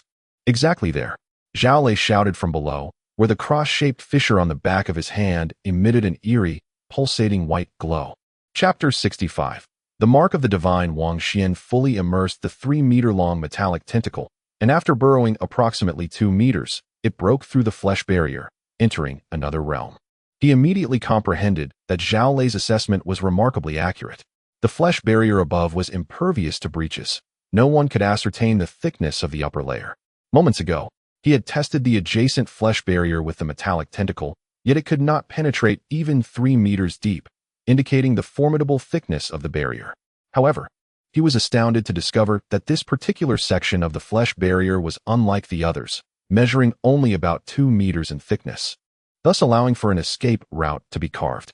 Understanding the true thickness of the barrier made the task straightforward. Wang Xuan relentlessly channeled his power into the metallic tentacle, drilling several holes before employing its formidable strength to tear and twist, thereby dismantling the flesh barrier, while he followed closely behind.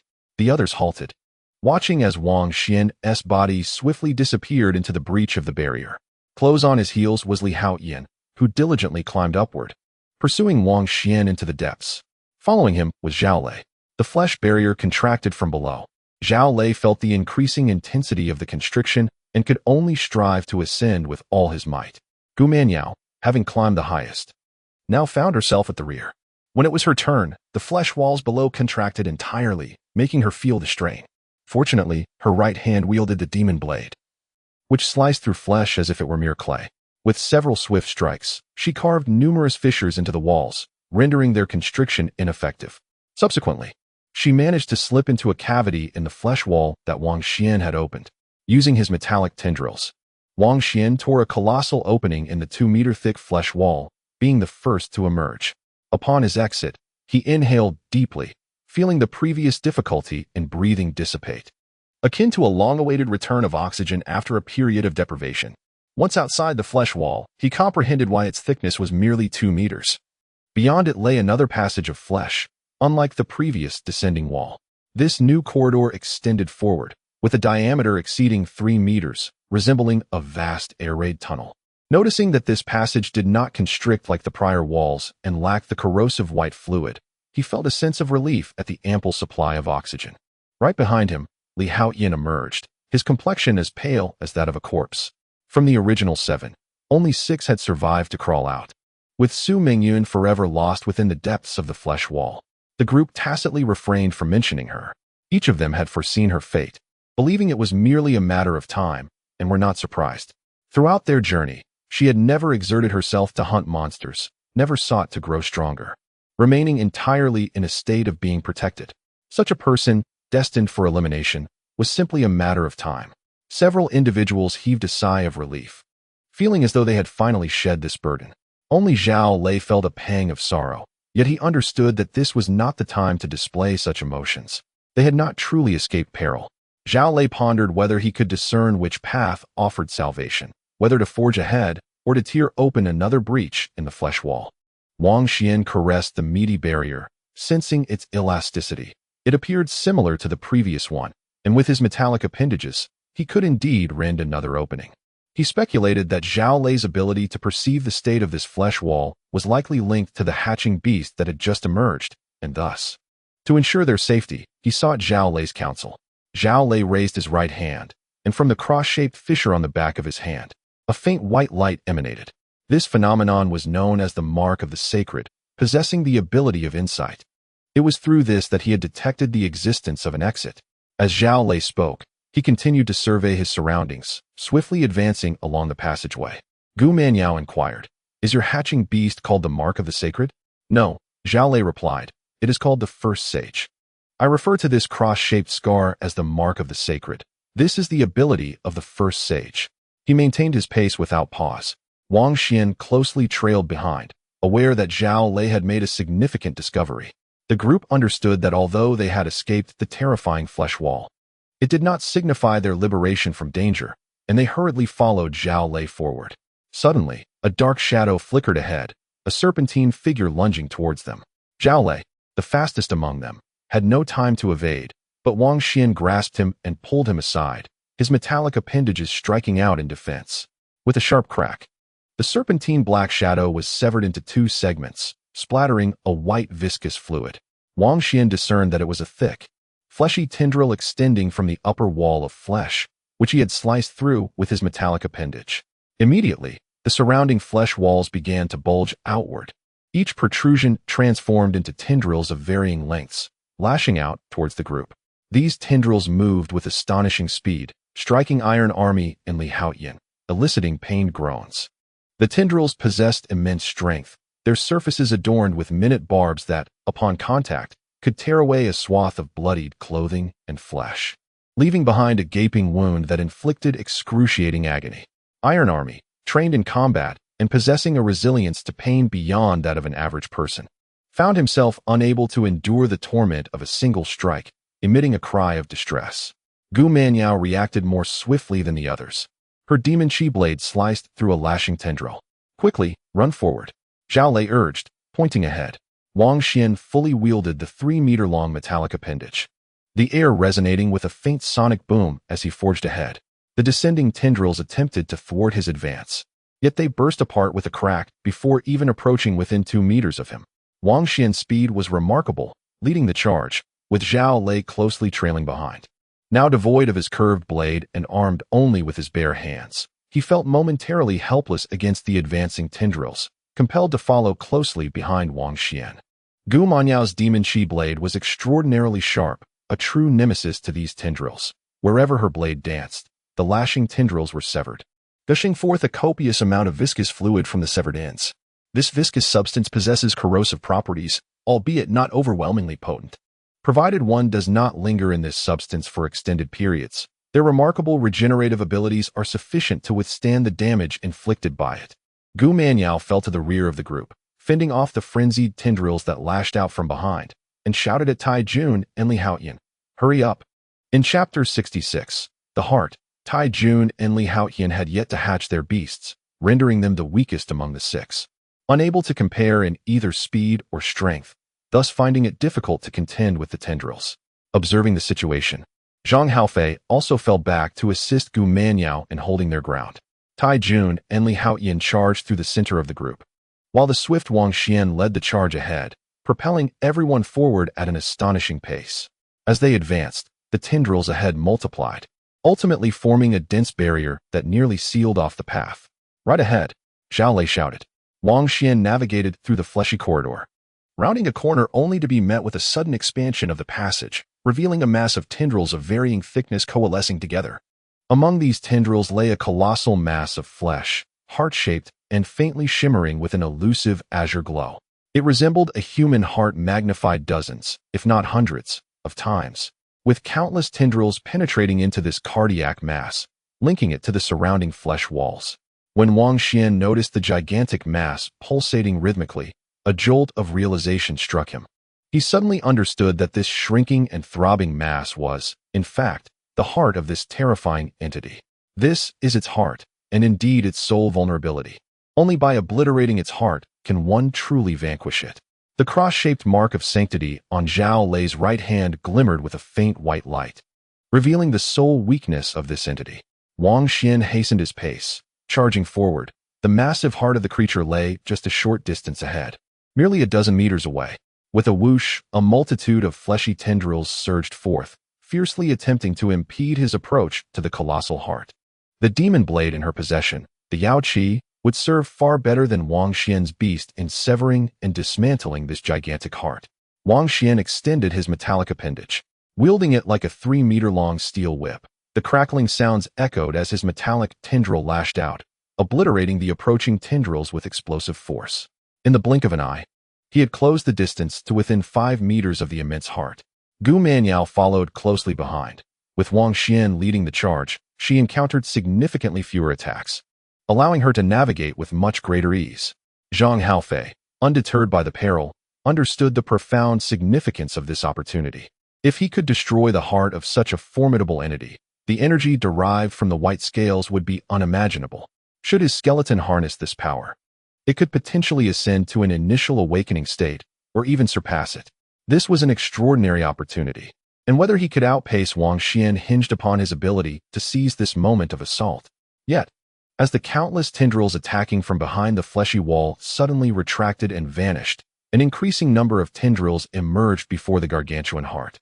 The foreign entity seemed to sense the impending danger. It relinquished its assault on the Iron Legion and Li Haoyan, redirecting its energies to safeguard its core. Countless tendrils coalesced, amplifying both speed and strength exponentially. Wang Xuan, at the forefront, felt the mounting pressure. A muffled groan escaped Zhang Hao as he endured a searing pain in his shoulder. Pierced by a tendril, the appendage punctured his shoulder, dragging him forcefully to the side. Gu Mianyao fared little better, having just severed 2 oncoming tendrils with her demon blade. She attempted to surge forward, only to have her left leg ensnared by another tendril, which began to pull her backward. She struggled to maintain her balance, but was ultimately yanked off her feet, despite her frantic attempts to wield her blade, successfully cutting through 3 more tendrils. She sustained 2 painful strikes, leaving her with deep, bleeding gashes that contorted her face in agony. Wang Xuan, charging ahead, faced the greatest burden. Uncertain of how many tendrils he had shattered, he pressed closer to the colossal heart. The sheer volume of tendrils attacked from all directions, overwhelming even his formidable strength to fend them off in an instant. A series of sharp cracks echoed as tendrils struck his back and the front of his leather armor. The armor sustained damage, triggering the nanocrystals within to activate. Their stored energy was released upon contact with the air, initiating a unique reaction that could forge new leathery material to mend the damaged armor. However, the integrated nanocrystal energy had its limits. Once depleted, the armor would be rendered completely useless. The front and back were shielded by protective skin armor, and although the tentacles struck flesh, they merely left behind shallow marks. However, with no protection on his legs, Wang Xuan was struck twice, causing large patches of skin and flesh to be torn away, inflicting such pain that he nearly cried out. "Damn it!" Wang Xuan exclaimed, his agony prompting him to push off with all his strength, shielding his head and face with his arms, disregarding the frenzied tentacles that lashed out. Grasping the metallic tentacle with all his might, he pulled it forward. A sharp crack resounded as the metallic appendage reached its 3-meter limit, having undoubtedly severed numerous tentacles, before striking the enormous heart before him. This blow, fueled by Wang Xuan's utmost strength, produced a sonic boom. However, upon impacting the surface of the colossal heart, it only left a faint trace of blood. The resilience of the heart's muscular exterior exceeded all expectations. Following the strike, the giant heart began to contract violently, causing even the previously stable massive wall of flesh to tremble intensely. Chapter 67. Blue Scales. The tentacle resembled a gigantic python, as thick as a barrel and extending over 10 meters, suddenly lunging towards Wang Xuan. The speed and force of the appendage surpassed all imagination, and even Wang Xuan felt a chill of suffocation, narrowly evading it. With a sharp crack, the tentacle grazed him, attempting to sweep across his path. Instantly, the metallic tentacle in his right hand reached out and ensnared the fleshly appendage. With both hands firmly gripping the demon dragon blade, he summoned all his strength to strike at the oncoming colossal heart. Even Wang Xuan's metallic tentacles could merely etch a shallow line upon the surface of this colossal heart. Gu Mianyao understood that the exterior of this giant heart was exceedingly resilient. Among the crowd, only her demon Qihong blade possessed the potential to assail this organ. As if sensing an imminent threat, the massive fleshy appendage twisted violently, attempting to thwart Gu Mianyao's advance. Wang Xuan unleashed the entwining grasp of the beast, the metallic tendrils constricting tightly around the thrashing appendage, and with a sudden snap, severed it in twain. In that very moment, Gu Mianyao's demon Qihong blade plunged into the depths of the giant heart. The formidable muscle of the heart could not withstand the blade, which sliced through it as though it were mere clay. With unwavering strength, Gu Mianyao dragged the blade downward, cleaving a gaping wound from which a torrent of azure liquid surged forth. Unlike the blood of ordinary creatures, this foreign fluid was a brilliant blue. As the giant heart endured the devastating blow, it seemed to experience excruciating agony, contracting violently, its surface adorned with fleshy tendrils connecting to the surrounding tissue. Now reeling from the assault, suddenly withdrew these appendages from the flesh walls, stretching outward as the colossal heart lunged forward. Just as Gu Mianyao prepared to deliver a second strike, she was caught off guard by the heart's sudden movement. The impact was overwhelming. She let out a muffled groan, her body akin to a severed kite, tumbling through the air, accompanied by the ominous sound of cracking bones. Wang Xuan severed the enormous fleshly appendage and was poised to collaborate with Gu Mianyao in an attempt to inflict as much damage as possible upon the colossal heart. Suddenly, the heart shifted and charged directly at them, the narrow space on either side offering little opportunity for evasion. Unlike Gu Mianyao, whose reflexes faltered, Wang Xuan reacted with remarkable swiftness. He instinctively shielded his head and vital areas with his arms, as the metallic tendrils ensnared his right arm, activating the formidable beast arm. Harnessing the power of the beast arm, he did not shy away, but rather propelled himself forward to confront the oncoming assault of the gigantic heart. A low growl rumbled from his throat as the beast arm lunged towards the massive wound that Gu Manyao had previously carved with her demon blade. The impact reverberated with a thunderous sound, sending blood and flesh flying in all directions. He propelled both his arm and body into the gaping wound, and the world before him dimmed, enveloped in a haunting azure hue. Inside the heart, he detected no metallic scent of blood. Instead, a peculiar sweetness lingered in the air, as if the bizarre blue blood possessed an almost fragrant quality. The full force of the beast arm erupted within, pulverizing flesh into a viscous paste that gushed forth from the gaping wound Gu Manyao had created. The colossal heart convulsed violently, thrashing uncontrollably, each impact resonating with an unfathomable power, akin to a frenzied beast. The onlookers dared not confront it. They fled in desperation, seeking refuge from the chaos.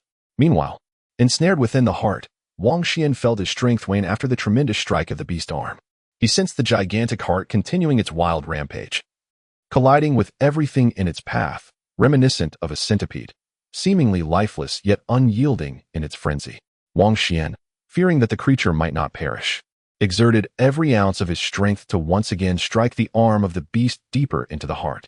Within this colossal heart, a faint azure glow emanated, intensifying as he approached the center, where a source of blue light appeared to be radiating.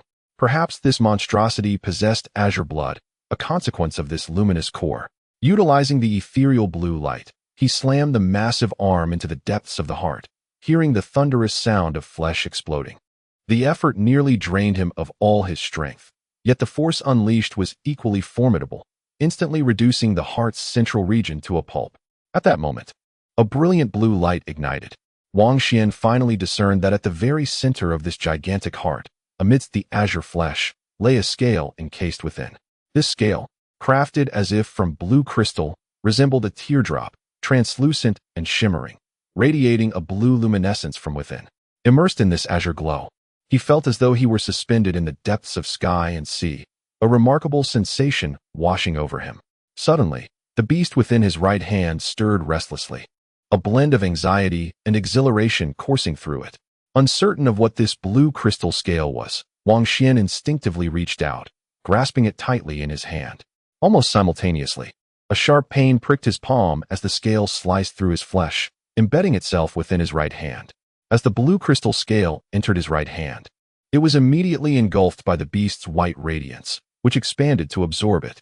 However, the blue crystal scale struggled fiercely and broke free from the clutches of the white light. Although Wang Xuan could not perceive the situation within his right hand, he sensed a peculiar scene in the ocean of his consciousness. The blue crystal scale was engaged in a fierce struggle against the white radiance that represented the beast. The white light continuously attempted to consume it, yet unlike the earlier white scales, the blue crystal scale did not succumb to its absorption and digestion. Instead, it swiftly broke free, only to be devoured once more. This cycle repeated. No matter how hard the white radiance tried, it could not digest the blue crystal scale. In fact, the fluctuations of the white light, once vigorous, began to quiet down, revealing that it had not gained the upper hand in this contest. Ultimately, the beast relinquished its pursuit of the blue scale and fell into silence. The blue crystal scale, however, circled around the white radiance, rotating slowly as if with intent. Just as the beast ceased its attempts to consume and lapsed into stillness, the blue crystal scale suddenly took the initiative to penetrate the white light, seeking to devour the beast in return. In that very moment, Wang Xuan sensed a faint, elusive message emanating from the blue crystal scale regarding the upcoming release. I had received prior notice that my work would be launched in the coming days, which was quite a blow to me. I initially hoped that with a few more recommendations, along with a strong push from the Three Rivers platform, the outcome would be significantly improved. However, the reality is harsh. There are simply too many outstanding works, and carving out a path amidst them is no easy feat. Consequently, the subsequent recommendations did not materialize, and the editor informed me that the launch would proceed regardless. Each time the moment of publication approaches, a wave of trepidation washes over me. A sentiment I believe many authors can relate to. For a writer, The essence of a book lies within its subscriptions. If the subscription figures are promising, it may lead to further recommendations, instilling in me the hope and confidence to continue my craft. Conversely, a lack of subscriptions signifies an unequivocal failure. As I pen these thoughts, a sense of melancholy envelopes me. My expectations are modest. I merely wish for this book not to falter too severely. And to achieve a modest 500 subscriptions would bring me immense satisfaction. I hope that those in a position to do so might consider subscribing. My heartfelt gratitude extends to the editor, Longmao, for their unwavering support and invaluable suggestions. Lastly, I express my sincere thanks to all. Your subscriptions are truly essential to me. As I embark on this journey, Chapter 68, Devouring Fusion unfolds. A consciousness, both palpable and elusive, intertwines with the awareness of the beast as Wang Xuan perceives it amidst the radiant white light. Sensing the peril of the situation, the previously dormant consciousness of the beast surges to life, unleashing violent fluctuations within the white luminescence. These two consciousnesses become enmeshed. As the blue crystalline scales clash against the white light, intertwining in a dance of azure and alabaster. To an outside observer, Wang Xuan appears entirely unperturbed. Yet within his right hand, he grapples with an extraordinarily perilous struggle. Overcome with fatigue, he has nearly depleted his strength after 2 relentless assaults with the beast's arm. The ensuing conflict between the beast and the blue crystalline scales exacerbates the depletion of energy within him, leaving him utterly exhausted, so much so that he can scarcely lift a finger. His legs give way, and he collapses to the ground.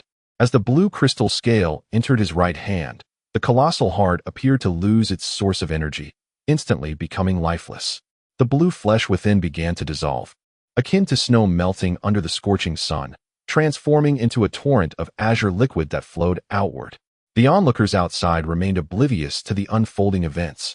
All they heard was a terrifying, muffled sound before the giant heart abruptly ceased its movements, deflating like a punctured balloon. From the massive wound severed by Gu Manyao, blue liquid continuously poured forth. Not only was the flesh and blood inside the heart dissolving, but even the fleshy corridor where the spectators stood began to melt away. Soon, all the blood and flesh within the enormous heart had liquefied and flowed out, leaving only a membrane draped over Wang Xuan. Exhausted, Wang Xuan lay on the ground, barely able to move, resigned to being enveloped by this layer of membrane, too weak to remove it. The monstrous heart had melted into blue liquid, leaving behind merely 2 flesh cocoons. Wang Xuan, are you all right? Zhao Lei hurriedly approached. However, Wang Xuan remained motionless on the ground, his consciousness entirely absorbed in the white radiance emanating from his right hand, immersed in a state akin to legendary meditation. In that moment, he was utterly oblivious to the world around him, while astonishing transformations were occurring within his right hand. Within the radiant white light, the blue crystal scales and the consciousness of the beast engaged in a fierce battle, each striving to completely devour the other. Wang Xuan, concentrating his awareness, observed this tumultuous clash. However, at that moment, for reasons unknown, he was suddenly struck by an excruciating headache. In his perception, the white light transformed into a black hole, threatening to engulf his consciousness. The terror of this moment was indescribable. The sensation of his awareness being violently extracted from his mind was akin to being drained of vitality. He yearned to scream, to call out, yet found himself utterly powerless, as if he had lost all control over his body, unable to move even a single finger. Though his eyes were wide open, he was blinded to everything around him, unable to perceive any external sound. His sensory faculties were completely severed, and his consciousness felt as though it had entirely detached from his corporeal form, drawn into the luminous white abyss. Initially, the blue crystal scales and the beast's consciousness were locked in combat. Now, with Wang Xuan's own awareness drawn into the fray, the previously clashing entities ceased their struggle and turned their focus toward him, intent on consuming his consciousness. In that instant, Wang Xuan grasped the dire truth. The beast sought to devour its master, and the blue crystal scales, having entered his body, likely harbored malicious intent from the outset. He began to doubt whether the initial conflict between the beast and the blue crystal scales was merely a trap, designed to lure him into a state of concentrated focus, thereby ensnaring his consciousness within the radiant white light. However, he swiftly dismissed this notion. It was through this contact that he realized the consciousness of the beast and the blue crystalline scales was faint, teetering on the brink of dissolution. The recent struggle between these two forms of consciousness had been fierce, leaving both sides severely weakened and incapable of resisting his own awareness. With a mere flicker of thought, Wang Xian's consciousness surged forth like a whale drawing in water, swiftly cleansing the remnants of the beast and the blue scale's awareness. By devouring these two consciousnesses, he regained dominion over his own body. His previously vacant gaze was now imbued with vitality. Suddenly, the entire world seemed to come alive, transforming from a monochrome existence into a vibrant tapestry of colors, rich and diverse. Wang Xian found it impossible to articulate this wondrous sensation as his senses, even his cognitive awareness, ascended to an entirely new echelon, granting him profound insight into the beast within his right hand. This perception was unprecedented. If the beast had once been merely a weapon to him, a living entity capable of growth, it had now truly become an integral part of his being, akin to his flesh and bones, like his very arms and fingers. No matter how formidable a weapon may be, even one that possesses life and can evolve alongside its master, it remains an external object. Yet now, the beast and Wang Xian were inseparable. It was no longer just a weapon, but a part of him. As the beast grew stronger, so too did he, and furthermore, he was far more than just the beast itself. The azure crystal scale was enveloped in a core of white radiance, becoming an integral part of his being. Much like a steadfast companion, he could distinctly perceive the terrifying energy contained within this blue crystal scale. In comparison to this formidable energy, the beast that had only evolved to the nascent second stage, along with his own body, seemed exceedingly fragile. He dared not recklessly attempt to wield or unleash this power, fearing that he might succumb before even inflicting harm upon his adversary. It was akin to a person cradling a nuclear bomb. Its destructive capability was immense, capable of annihilating an entire city, yet the individual hesitated to detonate it, for the repercussions could very well lead to their own obliteration before the city could be destroyed. Nevertheless, he held confidence in his ability to gradually assimilate the terrifying energy within the azure crystal scale, to fully integrate and harness it for his own purposes. Should he master the energy contained within this blue crystal scale, how formidable would he become? Amidst his exhilaration, a thought suddenly emerged. Was his consciousness forcibly dragged into that white radiance, or had he actively intruded into it due to an intense focus? Wang Xian? Zhao Lei, perceiving Wang Xian's peculiar expression and his apparent distraction, felt a surge of concern and inquired repeatedly. Upon hearing Wang Xian's words, Zhao Lei finally exhaled in relief. Meanwhile, Gu Manyao was slowly rising. Though she was gravely injured with several broken bones, even with the demon's assistance in hastening her recovery, her complexion remained pale, devoid of any trace of color. In this fierce battle, many suffered significant injuries, each bearing traces of blood on their bodies. As they looked around, they noticed that the monstrous walls and creatures had vanished, replaced by solid walls and a sturdy floor. A collective sigh of relief escaped their lips, as they understood they had survived this perilous ordeal. Wang Xian lowered his gaze and noticed two enormous flesh cocoons beside him. Zhao Lei, can your saint's mark discern what these are? He inquired, pointing at the cocoons, wondering whether each might harbor a slumbering beast within. Zhao Lei shook his head, replying, I can sense something inside, but I can assure you it is not a living creature. Rather, it is an inanimate object. However, I cannot ascertain its exact nature.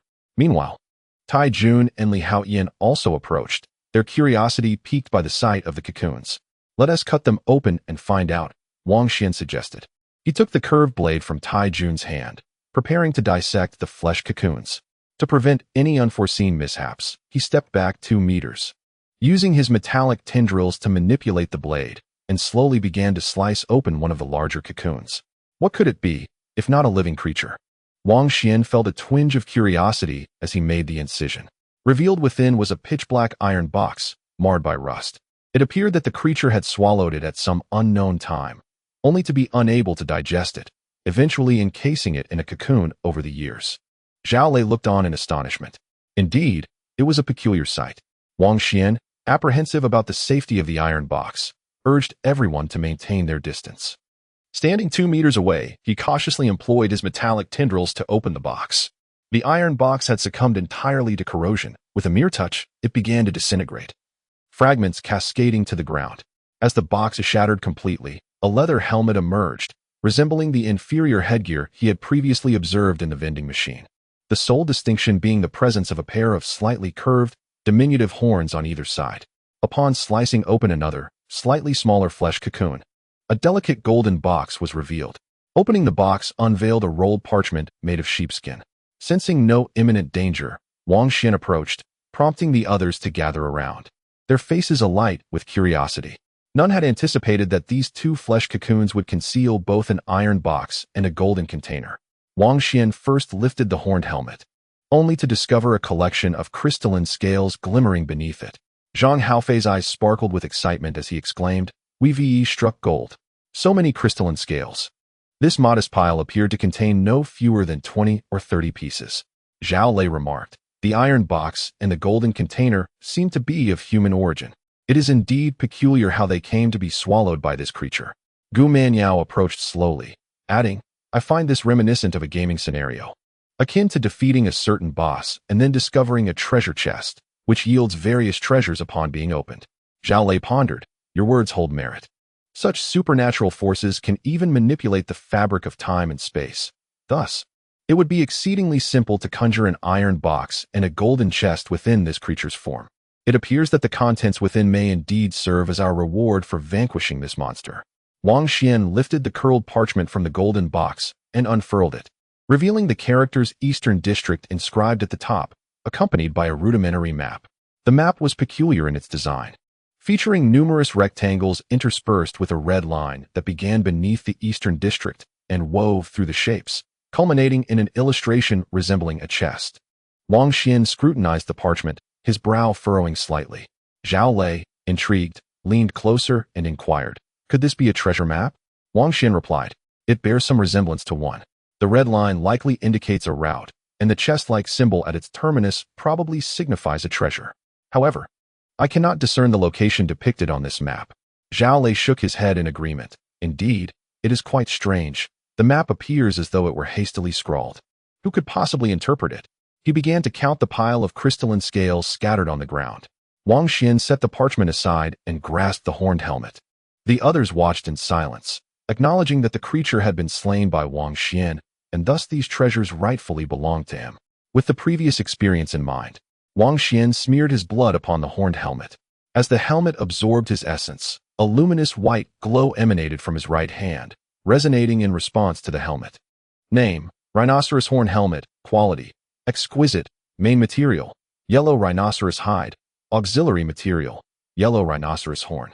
The yellow rhinoceros hide is infused with nanocrystals, providing remarkable defensive capabilities, capable of withstanding typical blade strikes. The nanocrystals possess an automatic repair function, allowing for self-repair of damage not exceeding 1/3 of the helmet's surface. The yellow rhinoceros horn enhances auditory perception. Upon donning the helmet and activating the horn, the wearer experiences a 10 increase in hearing. A flicker of intrigue crossed Wang Xuan's face, in stark contrast to the purely defensive and inferior leather armor. This rhinoceros horn helmet not only offered protection, but also augmented the wearer's hearing by 10. The yellow rhinoceros horn? Such an extraordinary effect. Wang Xuan murmured to himself as he placed the helmet upon his head. Instantly, the helmet began to adjust itself, conforming perfectly to the contours of his skull. As his ears pressed against the sides of the helmet, he felt a subtle warmth. Through the yellow rhinoceros horns, whether it was merely an illusion or a psychological effect, he sensed that the sounds around him were indeed becoming clearer. Chapter 69. Return to the ground. A 10% enhancement may not elicit a particularly profound sensation. It is likely a mere trick of the mind. Wang Xuan looked up to find the others gazing at him with a hint of envy. They were clad in tattered garments, hardly better than beggars, while he adorned himself with a helmet and leather armor, inevitably stirring feelings of discontent among them. Zhao Lei swiftly counted the crystal scales and remarked, "There are a total of 24. Here." He handed the crystal scales to Wang Xuan. Wang Xuan continued, stating that these crystal scales were exceedingly precious, and it would be safer to keep them for himself. "With so many crystal scales, we can purchase additional leather armor and knee guards, allowing everyone to each receive several pieces." As he spoke, he rose to his feet, and the others' eyes sparkled with excitement upon hearing his words. Zhang Haofei immediately chimed in, "Let us hasten to find that vending machine. My trousers are so tattered that they expose my backside." After uttering this, he glanced at Gu Manyao, initially expecting her to blush at such a remark given her gender. Yet he was taken aback to find her expression utterly devoid of emotion, showing no response whatsoever. After enduring numerous life and death encounters, the group had become somewhat desensitized. There was no room for shyness in their minds, for nothing held greater importance than survival. Wang Xuan tucked the crystal scales and parchment closely into his leather armor, observing that aside from weapons, everyone had lost their backpacks and food supplies. "It seems we must search for food anew," he declared. His strength gradually returned, accompanied by a fierce hunger that surged within him. His sole focus was now on escaping this place to seek nourishment and water. Understanding Wang Xuan's implication, Zhao Lei promptly interjected, "If everyone has rested sufficiently, let us depart and leave this cursed location as soon as possible." Recalling their previous harrowing experiences, where they had narrowly escaped death, a lingering trepidation haunted him.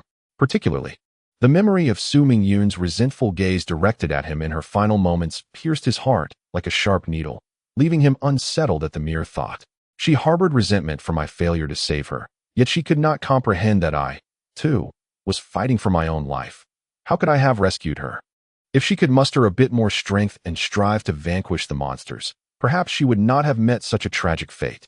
Zhao Lei mused silently, grateful that no one had broached the subject of Su Mingyun, which alleviated his heart slightly. One by one, the others rose to their feet. Gu Mianyao, having sustained severe injuries, had made significant progress in her recovery, though she was not yet fully healed.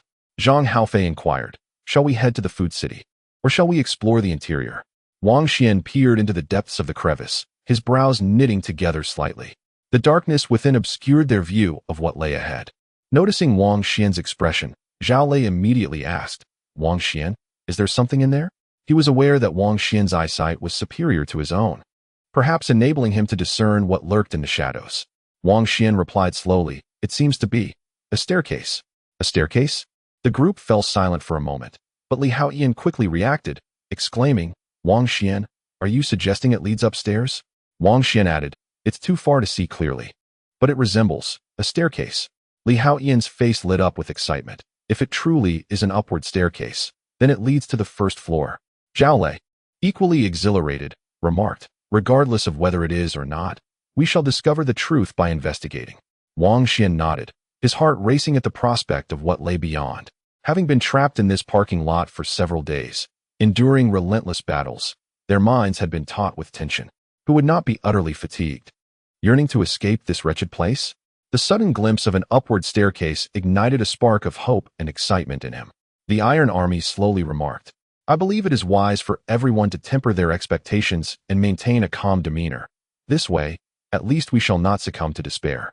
Among the 9 who had entered Longmao Square with him, he was now the sole survivor, and an unsettling feeling lingered within him that they might never escape, that each one of them could perish in this place. Even if they were to discover a staircase leading upwards, it might not signify an exit, but rather a dead end. Zhao Lei interjected, "Brother Tai, do not be so pessimistic.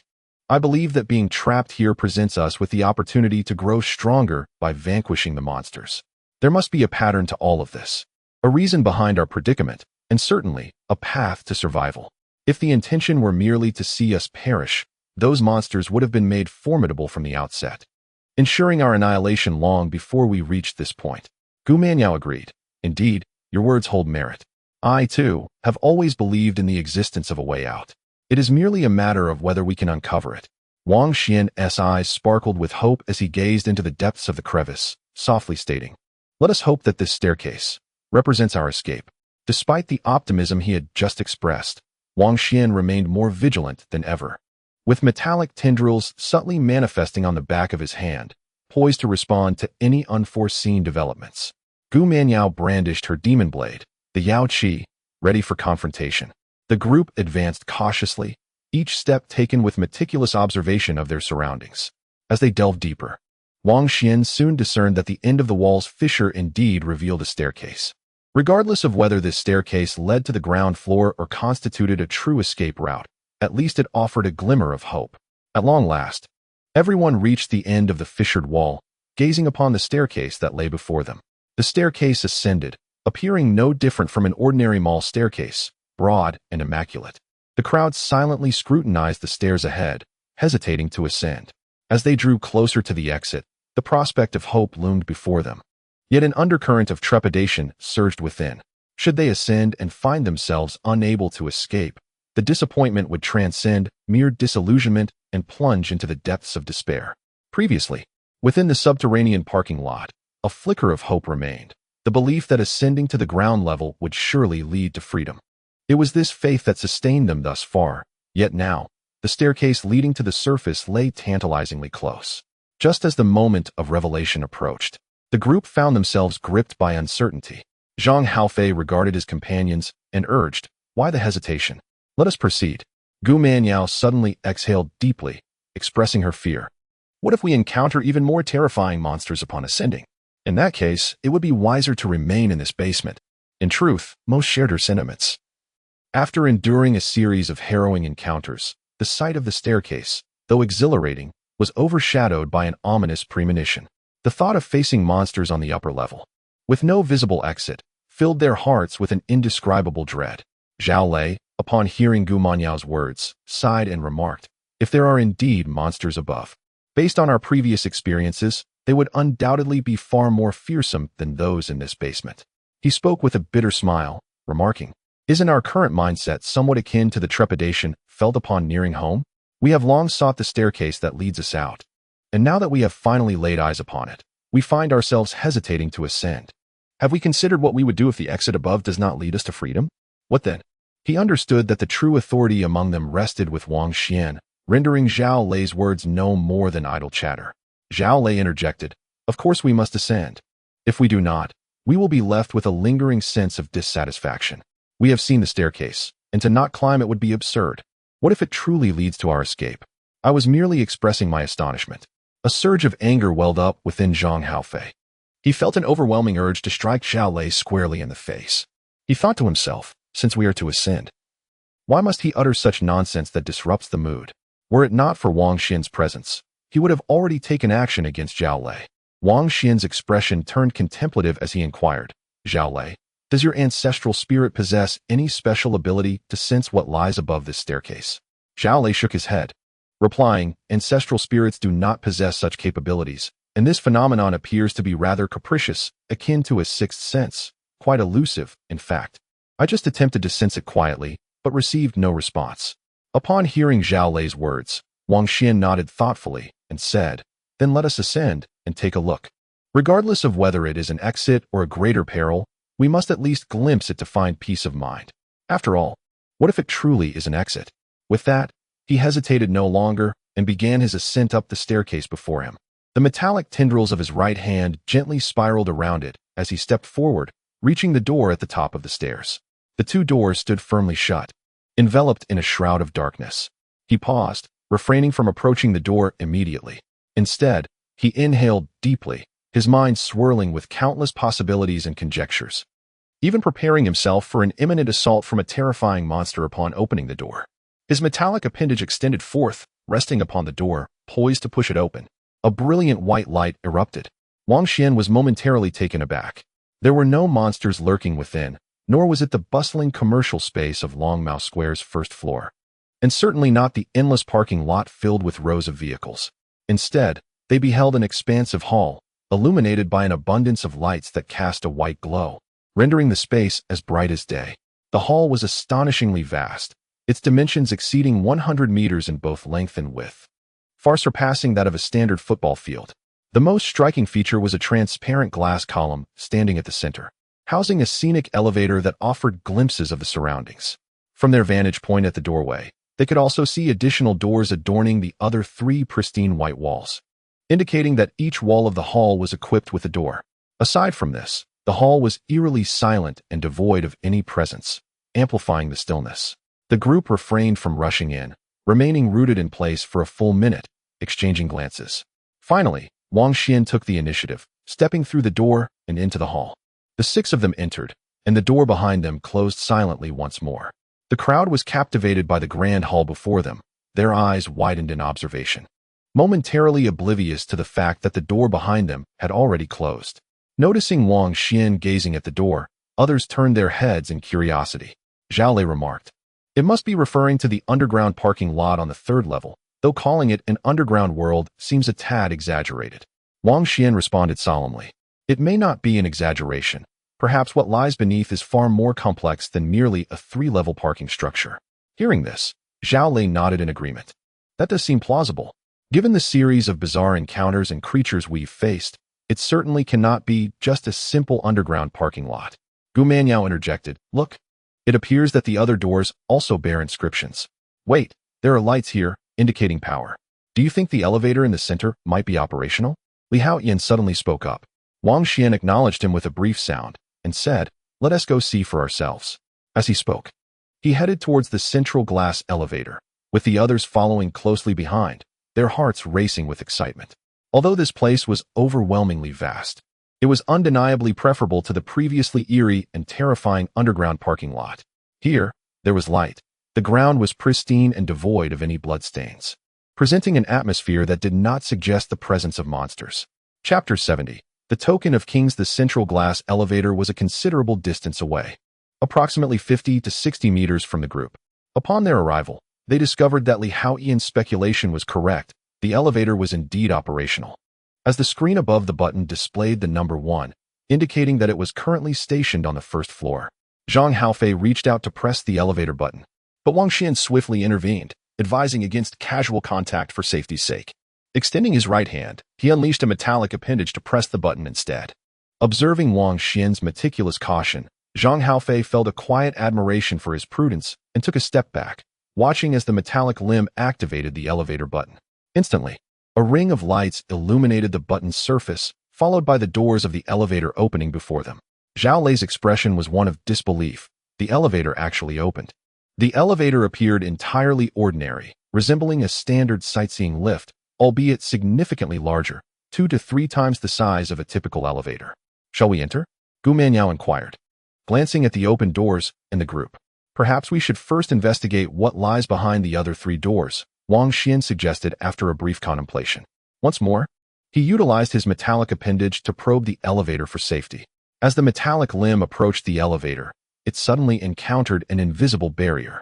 Instantly, radiant beams of light emanated from the point of contact, spreading outward and sweeping over the 6 individuals. Wang Xuan experienced a peculiar sensation, as if being scrutinized by an unseen force. Almost immediately, a faint message resonated within his mind. In the past, such messages would be sensed through magical beasts before being relayed to him. Now, however, the magical beasts were intrinsic to him, allowing him to receive the information directly. The length of the beast is insufficient. Entry is not permitted. The length of the beast is insufficient. Entry is not permitted. Gu Manyao extended her demon blade forward, yet she too was thwarted at the threshold. A luminous aura emanated from the space where her demon blade made contact, radiating outward. It seemed to declare that her beast's length was inadequate for entry. A look of astonishment crossed Gu Manyao's face as she remarked, "Wang Xuan, your beast has already reached the initial awakening state. Could it truly be unfit for entry?" Zhang Haofei also extended his hand to test the threshold but was met with the same barrier. Unable to contain his frustration, he exclaimed, "What kind of elevator is this? It can be used yet denies us entry. Is it not a clear mockery?" Zhao Lei pondered for a moment and replied, "Though we cannot enter for now, this information proves invaluable. At the very least, we understand that this elevator is indeed operational and appears to pose no danger. It merely requires certain conditions to be met. The incubated beast must evolve beyond the initial awakening." Tai Jun nodded in agreement, stating, "So, if we evolve our incubated beasts beyond the initial awakening, we will be able to use this elevator?" Zhang Haofei added, "Does this not imply that once we achieve the initial awakening, we can depart from here?" "It seems rather feasible, doesn't it?" Zhao Lei cast him a sidelong glance and said, "This is merely the first floor. Taking this elevator will lead us to the upper levels, not away from the Longmao Square." Gu Manyao suggested, "Since this elevator is unusable, let us explore the other doors to see where they lead. If this truly is the first floor of Longmao Square, there should be an exit for departure." While speaking, they gazed towards the distant hall, finding themselves at the very center of it. The hall was surrounded by walls, each adorned with a door. At present, the group was only aware of one door that had emerged, inscribed with the words Underworld. They resolved to approach another door to their right. In this place, they were utterly disoriented, unable to discern the cardinal directions. The door they were heading towards was situated on the right wall of the underworld. As they drew nearer, excitement suddenly illuminated their faces. Look, the door is marked entry and exit. This is the passageway. We can escape from here, Zhang Haofei exclaimed, hastening forward with fervor. He was closely followed by Li Haoyan. What none of them anticipated was that the two closed doors bore two small inscriptions each. The left door read entry, and the right door read passage. Together, they formed the phrase entry and exit passage. As they beheld these four words, their hearts raced with exhilaration. If these words signified a tangible reality, then undoubtedly, this door represented the gateway to the Longmao Square. Opening these doors would grant them passage away from Longmao Square. Before long, the six of them stood before the doors, staring at the four words inscribed upon them. Even Wang Xuan, usually composed, felt his heart beating like a drum, his face betraying his excitement. Who would have thought that we have truly found the exit? Taijun trembled slightly all over. I had once believed it impossible to leave alive, Aru. I thought I would never see you and our child again. The Iron Army murmured softly, their faces alight with excitement, and tears glimmered in their eyes. Having survived calamity, the sudden glimpse of an exit ignited an overwhelming surge of exhilaration within them. Gu Manyao also inhaled deeply, her chest rising and falling, revealing her inner thrill. Shall we step outside? Zhao Lei, equally exhilarated, positioned himself before the two doors, extending his hands in a gesture as if to push them open. Do you think that when this door opens, we will see sunlight? A multitude of shared bicycles in the square, and those spirited young ladies? Li Haoyan chuckled, a hint of shyness creeping upon him as he touched his face. Wang Xuan stood beside Zhao Lei, mirroring his gesture, while adjusting the round collar of his leather armor with the other hand. Zhao Lei, what do you think awaits us beyond this door? Is it truly the familiar Longmao Square?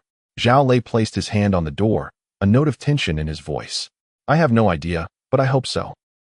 Anyway, let us just push it open and see. All right, Wang Xuan replied, and the two exerted their strength almost simultaneously against the doors.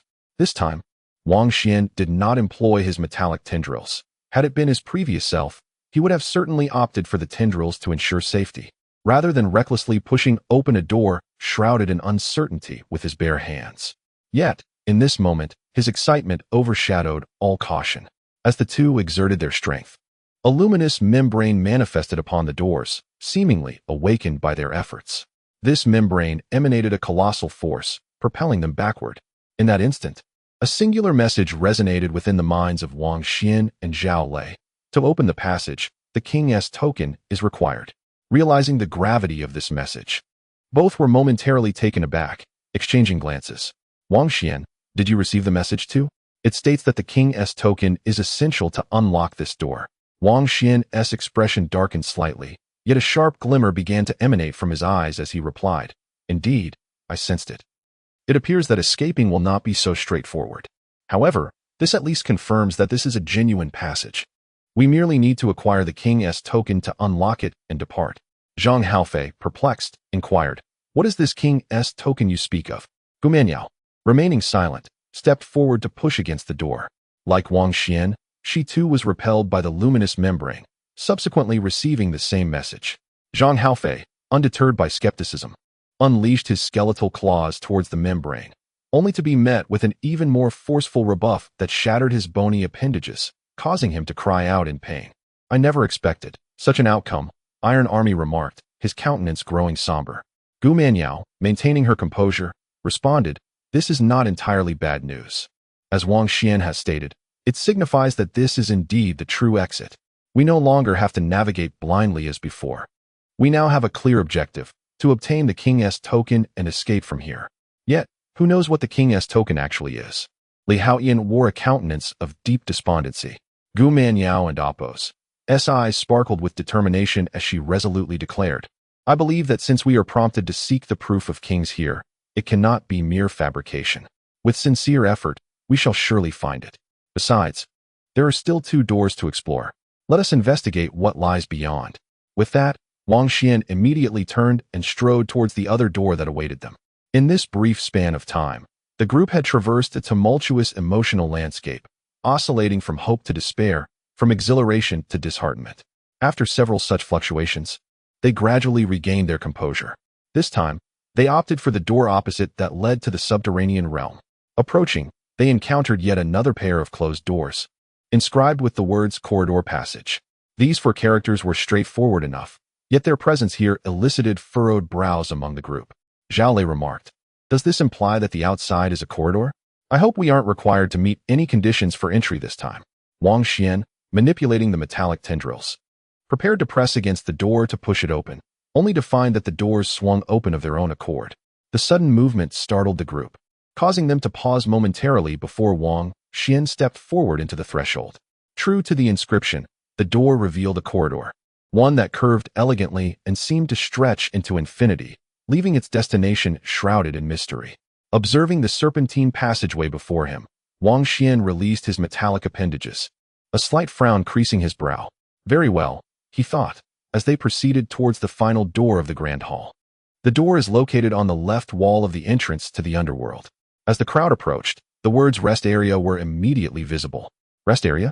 Does it imply a place for relaxation and organization? With a hint of curiosity, Wang Xuan unleashed his metallic tendrils. The moment the tendrils made contact with the 2 doors before him, they silently swung open. Upon their opening, a rectangular chamber came into view, approximately 20 meters in length and 5 meters in width. Directly ahead stood a pristine white wall, adorned with 4 doors, and aside from that, the space was devoid of any other furnishings. Each of these 4 doors bore inscriptions, and the group observed them sequentially from left to right: weapons, armor, items, and rest, seemingly indicating the purpose of each respective door. Exchanging glances with one another, Wang Xuan took the lead and approached the leftmost door marked weapons. Upon opening this door, he immediately discovered a room containing 2 rows of vending machines, reminiscent of those he had encountered before. Wang Xuan scrutinized these machines and found them stocked with an array of weapons. A glance revealed knives, swords, guns, spears, axes, and staffs among the various armaments. Approaching closer, he noticed that the weapons within the left row of vending machines were priced at a single crystal scale. These weapons appeared to be forged from steel, exhibiting exceptional craftsmanship. In the previous reality, any sword or knife could fetch a considerable price. "I happen to be in need of a weapon." Zhao Lei gazed at the assortment of blades and axes, his face alight with excitement. Although his sage could discern weaknesses, he lacked aggression. Acquiring a superior weapon would greatly enhance his combat prowess. Wang Xuan nodded and said, "You, along with Tai Gu and Li Haoyan, may each select one." Just as he was about to retrieve 3 crystal scales, he suddenly recalled the row of vending machines to his right and turned to gaze in that direction. The weapons within these vending machines were evidently of a much higher caliber. Although they were similarly knives, swords, and axes, the blades emanated a subtle gleam, radiating an intimidating chill even from behind the glass. If the vending machines to the left offered fine and exquisite weapons, those on the right presented weapons worthy of being called divine instruments in the mundane world.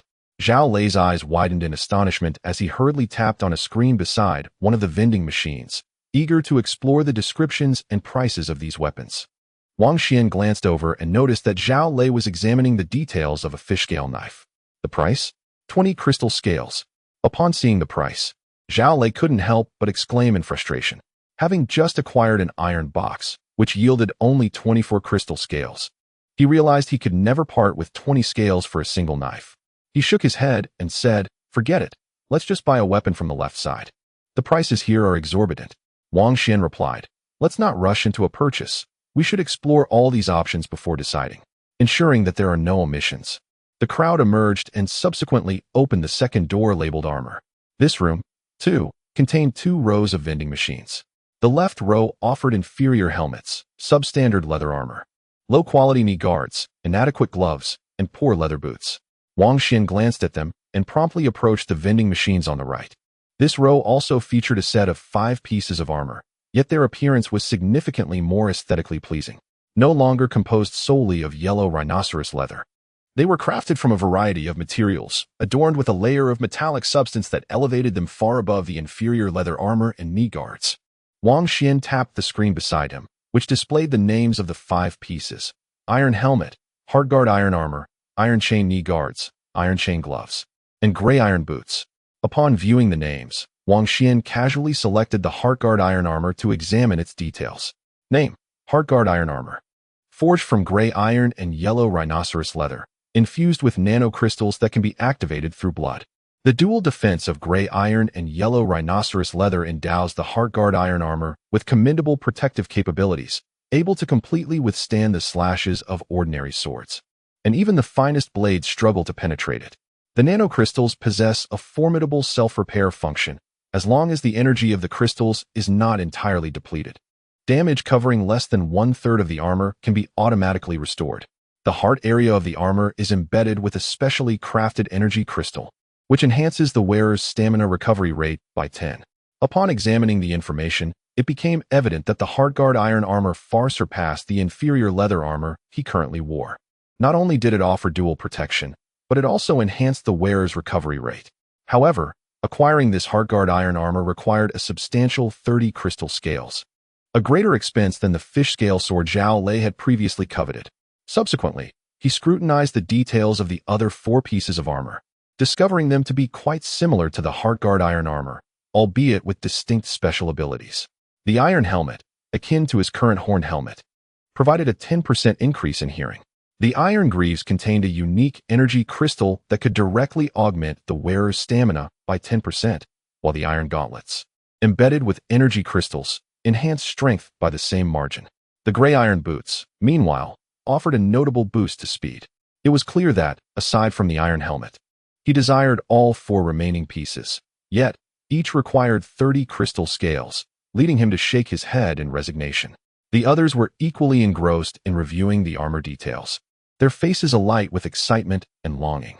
Zhao Lei remarked, "A complete set requires 150 crystal scales, which is exceedingly difficult. We encountered formidable monsters before and, despite obtaining a treasure chest, we only received 24 scales." After concluding their observations, the group departed and opened the 3rd door labeled items. Inside, they found 2 rows of vending machines. Unlike the previous 2, this array offered a plethora of items, ranging from food and water to ordinary clothing, towels, toothpaste, toothbrushes, and toilet paper, as well as ropes, scissors, lighters, razors, and disposable lighting devices, resembling a vast general store. The crowd stood in stunned silence, as if they had unexpectedly stumbled upon one of those quaint 2-bit shops often found nestled in the alleys, brimming with an assortment of trinkets. Here, ordinary daily necessities were sold in packages, each containing a dozen items, all for the modest price of a single crystal scale, rendering them remarkably affordable. Gumanyao, being a girl, had previously been trapped in a parking lot without any means, enduring the filth with patience. Now, confronted with these packages of daily goods, her eyes sparkled with excitement, revealing her exhilaration. Wang Xuan, however, found his attention drawn primarily to the vending machine that dispensed food. Although labeled as food, the offerings were merely glass tubes resembling test tubes, smaller than a pinky finger, filled with liquids of 2 distinct colors. As Wang Xuan perused the information, he learned that these were known as nutrient solutions, with the most economical being the primary nutrient solution, which appeared milky white. A single tube consumed daily would suffice to meet one's basic nutritional needs for an entire day, effectively warding off hunger. One could acquire 30 tubes for just 1 crystal scale, enough to sustain an individual for a month. Truly a bargain. Wang Xuan murmured softly as he gazed upon the intermediate nutrient solution.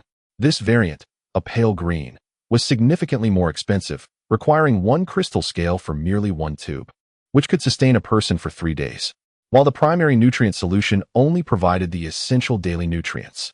The intermediate version not only fulfilled nutritional requirements, but also gradually enhanced the body's constitution.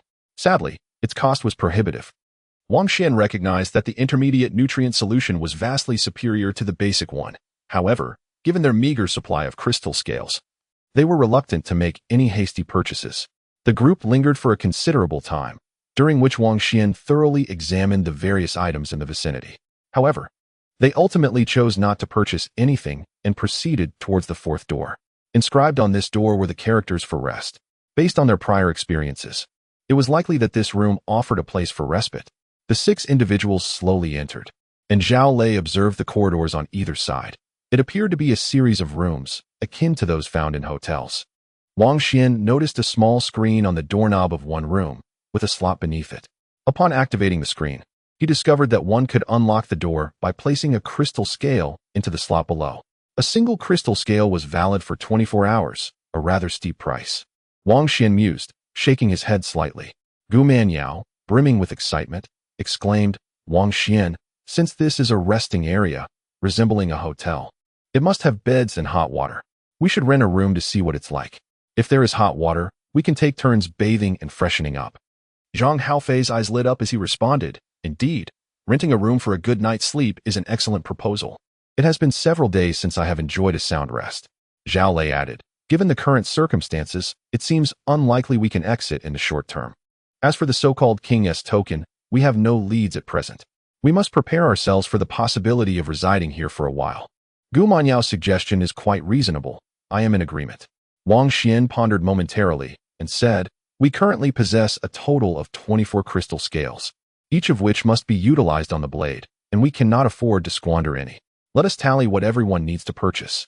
Zhao Lei and Li Haotian both opted for fine steel knives, while Tai Jun selected a pair of slotting military daggers, which counted as a single weapon and required only one crystal scale.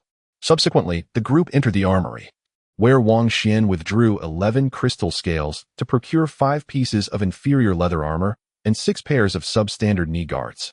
Aside from his own requirement for just 1 pair of knee guards, each of the other 5 received 1 piece of leather armor and 1 pair of knee guards.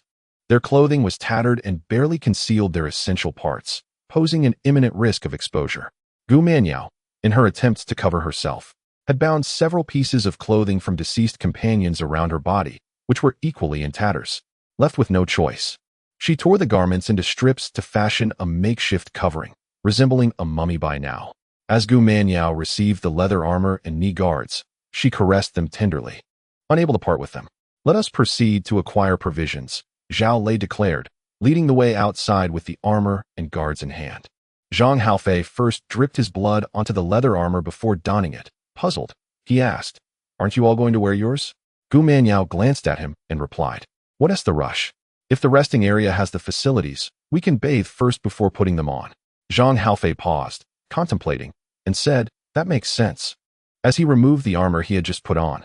Later, Wang Xuan expended 2 crystal scales to procure 60 tubes of primary nutrient solution, with each individual requiring merely 1 tube per day, allowing them to sustain themselves for a duration of 10 days. Upon completing the purchase, he had spent a total of 16 crystal scales, leaving him with 8. Now, the question arose, should they rest in their room or venture down the corridor to investigate further? As Wang Xuan distributed the 60 tubes of nutrient solution among the group, each person received 10 tubes. He then uncapped one, taking a sip. The nutrient solution, imbued with a milky aroma reminiscent of dairy, swiftly transformed into a warm flow within his abdomen, gradually enveloping him in warmth, alleviating any sense of hunger or thirst, invigorating his spirit. The others, equally famished, eagerly consumed their own tubes of nutrient solution. Let us rest first. Once we're recharged, we can explore the corridor. What do you think, Wang Xuan? Gu Manyao expressed her thoughts. Wang Xuan nodded in agreement, sharing the same sentiment, and the others voiced no objections, thus solidifying their decision. After finishing his nutrient solution, Zhang Haofei appeared somewhat unsatisfied, licking his lips and remarking, it's quite delicious, but it's too little. Can such a small tube sustain one for an entire day? Zhao Lei responded, that's what the introduction states. It should be accurate. It's likely produced by some advanced, specialized technology. As they conversed, they made their way toward the resting area. Wang Xuan retrieved another crystal scale, inserting it into the slot on the door of one of the rooms. With a chime, the lock clicked open, and he twisted the handle, pushing the door ajar. Chapter 72, The Land of Treasure. At that very moment, a 24-hour countdown appeared on the screen of the door. Once the timer reached 0, they would be compelled to vacate the premises. As for the consequences of remaining past the allotted time, the group was left in ignorance. They gazed at the open door, revealing a room akin to a typical hotel suite, ample in size, approximately 20 square meters. At its center lay a grand bed, complemented by a washroom, all elegantly adorned. The floor was carpeted with a plush covering, and the temperature inside was a comfortable 20 degrees, neither too hot nor too cold. Upon entering, they were enveloped in a sense of relaxation, though the sheer number of occupants rendered the space somewhat cramped. What a travesty! In the outside world, wealth dictated privilege, where affluence afforded various luxuries. Yet, in this accursed place, the same principle applied. Crystal scales equated to currency. Those who possessed more crystal scales would bask in greater comforts. Zhang Haofei, upon sighting the grand bed, was the first to recline upon it, letting out a sigh of contentment. Gu Manyao observed him as he carelessly soiled the sheets, her brow furrowing in dismay, though she refrained from voicing her concerns. Wang Xuan promptly conducted a thorough inspection of the room, ensuring it harbored no dangers, before announcing, "We shall take turns bathing and changing clothes. Gu Manyao, you may wash first. We shall wait for you outside."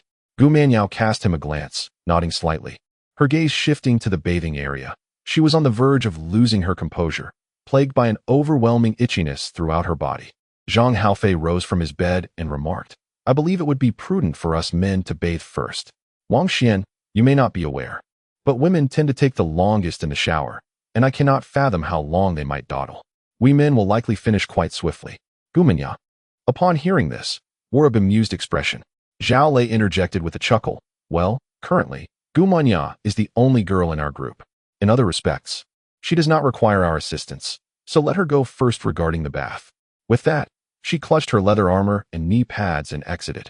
Zhang Haofei had intended his words as a jest, yet he was taken aback when Gu Manyao genuinely acquiesced. Wang Xuan glanced at him and said, "Then let us bathe first. It matters little who goes before whom." Concerned for Gu Manyao's safety outside, he followed her out. Seeing him emerge, Gu Manyao asked, "Did you think I was angry?" Wang Xuan shook his head, replying, "You are not one to be so petty. My concern lies with your safety." Gu Manyao smiled brightly. Having tied her hair back for the sake of combat, she now let it down, brushing it aside as she spoke. "This place should be quite secure. By the way, do you play games?" Wang Xuan responded affirmatively. "I used to play a few, but I haven't engaged in them much lately." Gu Manyao continued, "In games, there are designated safe zones, and I feel that our current location resembles such a zone, suggesting there are no monsters lurking about." A pensive expression crossed Wang Xuan's face as he remarked, "At present, it seems somewhat similar. I fear that my concerns do not stem from the monsters, but rather from humans." Gu Manyao was taken aback and inquired, "Humans?" Wang Xuan gazed down the lengthy corridor and continued, "Considering the scale of this place, whether it be the weaponry or the armor, or even our current resting quarters, it is quite substantial. There is an entire row of vending machines selling identical weapons, suggesting that it is designed for the use of many individuals simultaneously." Understanding dawned on Gu Manyao as she replied, "Are you implying that there may be others aside from us here?" Wang Xuan nodded affirmatively, saying, "Indeed, although we have yet to see them, I have a sense that there must be others, perhaps even within these rooms, where someone might be resting." In such a complex environment devoid of legal constraints, the situation becomes rather perilous. Human nature is unpredictable, and we must exercise utmost caution. Upon hearing his words, Gu Manyao's expression shifted to one of vigilance, and she earnestly nodded, saying, "Wang Xuan, thank you, I understand now." Only then did Wang Xuan break into a smile. The five men finished their baths in succession, donning leather armor and knee pads, until it was finally Gu Manyao's turn. After his bath, Wang Xuan felt invigorated, as if his body had lightened by 2 pounds. After days of relentless combat, having crawled from a sea of blood and corpses, this was the first moment he could truly relax. Zhang Haofei had the foresight to anticipate that Gu Manyao would take nearly an hour to complete her ablutions in the washroom. Once everyone was ready, they locked the door and settled down to rest, with the bed being offered to Wang Xuan and Gu Manyao, while the other four squeezed together on the carpet for the night. Gu Manyao folded the blanket and placed it in the center of the bed, dividing it into 2 halves, with her and Wang Xuan each occupying one side. Although she had been battling monsters daily for the past few days and had nearly forgotten her femininity, the thought of sharing a bed with a man still made her anxious and a bit shy. It was only after using the blanket as a barrier that she felt slightly more at ease. Wang Xuan, on the other hand, was not overly concerned. Despite being physically invigorated, he felt an overwhelming sense of fatigue within. He soon succumbed to slumber upon lying down. Uncertain of how long he had slept, he awoke feeling revitalized, unable to resist the urge to stretch. Upon opening his eyes, he was startled to find Gu Manyao resting her head on the folded blanket. Gazing at him, realizing he was awake, she quickly turned her head away and softly remarked, "You are awake too?" Wang Xuan responded with a soft twisting his neck slightly. As he moved, he felt the surge of vitality within him, every bone in his body emitting faint sounds, a sign that his energy reserves had reached their peak after a restorative sleep. Sitting up, He noticed that Tai Jun was also awake, but mindful of disturbing others. He quietly leaned against the side, eyes closed, slowly rotating a cigarette in his hand.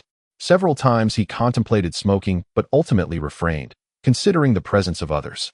Zhang Haofei lay sprawled on the floor, snoring thunderously. Wang Xuan turned his head to see a small screen on the back of the door, displaying a countdown timer with over 9 hours remaining. Curiosity piqued. He wondered what would transpire if they remained in this room beyond the 24-hour mark. Zhao Lei rose to his feet and remarked, "This room has 9 hours remaining.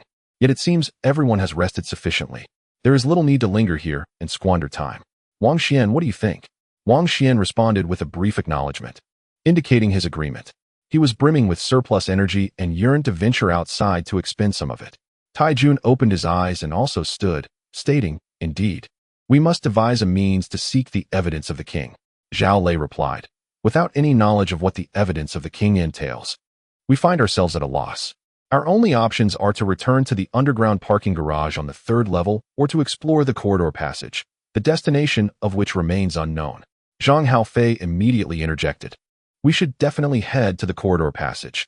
I nearly felt nauseous just from what I glimpsed in the parking garage. Why would we return there?" Zhao Lei countered, "There is no alternative. As you mentioned, we require crystal scales to obtain anything here. We must find creatures akin to that giant toad. Slaying one would yield us a dozen or more crystal scales." Wang Xuan suggested, "Let us first investigate the corridor passage and see what awaits us before making further decisions." The group took a moment to tidy up the room before stepping outside. This area was well lit, rendering it impossible for them to discern whether it was day or night. When they had first entered, they appeared disheveled, akin to a band of beggars or refugees. Now, however, the 6 of them donned leather armor and knee pads, resembling a cadre of well-trained ancient soldiers. After a day of rest, their spirits were markedly elevated. Gu Manyao tied her long hair back once more to avoid any hindrance during combat. Upon reaching the entrance, the 2 doors swung open automatically, revealing a meandering corridor within. Everyone heightened their vigilance. Zhao Lei tightened his grip on the steel knife in his right hand, signaling to the others. This serpentine corridor seemed to stretch infinitely, starkly contrasting with the previous areas. The uncertainty of its destination left everyone on edge, and without Zhao Lei's reminder, wary expressions adorned their faces. As they ventured approximately 20 to 30 meters along the winding passage and turned a corner, Wang Xuan suddenly noticed a door on the right-hand wall of the corridor. Inscribed upon it were the characters for East District. What could this mean? Was it a reference to the East District of Longmao Plaza? A flicker of surprise crossed Li Haoyin's face. Wang Xuan furrowed his brow, suddenly struck by a thought. He quickly retrieved a piece of parchment from his leather armor and, upon unfurling it, discovered the very words East District inscribed upon it. The others gathered around, examining the parchment map. Then glancing back at the inscription on the door before them, realization dawning upon them. It turned out that the East District depicted on the treasure map referred to this very location. Thus, if they followed the route marked by the red line, they could locate the treasure chest. Zhao Lei felt a surge of excitement. "Let us enter and find out," he suggested, attempting to push open the door to the East District. Wang Xuan quickly rolled up the parchment again and replied, "Let us not rush inside. We should first ascertain where this corridor leads." Subsequently, the 6 of them pressed forward along the passage. After navigating 2 more turns, they once again discovered a door on the right wall, this time inscribed with the words South District. Zhang Haofei, intrigued, remarked, "With the East District and South District, could there possibly be a West District and North District ahead?" Wang Xuan remained silent and continued forward. After traversing approximately 10 meters, he arrived at the 3rd door, marked West District. This winding corridor stretched for about 100 meters, and upon reaching its end, they encountered a 4th door labeled North District. Chapter 73, The Heart of the Mechanical Beast. Today's 3rd update, a special edition due to the generous contributions of Meng Hongchun. Wang Xuan extended his right hand, releasing a metallic tentacle that made contact with the door, causing it to swing open automatically. The group dispersed, adopting a vigilant stance, prepared to respond to any unforeseen circumstances. As they observed the door opening on its own, the onlookers peered inside, where bright light illuminated the space, revealing a row of shelves sparsely stocked with goods. It was immediately apparent. This was a supermarket, specifically the fresh supermarket located within Longmao Plaza. A look of surprise crossed Zhao Lei's face. Wang Xuan shielded himself with the metallic tentacle and cautiously stepped inside. What greeted his eyes was a series of shelves. Upon closer inspection, he noted that these shelves were unlike those in a conventional supermarket. They were firmly anchored to the ground and immovable. Upon seeing these fixed shelves, he once again retrieved the parchment. Thus, he realized that the rectangular shapes depicted on it corresponded to these shelves. Referring to the map on the parchment, he quickly understood that the East District written at the top of the map must correspond to this door, with the red line originating from here and weaving through numerous rectangles, indicating a path to navigate among these shelves. The map was initially perplexing, but upon comparing it with the nearby containers, Wang Xuan quickly comprehended its meaning. Zhao Lei, observing the containers on either side, remarked, "So this so-called Eastern District actually refers to the Xianfeng supermarket. Could the remaining Southern and Western districts pertain to other areas of Longmao Plaza? Perhaps the shopping mall or similar places?" The containers around them were largely emptied, leaving only a scant number of items, such as seasonings, monosodium glutamate, and cooking oil, which were of no use to the current group. They merely glanced at them, lacking the interest to take any. "Follow me," Wang Xuan instructed, noting that the red line on the map indicated a left turn at the fifth container ahead. He proceeded forward, counting to the fifth container before turning left. Following the directions from the parchment, he navigated through the maze of containers.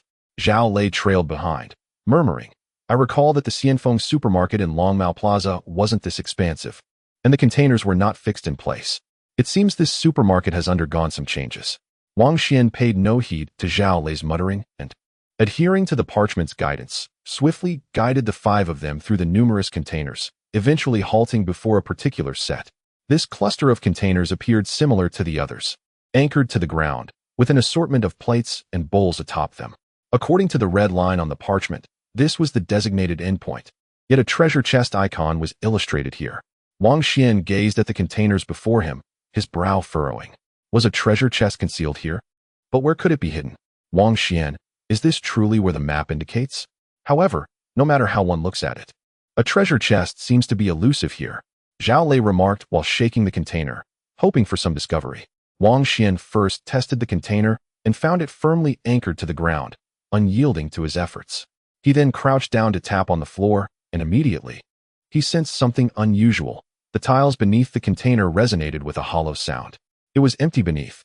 His spirits lifted. He scrutinized the tiles in that area, finally discerning a subtle distinction. One tile exhibited slight discrepancies in the gaps around its edges compared to the others. However, as this particular tile was concealed beneath the container, it would typically escape the notice of an ordinary observer. Wang Xuan gently touched the tile, contemplating how to lift it, when unexpectedly, a slight pressure caused it to silently sink. A faint sound of mechanisms whirring emanated from below, and the tiles before them began to descend in succession, revealing a pit. The group hurriedly looked over, only to discover a golden chest nestled within the hollow. They had found it. A treasure chest truly existed. Zhao Lei's face radiated excitement. If only it contained a chest full of crystal scales. Gu Manyao shot him a glance and replied, "Could you aspire to something greater? What if it holds something even more precious than crystal scales?" Wang Xuan released his metallic tendrils, coiling around the golden chest below and carefully extracting it. As soon as the golden chest was removed, the previously sunk tiles automatically restored themselves to their original position.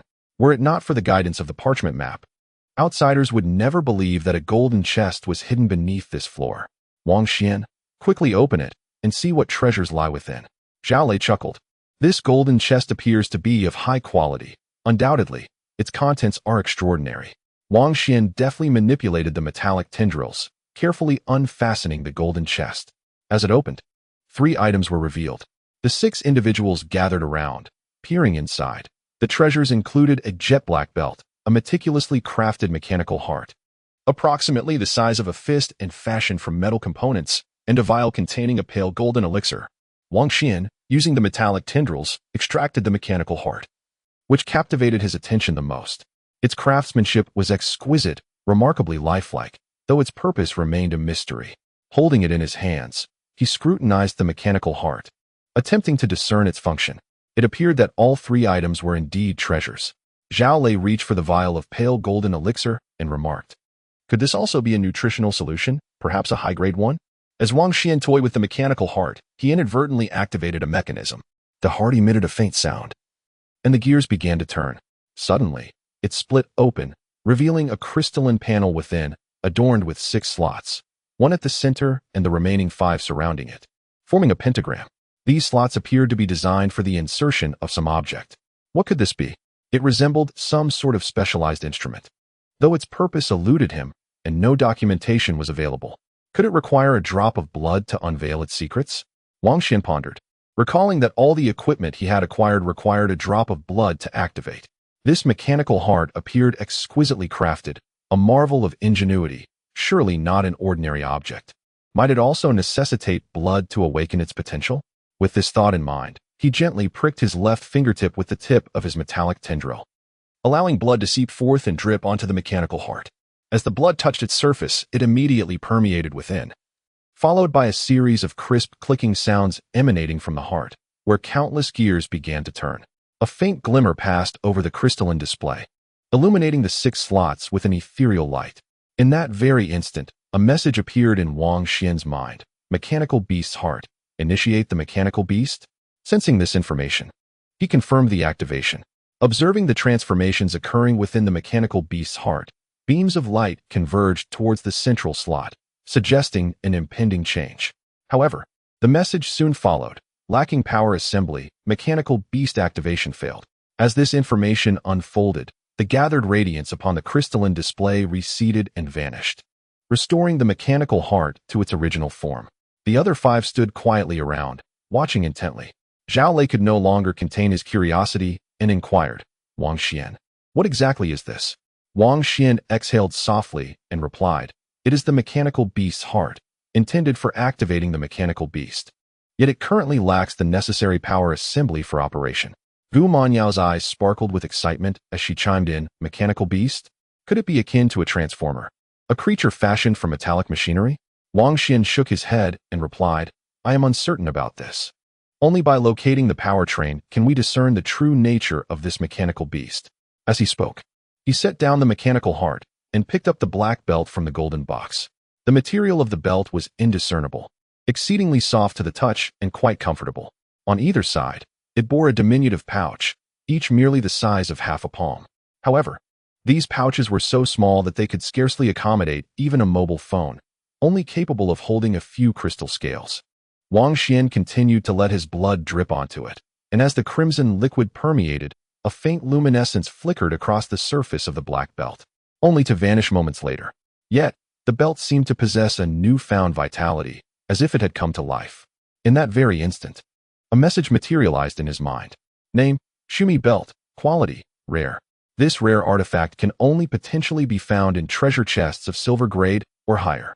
It contains 2 miniature Shumi mustard seed spaces that require blood for activation. The primary material of the Shumi belt is the silk spun by Shumi worms, which harbors the power of Shumi space, making it incredibly resilient and nearly impervious to damage. However, once damaged, it cannot be repaired. Upon sensing this information, a mixture of joy and astonishment graced Wang Xuan's face. The Shumi belt was indeed remarkably rare. According to the description, it seemed even more precious than the mechanical beast's heart he had recently acquired. How astonishing it was that these seemingly inconspicuous pouches concealed Shumi mustard seed spaces, something that could only exist in myth and legend, was now manifesting before him. With an expression of delight, Wang Xuan immediately fastened the Shumi belt around his waist.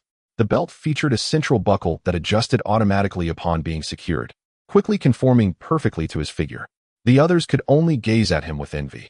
This parchment had been obtained by Wang Xuan after vanquishing the wall creature, and thus the treasures discovered through it rightfully belonged to him.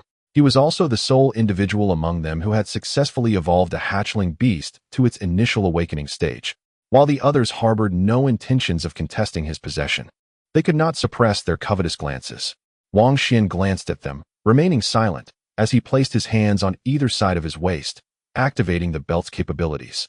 Instantly, the 2 side pouches opened in response to his command.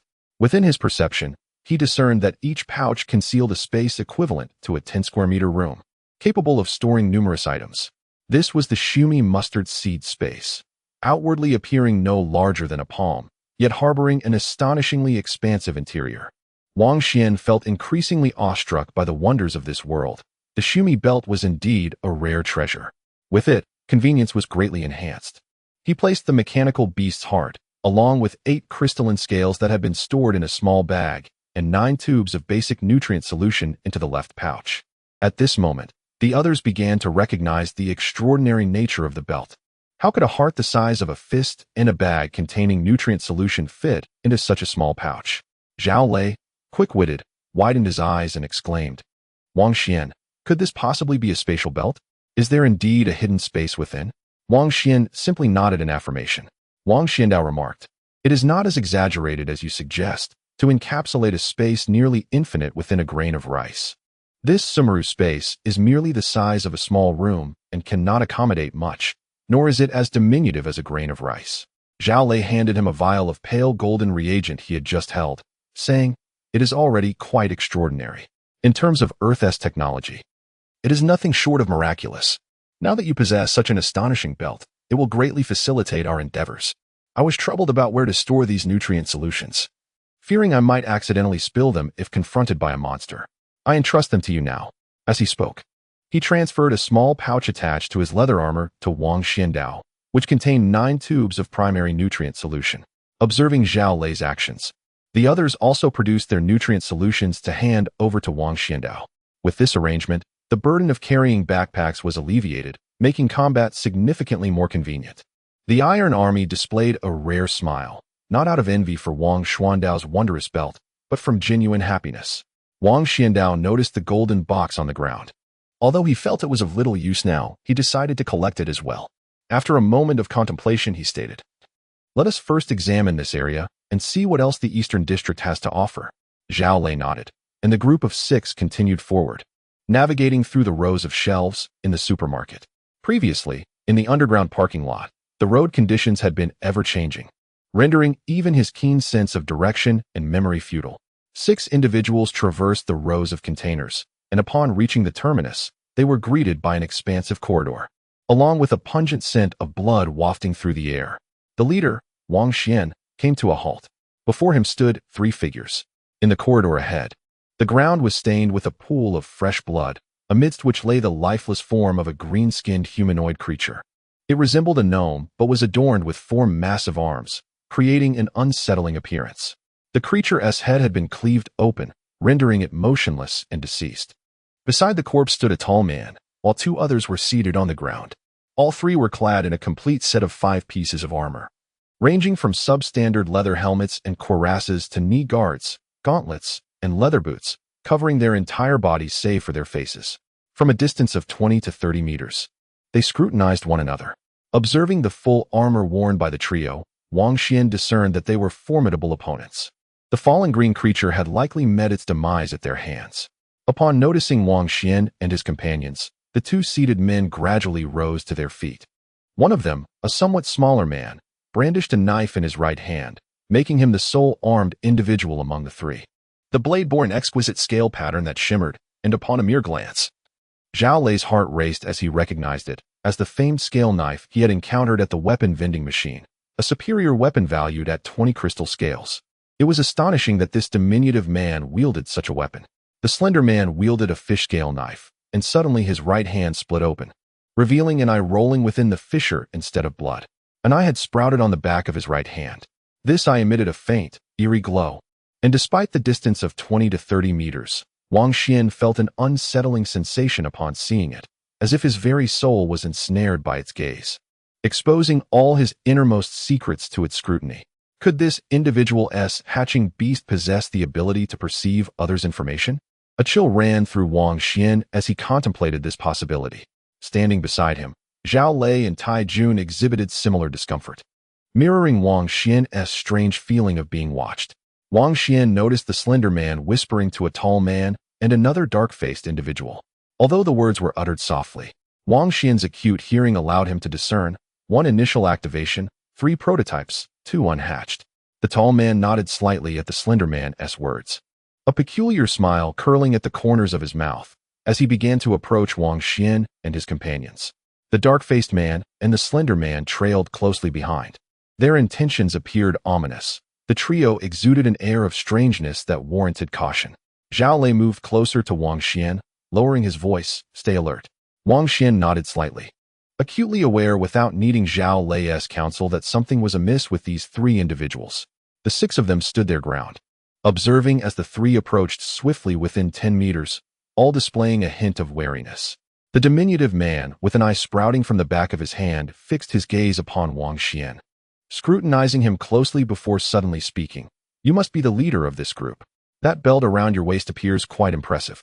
I have not seen any belts for sale at the armory. Where did you acquire such a belt?" Wang Xuan's brows knitted slightly. He discerned a condescending tone in the diminutive man's voice. However, he was unable to ascertain the strength of the three men before him and was reluctant to provoke a conflict. The small man's ability to assess the situation of the six indicated a singular possibility. He possessed a hatchling creature at least in its initial awakening stage, if not stronger.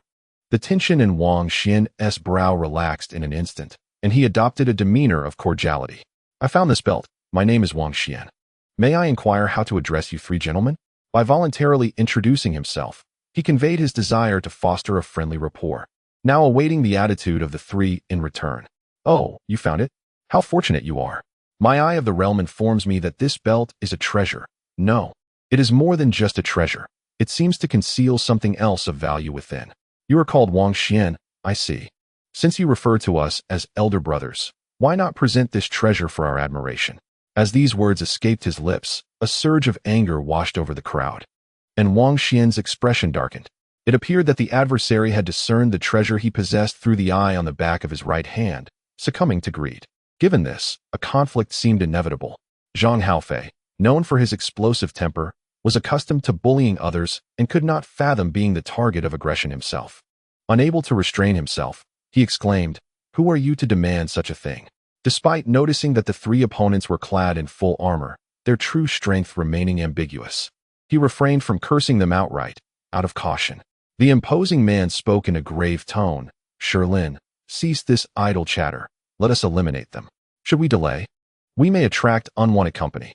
As he spoke, he advanced swiftly, closing the distance to Wang Xuan with alarming speed, causing a flicker of apprehension in Wang Xuan's heart. Following closely, the dark-faced man who had remained silent at the back suddenly sprang into action, coordinating with the taller man to launch a lethal assault on Wang Xuan. Among the six present, only Wang Xuan warranted their serious attention. With a resounding crash, a massive arm shimmering with a metallic hue emerged, causing Shirleen's right hand to tremble violently. Blood erupted from his palm as the fish scale blade was violently dislodged from his grip. He barely comprehended the unfolding events before a heavy blow struck his head. With a sickening sound, the shoddy helmet, along with his skull, shattered, sending crimson blood and white brain matter splattering in all directions. He perished in an instant. This shocking scene unfolded suddenly, leaving the onlookers momentarily paralyzed with disbelief. It was Wang Xuan who had struck first. As the towering figure signaled Shirlin to prepare for action, he struck first. Recognizing that conflict was unavoidable, he believed in the adage that the best offense is a strong defense. An immediate, decisive blow was imperative to eliminate one adversary swiftly. He suspected that the three opponents before him were in their nascent state. With their six combined strengths against three novices, the likelihood of survival was grim. Their only glimmer of hope lay in exploiting a moment of unpreparedness to take down one adversary, after which the remaining two could be confronted with their combined might. When the tall man suddenly appeared before him, Shirlin chose to disregard both him and the dark-faced man who followed suit. Instead, he acted with remarkable swiftness, launching a formidable attack with the most powerful beastly arm, a sudden assault on Shirlin. Initially, he presumed that Wang Xuan would be besieged by the tall man and the other dark-faced assailant, leaving him unable to retaliate. To his astonishment, Wang Xuan unleashed a devastating strike that demanded the expenditure of half his energy. In a moment of carelessness and miscalculation, Shirlin had yet to comprehend what transpired before a fatal blow shattered his skull. The tall man, realizing the gravity of the situation, let out a furious roar, his eyes wide with rage, brimming with a murderous intent tinged with shock and disbelief. Their three incubated beasts had all evolved to the nascent state, and with their strength, overcoming this lone novice in a six-member team should have been as effortless as crushing an ant. Yet, it was evident that the six had no capacity to retaliate. His motivation to attack was not solely due to Wang Xian's possession of powerful artifacts, but also because he was on the verge of breaking through to a higher state.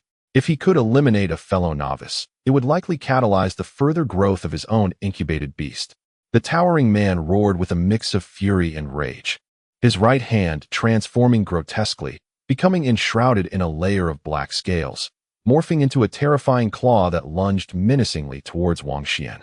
Behind him, the dark-faced man remained silent, as a nearly 2-meter-long metallic spear materialized in his right hand. With a swift motion, the spear was thrust towards Wang Xian from a different angle. Their assault was executed with alarming speed. Their hatchlings were of the same initial stage as Wang Xian. Having endured countless life-and-death battles to survive to this moment, none were weaker than the others, and united in their attack, they aimed to eliminate Wang Xian in an instant, disregarding the presence of any others. The headless corpse of Shilin collapsed to the ground, a sphere of white light emerging from its right hand, pulsating violently as if attempting to escape. Yet, an invisible force seemed to tug and crush it, and within this force, a fragment of conscious life was crushed to nothingness, transforming into pure energy that was instantly absorbed by Wang Xian's right hand. The white light within Wang Xian's grasp began to tremble intensely, and an inexplicable joy surged within him, filling his heart with delight. Was it truly so exhilarating to take a life? All of this transpired in the blink of an eye. Having just ambushed and slain Shilin, Wang Xian was suddenly faced with the dual onslaught of the towering man's claw and the dark-faced man's spear, converging upon his vital points from either side. Chapter 75. The power of blue scales. The towering figure's black-scaled claws ominously rent the air, producing an almost imperceptible, eerie sound. He unleashed the unique ability of the hatching beast, and the force of that strike was simply overwhelming. Even clad in leather armor, Wang Xian would be effortlessly pierced through armor and flesh alike. The metallic spear in the black-faced man's grip danced as if animated, resembling a great serpent, striking from a cunning angle that appeared to attack from the side, yet curved in midair to thrust towards Wang Xian's vulnerable back. However, their speed was but a fraction too slow, leaving them no time to react. As for the Iron Army and Li Haoyan, their pace was even more sluggish. The towering man grimaced, his expression reflecting profound discomfort. He had activated the hatching beast's unique ability, known as shock cutting. When Wang Xian had suddenly launched his assault on the stone forest, he had discreetly opened the left pouch at his waist. Just as the man's claws were about to seize him, he retrieved the golden chest that had been stored within the pouch's spatial realm, using it as a shield to deflect the attack. The chest was already open. The towering man could scarcely anticipate that Wang Xian would conjure a golden chest before him, as if by magic. His fully unleashed shock cutting was ensnared within the chest, failing to inflict any harm on Wang Xian while reverberating back to leave his right arm tingling with discomfort. Gu Manyao's demon blade struck his thigh, slicing through the inferior knee guard and leaving a shallow wound on his flesh. In retaliation, he swung his left fist, landing a blow on Gu Manyao's abdomen. Gu Manyao let out a muffled groan as the leather armor caved in, leaving an imprint the size of a fist. Blood spewed from his mouth as he staggered back and collapsed. Zhang Haofei's skeletal claws failed to grasp the neck of the towering man, instead seizing his left shoulder. Seizing the opportunity, he unleashed the terrifying grip of the skeleton, producing a sickening crack. The imposing man emitted a strangled sound as the bones in his left shoulder shattered. Zhang Haofei was taken aback by this unexpected move. A pained scream escaped the man's lips as blood gushed from his nose, tears streaming forth. His once straight nose crumpled. The nasal bone completely fractured as he fell backward, gazing skyward. Meanwhile, Wang Xian utilized a golden box to shield himself from the towering man's attack. He exited the state of the beast arm, allowing the metallic tentacles to unfurl.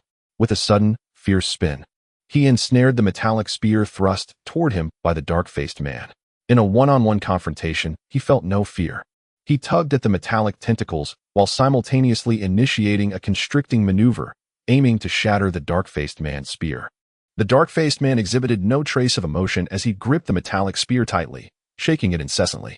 A terrifying force surged from the spear, and Wang Xian immediately sensed an overwhelming power pulling at the metallic tentacles. The constricting maneuver failed to sever the spear, and both combatants remained locked in a stalemate, each struggling to wrest control of their respective weapons. Wang Xian understood that, like himself, The opponent was also in the initial activation state, engaged in direct confrontation. It would be exceedingly difficult to eliminate the adversary in a short span.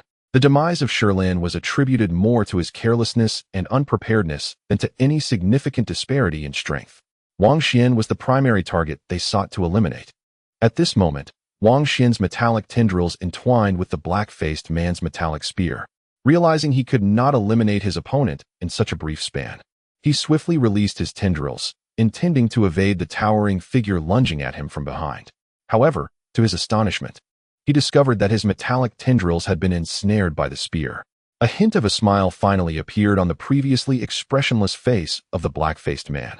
Grasping the spear tightly in his right hand, it began to whirl ceaselessly. This was a unique ability he had acquired after his beast underwent its initial evolution. Once activated, the spear could spin at a terrifying velocity, generating an unparalleled penetrating power. The black-faced man utilized this extraordinary skill to trap Wang Xuan's tendrils, preventing him from escaping in an instant. That fleeting moment of hesitation rendered Wang Xuan incapable of evading or defending against the assault of the towering man. For them, having reached the initial evolution stage, such a momentary lapse could determine life or death, victory or defeat. The towering figure unleashed the shockwave-slicing attack of his black-scaled claws once more, and the 5 claws descended upon Wang Xuan's back, capable of piercing through his body in an instant, obliterating and extracting his internal organs. The feeble defense of his inferior leather armor crumbled against the assault of the black-scaled claws. They tore through the armor, sinking deep into Wang Xuan's back muscles and penetrating his abdomen. As he felt the agony of his back being sliced open and witnessed the imminent dismemberment of his flesh and internal organs, he realized that since entering this world, he had never been so close to death as he was now. Between life and death, Wang Xuan felt his entire body contract, his hair standing on end, his heartbeat resonating like a drum. No longer could he contemplate the dire consequences. Only a singular thought remained in his mind: to summon the power hidden within the blue crystalline scales embedded in the radiant white light of his right hand with all his might. He had fused the consciousness of the magical beast with that of the blue crystalline scales, which he had mastered. However, the overwhelming energy contained within them was too formidable for his current physique to withstand. Should he dare to wield it, he would risk annihilation. Yet, at this moment, ensnared between life and death, he could not afford to consider the repercussions and promptly activated the blue crystalline scales. Almost as if by mere thought, a deep azure luminescence erupted from the white light within his right hand, transforming it into a resplendent blue orb, dazzling and radiant, akin to the most brilliant star in the heavens. The metallic tendrils extending from his hand suddenly ignited from within, a cascade of blue light emanating from the interstices of the metallic plates that formed them. If the preceding tendrils appeared merely as a mechanical construct, assembled from numerous metallic shards, now they seemed to have been imbued with true life. They had awakened.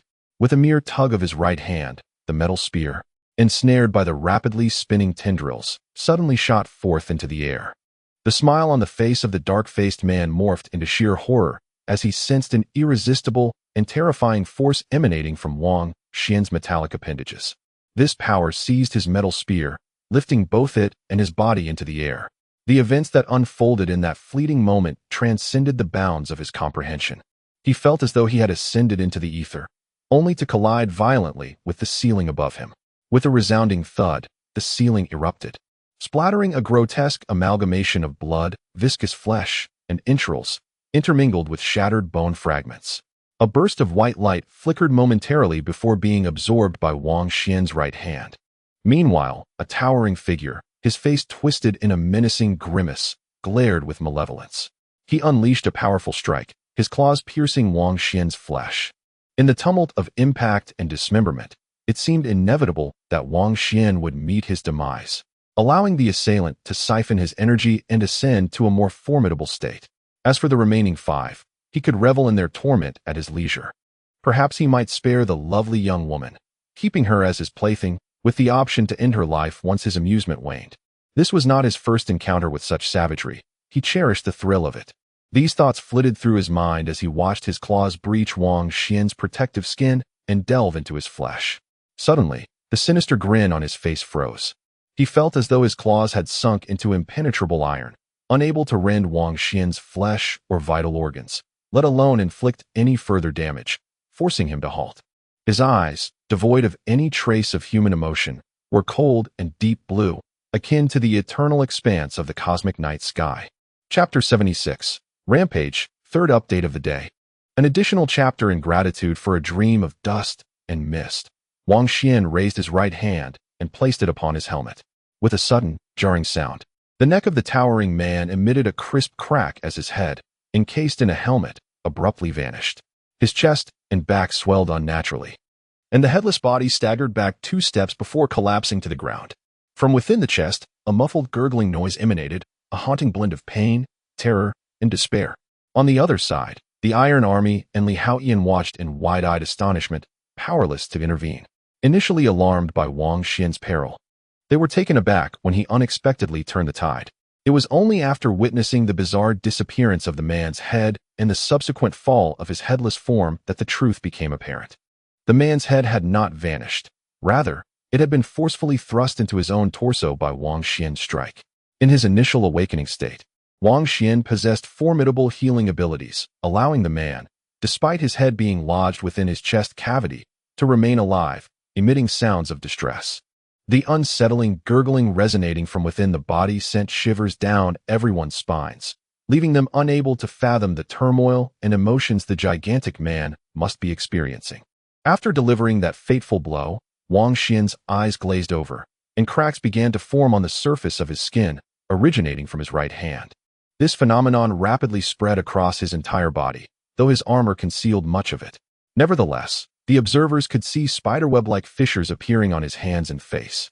Faint blue light pulsating within, creating an eerie spectacle. Suddenly, the 3-meter-long metallic tendril extending from his right hand began to disassemble, fragments peeling away and scattering to the ground before gradually vanishing. Wang Xuan, Zhao Lei was taken aback and rushed to Wang Xuan's side, only to discover that his entire skin was cracking, with ominous blue light pulsating within the fissures. This eerie luminescence was tearing at his flesh, threatening to rend him to shreds. At that moment, the towering man whose head had been thrust into his abdominal cavity finally succumbed after struggling for several seconds. A sphere of white light emerged from his right hand, within which the essence of life was crushed and extinguished by an unseen force, transforming into a pure energy that surged into Wang Xuan's right hand. As this energy flowed in, the white light within Wang Xuan's hand underwent a dramatic transformation, expanding violently as if on the verge of explosion. The once near unconscious Wang Xuan was jolted awake by the intense fluctuations of the white light. Upon regaining consciousness, he was immediately besieged by excruciating pain, as the energy from the blue crystalline scales spiraled out of control, wreaking havoc throughout his body. With his current physical resilience insufficient to endure such horrific energy, even the formidable self-healing capabilities of a beast were rendered ineffective. In a state of terror, he struggled to rein in the rampaging blue crystalline scales while simultaneously harnessing the energy of the white light in his right hand. He was willing to expend all his energy to mend his body in a desperate bid to counteract the destruction wrought by the blue crystalline scales within him. Having just slain 3 initial stage beings and absorbed the energy from their hatching beasts, which was immensely powerful enough to elevate his own beast to a higher form, his body's self-preservation instincts took precedence, as the energy recently assimilated into the white light was released. It worked to neutralize the rampaging energy of the blue crystalline scales while accelerating the healing of his splintering body. At this moment, a horrifying scene unfolded within Wang Xuan's body.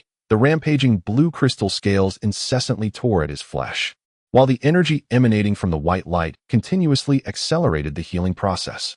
His body was subjected to a relentless cycle of being shredded, mended, and then shredded anew, only to be restored again. Wang Xuan found himself at a loss to articulate this sensation. Fortunately, he had fully merged with the beast. As his brain registered this excruciating pain, the beast's protective mechanism was immediately activated. His brain instinctively dulled his pain receptors, granting him a temporary reprieve from suffering. Meanwhile, Tai Jun and Li Haoyan also reacted swiftly, converging around him. Tai Jun, exhibiting caution, brandished his military dagger, promptly turning to survey their surroundings while positioning himself protectively beside the fallen Wang Xuan, standing ready for any further threats. "Do not touch him," Zhao Lei admonished. noticing Gu Manyao reaching out toward Wang Xuan. His expression was grave as the mark of sanctity on the back of his right hand manifested, probing into Wang Xuan's condition. However, he could only discern that Wang Xuan was in a state of extreme peril, with two conflicting energies battling within him. The outcome of this strife would ultimately determine his fate. Under such circumstances, it was imperative not to meddle indiscriminately, lest it disrupt his condition. Of course, if his body were sufficiently robust to sustain the fight, he could effortlessly dissipate these energies. Regrettably, his body, having evolved to the initial awakening stage through amalgamation with the beast, remained too fragile in comparison to the blue crystal scales. Zhang Haofei gradually raised himself from the ground, utilizing the energy drawn from the skeleton to hasten the healing of his wounds. His collapsed nose was slowly mending, and as he touched his face, he felt it slick with blood. Casting his gaze upon the lifeless body of the towering man, he could not help but spit disdainfully.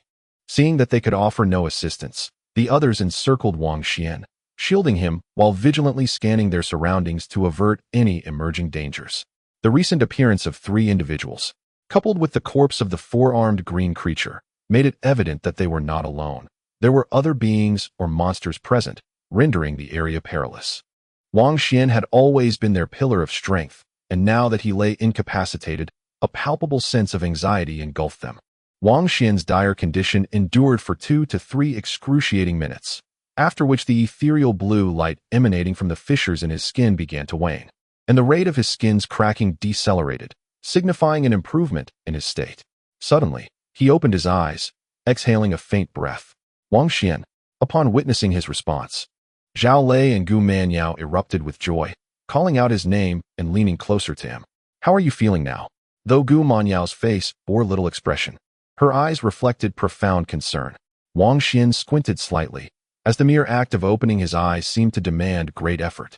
He had weathered the most perilous moment, yet the white light emanating from his right hand, which had been absorbing energy, was nearly depleted.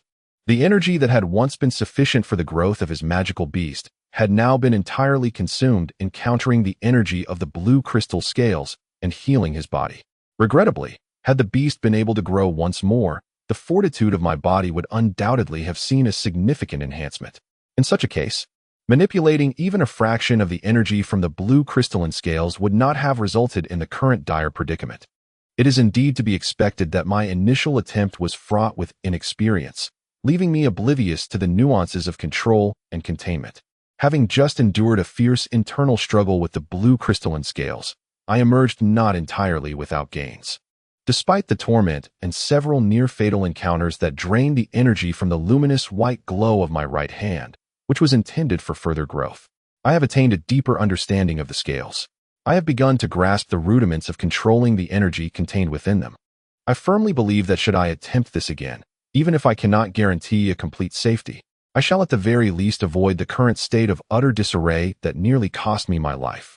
With my eyes slightly narrowed and my breath barely perceptible, Zhao Lei and Gu Manyao had to lean in closely to hear me. I understood that lingering here was decidedly unsafe, yet given the alarming condition I had just experienced, I dared not make any sudden movements. Since I had indicated my readiness to move, Zhao Lei promptly prepared to hoist me upon his back. Meanwhile, the others began to gather their belongings, stripping the garments and armor from the three lifeless bodies. With their master deceased, these armors had reverted to a state of ownerlessness, making their removal effortless. The helmet from the stone forest lay shattered beyond repair, yet the remaining 4 pieces of armor remained intact.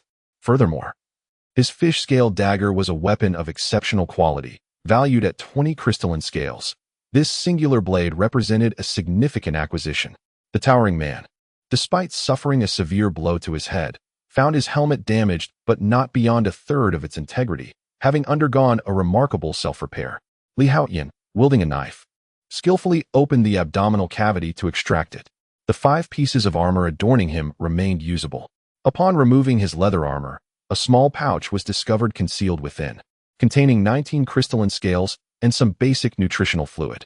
In stark contrast, the unfortunate man with the black face met a grim fate, having collided violently with the ceiling above, resulting in a catastrophic explosion of bones and flesh.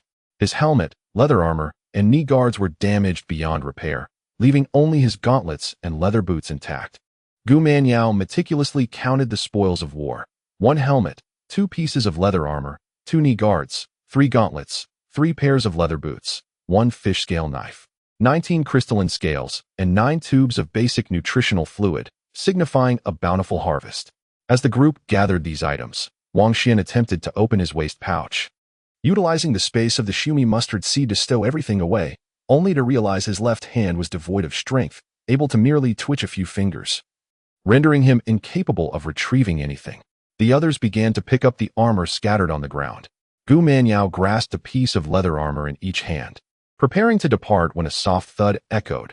A green humanoid creature suddenly materialized atop a nearby stack of containers. Chapter 77. The Sprite. 2 chapters combined. Seeking monthly votes, this peculiar humanoid creature boasted green skin, standing less than 1.2 meters tall, resembling a gnome, yet endowed with 4 extraordinarily large arms, its claws nearly grazing the ground.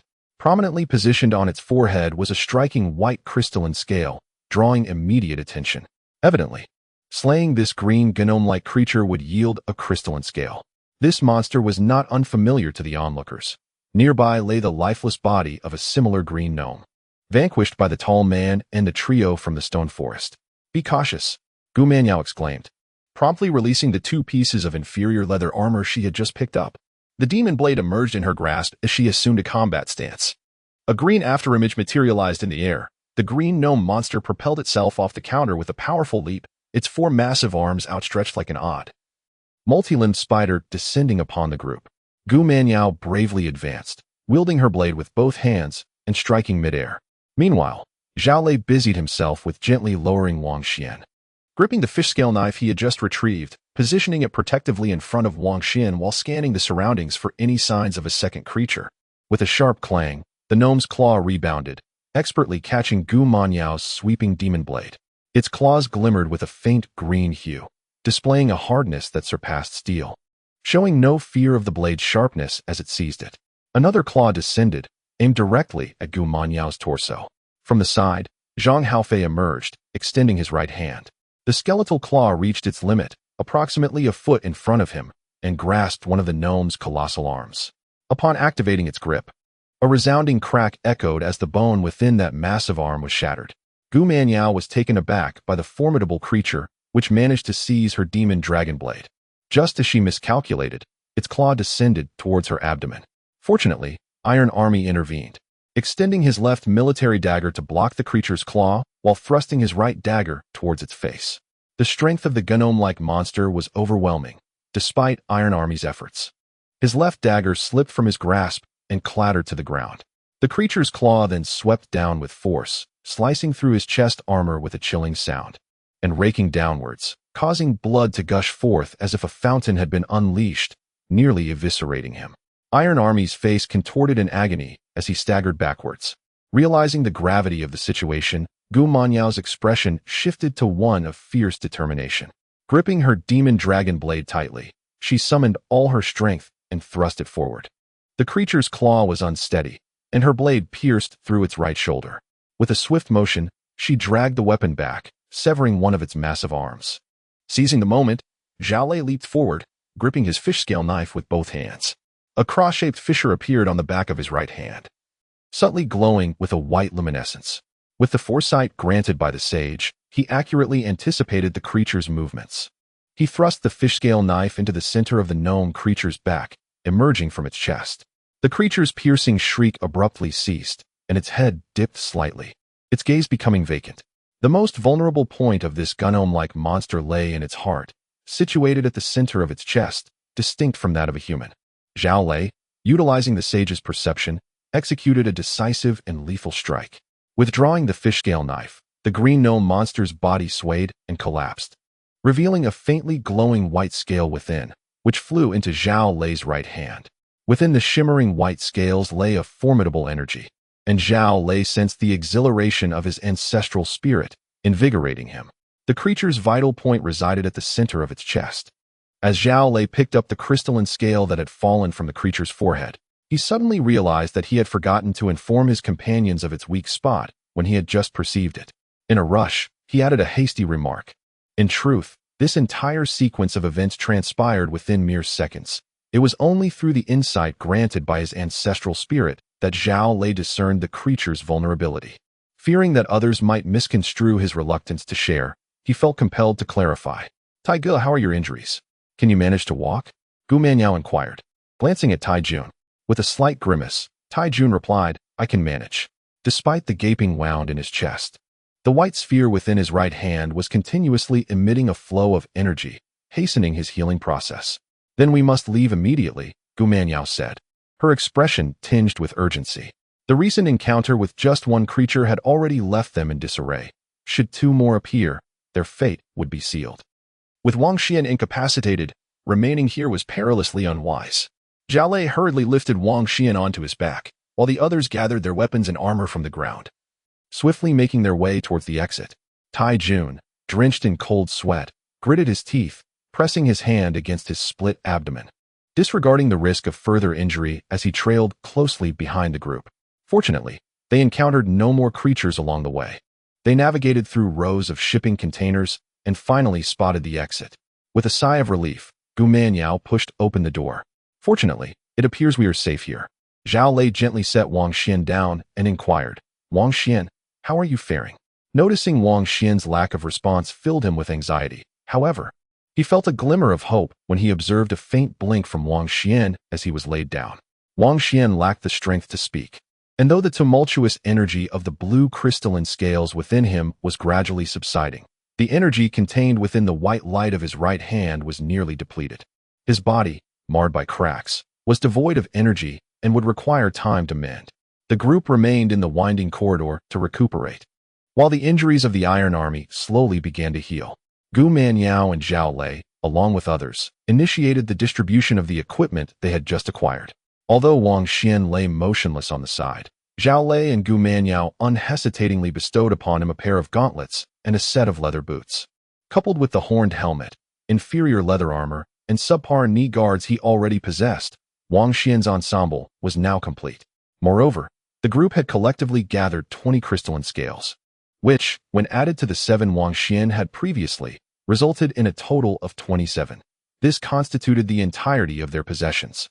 Without Wang Xuan, the group would have been too apprehensive to venture into the eastern district to hunt monsters. As Zhao Lei spoke, he once again lifted Wang Xuan onto his back. Wang Xuan's head rested wearily against Zhao Lei's shoulder, his strength waning. He was acutely aware of his precarious condition. The energy within the white light of his right hand was nearly exhausted, impeding his body's recovery. At the current rate of healing, he estimated it would take at least a day or two for him to fully regain his strength. The 8 individuals, a mix of men and women, were adorned with 1 or 2 pieces of inferior equipment. Their demeanor suggested they had recently entered this vast hall. Upon noticing the sudden appearance of Wang Xuan and his companions, they promptly turned to scrutinize one another. In the past, encountering such seemingly new arrivals would have sparked a desire for camaraderie. However, following the earlier conflict involving the 3 from Stone Forest in the Eastern District, a sense of wariness enveloped them. Uncertain of the other party's intentions and moral standing, they deemed it prudent to keep their distance for the time being. The 8 were also observing Wang Xuan and his group. Upon seeing Zhao Lei and Gu Manyao veering towards another direction, they engaged in hushed discussions and quickly reached a consensus to approach Wang Xuan's group. It appeared that evasion was futile. Gu Manyao whispered softly, recognizing that as the 8 approached, retreat was no longer an option, and they could only slow their pace. Leading the group was a man in his 50s, distinguished by his graying hair and a hint of baldness. Despite his age, he exuded a composed demeanor, indicative of someone who once held a certain status. Greetings, he said, his face displaying a warm and friendly expression as he courteously initiated the conversation. I am Chung Aigua, and my 7 companions and I have just arrived here. May I inquire as to what this place is? And who might you be? Chung Aigua perceived that the 6 individuals before him were somewhat different. They too were newcomers in this grand hall, utterly unfamiliar with their surroundings. He sought to glean some information about their situation from these individuals. Although Wang Xuan was gravely injured, his mind remained clear. Resting his head on Zhao Lei's shoulder, he slightly opened his eyes and saw 8 individuals, 6 men and 2 women, standing before him. Among them, the most striking was the distinguished Chung Aigua, whose hair was streaked with gray, alongside a young woman who appeared to be around 18 or 19. Despite her tattered clothing, her face was remarkably fair and flawless, resembling a lotus flower that blooms untainted from the mud, exuding an ethereal grace. Upon seeing Cheng Aigua, Wang Xuan was unexpectedly reminded of his father. The resemblance was notable, particularly in their gray-streaked hair, though his father's baldness was far more pronounced. In recent days, although he occasionally thought of his parents and family, he had tried to suppress those thoughts. He dared not imagine the devastation his parents would feel upon learning of their only son's disappearance at Longmao Square. Especially in the face of imminent danger, his primary focus had been on survival and escaping the perilous situation, leaving no room for such reflections. At this moment, the sight of someone resembling his father stirred the deepest corners of his heart, particularly in his weakened state. The powerful longing for his parents surged forth, overwhelming him with emotion. Wang Xuan felt a profound ache within, yearning for his family more than ever. Why had he previously quarreled with them over trivial matters? It would surely anger them. If he could find the proof of the king and truly leave this place, he would wholeheartedly honor his parents and never provoke them again. Wang Xuan's head drooped weakly, resting on Zhao Lei's shoulder, as he gradually closed his eyes, listening to Zhao Lei's voice resonate. "From where did you enter this place?" Cheng Aigua replied. "We discovered an upward passage in the underground parking area A on the first basement level. At the end of this passage, there was a door. When we pushed it open, we emerged here, behind those two doors marked Underground World." As he spoke, he turned to point at the doors inscribed with Underground World. Upon hearing this, Zhao Lei and Gu Manyao exchanged knowing glances, realizing something significant. They had vanquished the creatures lurking within the cracks of the gourmet city walls, discovering the staircase leading upward into this realm. In contrast, Cheng Aigua and his 8 companions had entered through an entirely different route, found in the parking area A on the first basement level. It seemed that access to this place did not strictly require entry through the fissures of Gourmet City. Rather, there were various passages available. Just as Zhao Lei prepared to speak, a melodious voice, sweet as a song, emerged. "He is gravely injured." As the voice echoed, a young woman, strikingly fair and exuding an ethereal aura, stepped forward from the group of 8. Her eyes, clear and devoid of any impurities, fell upon Wang Xuan, who was resting on Zhao Lei's back, and a flicker of compassion crossed her face. Observing her approach toward Wang Xuan, Gu Manyao swiftly positioned herself in front of Zhao Lei and Wang Xuan, her expression betraying a sense of vigilance as she asked, "What are your intentions?" "He was gravely injured and faced the peril of death." The young woman appeared taken aback by Gu Manyao's sudden inquiry, her demeanor shifting to one of unease. Gu Manyao furrowed her brow, contemplating the evident severity of Wang Xuan's injuries, something any discerning observer could perceive. What was the necessity of reiterating this point? Cheng Aigua interjected. "You misunderstand. Meng Lian intends to assist him. It is thanks to her that we have arrived here safely." "Assist him?" Gu Manyao was momentarily taken aback, her expression betraying skepticism as she shook her head, responding, "Thank you for your kindness, but it is not necessary." Wang Xuan slightly opened his eyes and beheld the woman named Meng Lian. Upon meeting her gaze, he sensed a purity within her eyes, a quality that suggested she was no malefactor, but rather bore a hint of compassion. For reasons unknown, Wang Xuan felt an unexpected trust toward this Meng Lian. "Let her come closer." His voice emerged weakly. Hearing Wang Xuan's words, Gu Manyao hesitated before stepping aside. Zhao Lei quickly inquired, "Wang Xuan, how are you feeling now?" He then turned to Meng Lian, asking, "Can you help? How can we assist?" Given Wang Xuan's dire condition, he could think of no other means to aid him aside from allowing him to rest and recuperate. However, Meng Lian remained silent, lifting her right arm to reveal a hand as white as jade. From the back of her hand, luminous points began to emerge, gathering in increasing numbers until they coalesced into a small figure, no larger than a fist. The diminutive figure was formed from a convergence of luminous orbs, resembling an infant with pointed ears and a cascade of verdant curls, eyes gently shut, exuding an air of ethereal mystique. Zhao Lei and Gu Manyao were left utterly astonished, recognizing it as Meng Lian's hatching beast, yet they could scarcely fathom the enchantment of summoning such a being. This was the spirit birthed by Meng Lian, capable of healing any grievous injury as long as it did not result in instantaneous demise. Cheng Aigua, noticing the astonishment etched on Zhao Lei and Gu Manyao's faces, revealed a faint smile while providing an introduction. Zhang Haofei murmured in awe, "The spirit. How marvelous. Might there be even more extraordinary hatching beasts?" As Meng Lian summoned the spirit, it floated above her right hand. She extended her hand and gently tapped Wang Xian's forehead. The little spirit, hovering above her palm, instantly spun around, emitting a faint sound before darting towards Wang Xian's brow, transforming back into countless glowing orbs akin to fireflies. These orbs radiated from his forehead, dispersing in all directions before permeating his skin. An astonishing spectacle unfolded as the fissures on Wang Xian's skin, which had long resisted healing, began to mend at a visibly rapid pace with the influx of light.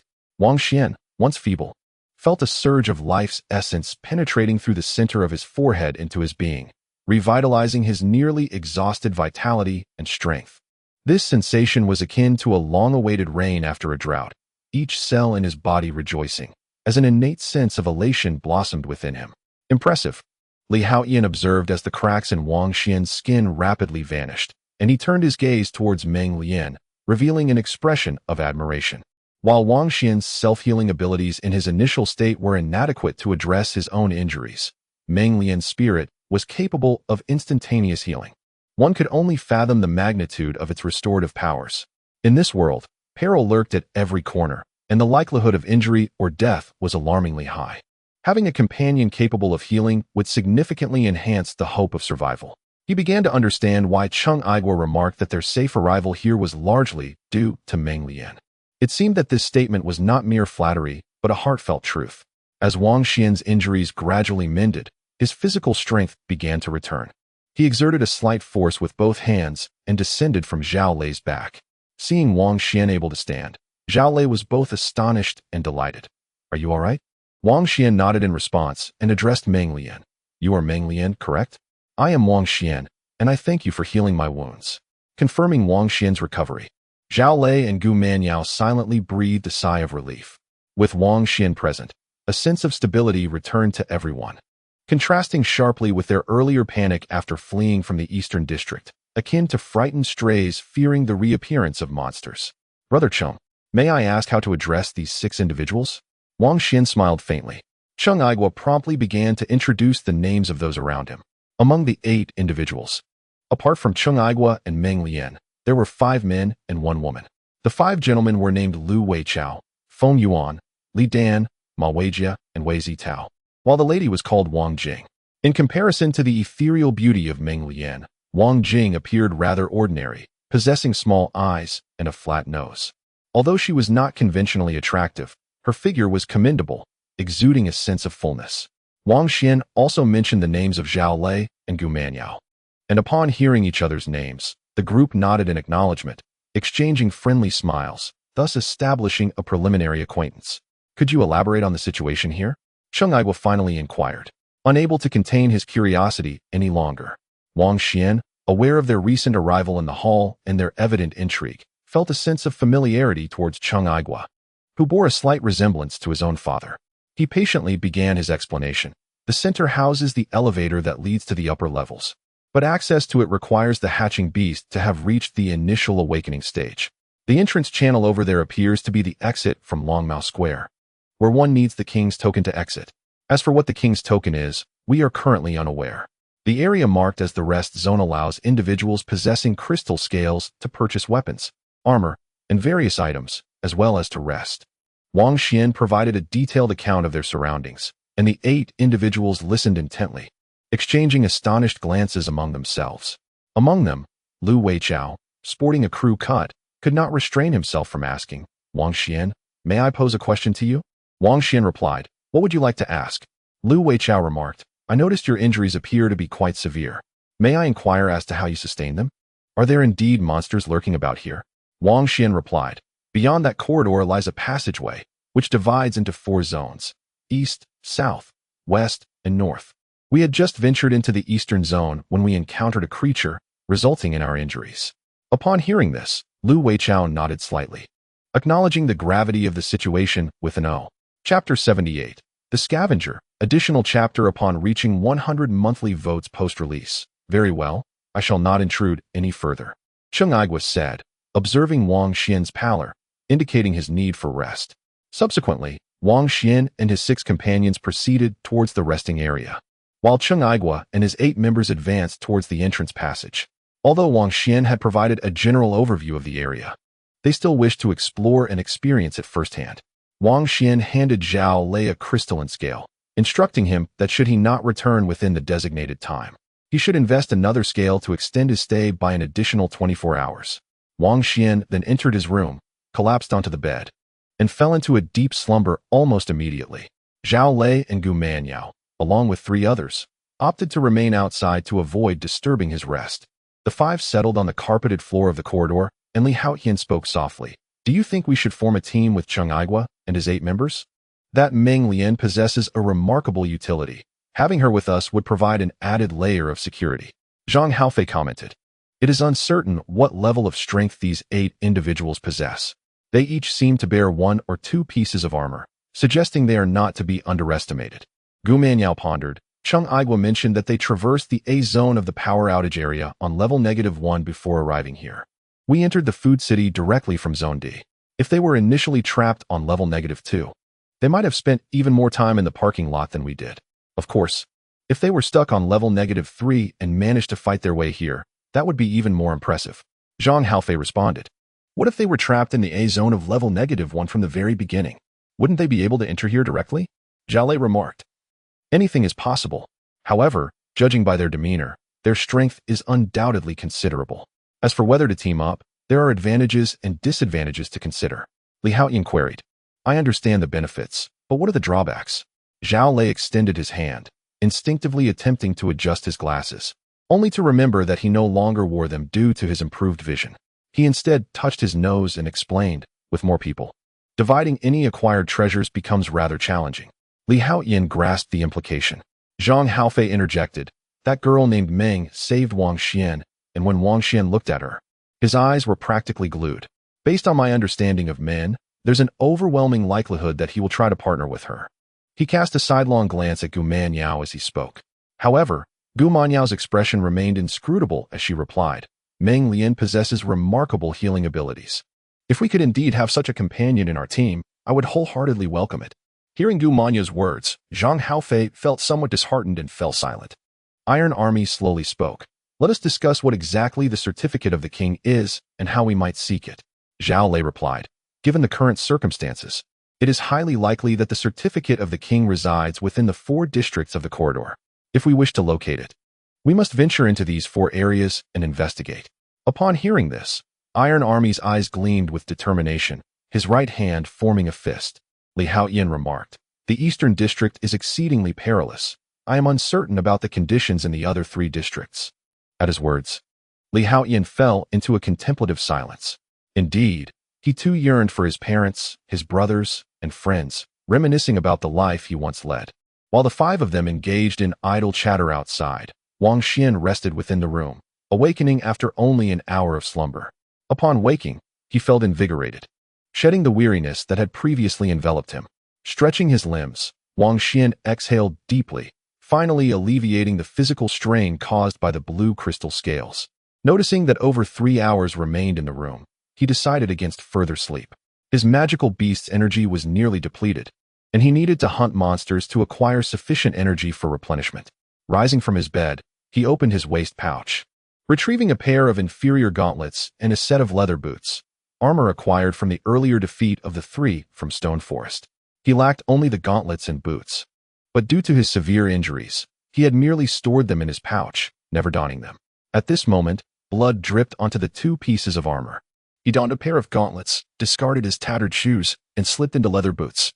Now, aside from his face, his entire body was almost entirely encased in armor, resembling a medieval knight at first glance. He opened the door to find Zhao Lei and Gu Manyao, along with 3 others, sitting on the carpet of the corridor, engaged in casual conversation. Upon spotting Wang Xuan standing at the doorway, Zhao Lei was the first to rise, his face illuminated with joy. You're back? He exclaimed. Why are you being so formal with us? You've saved our lives countless times, and here you are, speaking such pleasantries. What about Cheng Aigua and the others? Gu Manyao gestured towards 2 adjacent rooms not far away. They took 2 rooms and went in not long ago. They should be resting now. Wang Xuan nodded in understanding. It seems their choice mirrors ours when we first arrived here. Li Haotian inquired. Wang Xuan, what shall we do next? Should we wait for them? Wang Xuan pondered for a brief moment, then stated, "They must have endured a brutal battle to reach this place. Given their state of exhaustion, it is unlikely they will awaken without at least 10 hours of rest. We cannot wait for them any longer. We must depart."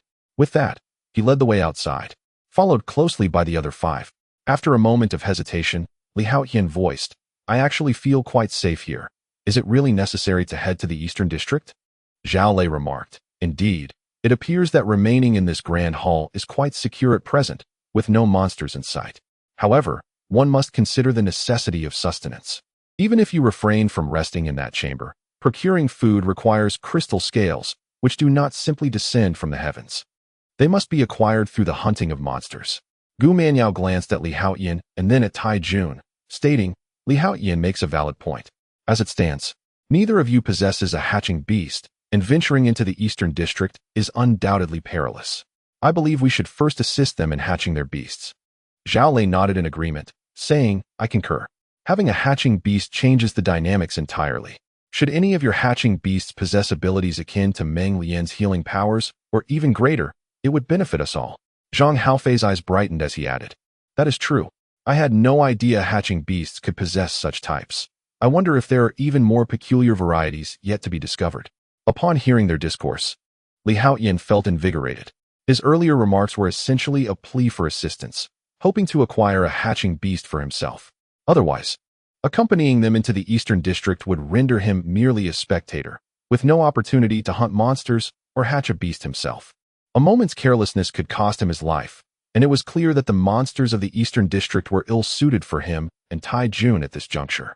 However, with the group's consensus to aid him and Tai Jun in hatching their beasts, the situation had changed. He was now eager to take the plunge. "Let us proceed into the Eastern District and assess the situation," he suggested. After Wang Xuan finished speaking, he strode towards the corridor, and the 6 soon re-entered the Eastern District. Their eyes were met with numerous containers firmly anchored to the ground, resembling an emptied supermarket. The surroundings were enveloped in silence, and the group swiftly navigated through the containers, eventually catching sight of the distant passageway. It was in this very corridor that they had previously encountered the trio from Shilin. The sound of something licking the ground echoed from afar, and they beheld 5 colossal frogs, each the size of a round table. These creatures, resembling giant frogs, possessed robust, crimson tongues and mouths filled with sharp teeth. They were extending their tongues to lap up the bloodstains on the ground. These stains were remnants left by the green gnome creatures and the deceased trio from Shilin, whom they had slain.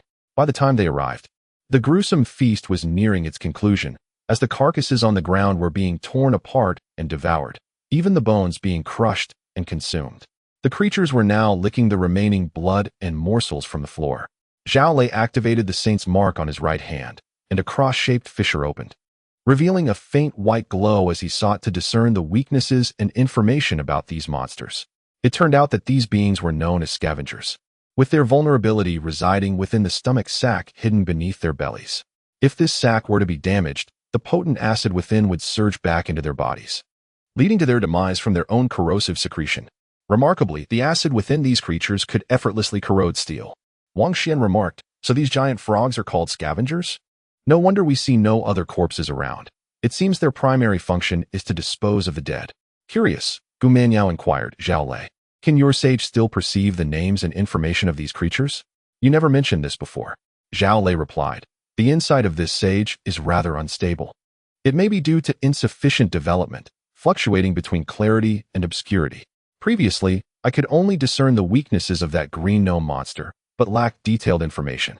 However, I suddenly obtained data on these scavengers. My estimation suggests that the weaker the monster, the more detailed the information I can perceive. These scavengers likely possess less strength than the green gnome monsters." As the 6 of them conversed, the 5 scavengers noticed their presence, immediately ceasing their consumption of the blood stains on the ground. Instead, they emitted peculiar sounds akin to an infant's wail, and then leaped towards them. Based on prior experience, with his current initial activation state, defeating such creatures that barely reached the embryonic level of strength would likely yield minimal results.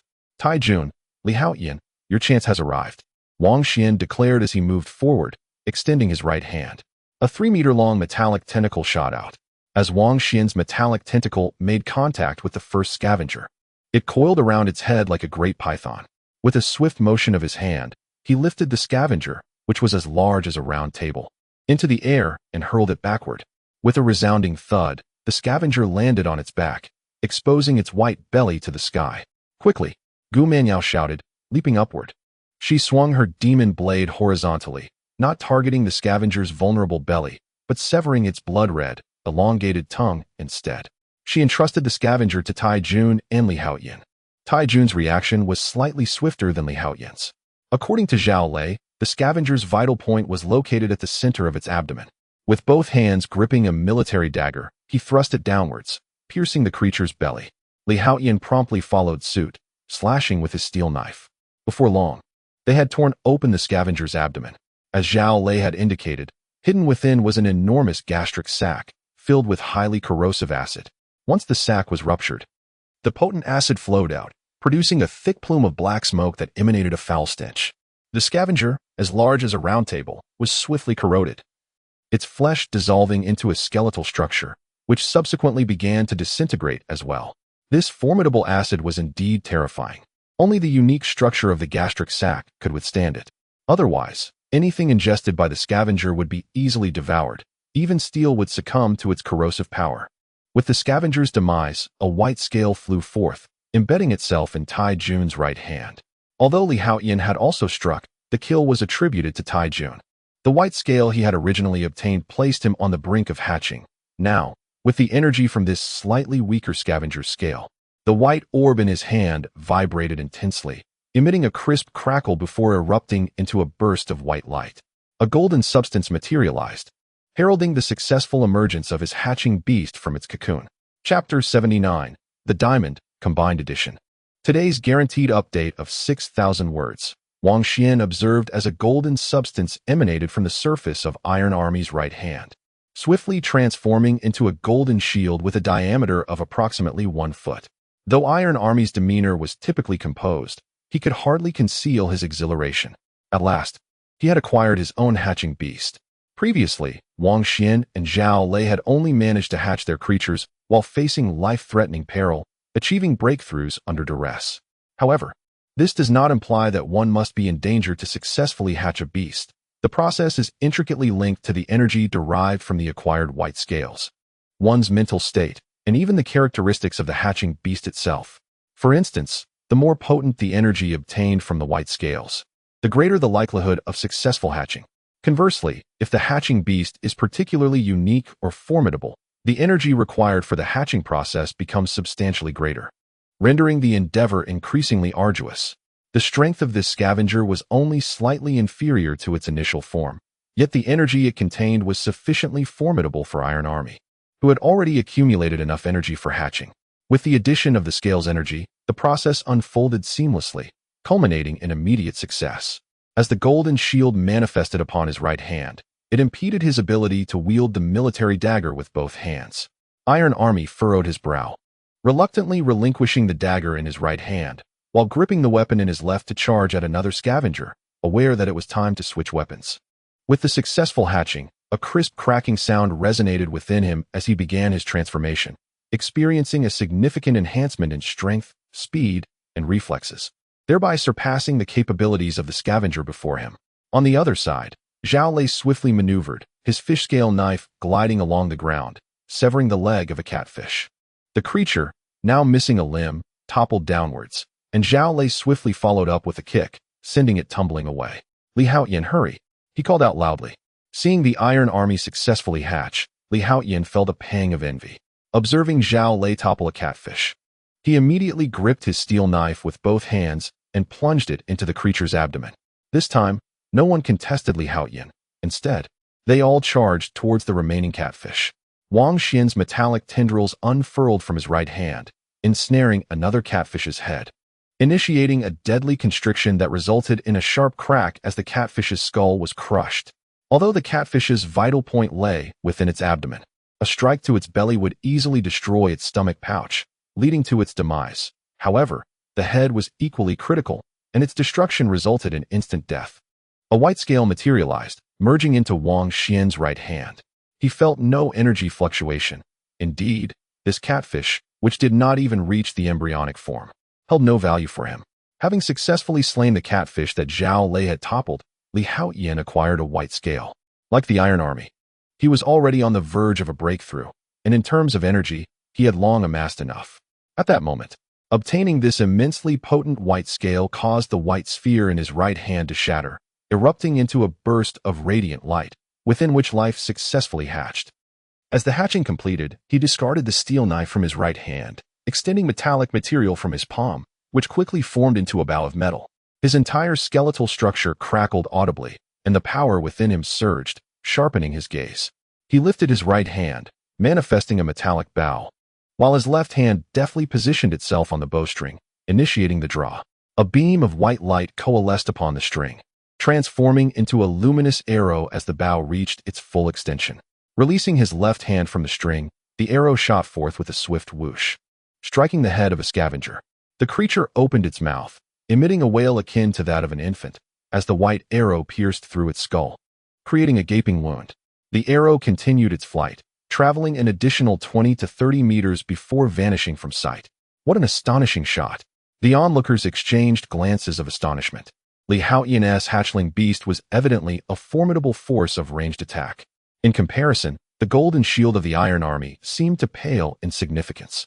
Soon, 5 scavengers fell to the hands of a few, with both the Iron Army and Li Haoyan successfully securing their own hatchling beasts, their faces alight with exhilaration. The process of acquiring a hatchling beast felt akin to a metamorphosis, a transcendence of the self. The euphoria and delight derived from the transformation of one's organs and senses reached an unparalleled zenith. It could be likened to the ancient tales of ascension to the heavens. No earthly pleasure could rival this experience. It is challenging to articulate such sensations without personal experience. This feeling was simply incredible, a singular event that would remain etched in memory for a lifetime. It is no wonder that you all yearn to continue hunting monsters for further elevation. It is likely not solely for the purpose of gaining strength, but for the sheer joy of the ascension process itself. Zhao Lei chuckled slyly. So now you understand? Yearning to relish this sensation once more, one must persistently endeavor to hunt monsters and swiftly attain the initial awakening. By the way, what do you call your hatchling beasts? Li Haoyan replied, mine is named Orion. The name may be rather commonplace, yet I find its power quite satisfying. A self-satisfied smile graced his face, as he believed his Orion might be among the strongest of all. Iron Army remained composed and stated, mine is named Diamond, which serves as my shield for defense. As he spoke, he set aside the military dagger he had been holding in his left hand and picked up the steel knife that Li Haoyan had discarded moments before. With the diamond shield in hand, the military dagger no longer suited him. It was more fitting to wield a knife in conjunction with the shield, balancing offense and defense. He then gathered the pair of military daggers from the ground and handed them to Wang Xuan. Although temporarily unusable, they had been obtained with a crystal scale and should not be carelessly abandoned. Wang Xuan, equipped with a belt capable of holding numerous items, accepted the daggers and remarked, now that everyone has their hatchling beasts, we should venture deeper. Let us hope to discover the testament of kings or clues pertaining to it in this eastern district. Gu Manyao lamented, regrettably, slaying these scavengers yields little enhancement. I hope we encounter a few of those gnome-like monsters. Then we might stand a chance at reaching the initial awakening today. Wang Xuan understood that rapid advancement was best achieved by hunting monsters that were either of equivalent strength or even more formidable. The gnome-like creatures were indeed stronger than Gu Manyao and her companions. If they could acquire the energy from the gnome's scales, they would soon be able to break through. Let us proceed inside and see what awaits us, he urged. At the end of the supermarket lies a vast corridor, with Wang Xuan leading the way, while Gu Manyao keeps pace by his side.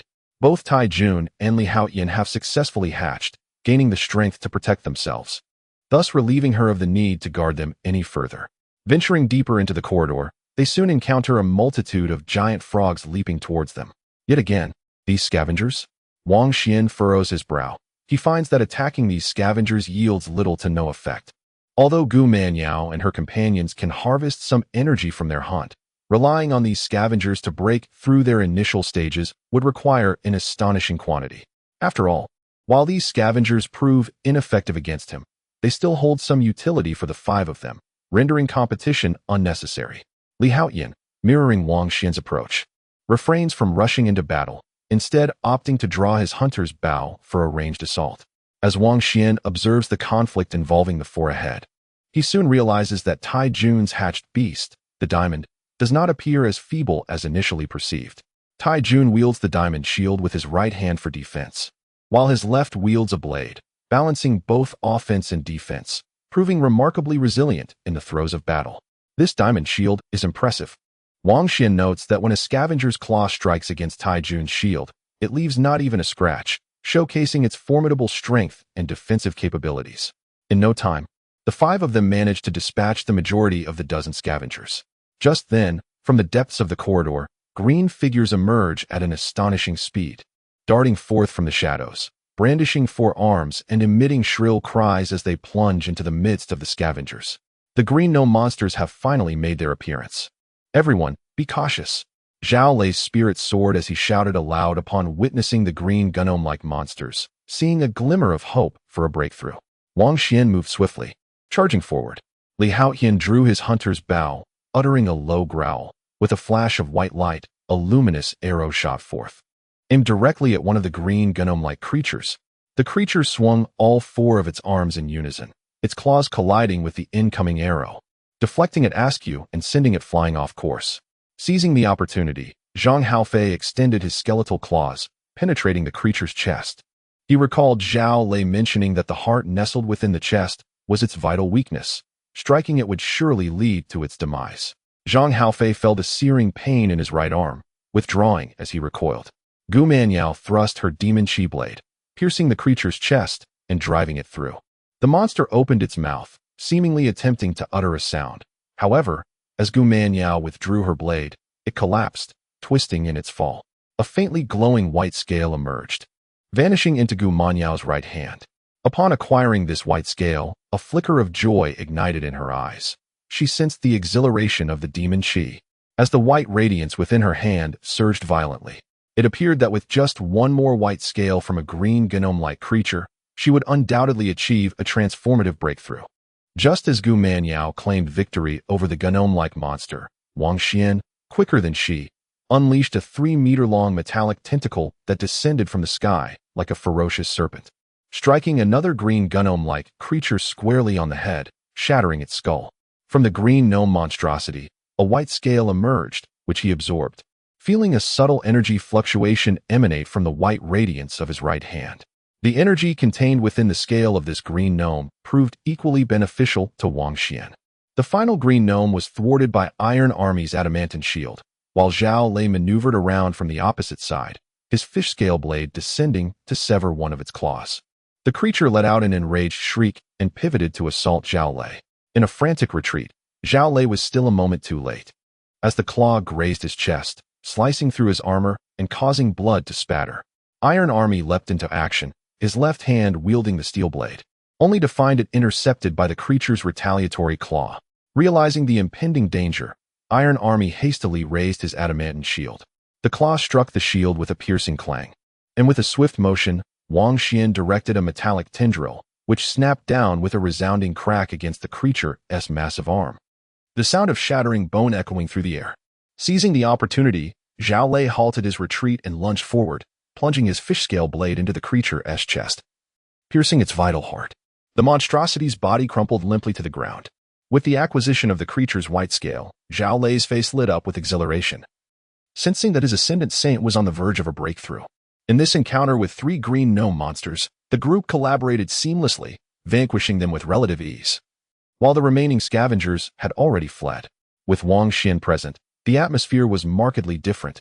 Even a single prior encounter had instilled considerable fear in them. Li Haotian sheathed his hunter's bow, a smile gracing his face as he approached. Wang Xuan chuckled and remarked, "Although this creature is formidable, as long as we unite and collaborate, it is not difficult to confront." Li Haotian shook his head, saying, "I still believe it is because of you." Zhao Lei laughed, replying, "Li Haotian, you certainly have a knack for flattery." Li Haotian looked at Zhao Lei and retorted, "How is that flattery? I speak only the truth." Tai Jun picked up 3 white crystal scales from the ground.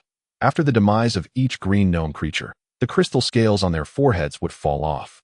Tai Jun handed the crystal scales to Wang Xuan, whose collection had now increased to 30, sufficient to purchase a more advanced piece of armor. The group continued down the passage, which stretched approximately 30 to 40 meters. As they neared the exit, they once again encountered the green gnome creatures.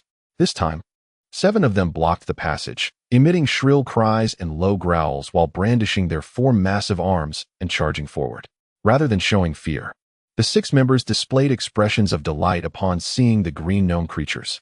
As before, Wang Xuan acted with the utmost speed. His metallic tendrils lashed out like whips.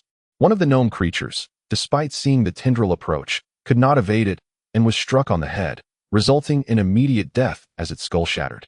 Among the remaining 5, Gu Manyao was the first to break through.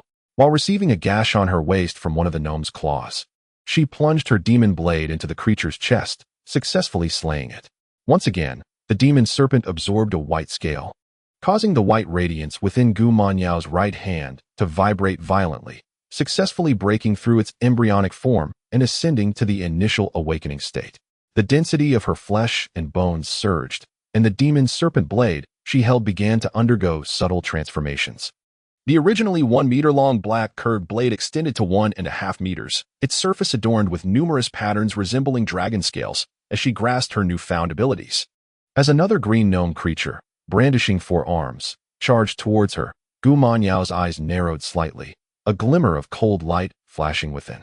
Gripping her blade with both hands, she suddenly swung it forward. With a swift sound, a white blade light surged forth from the evolved 1.5-meter-long black, curved blade, resembling a colossal curved sword. This white blade light sliced through the green gnome's body, erupting in a spray of blood as the formidable creature was cleaved in half by her strike. This was her recently comprehended special ability, the Demon Serpent Slash, which allowed her to unleash a blade light from the Demon Serpent blade, showcasing astonishing power. Wang Xuan took note of this Demon Serpent Slash, a flicker of surprise crossing his eyes as he instantly realized her breakthrough. Having already slain 2 green gnome creatures, he observed Gu Manyao executing yet another one. Out of the 7 green gnome creatures, 4 had perished in the blink of an eye, leaving only 3 remaining. He chose not to compete for the kill, understanding that defeating these gnome creatures would offer him minimal enhancement, merely a meager gain. Seizing the opportunity presented by the remaining 2 green gnome monsters, Li Haoyan skillfully shot an arrow that pierced the heart of one, thus slaying it and claiming a white scale as his reward. The final green gnome, having endured 2 of Li Haoyan's arrows without succumbing, was ultimately dispatched by Zhao Lei, who seized the moment to strike at its vital point, acquiring a daytime scale.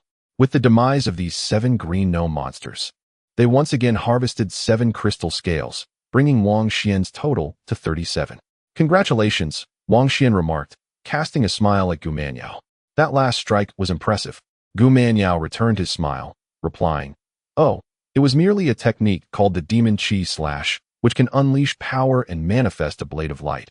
However, I feel it pales in comparison to your beast arm." Having learned humility from prior experiences, she now understood the value of modesty. Previously, she would have been convinced that her Demon Chi Slash surpassed Wang Xian's beast arm. Zhang Haofei, with an envious expression, commented, "Once again, you have outpaced us in your breakthrough. Fortunately, you did not wager with us earlier. Otherwise, both Zhao Lei and I would have been at a disadvantage." Gu Manyao glanced at him and inquired, "And what about you? How long until your breakthrough?" Zhang Haofei replied, "Not long now. I estimate that after slaying 1 or 2 more of these gnome monsters, I shall succeed." The group chose not to depart immediately, but instead took a moment to rest. Wang Xuan produced 6 vials of basic nutrient solution, distributing 1 to each member. After nearly 24 hours since they last consumed the nutrient solution, Wang Xuan felt a profound thirst, and upon drinking another vial, the sensation of thirst vanished instantly. With such a meager supply of nutritional liquid, can it truly sustain one without hunger or thirst for an entire day? After consuming it, Wang Xuan tossed aside the empty glass vial, shaking his head in disbelief at the astonishing technological advancements present in this world. The Eastern District is vast. If a few more of those diminutive creatures were to appear, we might ascend to the initial awakening. Zhao Lei glanced outside the corridor, observing numerous glass counters that resembled those found in the bustling marketplace of Longmao Square. He proceeded toward the entrance. One by one, the group rose and exited the passageway, revealing a marketplace filled with an abundance of glass displays housing various jewels, jade artifacts, and golden ornaments, yet devoid of any human presence. Zhang Haofei's eyes widened in awe as he quickened his pace, exclaiming, "Goodness, we've struck gold. Just look at all this treasure. How much might it be worth?" Li Haoyan replied, "It's only valuable if we can escape. Here, it holds no worth." Zhang Haofei shot him a glance, saying, "What do you understand? We will eventually find a way out. Isn't the king's token capable of opening an entrance? Perhaps that token is hidden somewhere in this eastern district, allowing us to depart swiftly, taking these valuable items with us." Gu Manyao looked at him and remarked, "Look at you, so ambitious. If we truly manage to escape, with our current abilities, acquiring wealth will be a trivial matter." Zhao Lei chuckled, "Indeed, with our skills, even bullets cannot harm us. If we can truly escape, what is money but a mere number?" Zhang Haofei pondered for a moment upon hearing this, reflecting that there might be some merit to it. However, he still preferred to have a little more, for a sense of security. As the saying goes, money is a man's backbone. While speaking, he revealed his skeletal claws and struck the glass before him with a forceful punch.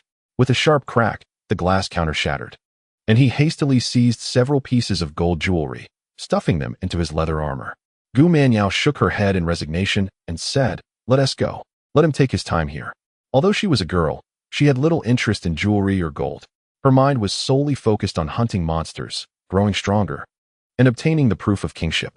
As she spoke, she circumvented the counter and proceeded forward. Observing that everyone was advancing, Zhang Haofei, with a face full of regret, grabbed 2 more pieces of jewelry to stow away before following suit. The surroundings were enveloped in silence, devoid of any monsters or other individuals, with only the 6 of them traversing the expanse between the glass counters. Soon, another passageway emerged ahead, in stark contrast to the brightness of the mall. This passage appeared rather dim. Wang Xuan suddenly raised his hand, signaling everyone to halt. "There are sounds here," he whispered.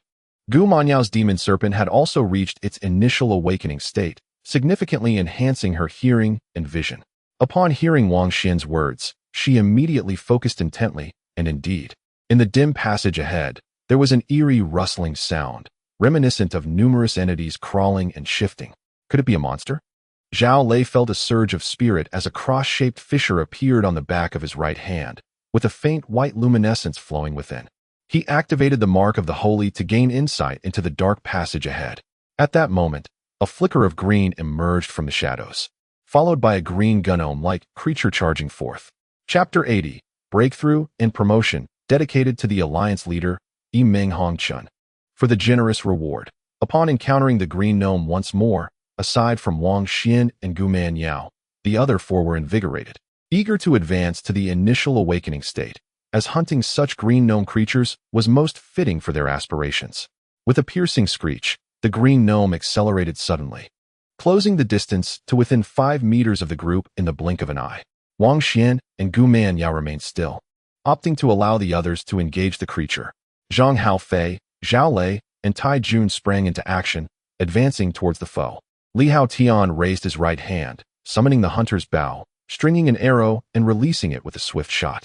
With a whoosh, the green gnome swung its claws, deflecting the light arrow. Tai Jun growled low, shielding his body with the diamond shield as he charged forward. Simultaneously, Zhang Haofei and Zhao Lei attacked from either side.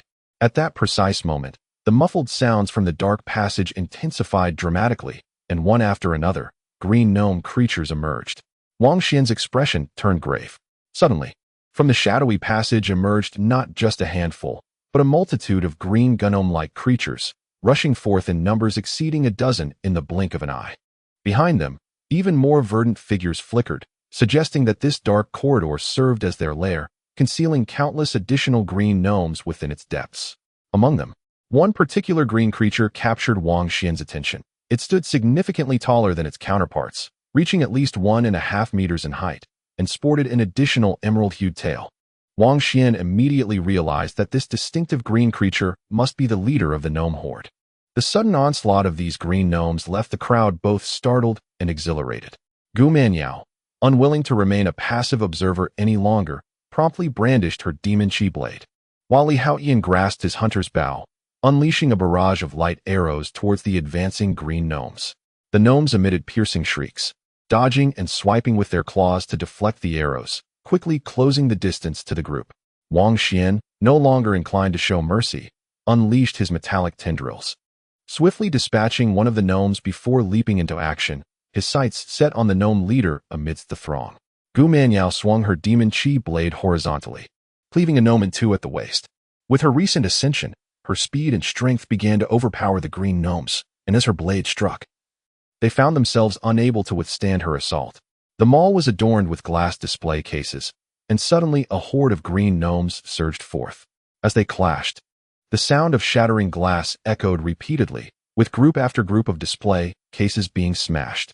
One green gnome leaped high into the air, crashing down forcefully. The armored soldier, wielding a shield, thrust it upward, only to have the gnome land heavily upon it. With a powerful heave, the soldier flipped the gnome aside, sending it crashing into a nearby display case, which collapsed under the impact. Zhao Lei, brandishing his scaled knife, swiftly delivered a finishing blow, slaying the creature. Wang Xuan, now serious in his approach, wielded his metallic tendrils like a steel whip, striking rapidly and dispatching 3 green gnomes in the blink of an eye. The gnome leader let out a fierce shriek, its eyes blazing with fury as it lunged at Wang Xuan with all its might. In terms of speed and strength, it far surpassed the ordinary green gnomes, and to Wang Xuan, the leader's power was alarmingly close to that of an awakened being. The metallic tendrils ensnared one of the leader's massive arms, attempting to constrict and incapacitate it. However, to Wang Xuan's astonishment, the gnome leader willingly severed its own arm, lunging forward and colliding with him. Caught off guard, Wang Xuan stumbled back with a grunt, as the leader's sharp claws tore through his leather armor, threatening to sink into his flesh.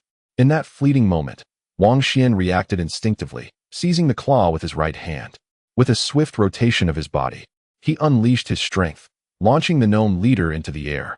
With a resounding crash, it collided with another set of glass display cases, which shattered and collapsed, scattering a multitude of bracelets across the floor in a dazzling array of fragments.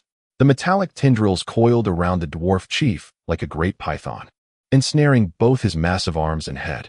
As the strangulation commenced, the tendrils constricted, and the dwarf chief opened his mouth wide, yet no sound escaped his lips. One by one, the bones within his body were crushed under an overwhelming force, causing him to spew forth a torrent of blood. The scale in his hand shimmered with a faint light, and as it was gripped tightly, Wang Xuan immediately sensed a surge of energy coursing through him, the essence contained within the scale bringing him satisfaction.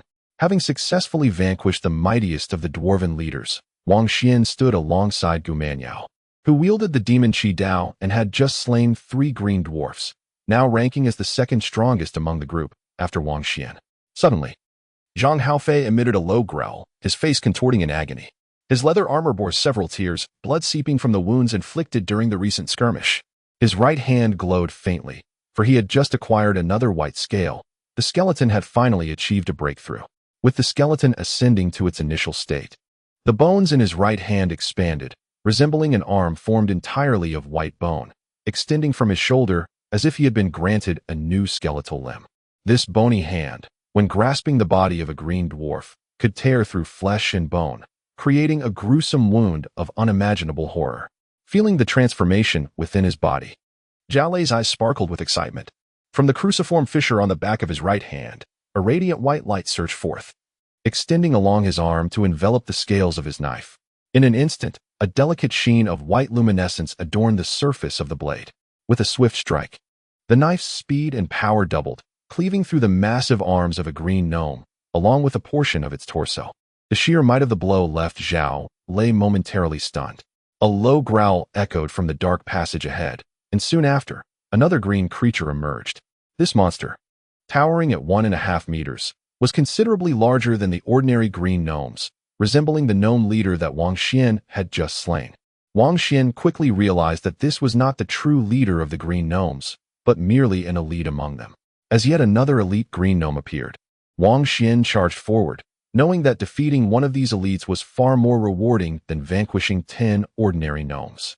Another growl resonated, and following the elite green gnome, 2 more of similar stature emerged. The 3 elite gnomes brandished their forearms, while the ordinary green gnomes hurriedly cleared a path for them. In no time, the 3 elite gnomes stood before Wang Xuan, and he felt a surge of anticipation. With a low growl, Wang Xuan's mouth tightened, and the metallic tentacles swiftly coiled around his right arm, transforming into a colossal beastly arm. The special ability, Beast Arm, was activated, and with a swift whoosh, the massive limb vanished into thin air, leaving only a fleeting shadow. When it reappeared, its enormous fist struck the chest of one of the green gnome elites. The speed of the beastly arm was astonishing. Despite the elite possessing nearly awakened strength, it was unable to react in time. The impact detonated its chest, shattering bones and mangling flesh, sending the upper body soaring through the air. The force of this punch was so tremendous that it cleaved the green gnome elite in two. The overwhelming power instilled fear among the surrounding ordinary green gnomes, causing them to instinctively retreat. Gu Manyao gripped her knife tightly and unleashed the demon chi slash. The black, curved blade cleaved through the air, producing a piercing beam of light that shot forth like a crescent moon towards another green gnome elite.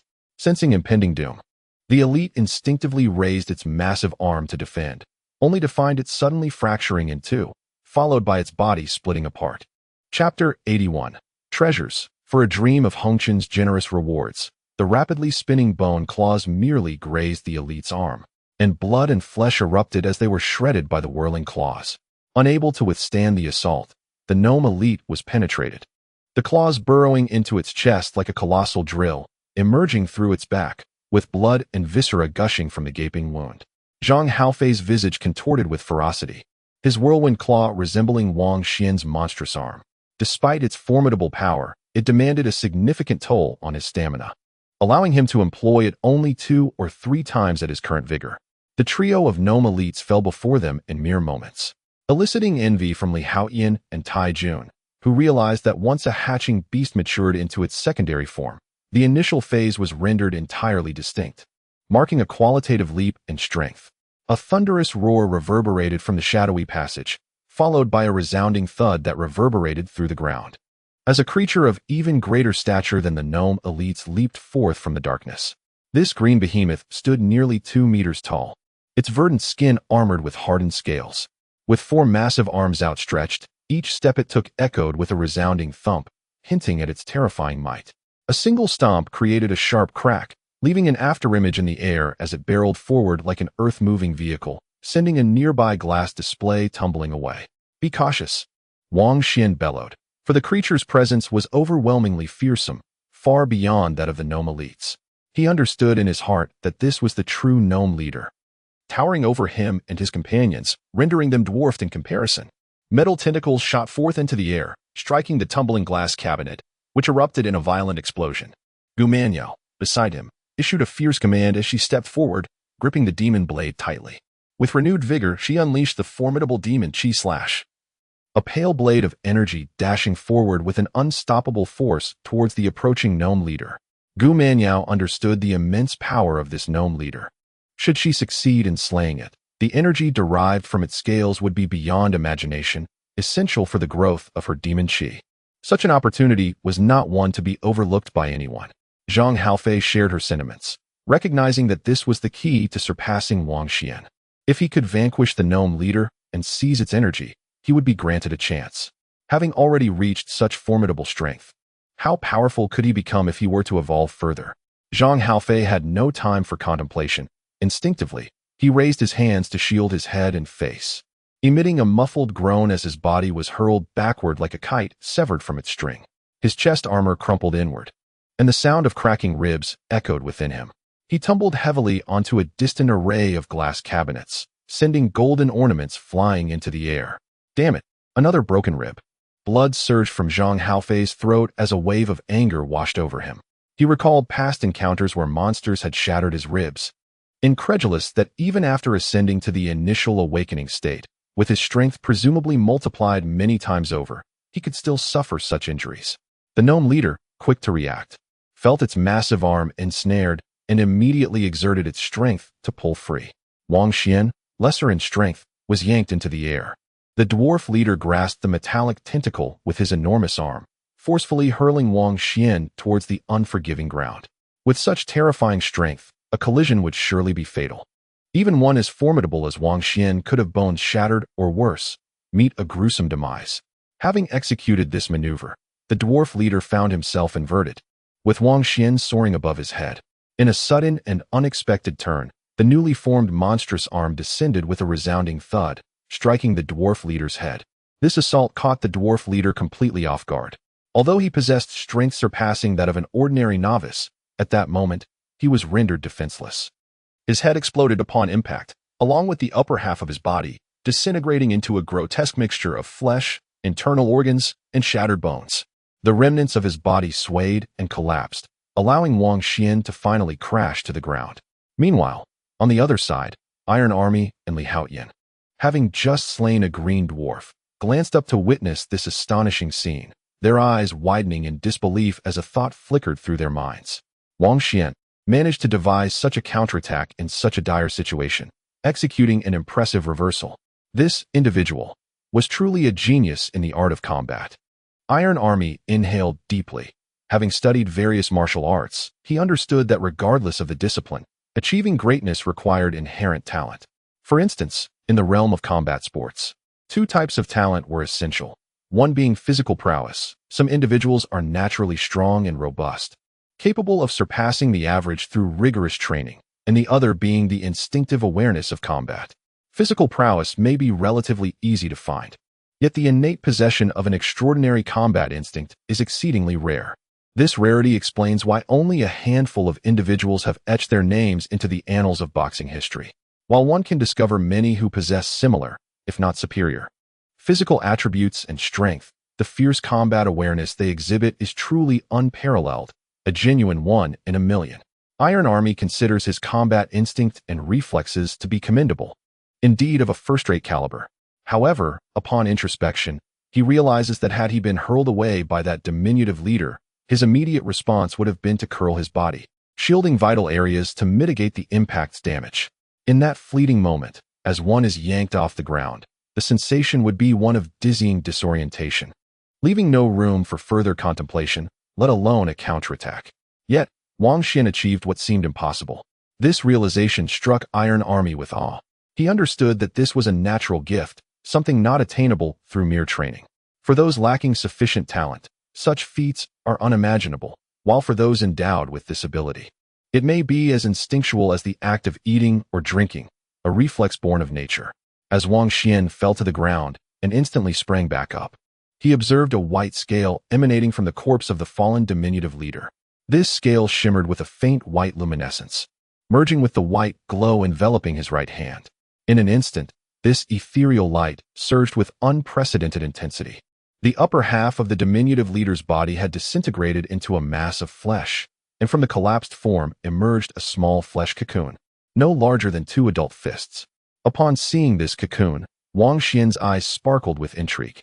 With prior experience, he was aware that this flesh cocoon might conceal treasures within. Although this particular cocoon was considerably smaller than the 2 he had previously encountered, Gu Manyao sheathed her and cast a glance at Wang Xuan, a flicker of envy and admiration crossing her eyes. The gnome leader, so formidable, had been vanquished by Wang Xuan in an instant. It seemed that after the demise of the 3 in the stone forest and the subsequent transformation from death to rebirth, Wang Xuan had become increasingly remarkable. The surrounding green gnomes had fled, and the others gathered closer, their expressions filled with curiosity as they gazed at the flesh cocoon on the ground. Wang Xuan took the fish scale knife from Zhao Lei's hands, manipulating it with his metallic appendages while maintaining a distance of 2 to 3 meters. He carefully sliced open the cocoon, exercising caution despite the belief that it was safe, just in case. As he cut through the outer layer, a box the size of a fist was revealed within. It was an iron box, its surface marred by rust. Wang Xuan cautiously opened it with his metallic tendrils, but the box crumbled into pieces due to complete corrosion during the process.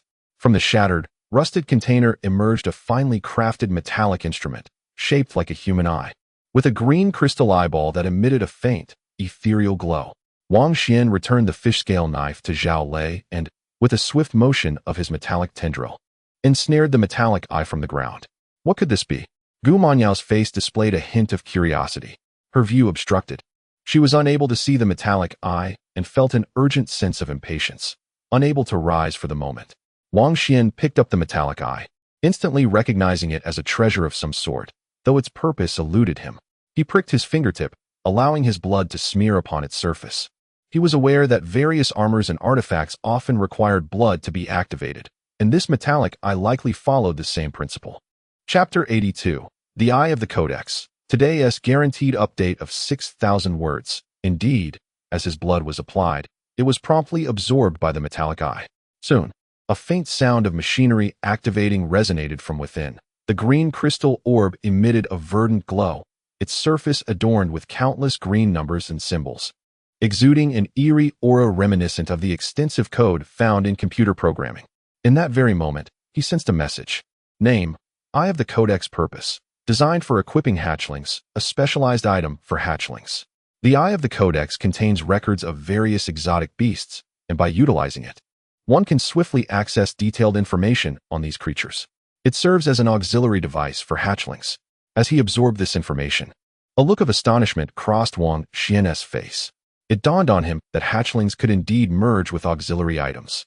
With a mere thought, metallic tendrils emerged, entwining around his right hand, which grasped the glowing eye of the Codex.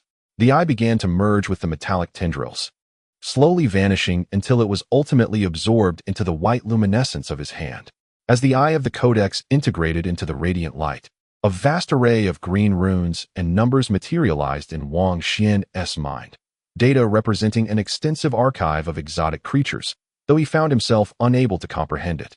With a sudden impulse, he extended the metallic tendril, upon which the eye of the Codex emerged, directing its gaze towards the corpse of the gnome leader.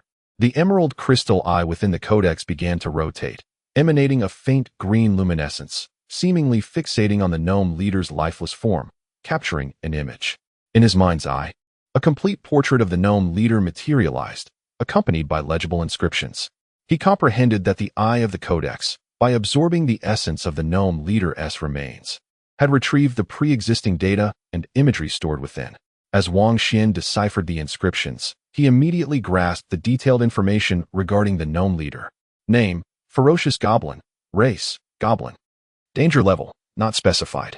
The Ferocious Goblin is a variant within the Goblin race, characterized by its savage temperament and propensity to slay its kin, instilling fear even in elite goblins.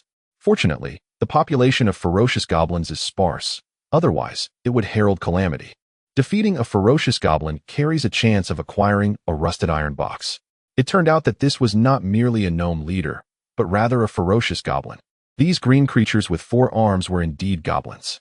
As Wang Xuan pondered this revelation, he directed the eye of the Codex towards an ordinary green goblin, seeking to obtain its information, which revealed the name Ordinary Goblin, with a danger level of not specified, while the one standing at 1.5 meters tall was an elite goblin, also with a danger level of not specified. Through a comparative analysis of their respective strengths, Wang Xuan began to grasp the perilous nature of the situation. The danger level indicated that this creature's power lay between its nascent form and its initial activation, approximately equivalent to the strength of the latter, while the most formidable violent goblins surpassed this threshold. Armed with this understanding of danger levels, he felt more prepared to gauge the power tier of any future monsters he might encounter. Wang Xuan, what is this metallic eye? Gu Manyao inquired, noticing the newly emerged eye on the metallic tendril of Wang Xuan, which was currently observing the corpse on the ground with curiosity. This is known as the Eye of the Bestiary, Wang Xuan explained. It can be utilized to equip hatching beasts. Thus, it seems that these creatures not only possess the potential for growth and evolution, but can also be outfitted with special items to enhance their capabilities. What is the function of the Eye of the Bestiary? Zhao Lei asked. The Eye of the Bestiary contains records of various exotic creatures, Wang Xuan elucidated. Through it, one can access detailed information and origins of these beings. For instance, this green gnome is referred to as a common goblin, part of a goblin species, while this one is called an elite goblin, and the most formidable among them is known as the violent goblin. At that moment, Tai Jun and Li Haoyan were gathering the crystalline scales that had shed from the goblins after their demise. Each goblin possessed 1 scale, regardless of whether it was an elite goblin or a violent goblin. Having slain a considerable number of goblins, the group managed to collect 19 scales in total, which they presented to Wang Xuan. He stored them all within his dimensional space, bringing his total count of crystalline scales to 56. Zhao Lei exclaimed with excitement. The gains from this journey are substantial. It won't be long before we can acquire not just a complete set of inferior armor, but perhaps even a superior kind. Gu Manyao interjected. To purchase a piece of high-grade armor, 30 crystal scales are required. For a full set, It amounts to 150. That totals 900 scales for everyone to be equipped, and we are still far from that. Wang Xuan opened the waist pouch on his left side and retrieved a fine steel knife from the space within. He handed it to Zhang Haofei, who took it in hand and swung it through the air twice, a look of exhilaration illuminating his face. With a proud expression, Zhang Haofei glanced at Tai Jun and remarked, "This inspiration came from you. Tai Jun, I just thought of it." Gu Manyao cautioned, "One must not be overambitious. Do not allow distractions during battle. Having too many weapons does not necessarily mean better outcomes." Zhang Haofei chuckled, "Thank you for your concern. Rest assured, I am well aware of my limits." Wang Xuan then turned to Tai Jun and Li Haoyan, stating, "What remains is for you two to reach the initial awakening state. Let us venture in and see if there are any goblins left, aiming for you both to attain that state today." If all 6 of them were to achieve the initial awakening, their team's strength would undergo a qualitative transformation, particularly as they continued to engage in cooperative combat.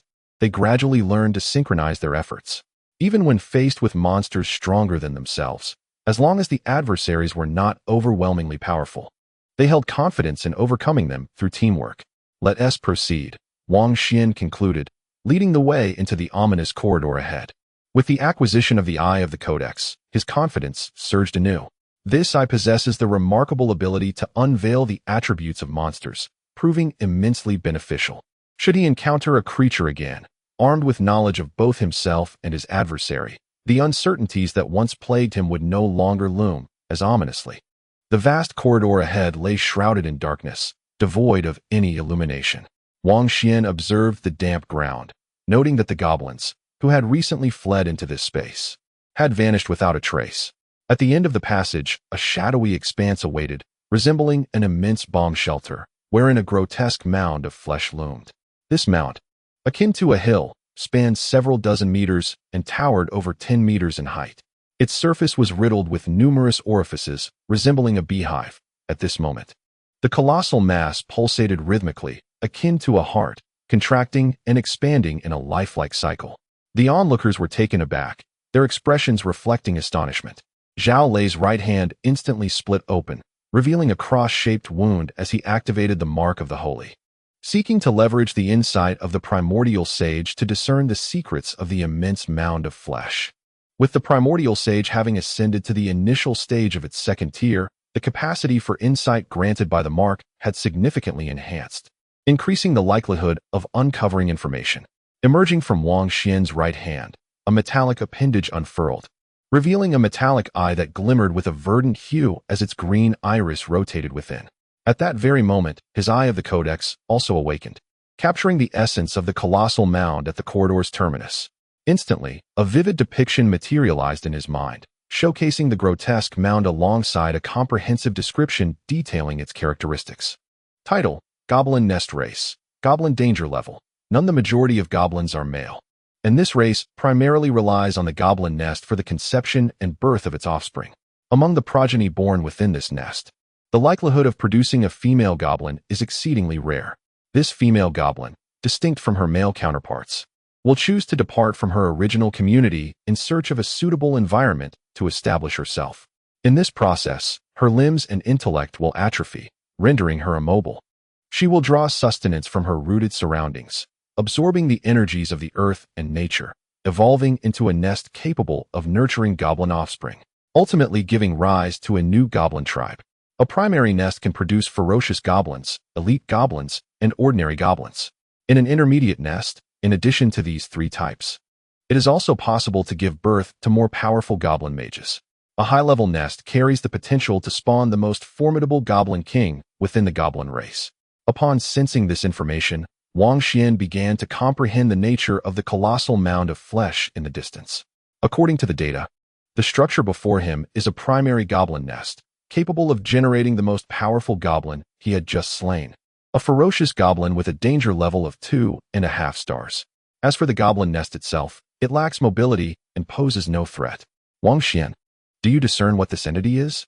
I can only perceive that it seems to exist in a liminal state between plant and animal, difficult to eradicate, seemingly requiring the destruction of its core to be vanquished. The holy mark on Zhao Lei's right hand radiated a continuous white light, as he unleashed the pinnacle of its powers. Yet, the origins of this colossal mound of flesh remained elusive. Unlike the Eye of Revelation, his holy mark faintly discerned that the creature's weakness lay within its heart. Destroying it would ensure its demise. This creature was known as the Goblin Nest, from which these goblins were birthed. As Wang Xuan spoke, he advanced, followed closely by the others. With their approach, the Goblin Nest seemed to sense impending danger. The countless orifices on its surface began to open, and ordinary goblins crawled out. Let us first assist Tai Jun and Li Haoyan in reaching their initial awakening, Wang Xuan declared, observing the horde of ordinary goblins emerging from the nest at the passage's end. He swiftly stepped forward, accelerating towards them. For the four of them in the initial awakening state, slaying these ordinary goblins would yield negligible benefits. It was more prudent to aid Tai Jun and Li Haoyan in evolving their hatching beasts to that state, thereby enhancing the overall strength of their team. Understood, Gu Manyao replied, extending her right hand to reveal a 1.5-meter-long demon blade, following closely behind. The goblin nest at the passage's end continued to crack and pulsate, its surface riddled with orifices, from which copious green fluid flowed. Goblins emerged one after another, landing on the ground, mouths agape, emitting shrill cries as they charged towards Wang Xuan and his companions. With a dull thud, one ordinary goblin opened its mouth and spewed forth blood. He hurled the ordinary goblin before Tai Jun and Li Haoyan, both of whom understood Wang Xuan's intent. Tai Jun thrust the steel blade he held in his left hand into the goblin's chest. Soon, 7 or 8 ordinary goblins lay severely wounded by their hands, ready for Tai Jun and Li Haoyan to deliver the final blow. The number of ordinary goblins emerging from the goblin nest increased, yet they could not impede the advance of the group, who gradually drew nearer to the nest. After slaying yet another ordinary goblin, Tai Jun was suddenly enveloped by the resonating crackle of his bones, and the diamond shield in his right hand began to transform. The once foot-wide golden round shield developed intricate patterns and expanded to 0.5 meter in diameter, while his muscles swelled, marking the shield's evolution to its initial awakened state.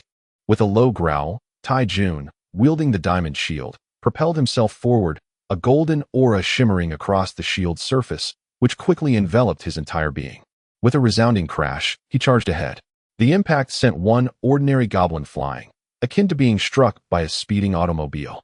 Its ribcage shattered as it tumbled through the air, blood spewing from its mouth, a sure sign of its impending demise. The force of the collision was tremendous, and Zhao Lei, witnessing the scene, exclaimed, "Tai Gu, you've broken through." That was astonishing.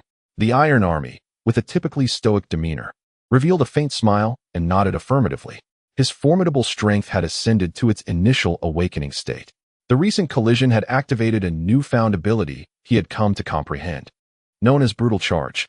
Once unleashed, it emanated a tremendous force from within his indomitable shield, enveloping both shield and body, propelling him forward at an astonishing speed. As Iron Army experienced this breakthrough, Li Haoyan concurrently issued a low growl. After absorbing a white scale from a goblin, his hunter began its evolutionary journey, transforming from its rudimentary form into the initial awakened state of its second form. The metallic bow in his right hand exhibited subtle alterations, becoming more robust, while the bowstring thickened, enhancing the potency of the luminous arrows it released. With his right hand grasping the bow and his left hand drawing the string, a multitude of radiant white light converged, manifesting 3 beams of white light arrows along the bowstring. Upon releasing the string, they surged forth in unison. This marked the evolution of his hunter into the initial awakened state, granting him the ability to unleash 3 arrows simultaneously. As these 3 arrows struck the oncoming horde of ordinary goblins, 3 of them fell victim to the barrage, 2 sustaining injuries, while the most unfortunate one suffered a fatal blow, the arrow piercing through its chest and heart, leading to an instant demise. Observing Li Haoyan's breakthrough, Wang Xuan exhaled a sigh of relief. Now, all 6 of them had reached the initial awakened state. At this moment, they were a mere 10 meters from the goblin nest, where formidable elite goblins began to emerge. Upon spotting these elite goblins, Wang Xuan's eyes sparkled with excitement as he immediately accelerated forward. The peril posed by this elite goblin is formidable, possessing combat prowess that nearly rivals that of the initial awakening. The scales within its being harbor tremendous energy, far surpassing that of an ordinary goblin. Thus Wang Xuan cannot afford to overlook it. The Iron Legion and Li Haotian have successfully broken through and no longer require assistance. The 6 warriors unleashed their full potential, and the battle became intensely brutal. Zhao Lei wielded a fish-scale blade in his right hand, its surface faintly glowing with a white radiance. Empowered by the strength of the ancient sage, each strike he delivered was unstoppable, capable of slaying an ordinary goblin with a single blow. Zhang Haofei relentlessly hacked away with his steel blade, but even more terrifying was the bony arm on the outer side of his right arm. That skeletal claw, resembling a fierce tiger's talon, could effortlessly rend a massive gaping wound in the bodies of these goblins. Nearly every strike found its mark.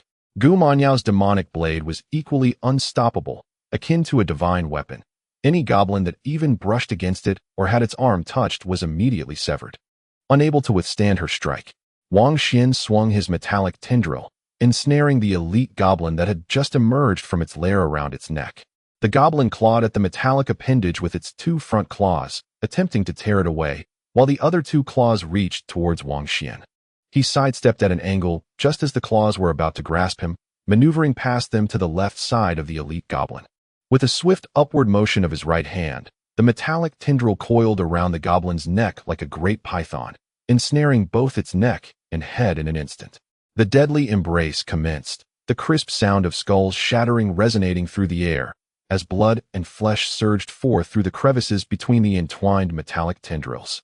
Upon shaking his right hand, the metallic appendages relinquished their grip, transforming the elite goblin's head into a grotesque mass of gore, which then collapsed lifelessly, revealing a white scale that merged into his hand. As Wang Xuan vanquished this elite goblin, a steady stream of elite goblins emerged from the maternal nest ahead. In the blink of an eye, at least 5 elite goblins crawled forth. The nest shrank dramatically, oozing a copious amount of green fluid, its size diminishing with each elite goblin birthed, necessitating a significant expenditure of energy that compelled it to incinerate its stored fat reserves for sustenance. Gu Manyao burst forth, wielding the with both hands, executing a sweeping strike. A blade of pallid light shot forth, and an elite goblin let out a howl as it split violently from head to body, gushing forth a torrent of blood. Zhang Haofei unleashed the whirlwind bone claw, the 3rd skeletal arm spinning at an astonishing velocity, creating a fearsome howl as it charged forward. Just as an elite goblin's claw grazed his chest armor, before it could tear through, its own head was crushed and obliterated by the whirlwind bone claw. Iron Army tightened his grip on the diamond shield, a faint golden glow emanating from the shield and enveloping his entire being, propelling him forward at an accelerated pace. The barbaric charge activated, colliding with another elite goblin. The elite goblin let out a ferocious roar as it was sent flying, its 4 colossal arms, which had been shielded in front of it, shattered and broken. The iron soldier's left hand, gripping a steel blade, descended and plunged into its chest. The 5 elite goblins that had emerged were swiftly vanquished by the crowd, while the contraction of the goblin nest behind them intensified, with an increasing number of elite goblins crawling forth. Wang Xuan's right hand bore a metallic tendril that entwined and fused with the flesh of his arm, transforming into a hybrid monstrosity, a colossal arm of half metal, half flesh. With a swift motion, this arm, extending to 1 meter in length, left a fleeting shadow in the air, and its massive fist struck a newly emerged elite goblin. The goblin had no time to react, unable even to emit a cry as its head and upper body were obliterated in a violent explosion, flesh and blood scattering. A white scale appeared and vanished into Wang Xuan's right hand. A flicker of exhilaration crossed Wang Xuan's mind, the energy within him surging. The power contained within the white scale of the elite goblin was remarkably potent, and combined with the energy he had previously absorbed from the brutal goblins, it caused a radiant white glow to pulsate from his right hand, continuously releasing a more formidable energy that nourished his entire being. Each activation of the monstrous arm demanded a significant toll on his stamina. Previously, Wang Xuan could manage only 2 or 3 strikes before exhaustion overcame him. However, after slaying the trio in the stone forest using the blue crystal scales, which had led to an explosive surge of energy, and subsequently being healed by Meng Lian through the power of the elves, Wang Xuan sensed a subtle transformation within his body, distinct from before. At that moment, the blue crystal scales within him surged uncontrollably, relentlessly tearing at his flesh, while the energy of the beast accelerated the healing of his body. He underwent a harrowing experience of continuous dismemberment and regeneration, akin to steel being forged through relentless trials. During this tumultuous process, a portion of the surging energy from the blue crystal scales gradually permeated his flesh and bones, merging with his being, thereby enhancing his physical strength and stamina. In Chapter 83, The Goblin Matriarch, a bonus chapter for the generous dreaming of dust, Wang Xuan had previously felt little difference. However, as the battles progressed, he began to perceive the changes. The strikes from the beast's massive arms no longer drained him as they once did, with each blow consuming merely a fraction of his energy. Realizing this, he harnessed the tumultuous energy within, unleashing 3 successive strikes with the beast's colossal arm, each one decimating an elite goblin. Only after these 3 strikes did he truly sense a slight depletion of his stamina. The enhancement was astonishing, filling Wang Xuan with both awe and delight. Suddenly, a low growl echoed, and he beheld the apex of the goblin lair, where an orifice had been forced open, from which a colossal green creature emerged. Towering at 2 meters, with 4 massive arms, it let out a deep, menacing roar. This was the ferocious goblin, the most formidable creature that could be birthed from this rudimentary goblin nest. The emergence of this ferocious goblin was no trivial feat. As it crawled forth, the lair ceased its contractions, settling into an eerie stillness, with no new goblins emerging from the orifices that dotted its surface. The ferocious goblin leaped into the air, exuding an overwhelming aura as it descended from nearly 10 meters above its lair. With a resounding thud, it landed on the ground, its 4 massive arms outstretched, viciously lunging towards Wang Xuan, who had exhibited remarkable prowess among the crowd. In terms of both speed and strength, it surpassed the typical initiates. Wang Xuan's eyes narrowed slightly as he withdrew his colossal beast arm. The metallic tendril coiled around his right arm unfurled, transforming into a gigantic whip that lashed out towards the charging goblin. With a sharp crack, the goblin extended a claw, deftly seizing the incoming tendril and yanking it, attempting to draw Wang Xuan closer. This had long been anticipated by Wang Xuan, who surged forward alongside the metallic tendril. Seizing the opportunity, Gu Manyao unleashed the demon dragon slash once more, sending forth a terrifying arc of blade light aimed at the goblin from the side. The goblin's 2 left arms suddenly converged, lifting to reveal a layer of green scales that resembled a shield. With a resounding clang, Gu Manyao's immense blade energy struck the shield, sparking and leaving only a faint white mark on its surface, failing to cleave through. Startled, she watched as the goblin, along with the tugging Wang Xuan, barreled towards her.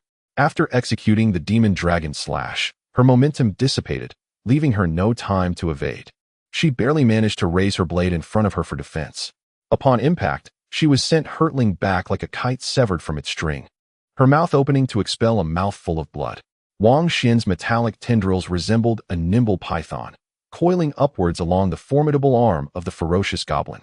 With his left hand, he retrieved the golden chest from his satchel, ensnaring the goblin's other claw. The goblin's eyes widened in astonishment, possessing a modicum of intelligence. It could not fathom how this human's left hand had seemingly conjured a golden chest out of thin air. Utilizing the chest to block one of its claws, Wang Xuan extended the metallic tendril along the goblin's remaining claw, wrapping it around its neck and head, initiating a deadly constriction. As the goblin raised its other claw to grasp the tendril encircling its neck and head, a glint of cold light flashed as Zhao Lei, wielding his scaled dagger, severed the tendril with a swift strike. With both arms lost, the goblin emitted a pained howl. The sound of splintering bones echoed from its neck and head as Wang Xuan's expression remained inscrutable. The constriction had thoroughly shattered the goblin's head along with its neck. The tendrils released their grip, and blood gushed forth from the neck of the headless goblin as its body toppled backward. A faintly glowing white scale emerged and merged with Wang Xuan's right hand. He felt the white scale being consumed and integrated by his own radiant light, producing a subtle sound as the brilliance fluctuated with unprecedented intensity. An inkling stirred within him. His magical beast might be on the verge of breaking through its initial awakening and poised for further growth. The fluctuations were so intense that Wang Xuan sensed the shifting white light within his right hand, his heart racing with exhilaration. Suddenly, he noticed that the goblin nest, resembling a mound of flesh, became utterly still as the violent goblins met their demise. In an instant, it began to tremble violently. With a thunderous sound, the mound of flesh abruptly tilted to the left, revealing an enormous, foul-smelling pillar of flesh that erupted from the ground below, manifesting as a tentacle of several dozen meters in length and immense girth. As this tentacle emerged from the damp earth, the colossal mound shifted to the right, its vast form rising completely. The air was filled with the continuous rumble of movement as one enormous tentacle after another burst forth from the ground.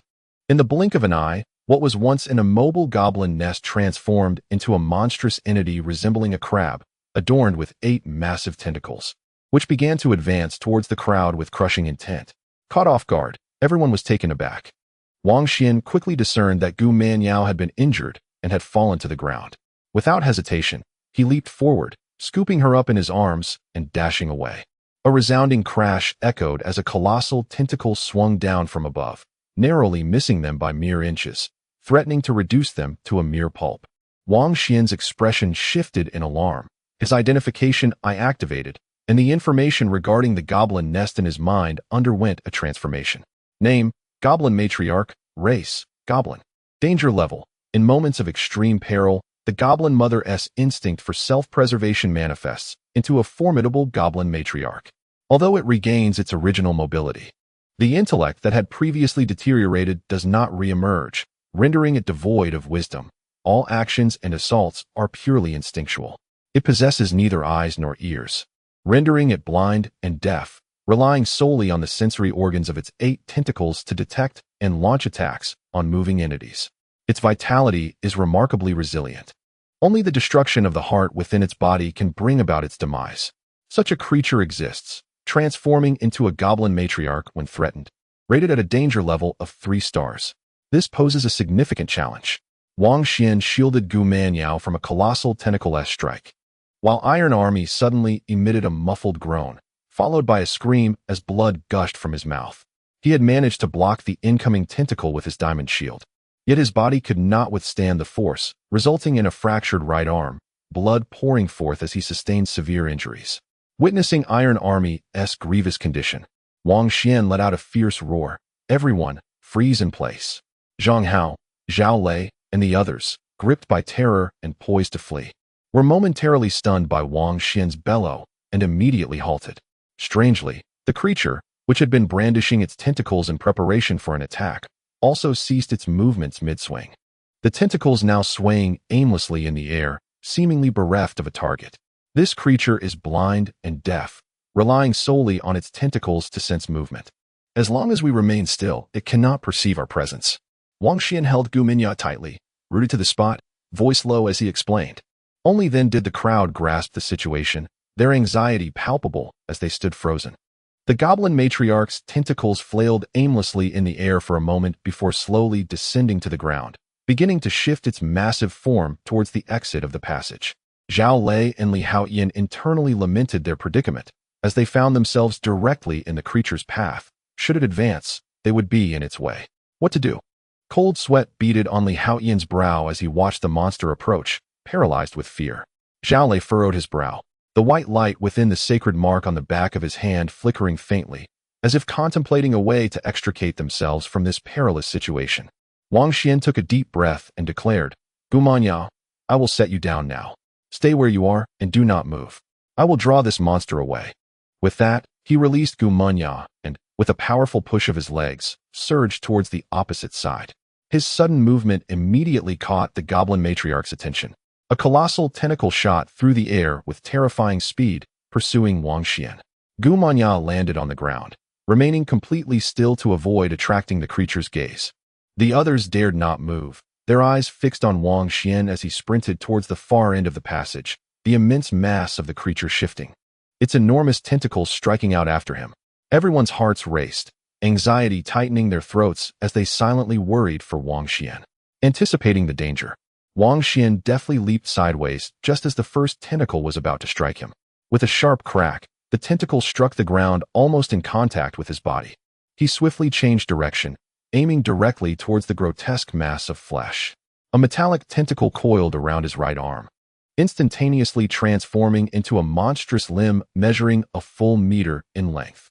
He propelled himself into the air with a powerful leap, unleashing a primal roar. Within the monstrous arm, a faint blue glow began to manifest. He was acutely aware that his current strength was insufficient to confront the perilously formidable goblin matriarch, rated at 3 stars in danger. His only hope lay in harnessing the energy from the blue crystal scales. Drawing from previous experiences, he had gained some insights into controlling the blue crystal scales. And given that his physical prowess had at least doubled compared to before, he felt a greater sense of confidence, despite the lingering risk of catastrophic failure. Indeed, as the energy from the blue crystal scales surged forth, under his complete control, he utilized only the slightest fraction of that energy, which coalesced into a subtle blue luminescence. The power of the monstrous arm was already formidable when infused with the energy of the blue crystal scales. The force and speed of his strike reached unprecedented and terrifying heights. The air was rent with a sound akin to tearing fabric as he clashed head-on with the second massive tentacle that had descended, accompanied by a thunderous explosion. The eardrums of those present tingled painfully, and the second thick tentacle erupted violently, sending green ichor splattering and flesh flying. The enormous mass of flesh convulsed violently, devoid of intellect yet instinctively sensing its agony. Wang Xuan's body surged with energy as he leapt into action. The monstrous arm of the beast, radiating a faint azure glow, struck once more, this time targeting the colossal mound of flesh. With a thunderous crash, the beast's arm collided with the flesh mountain, unleashing a terrifying force that exploded forth, creating a grotesque pit of mangled meat. He plunged into the chaos, raising the giant limb to further assault the depths of the gory cavity. Harnessing the power of the beastly arm, Wang Xuan delved deeper into the flesh mountain, resembling a humanoid drill as he carved a bloody passageway into the very core of the goblin matriarch. The strength of the blue crystalline scales began to awaken, intensifying with each moment. However, Wang Xuan felt a searing pain in his right arm, realizing that his body was nearing its limits. If he continued this relentless assault, he risked experiencing a catastrophic collapse, the consequences of which would be dire. The massive mound of flesh convulsed violently, aside from a severed tentacle. The remaining 7 tentacles flailed wildly in desperation. At this moment, as Wang Xuan penetrated its interior, the creature instinctively sensed pain but could not comprehend the source of its torment. Lacking a brain, it was incapable of understanding what transpired, nor could it utilize its tentacles to retaliate against Wang Xuan within its own body. Wang Xuan remained wholly focused, employing his acute hearing to pinpoint the precise location of the goblin matriarch's heart within. By attuning himself to the rhythmic sound of the heartbeat, he swiftly forged a lengthy passage, extending over 10 meters into the flesh. As the colossal beast unleashed its frenzied might, his physical stamina began to wane, and his body could no longer withstand the strain. The white radiance within his right hand surged violently, an energy drawn from the fierce goblin's white scales, signaling the onset of transformation in his beast. As he approached the brink of his limits, the white light erupted within his hand, and in that fleeting moment, Wang Xuan felt an overwhelming emptiness in his mind, as if all sounds had evaporated, leaving only a myriad of white light particles in his world. These particles, having exploded, swiftly converged into a more intense and magnificent white luminescence, reminiscent of a rising sun, radiating boundless light and heat. A tremendous essence of life and energy burst forth, merging with his being, enveloping his muscles, bones, and internal organs in a shroud of white brilliance. This light permeated deeply, causing his flesh and bones to emit a faint glow of precious light, further enhancing a body that was already on the verge of its limits, augmenting the strength it could bear. In his mind, information began to manifest. Name, beast, form, subbody, ability 1. Entangling strangulation, ability 2, arm of the beast. Extension limit, for meters. New ability acquired, division. As this information unfolded, Wang Xuan comprehended that his beast had finally transcended the initial state of its second form, evolving into a more formidable third form known as the subbody. With this elevation, Wang Xuan's physical strength doubled instantly, allowing him to sustain an even greater threshold of the blue crystal scale energy. With a thunderous crash, the monstrous arm of the beast surged forth with newfound vigor, striking once more at the flesh barrier before it, unleashing a more terrifying force. In an instant, the wall of flesh was breached, revealing a colossal cavity within, concealing a heart as large as a round table. This pulsating heart belonged to the goblin matriarch. King Xian's frenzied efforts to carve a bloody passage were all for this heart, now laid bare before him. The beast's arm, a grotesque amalgamation of metal and flesh, shimmered with an ethereal blue glow, as if infused with electrical energy. With a resounding thud, his fist collided with the massive heart, causing it to explode at the point of impact, sending gore flying in all directions and obliterating a significant portion of it.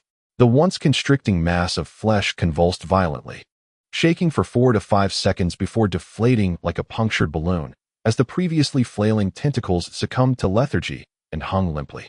In that moment, King Xian beheld a flash of white light, as a shimmering white scale, enveloped in radiant luminescence, materialized and merged into his right hand, consumed by his beast. An exhilarating surge of excitement coursed through him. This was the white scale of the goblin matriarch, imbued with energy that provoked a fierce reaction from the beast. When King Xian finally emerged from the newly forged passage of flesh, the once massive mound had shrunk to half its original size. Its interior reduced to a liquid state that seeped away into the ground, vanishing from sight. Upon witnessing Wang Xuan emerge, the other 5 finally exhaled in relief, their tense spirits relaxing as they realized that he had triumphed over the terrifying goblin matriarch. Awe shimmered in their gazes directed at him. They had considered themselves to have attained the initial awakening stage, yet it became evident that, despite sharing this stage, they were profoundly different. Wang Xian's prowess far surpassed theirs. Not only had he vanquished the goblin matriarch, but he had also successfully advanced to the sub-body stage. However, having utilized the energy from the blue crystalline scales, his body had sustained considerable damage, leaving him feeling somewhat fatigued as he took a seat nearby. Wang Xian, you are astonishing. Zhao Lei inhaled sharply, compelled to admire him, acknowledging that, despite believing himself to be in the same initial awakening stage, he could not achieve such feats. Suddenly, Zhang Haofei expressed doubt. Wang Xian, are you truly merely at the initial awakening stage? As they both belonged to the same level, he pondered why Wang Xian was so formidable, even capable of single-handedly confronting the fearsome goblin matriarch. Suddenly enlightened, Zhang Haofei remarked, so that's it. I wondered why you were so powerful. You hardly resemble someone in the initial awakening stage. Zhao Lei cast a glance at him, contemplating whether his ignorance stemmed from genuine foolishness or jealousy. Previously, Wang Xian had dispatched 3 peers of the same stage in his initial awakening form, making any assumptions regarding his strength based on typical circumstances utterly misguided. Now that he had advanced to the sub-body stage, he would undoubtedly grow even stronger. With a calm smile, Wang Xian extended his right hand, metallic tendrils unfurled, surpassing their original 3-meter limit to swiftly reach 4 meters, appearing longer and more robust than before, the surface of the metallic substance now appearing thicker and more resilient. Zhao Lei remarked, the metallic tendril has elongated and thickened. What could its capability be? Just as he pondered this, he witnessed the metallic tendril extending from Wang Xian's right hand suddenly split violently, dividing into 2 slenderer tendrils. Each tendril measured an impressive 4 meters in length, resembling 2 great pythons undulating gracefully in the air. It has transformed into 2. The onlookers were momentarily taken aback. Wang Xian gazed at the 2 metallic tendrils, realizing that this was a newfound ability acquired from the evolution of his magical beast into its sub-body form, the power to divide, transforming one into 2. Having completely assimilated with the magical beast, these 2 newly formed metallic tendrils felt like additional arms sprouting from him. He wielded them with precision, extending the tendrils to ensnare the massive arm and thigh of the violent goblin's corpse lying on the ground. With a gentle tug in opposite directions, the goblin's body was effortlessly torn asunder. The surface of the violent goblin was covered in scales, its physique remarkably resilient, far surpassing that of an ordinary goblin. Yet, against the might of the 2 metallic tendrils, its body was as easily shredded as a mere sheet of paper. Impressive.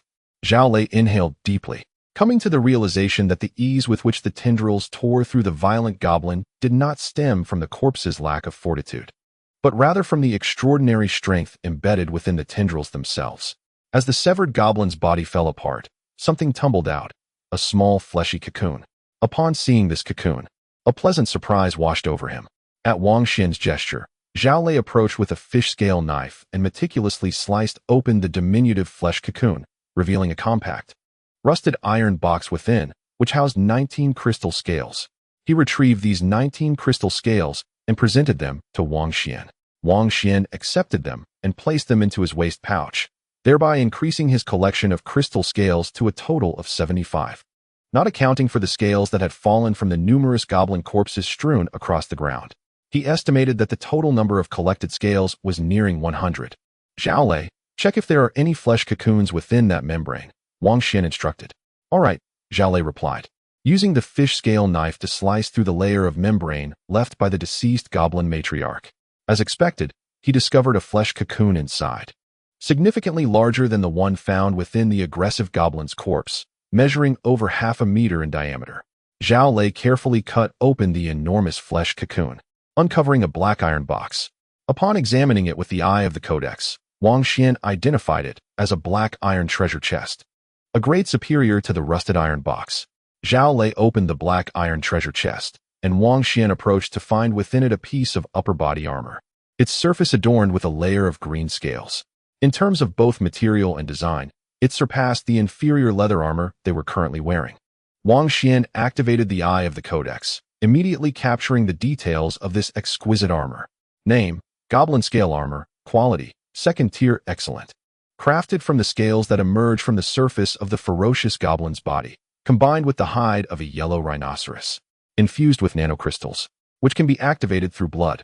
The dual defense of the scales and yellow rhinoceros hide endows the goblin scale armor with commendable defensive capabilities, capable of completely withstanding the slashes and stabs of ordinary blades. Even superior-grade weapons find it challenging to penetrate. The nanocrystals possess a formidable self-repair function. As long as the crystal energy has not been entirely depleted, any damage not exceeding 1/3 of the armor can automatically mend itself. The heart region of the goblin scale armor is embedded with a specially manufactured energy crystal, enhancing the wearer's stamina recovery speed by 15. Upon perceiving this information, Wang Xuan felt a slight stir in his heart.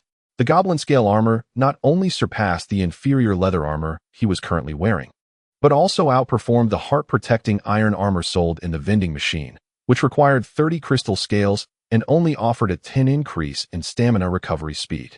Clearly, the effectiveness of this goblin scale armor is superior to that of the heart-protecting iron armor, indicating that it is indeed a remarkable item. The information provided by the Eye of the Tome described the quality of this goblin scale armor as second-tier excellent. He recalled that when he previously examined the inferior leather armor or the heart-protecting iron armor in the vending machine, there was no mention of their quality. It seems that the Eye of the Tome offers more detailed information than what is presented by the vending machine. He then used the Eye of the Tome to inspect the inferior leather armor he was wearing, discovering that its quality was listed as first-tier ordinary, which brought him some understanding. The quality of these inferior pieces of equipment is predominantly basic.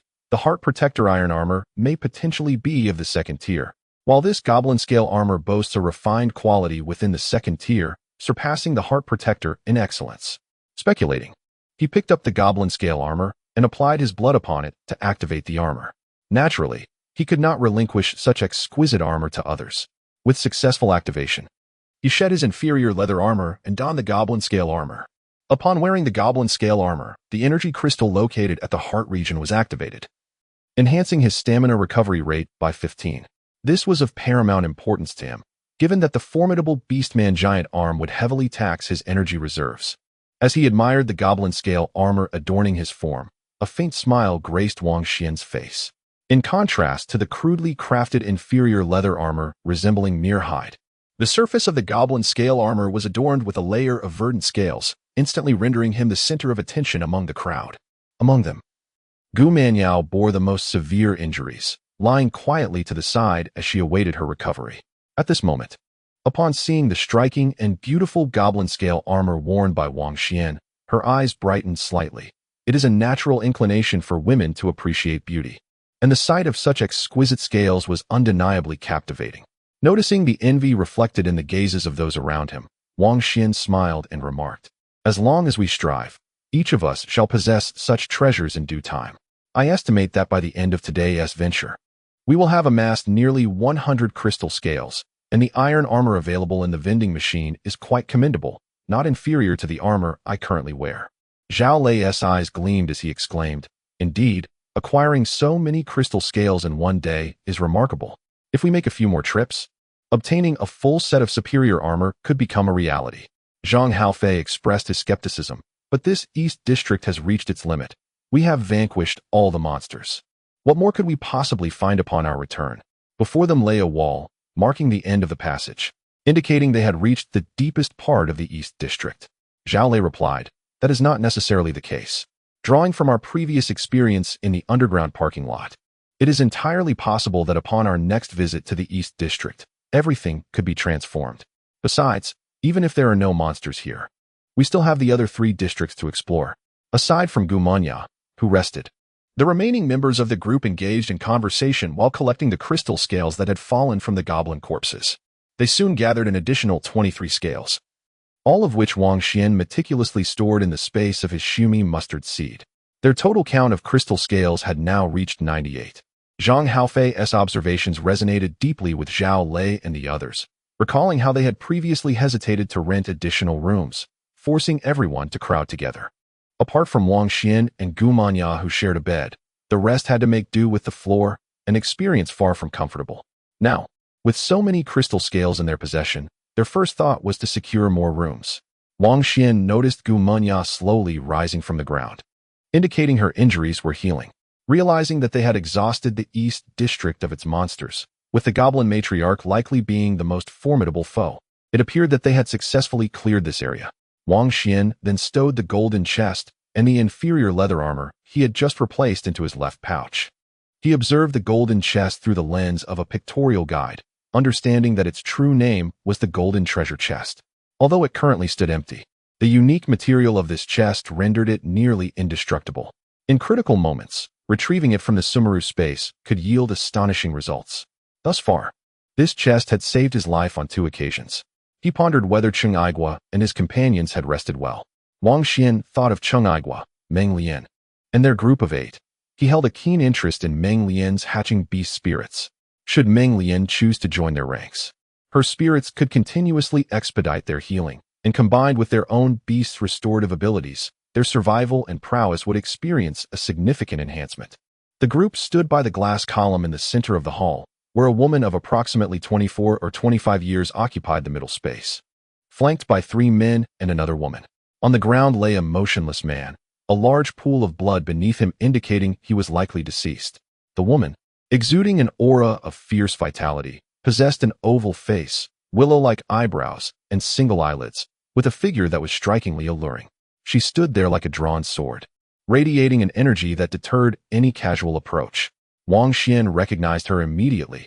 She had once appeared when they first descended to the B1 level, confronting the massive toad, wielding a gleaming white sword and effortlessly dispatching the formidable creature. Wang Xuan recalled that the woman had been clad in an entire set of inferior armor at that time, her hatchling beast having at least reached the initial awakening stage. Now, encountering her once more, he wondered what level she had ascended to. Given that his own magical beast had surpassed the initial awakening stage, evolving into a subbody, 4 of her original 5 pieces of inferior armor had been replaced, leaving only a piece of substandard leather armor. Through his appraisal eye, Wang Xuan discerned that she now wore a second-tier ordinary quality iron helmet upon her head and second-tier ordinary iron gauntlets on her hands. Both the helmet and gauntlets could be procured from the armor vending machine, each costing 30 crystal scales. Her lower body was adorned with a pair of light white knee guards, whose surface displayed a pattern reminiscent of serpent scales. Upon inspection, he found they were named white python knee guards, akin to his current goblin scale armor, both belonging to the second-tier exquisite quality category, thus superior to the iron gauntlets available in the vending machine. On her feet were white python boots, seemingly a matching set with the knee guards, also classified as second-tier exquisite quality. These knee guards and boots were not available in the vending machine, likely acquired from vanquishing a formidable monster. Much like his goblin scale armor, Wang Xuan observed with quiet astonishment, having just obtained a second-tier exquisite goblin scale armor. He noted that the woman possessed 2 pieces of second-tier exquisite armor, particularly the second-tier exquisite white python boots, which enhanced movement speed by 15, instilled a sense of envy within him. The woman bore an expressionless visage, her gaze somewhat indifferent as she regarded the 3 men and 1 woman surrounding her. In her right hand, she grasped a pristine white longsword, which bore a slightly altered appearance since the last time he had laid eyes upon it. Not only did the hilt feature 5 white claws that merged into the flesh of her hand, but the blade itself also sported protruding white talons, rendering the sword's design rather peculiar. In addition to wielding this alabaster longsword, she held in her left hand a blood-stained mask, reminiscent of a jester's visage. Wang Xuan's eye of the codex could not discern the particulars of the woman's longsword, yet it captured the details of the mask she clutched. Name: Jester's Mask. A mask worn by clowns in amusement parks. As this information registered in Wang Xuan's mind, a sense of curiosity stirred within him. The jester's mask appeared not to be an item of equipment, leaving him uncertain of its purpose.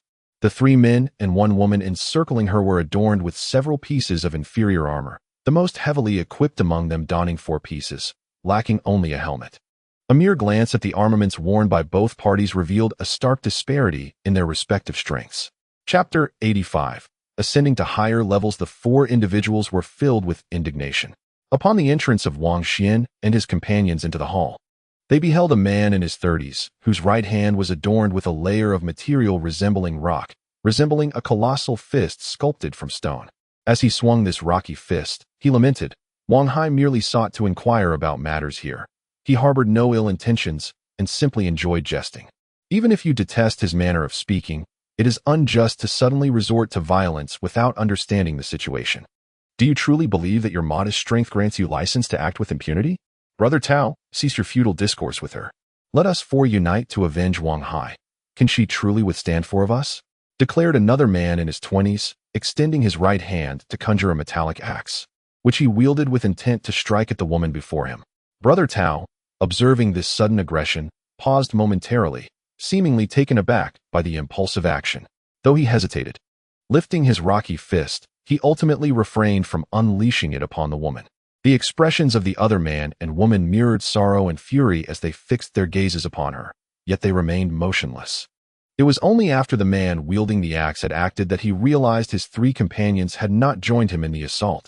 Even Brother Tao, who had been the most incensed, stood idle, leaving him to confront the woman alone. In his astonishment, the woman's alabaster longsword suddenly sprang into action, so swiftly that the 4 men could scarcely perceive the motion, their eyes merely catching a fleeting blur. The man wielding the metal axe soon realized that his strike had missed its mark, only to feel a chilling sensation piercing through his chest, as her sword penetrated both his torso and the leather armor he donned, emerging from his back.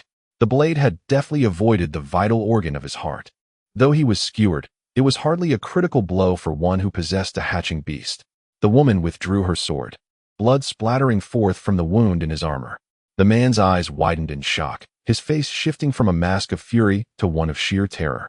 For he comprehended that she had shown him mercy. Had her aim deviated by but a couple of inches, his heart could have been pierced.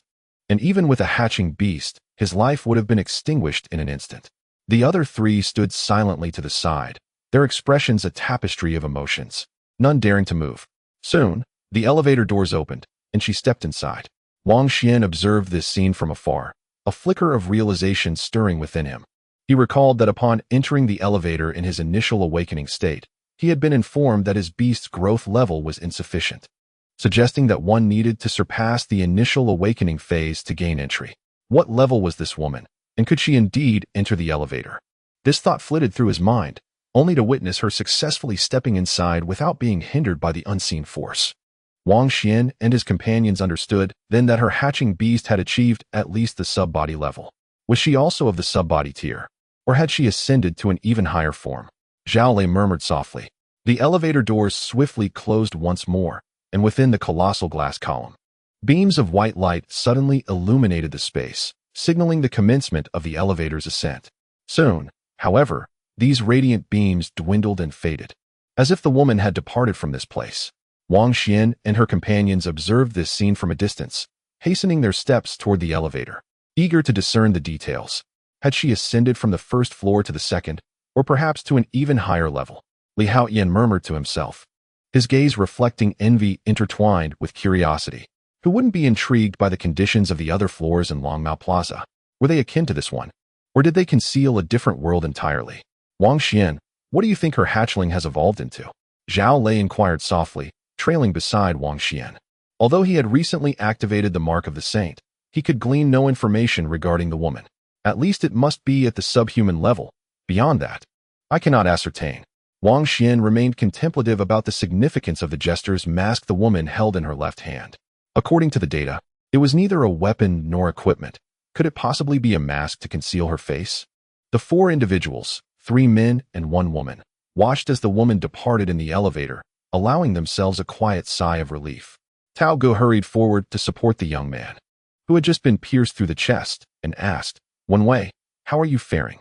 This young man, referred to as Wen Wei, forcefully shoved him away, his expression brimming with fury. "Li Tao, why didn't you strike when you had the chance?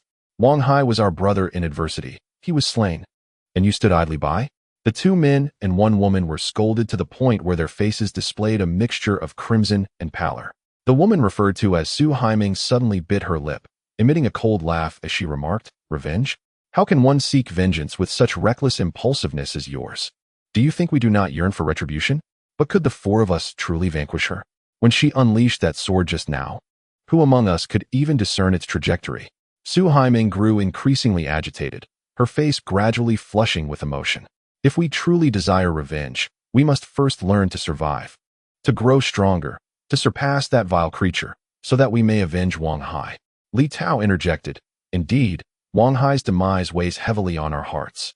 Yet to exact revenge, we must exercise restraint. For now, we are far from her match."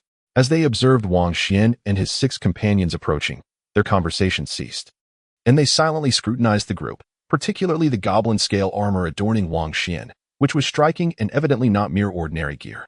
Having learned from past experiences and recognizing the formidable nature of Wang Xuan's equipment, the 4 became increasingly cautious, hesitant to respond.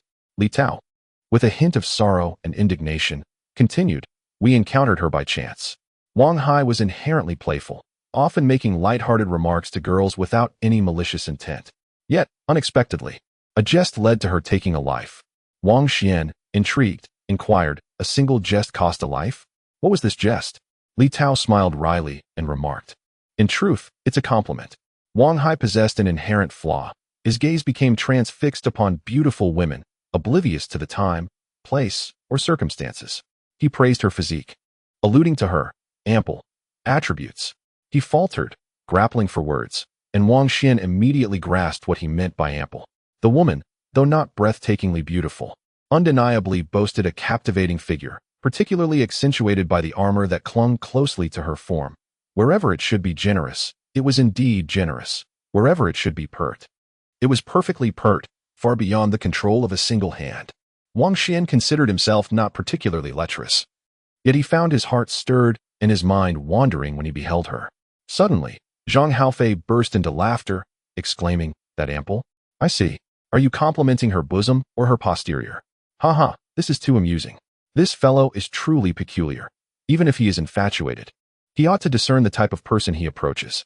This woman exudes an icy demeanor, her expression frosty towards anyone she encounters. How audacious of him to jest and flirt with her. His boldness knows no bounds. He wouldn't be wronged if he met an unfortunate end." At this juncture, Zhang Haofei silently praised his own wisdom. When he had first encountered this woman in the basement level, he too had been captivated by her figure. In the past, he might have approached her to flirt and seek contact, perhaps even daring to jest. However, witnessing her prowess in vanquishing that colossal toad had restrained him. Now, he felt a sense of fortune. Had he been unaware of her formidable abilities and approached her recklessly, he might have shared the same fate as Wang Hai. Now sprawled on the ground, lifeless, Wang Xuan cast a glance at the lifeless body of Wang Hai on the ground, noting his handsome features. He mused that Wang Hai had likely relied on his striking appearance to charm women in the past, which had imbued him with an unwarranted confidence. Unfortunately, this time he encountered an insurmountable obstacle, resulting in the ultimate sacrifice of his life. Li Tao offered a wry smile, remarking that those who spent more time with Wang Hai would come to realize his warm-hearted nature. Aside from his somewhat inappropriate behavior around women, he was genuinely a good person. With a sigh, he lamented that it seemed fate had dealt him a cruel hand. As he spoke, he shook his head slightly, at a loss for words. At that moment, Su Haiming's face contorted with rage as she declared, "This grievance shall not go unavenged." Zhang Haofei shot her a sidelong glance, scoffing dismissively, "And you think you can seek revenge? He discerned that the four of them were not particularly formidable and doubted their ability to confront the woman responsible for their plight. Zhang Haofei chuckled derisively, while Li Tao, concerned that Su Haiming might provoke a conflict with Wang Xuan and the others, hurriedly restrained her, urging her to remain silent.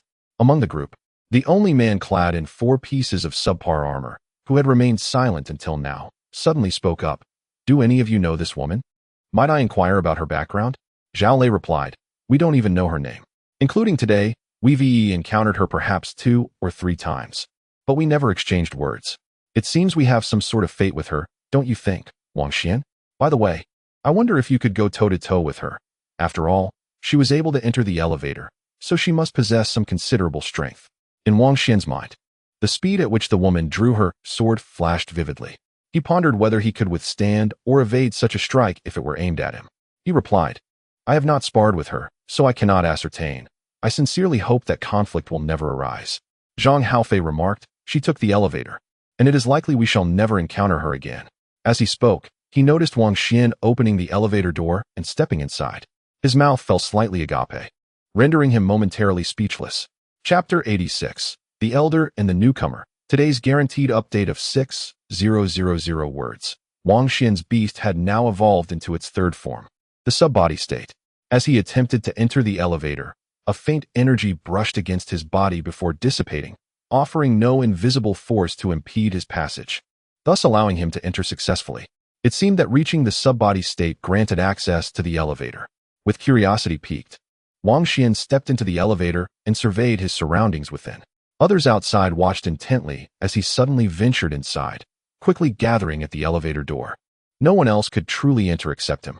Zhang Haofei was the first to exclaim, "Wang Xuan, is this elevator similar to a regular one?"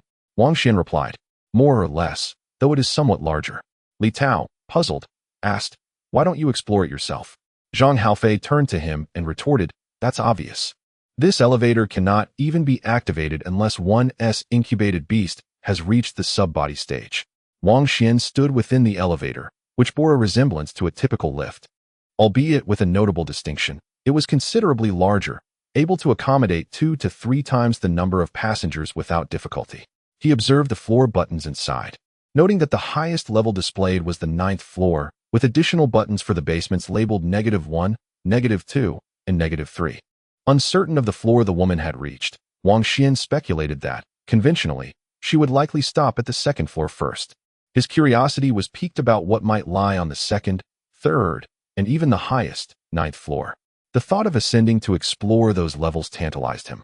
Yet he merely contemplated it, ultimately deciding against it and stepping back out of the elevator.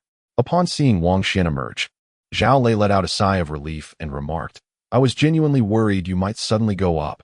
I was just about to remind you, but fortunately, you stepped out." Wang Xuan smiled and replied, "I truly had an urge to see what the other floors were like, but I feared that if I went up, I might not be able to come back down, which would be troublesome. Thus, I think it's safer to wait for all of you to arrive at the sports complex before we ascend together." Zhao Lei added, "It's not merely a matter of going up and being unable to return. I dread the possibility of descending to a different location entirely, which would be even more problematic. Do you not recall how chaotic the underground parking lot felt, as if time and space had distorted?" Gu Manyao interjected, "Surely that won't happen here. At least for now, we have reached the 1st floor without encountering anything akin to the underground parking lot situation." Wang Xiandao remarked, "The possibility Zhao Lei mentioned indeed exists. After all, nothing is certain until tried. It is always prudent to exercise caution. In any case, if we all strive to evolve into the sub-body form, we shall ascend together." Gu Manyao responded, "Now that we know reaching the sub-body form allows us to ascend, as long as we find suitable monsters, it shouldn't take long for the 5 of us to achieve that." Zhao Lei inquired, "Wang Xiandao, how many buttons are there in the elevator?" "There are buttons up to the 9th floor, as well as to the underground 3rd level." Upon hearing this, Zhao Lei was taken aback, shaking his head. "I recall that Longmao Plaza has only 5 floors. I never expected this elevator to indicate 9. Gu Manyao shot him a glance, saying, "Do you really think we are still in Longmao Plaza? Even if it were to expand to 100 floors, I wouldn't find it surprising." Zhao Lei touched his nose and forced a smile. "This must be what they call cognitive bias. I have unconsciously regarded this place as Longmao Plaza, and when confronted with something different, I instinctively question it." The six of them were engaged in their conversation, seemingly oblivious to the presence of Li Tao, Su Haiming, and Wen Wei, who quietly listened from the side. Wang Xiandao glanced at the corpse of Wang Hai on the ground and inadvertently noticed that the blood surrounding the body had vanished, as if absorbed by the floor of the hall. Moreover, the part of the corpse in contact with the ground faintly emanated a glow, which was gradually consuming and dissolving the body. It appears that this grand hall possesses a self-cleaning capability, should one perish within its confines. The body will gradually be consumed by the hall itself, even without intervention. Wang Xian now comprehends that although there are no designated custodians in this hall, it remains impeccably pristine. Li Tao, Su Haiming, and the others also observed the body of Wang Hai being slowly devoured by the hall, and they silently regarded it. Initially, they had been troubled by how to deal with the corpse, but witnessing its gradual dissolution proved to be a suitable resolution. At that moment, the door leading to the underground parking lot on the third level opened automatically, and someone emerged from within. The group noticed this and turned their attention towards the entrance, with Li Tao, Wen Wei, and Su Haiming hastily following suit. From the doorway, 7 individuals streamed forth, their faces marked by astonishment and curiosity as they surveyed their surroundings. Clearly first-time visitors to this place. Wang Xian instantly recognized that 7 newcomers had ascended from the underground level. The number of arrivals is indeed increasing, Zhao Lei murmured. Taijun remarked, this is a positive development. With a larger group, we can unite our efforts to seek the proof of kingship, enhancing our chances of escape. Zhang Haofei scoffed, replying, that is not necessarily the case. Have you not observed the corpse lying on the ground? An increase in numbers also signifies a greater potential for conflict. The 7 newcomers soon noticed Wang Xian and the others standing before the massive glass column. After a moment's hesitation, they began to approach. Let us proceed, one of them suggested. Wang Xian understood that the 7 individuals had arrived with the intent of inquiring about matters pertaining to the Grand Hall. In truth, they were equally aware that their knowledge was limited.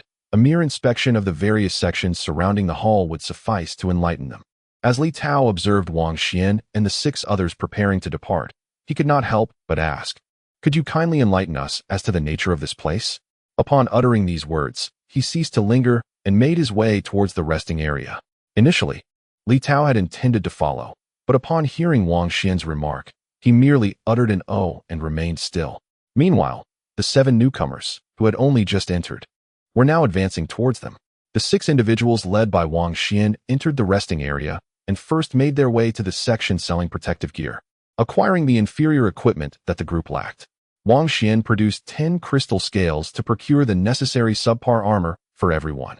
Subsequently, he spent an additional 6 crystal scales in the merchant's chamber to purchase some daily necessities, ensuring each person received a share before finally entering the relaxation zone. Having expended a total of 16 crystal scales, Wang Xian was left with a remaining count of 82. Although this sum was sufficient to acquire 2 pieces of second-tier quality equipment, Wang Xian contemplated and ultimately decided to postpone such a purchase, opting to save more crystal scales for the future. Gu Manyao immediately shook her head, declaring, this is unacceptable. Under the previous circumstances, it was understandable for 6 individuals to share a single room, but now that 3 rooms are available, it is perilous for me to share a space with any male. This arrangement poses too great a risk, and I cannot consent to it. Wang Xian recalled the peculiar scene of previously sharing a bed with her, separated only by a blanket, and felt a strange sensation in his heart. Although he longed to share a room with Gu Manyao, he was acutely aware that under the current circumstances, she would undoubtedly refuse. He suggested, then let us open another room. As he spoke, he retrieved a crystal scale and placed it into the slot of the room on his right. With the insertion of the crystal scale, a faint sound emanated from the door, and the lock clicked open. Gu Manyao promptly entered the room, declaring, this one is mine, and swiftly closed the door behind her, wary of anyone following her inside. Zhao Lei remarked, having 1 room each is rather extravagant. I believe that bed is spacious enough for 2 or 3 people. We might as well open 2 rooms. He turned to Wang Xian, inquiring, do you think we can go outside? Upon entering the room and observing the hotel-like accommodations, Zhao Lei flopped onto the bed, letting out a satisfied groan before suddenly asking. Wang Xian, having unfastened his armor and preparing for a shower, paused momentarily before responding. Since there is an entrance, we should be able to go outside. However, even if we do, Zhao Lei, do you think the Earth is still the same Earth we once knew? Zhao Lei sat up from the bed, his expression growing somber. I do not know. I do not even dare to contemplate it. If something has happened to Earth, I cannot bear to think about what might have happened to my parents. As he spoke, a flicker of anguish crossed his face. Wang Xuan extended his hand to grasp his shoulder. Lowering his voice as he spoke slowly, do not indulge in such unfounded thoughts. I believe there exists a reason for this world within the building. And have you not noticed that the number of people entering here seems to be increasing? It is likely that not all of them are merely those trapped in Longmao Square. Zhao Lei replied, in truth, I am quite frightened. Do you think, if our parents were to discover that we have gone missing, would they come to Longmao Square in search of us? Might they too become ensnared here? Upon uttering these words, he observed the pallor of Wang Xuan's expression. I do not know, hopefully not. Even if they were aware of our disappearance, it would be the police conducting investigations here. Furthermore, with the terrifying technology present, the true situation remains a mystery to us all. We are merely speculating that the outside world believes we have vanished. It does not seem so simple, for that would imply a significant number of individuals have gone missing from Longmao Square in a short span of time, which would have already caused a nationwide uproar. Wang Xuan continued, for instance, the creature we encountered earlier, that woman with the snow-white longsword, possessed a hatching beast even when we were first trapped. She must have been ensnared here long before us. Yet, prior to entering Longmao Square, we had not heard any news of disappearances here, indicating that there must be issues we are unaware of. Hearing this, Zhao Lei felt somewhat reassured and said, your analysis is sound. I can only hope that all is well outside, that the earth remains as it was, and that we can swiftly find the proof of kingship and escape from this place. Wang Xiandao remarked, if the certificate of the king is indeed concealed somewhere within the 4 districts, it should not pose a significant challenge to locate. The eastern district can be dismissed, leaving us with 3 remaining areas. Once we have rested sufficiently, we shall proceed to the southern district for an inspection. Upon concluding his statement, he felt a pang of hunger and took out a vial of basic nutritional fluid to quench his thirst. Zhao Lei, however, did not share the same sensation of hunger and curiously inquired, are you feeling hungry again? Was it not stated that this vial of nutritional fluid could sustain one for an entire day? I currently feel no hunger at all. Could it be that after evolving to a sub-body level, our bodies require more nourishment? After consuming the fluid, Wang Xiandao felt considerably better and replied, this seems to be the only plausible explanation. If we continue to grow, I fear that even this basic nutritional fluid may no longer suffice. And the intermediate nutritional fluid is rather costly. He recalled that a single vial of the intermediate nutritional fluid required 1 crystal scale. Zhao Lei chuckled, however, we will also continue to grow stronger, making it increasingly easier to acquire crystal scales. Purchasing some intermediate nutritional fluid should not pose a problem.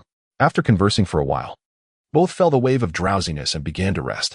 Upon awakening, the 6 of them gathered in the room of Wang Xiandao and Zhao Lei to deliberate on their subsequent course of action, quickly deciding to venture into the southern district for further exploration.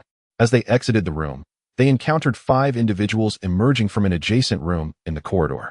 These 5 men seemed equally surprised to encounter Wang Xiandao and his companions, each party momentarily taken aback. The 5 were all men, aged between 20 and 40, clad in varying degrees of inferior leather armor, with one distinguished by a complete set of 5 pieces of substandard protective gear, presumably the leader among them. At first glance, they noticed the goblin-scaled armor adorning Wang Xuan, their eyes betraying a hint of astonishment. Wang Xuan, observing that these 5 individuals were entirely unfamiliar to him, surmised that they were likely new arrivals, resting here and coincidentally encountering him as they stepped outside. A silence enveloped them. The 5, gazing at the emerald-scaled armor draped over Wang Xuan, recognized its significance and refrained from initiating a casual greeting. Initially intrigued by the newcomers, Wang Xuan and his companions had a desire to engage in conversation, yet after encountering yet another group of new faces, they found themselves disinclined to speak and proceeded directly out of the resting area. The 5 trailed behind, gradually making their exit as well. Upon entering the hall, Wang Xuan was taken aback. He did not see Li Tao, Wen Wei, or Su Haiming, nor did he spot the 7 newcomers who had entered earlier. Instead, the hall was filled with 3 batches of completely unfamiliar faces. The smallest group consisted of merely 4 individuals, clustered before the glass elevator at the center. Attempting to enter but halted by an invisible force, their hatchling beasts not having matured to the sub-body form, thus preventing their entry. The largest group, number 9, gathered near the entrance passage, engaged in hushed conversation, while another group of 6 made their way towards the corridor. Each of these individuals sported inferior armor to varying degrees, some possessing only 1 or 2 pieces, while others donned 3 or 4. However, only a select few managed to assemble a complete set of 5 pieces of inferior armor. The sudden influx of so many individuals was striking. Adding Li Tao, Su Haiming, and the aforementioned 7 newcomers, along with Cheng Aigua's aide, brought the total number of people close to 50. The arrival of Wang Xuan and his 5 companions similarly captured the attention of those present, who turned to gaze at them with expressions of astonishment. Each of Wang Xuan's group was adorned with a complete set of 5 items, particularly Wang Xuan himself, who wore a distinctive rhinoceros horn helmet and donned goblin scale armor. Standing out like a crane among chickens, at first glance, he captivated the onlookers, prompting the thought that this young man must possess considerable significance and should not be trifled with. The Iron Army was equally incredulous. How could a mere underground parking lot in Longmao Plaza ensnare so many individuals in such a brief span of time? The 3-story parking facility was fraught with peril for ordinary people trapped within, resulting in a high casualty rate. Among the 9 members of the Iron Army, he was now the sole survivor to enter the main hall, where suddenly 4 to 5 dozen people had gathered. Considering the casualty rate, the number of those trapped must surely be in the hundreds to be plausible. Gu Manyao remarked, Wang Xuan, you previously mentioned that the resting area was evidently prepared for a multitude. It seems you were indeed correct, for many have arrived. Li Haoyan added, having a large crowd is not necessarily detrimental. At least it brings a certain vibrancy, alleviating some of the anxiety. Even if we cannot escape, we are not alone in this predicament. Upon hearing Li Haoyan's words, the others exchanged glances, somewhat speechless, yet upon reflection, they recognized a semblance of truth in his perspective. Wang Xuan interjected, let us not concern ourselves with the number of newcomers. Our priority is to elevate our hatching beasts to the sub-body level and secure the proof of kingship. He spoke as he led the way towards the corridor passage. In the lobby, the group of newcomers merely observed Wang Xuan and his companions from a distance, hesitant to approach. Soon, they ventured into the corridor leading to the 4 districts, southeast, southwest, northeast, and northwest, arriving at the curved passageway. Not far ahead, just outside the entrance to the eastern district, they beheld 6 individuals. This group comprised 4 men and 2 women, all unfamiliar faces, likely recent arrivals as well. They congregated at the entrance to the eastern district, deliberating whether to venture inside for a closer inspection or to follow the curved corridor to discover its destination. As Wang Xuan and his companions approached, the 6 ceased their discussion and turned their gazes towards them. Compared to these newcomers, Wang Xuan and his group were akin to veterans, seasoned individuals in this realm. Observing the newcomers' meager armor, 2 of them possessing merely a single piece, and the most equipped one barely clad in 3 inferior items, Wang Xuan and his companions, fully donned in superior gear, particularly Wang Xuan and his exquisite second-tier goblin scale armor, instilled a sense of awe among the newcomers. Noticing their timid demeanor as they stood aside, torn between the desire to greet and the fear of intruding, Wang Xuan reflected on his own past feelings of trepidation when encountering the one-eyed woman. Now, it was their turn to evoke such unease in others. With a warm smile and a nod, he sought to reassure them.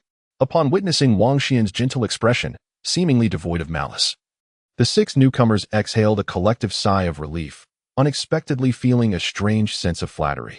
As they observed Wang Xuan and his 5 companions venture deeper into the curved corridor, one of the newcomers, a young woman with freckles, softly remarked, Bai Yan, do you think we should explore the East District or follow them for a while? The individual she referred to as Bai Yan was a man in his 20s, clad in inferior leather armor, substandard knee guards, and low-quality leather boots, making him the most heavily armored among the 6. He also served as the leader of the group. After a brief moment of hesitation, Bai Yan responded, these 6 appear quite formidable, and their origins are uncertain. Let us follow them, though we should maintain a respectful distance. They trailed behind Wang Xuan and his companions from afar, witnessing them open the door marked South District and step inside. Another woman, with a slightly darker complexion, suggested, since we have come this far, let us also explore the South District before we check out the East District. Bai Yan nodded in agreement, saying, I share the same sentiment. It seems this curved corridor has yet to reach its conclusion. There may also be a West District and a North District. It would not be unwise to investigate each area and gain a better understanding of our surroundings. With that, the six of them pushed open the door to the South District and entered.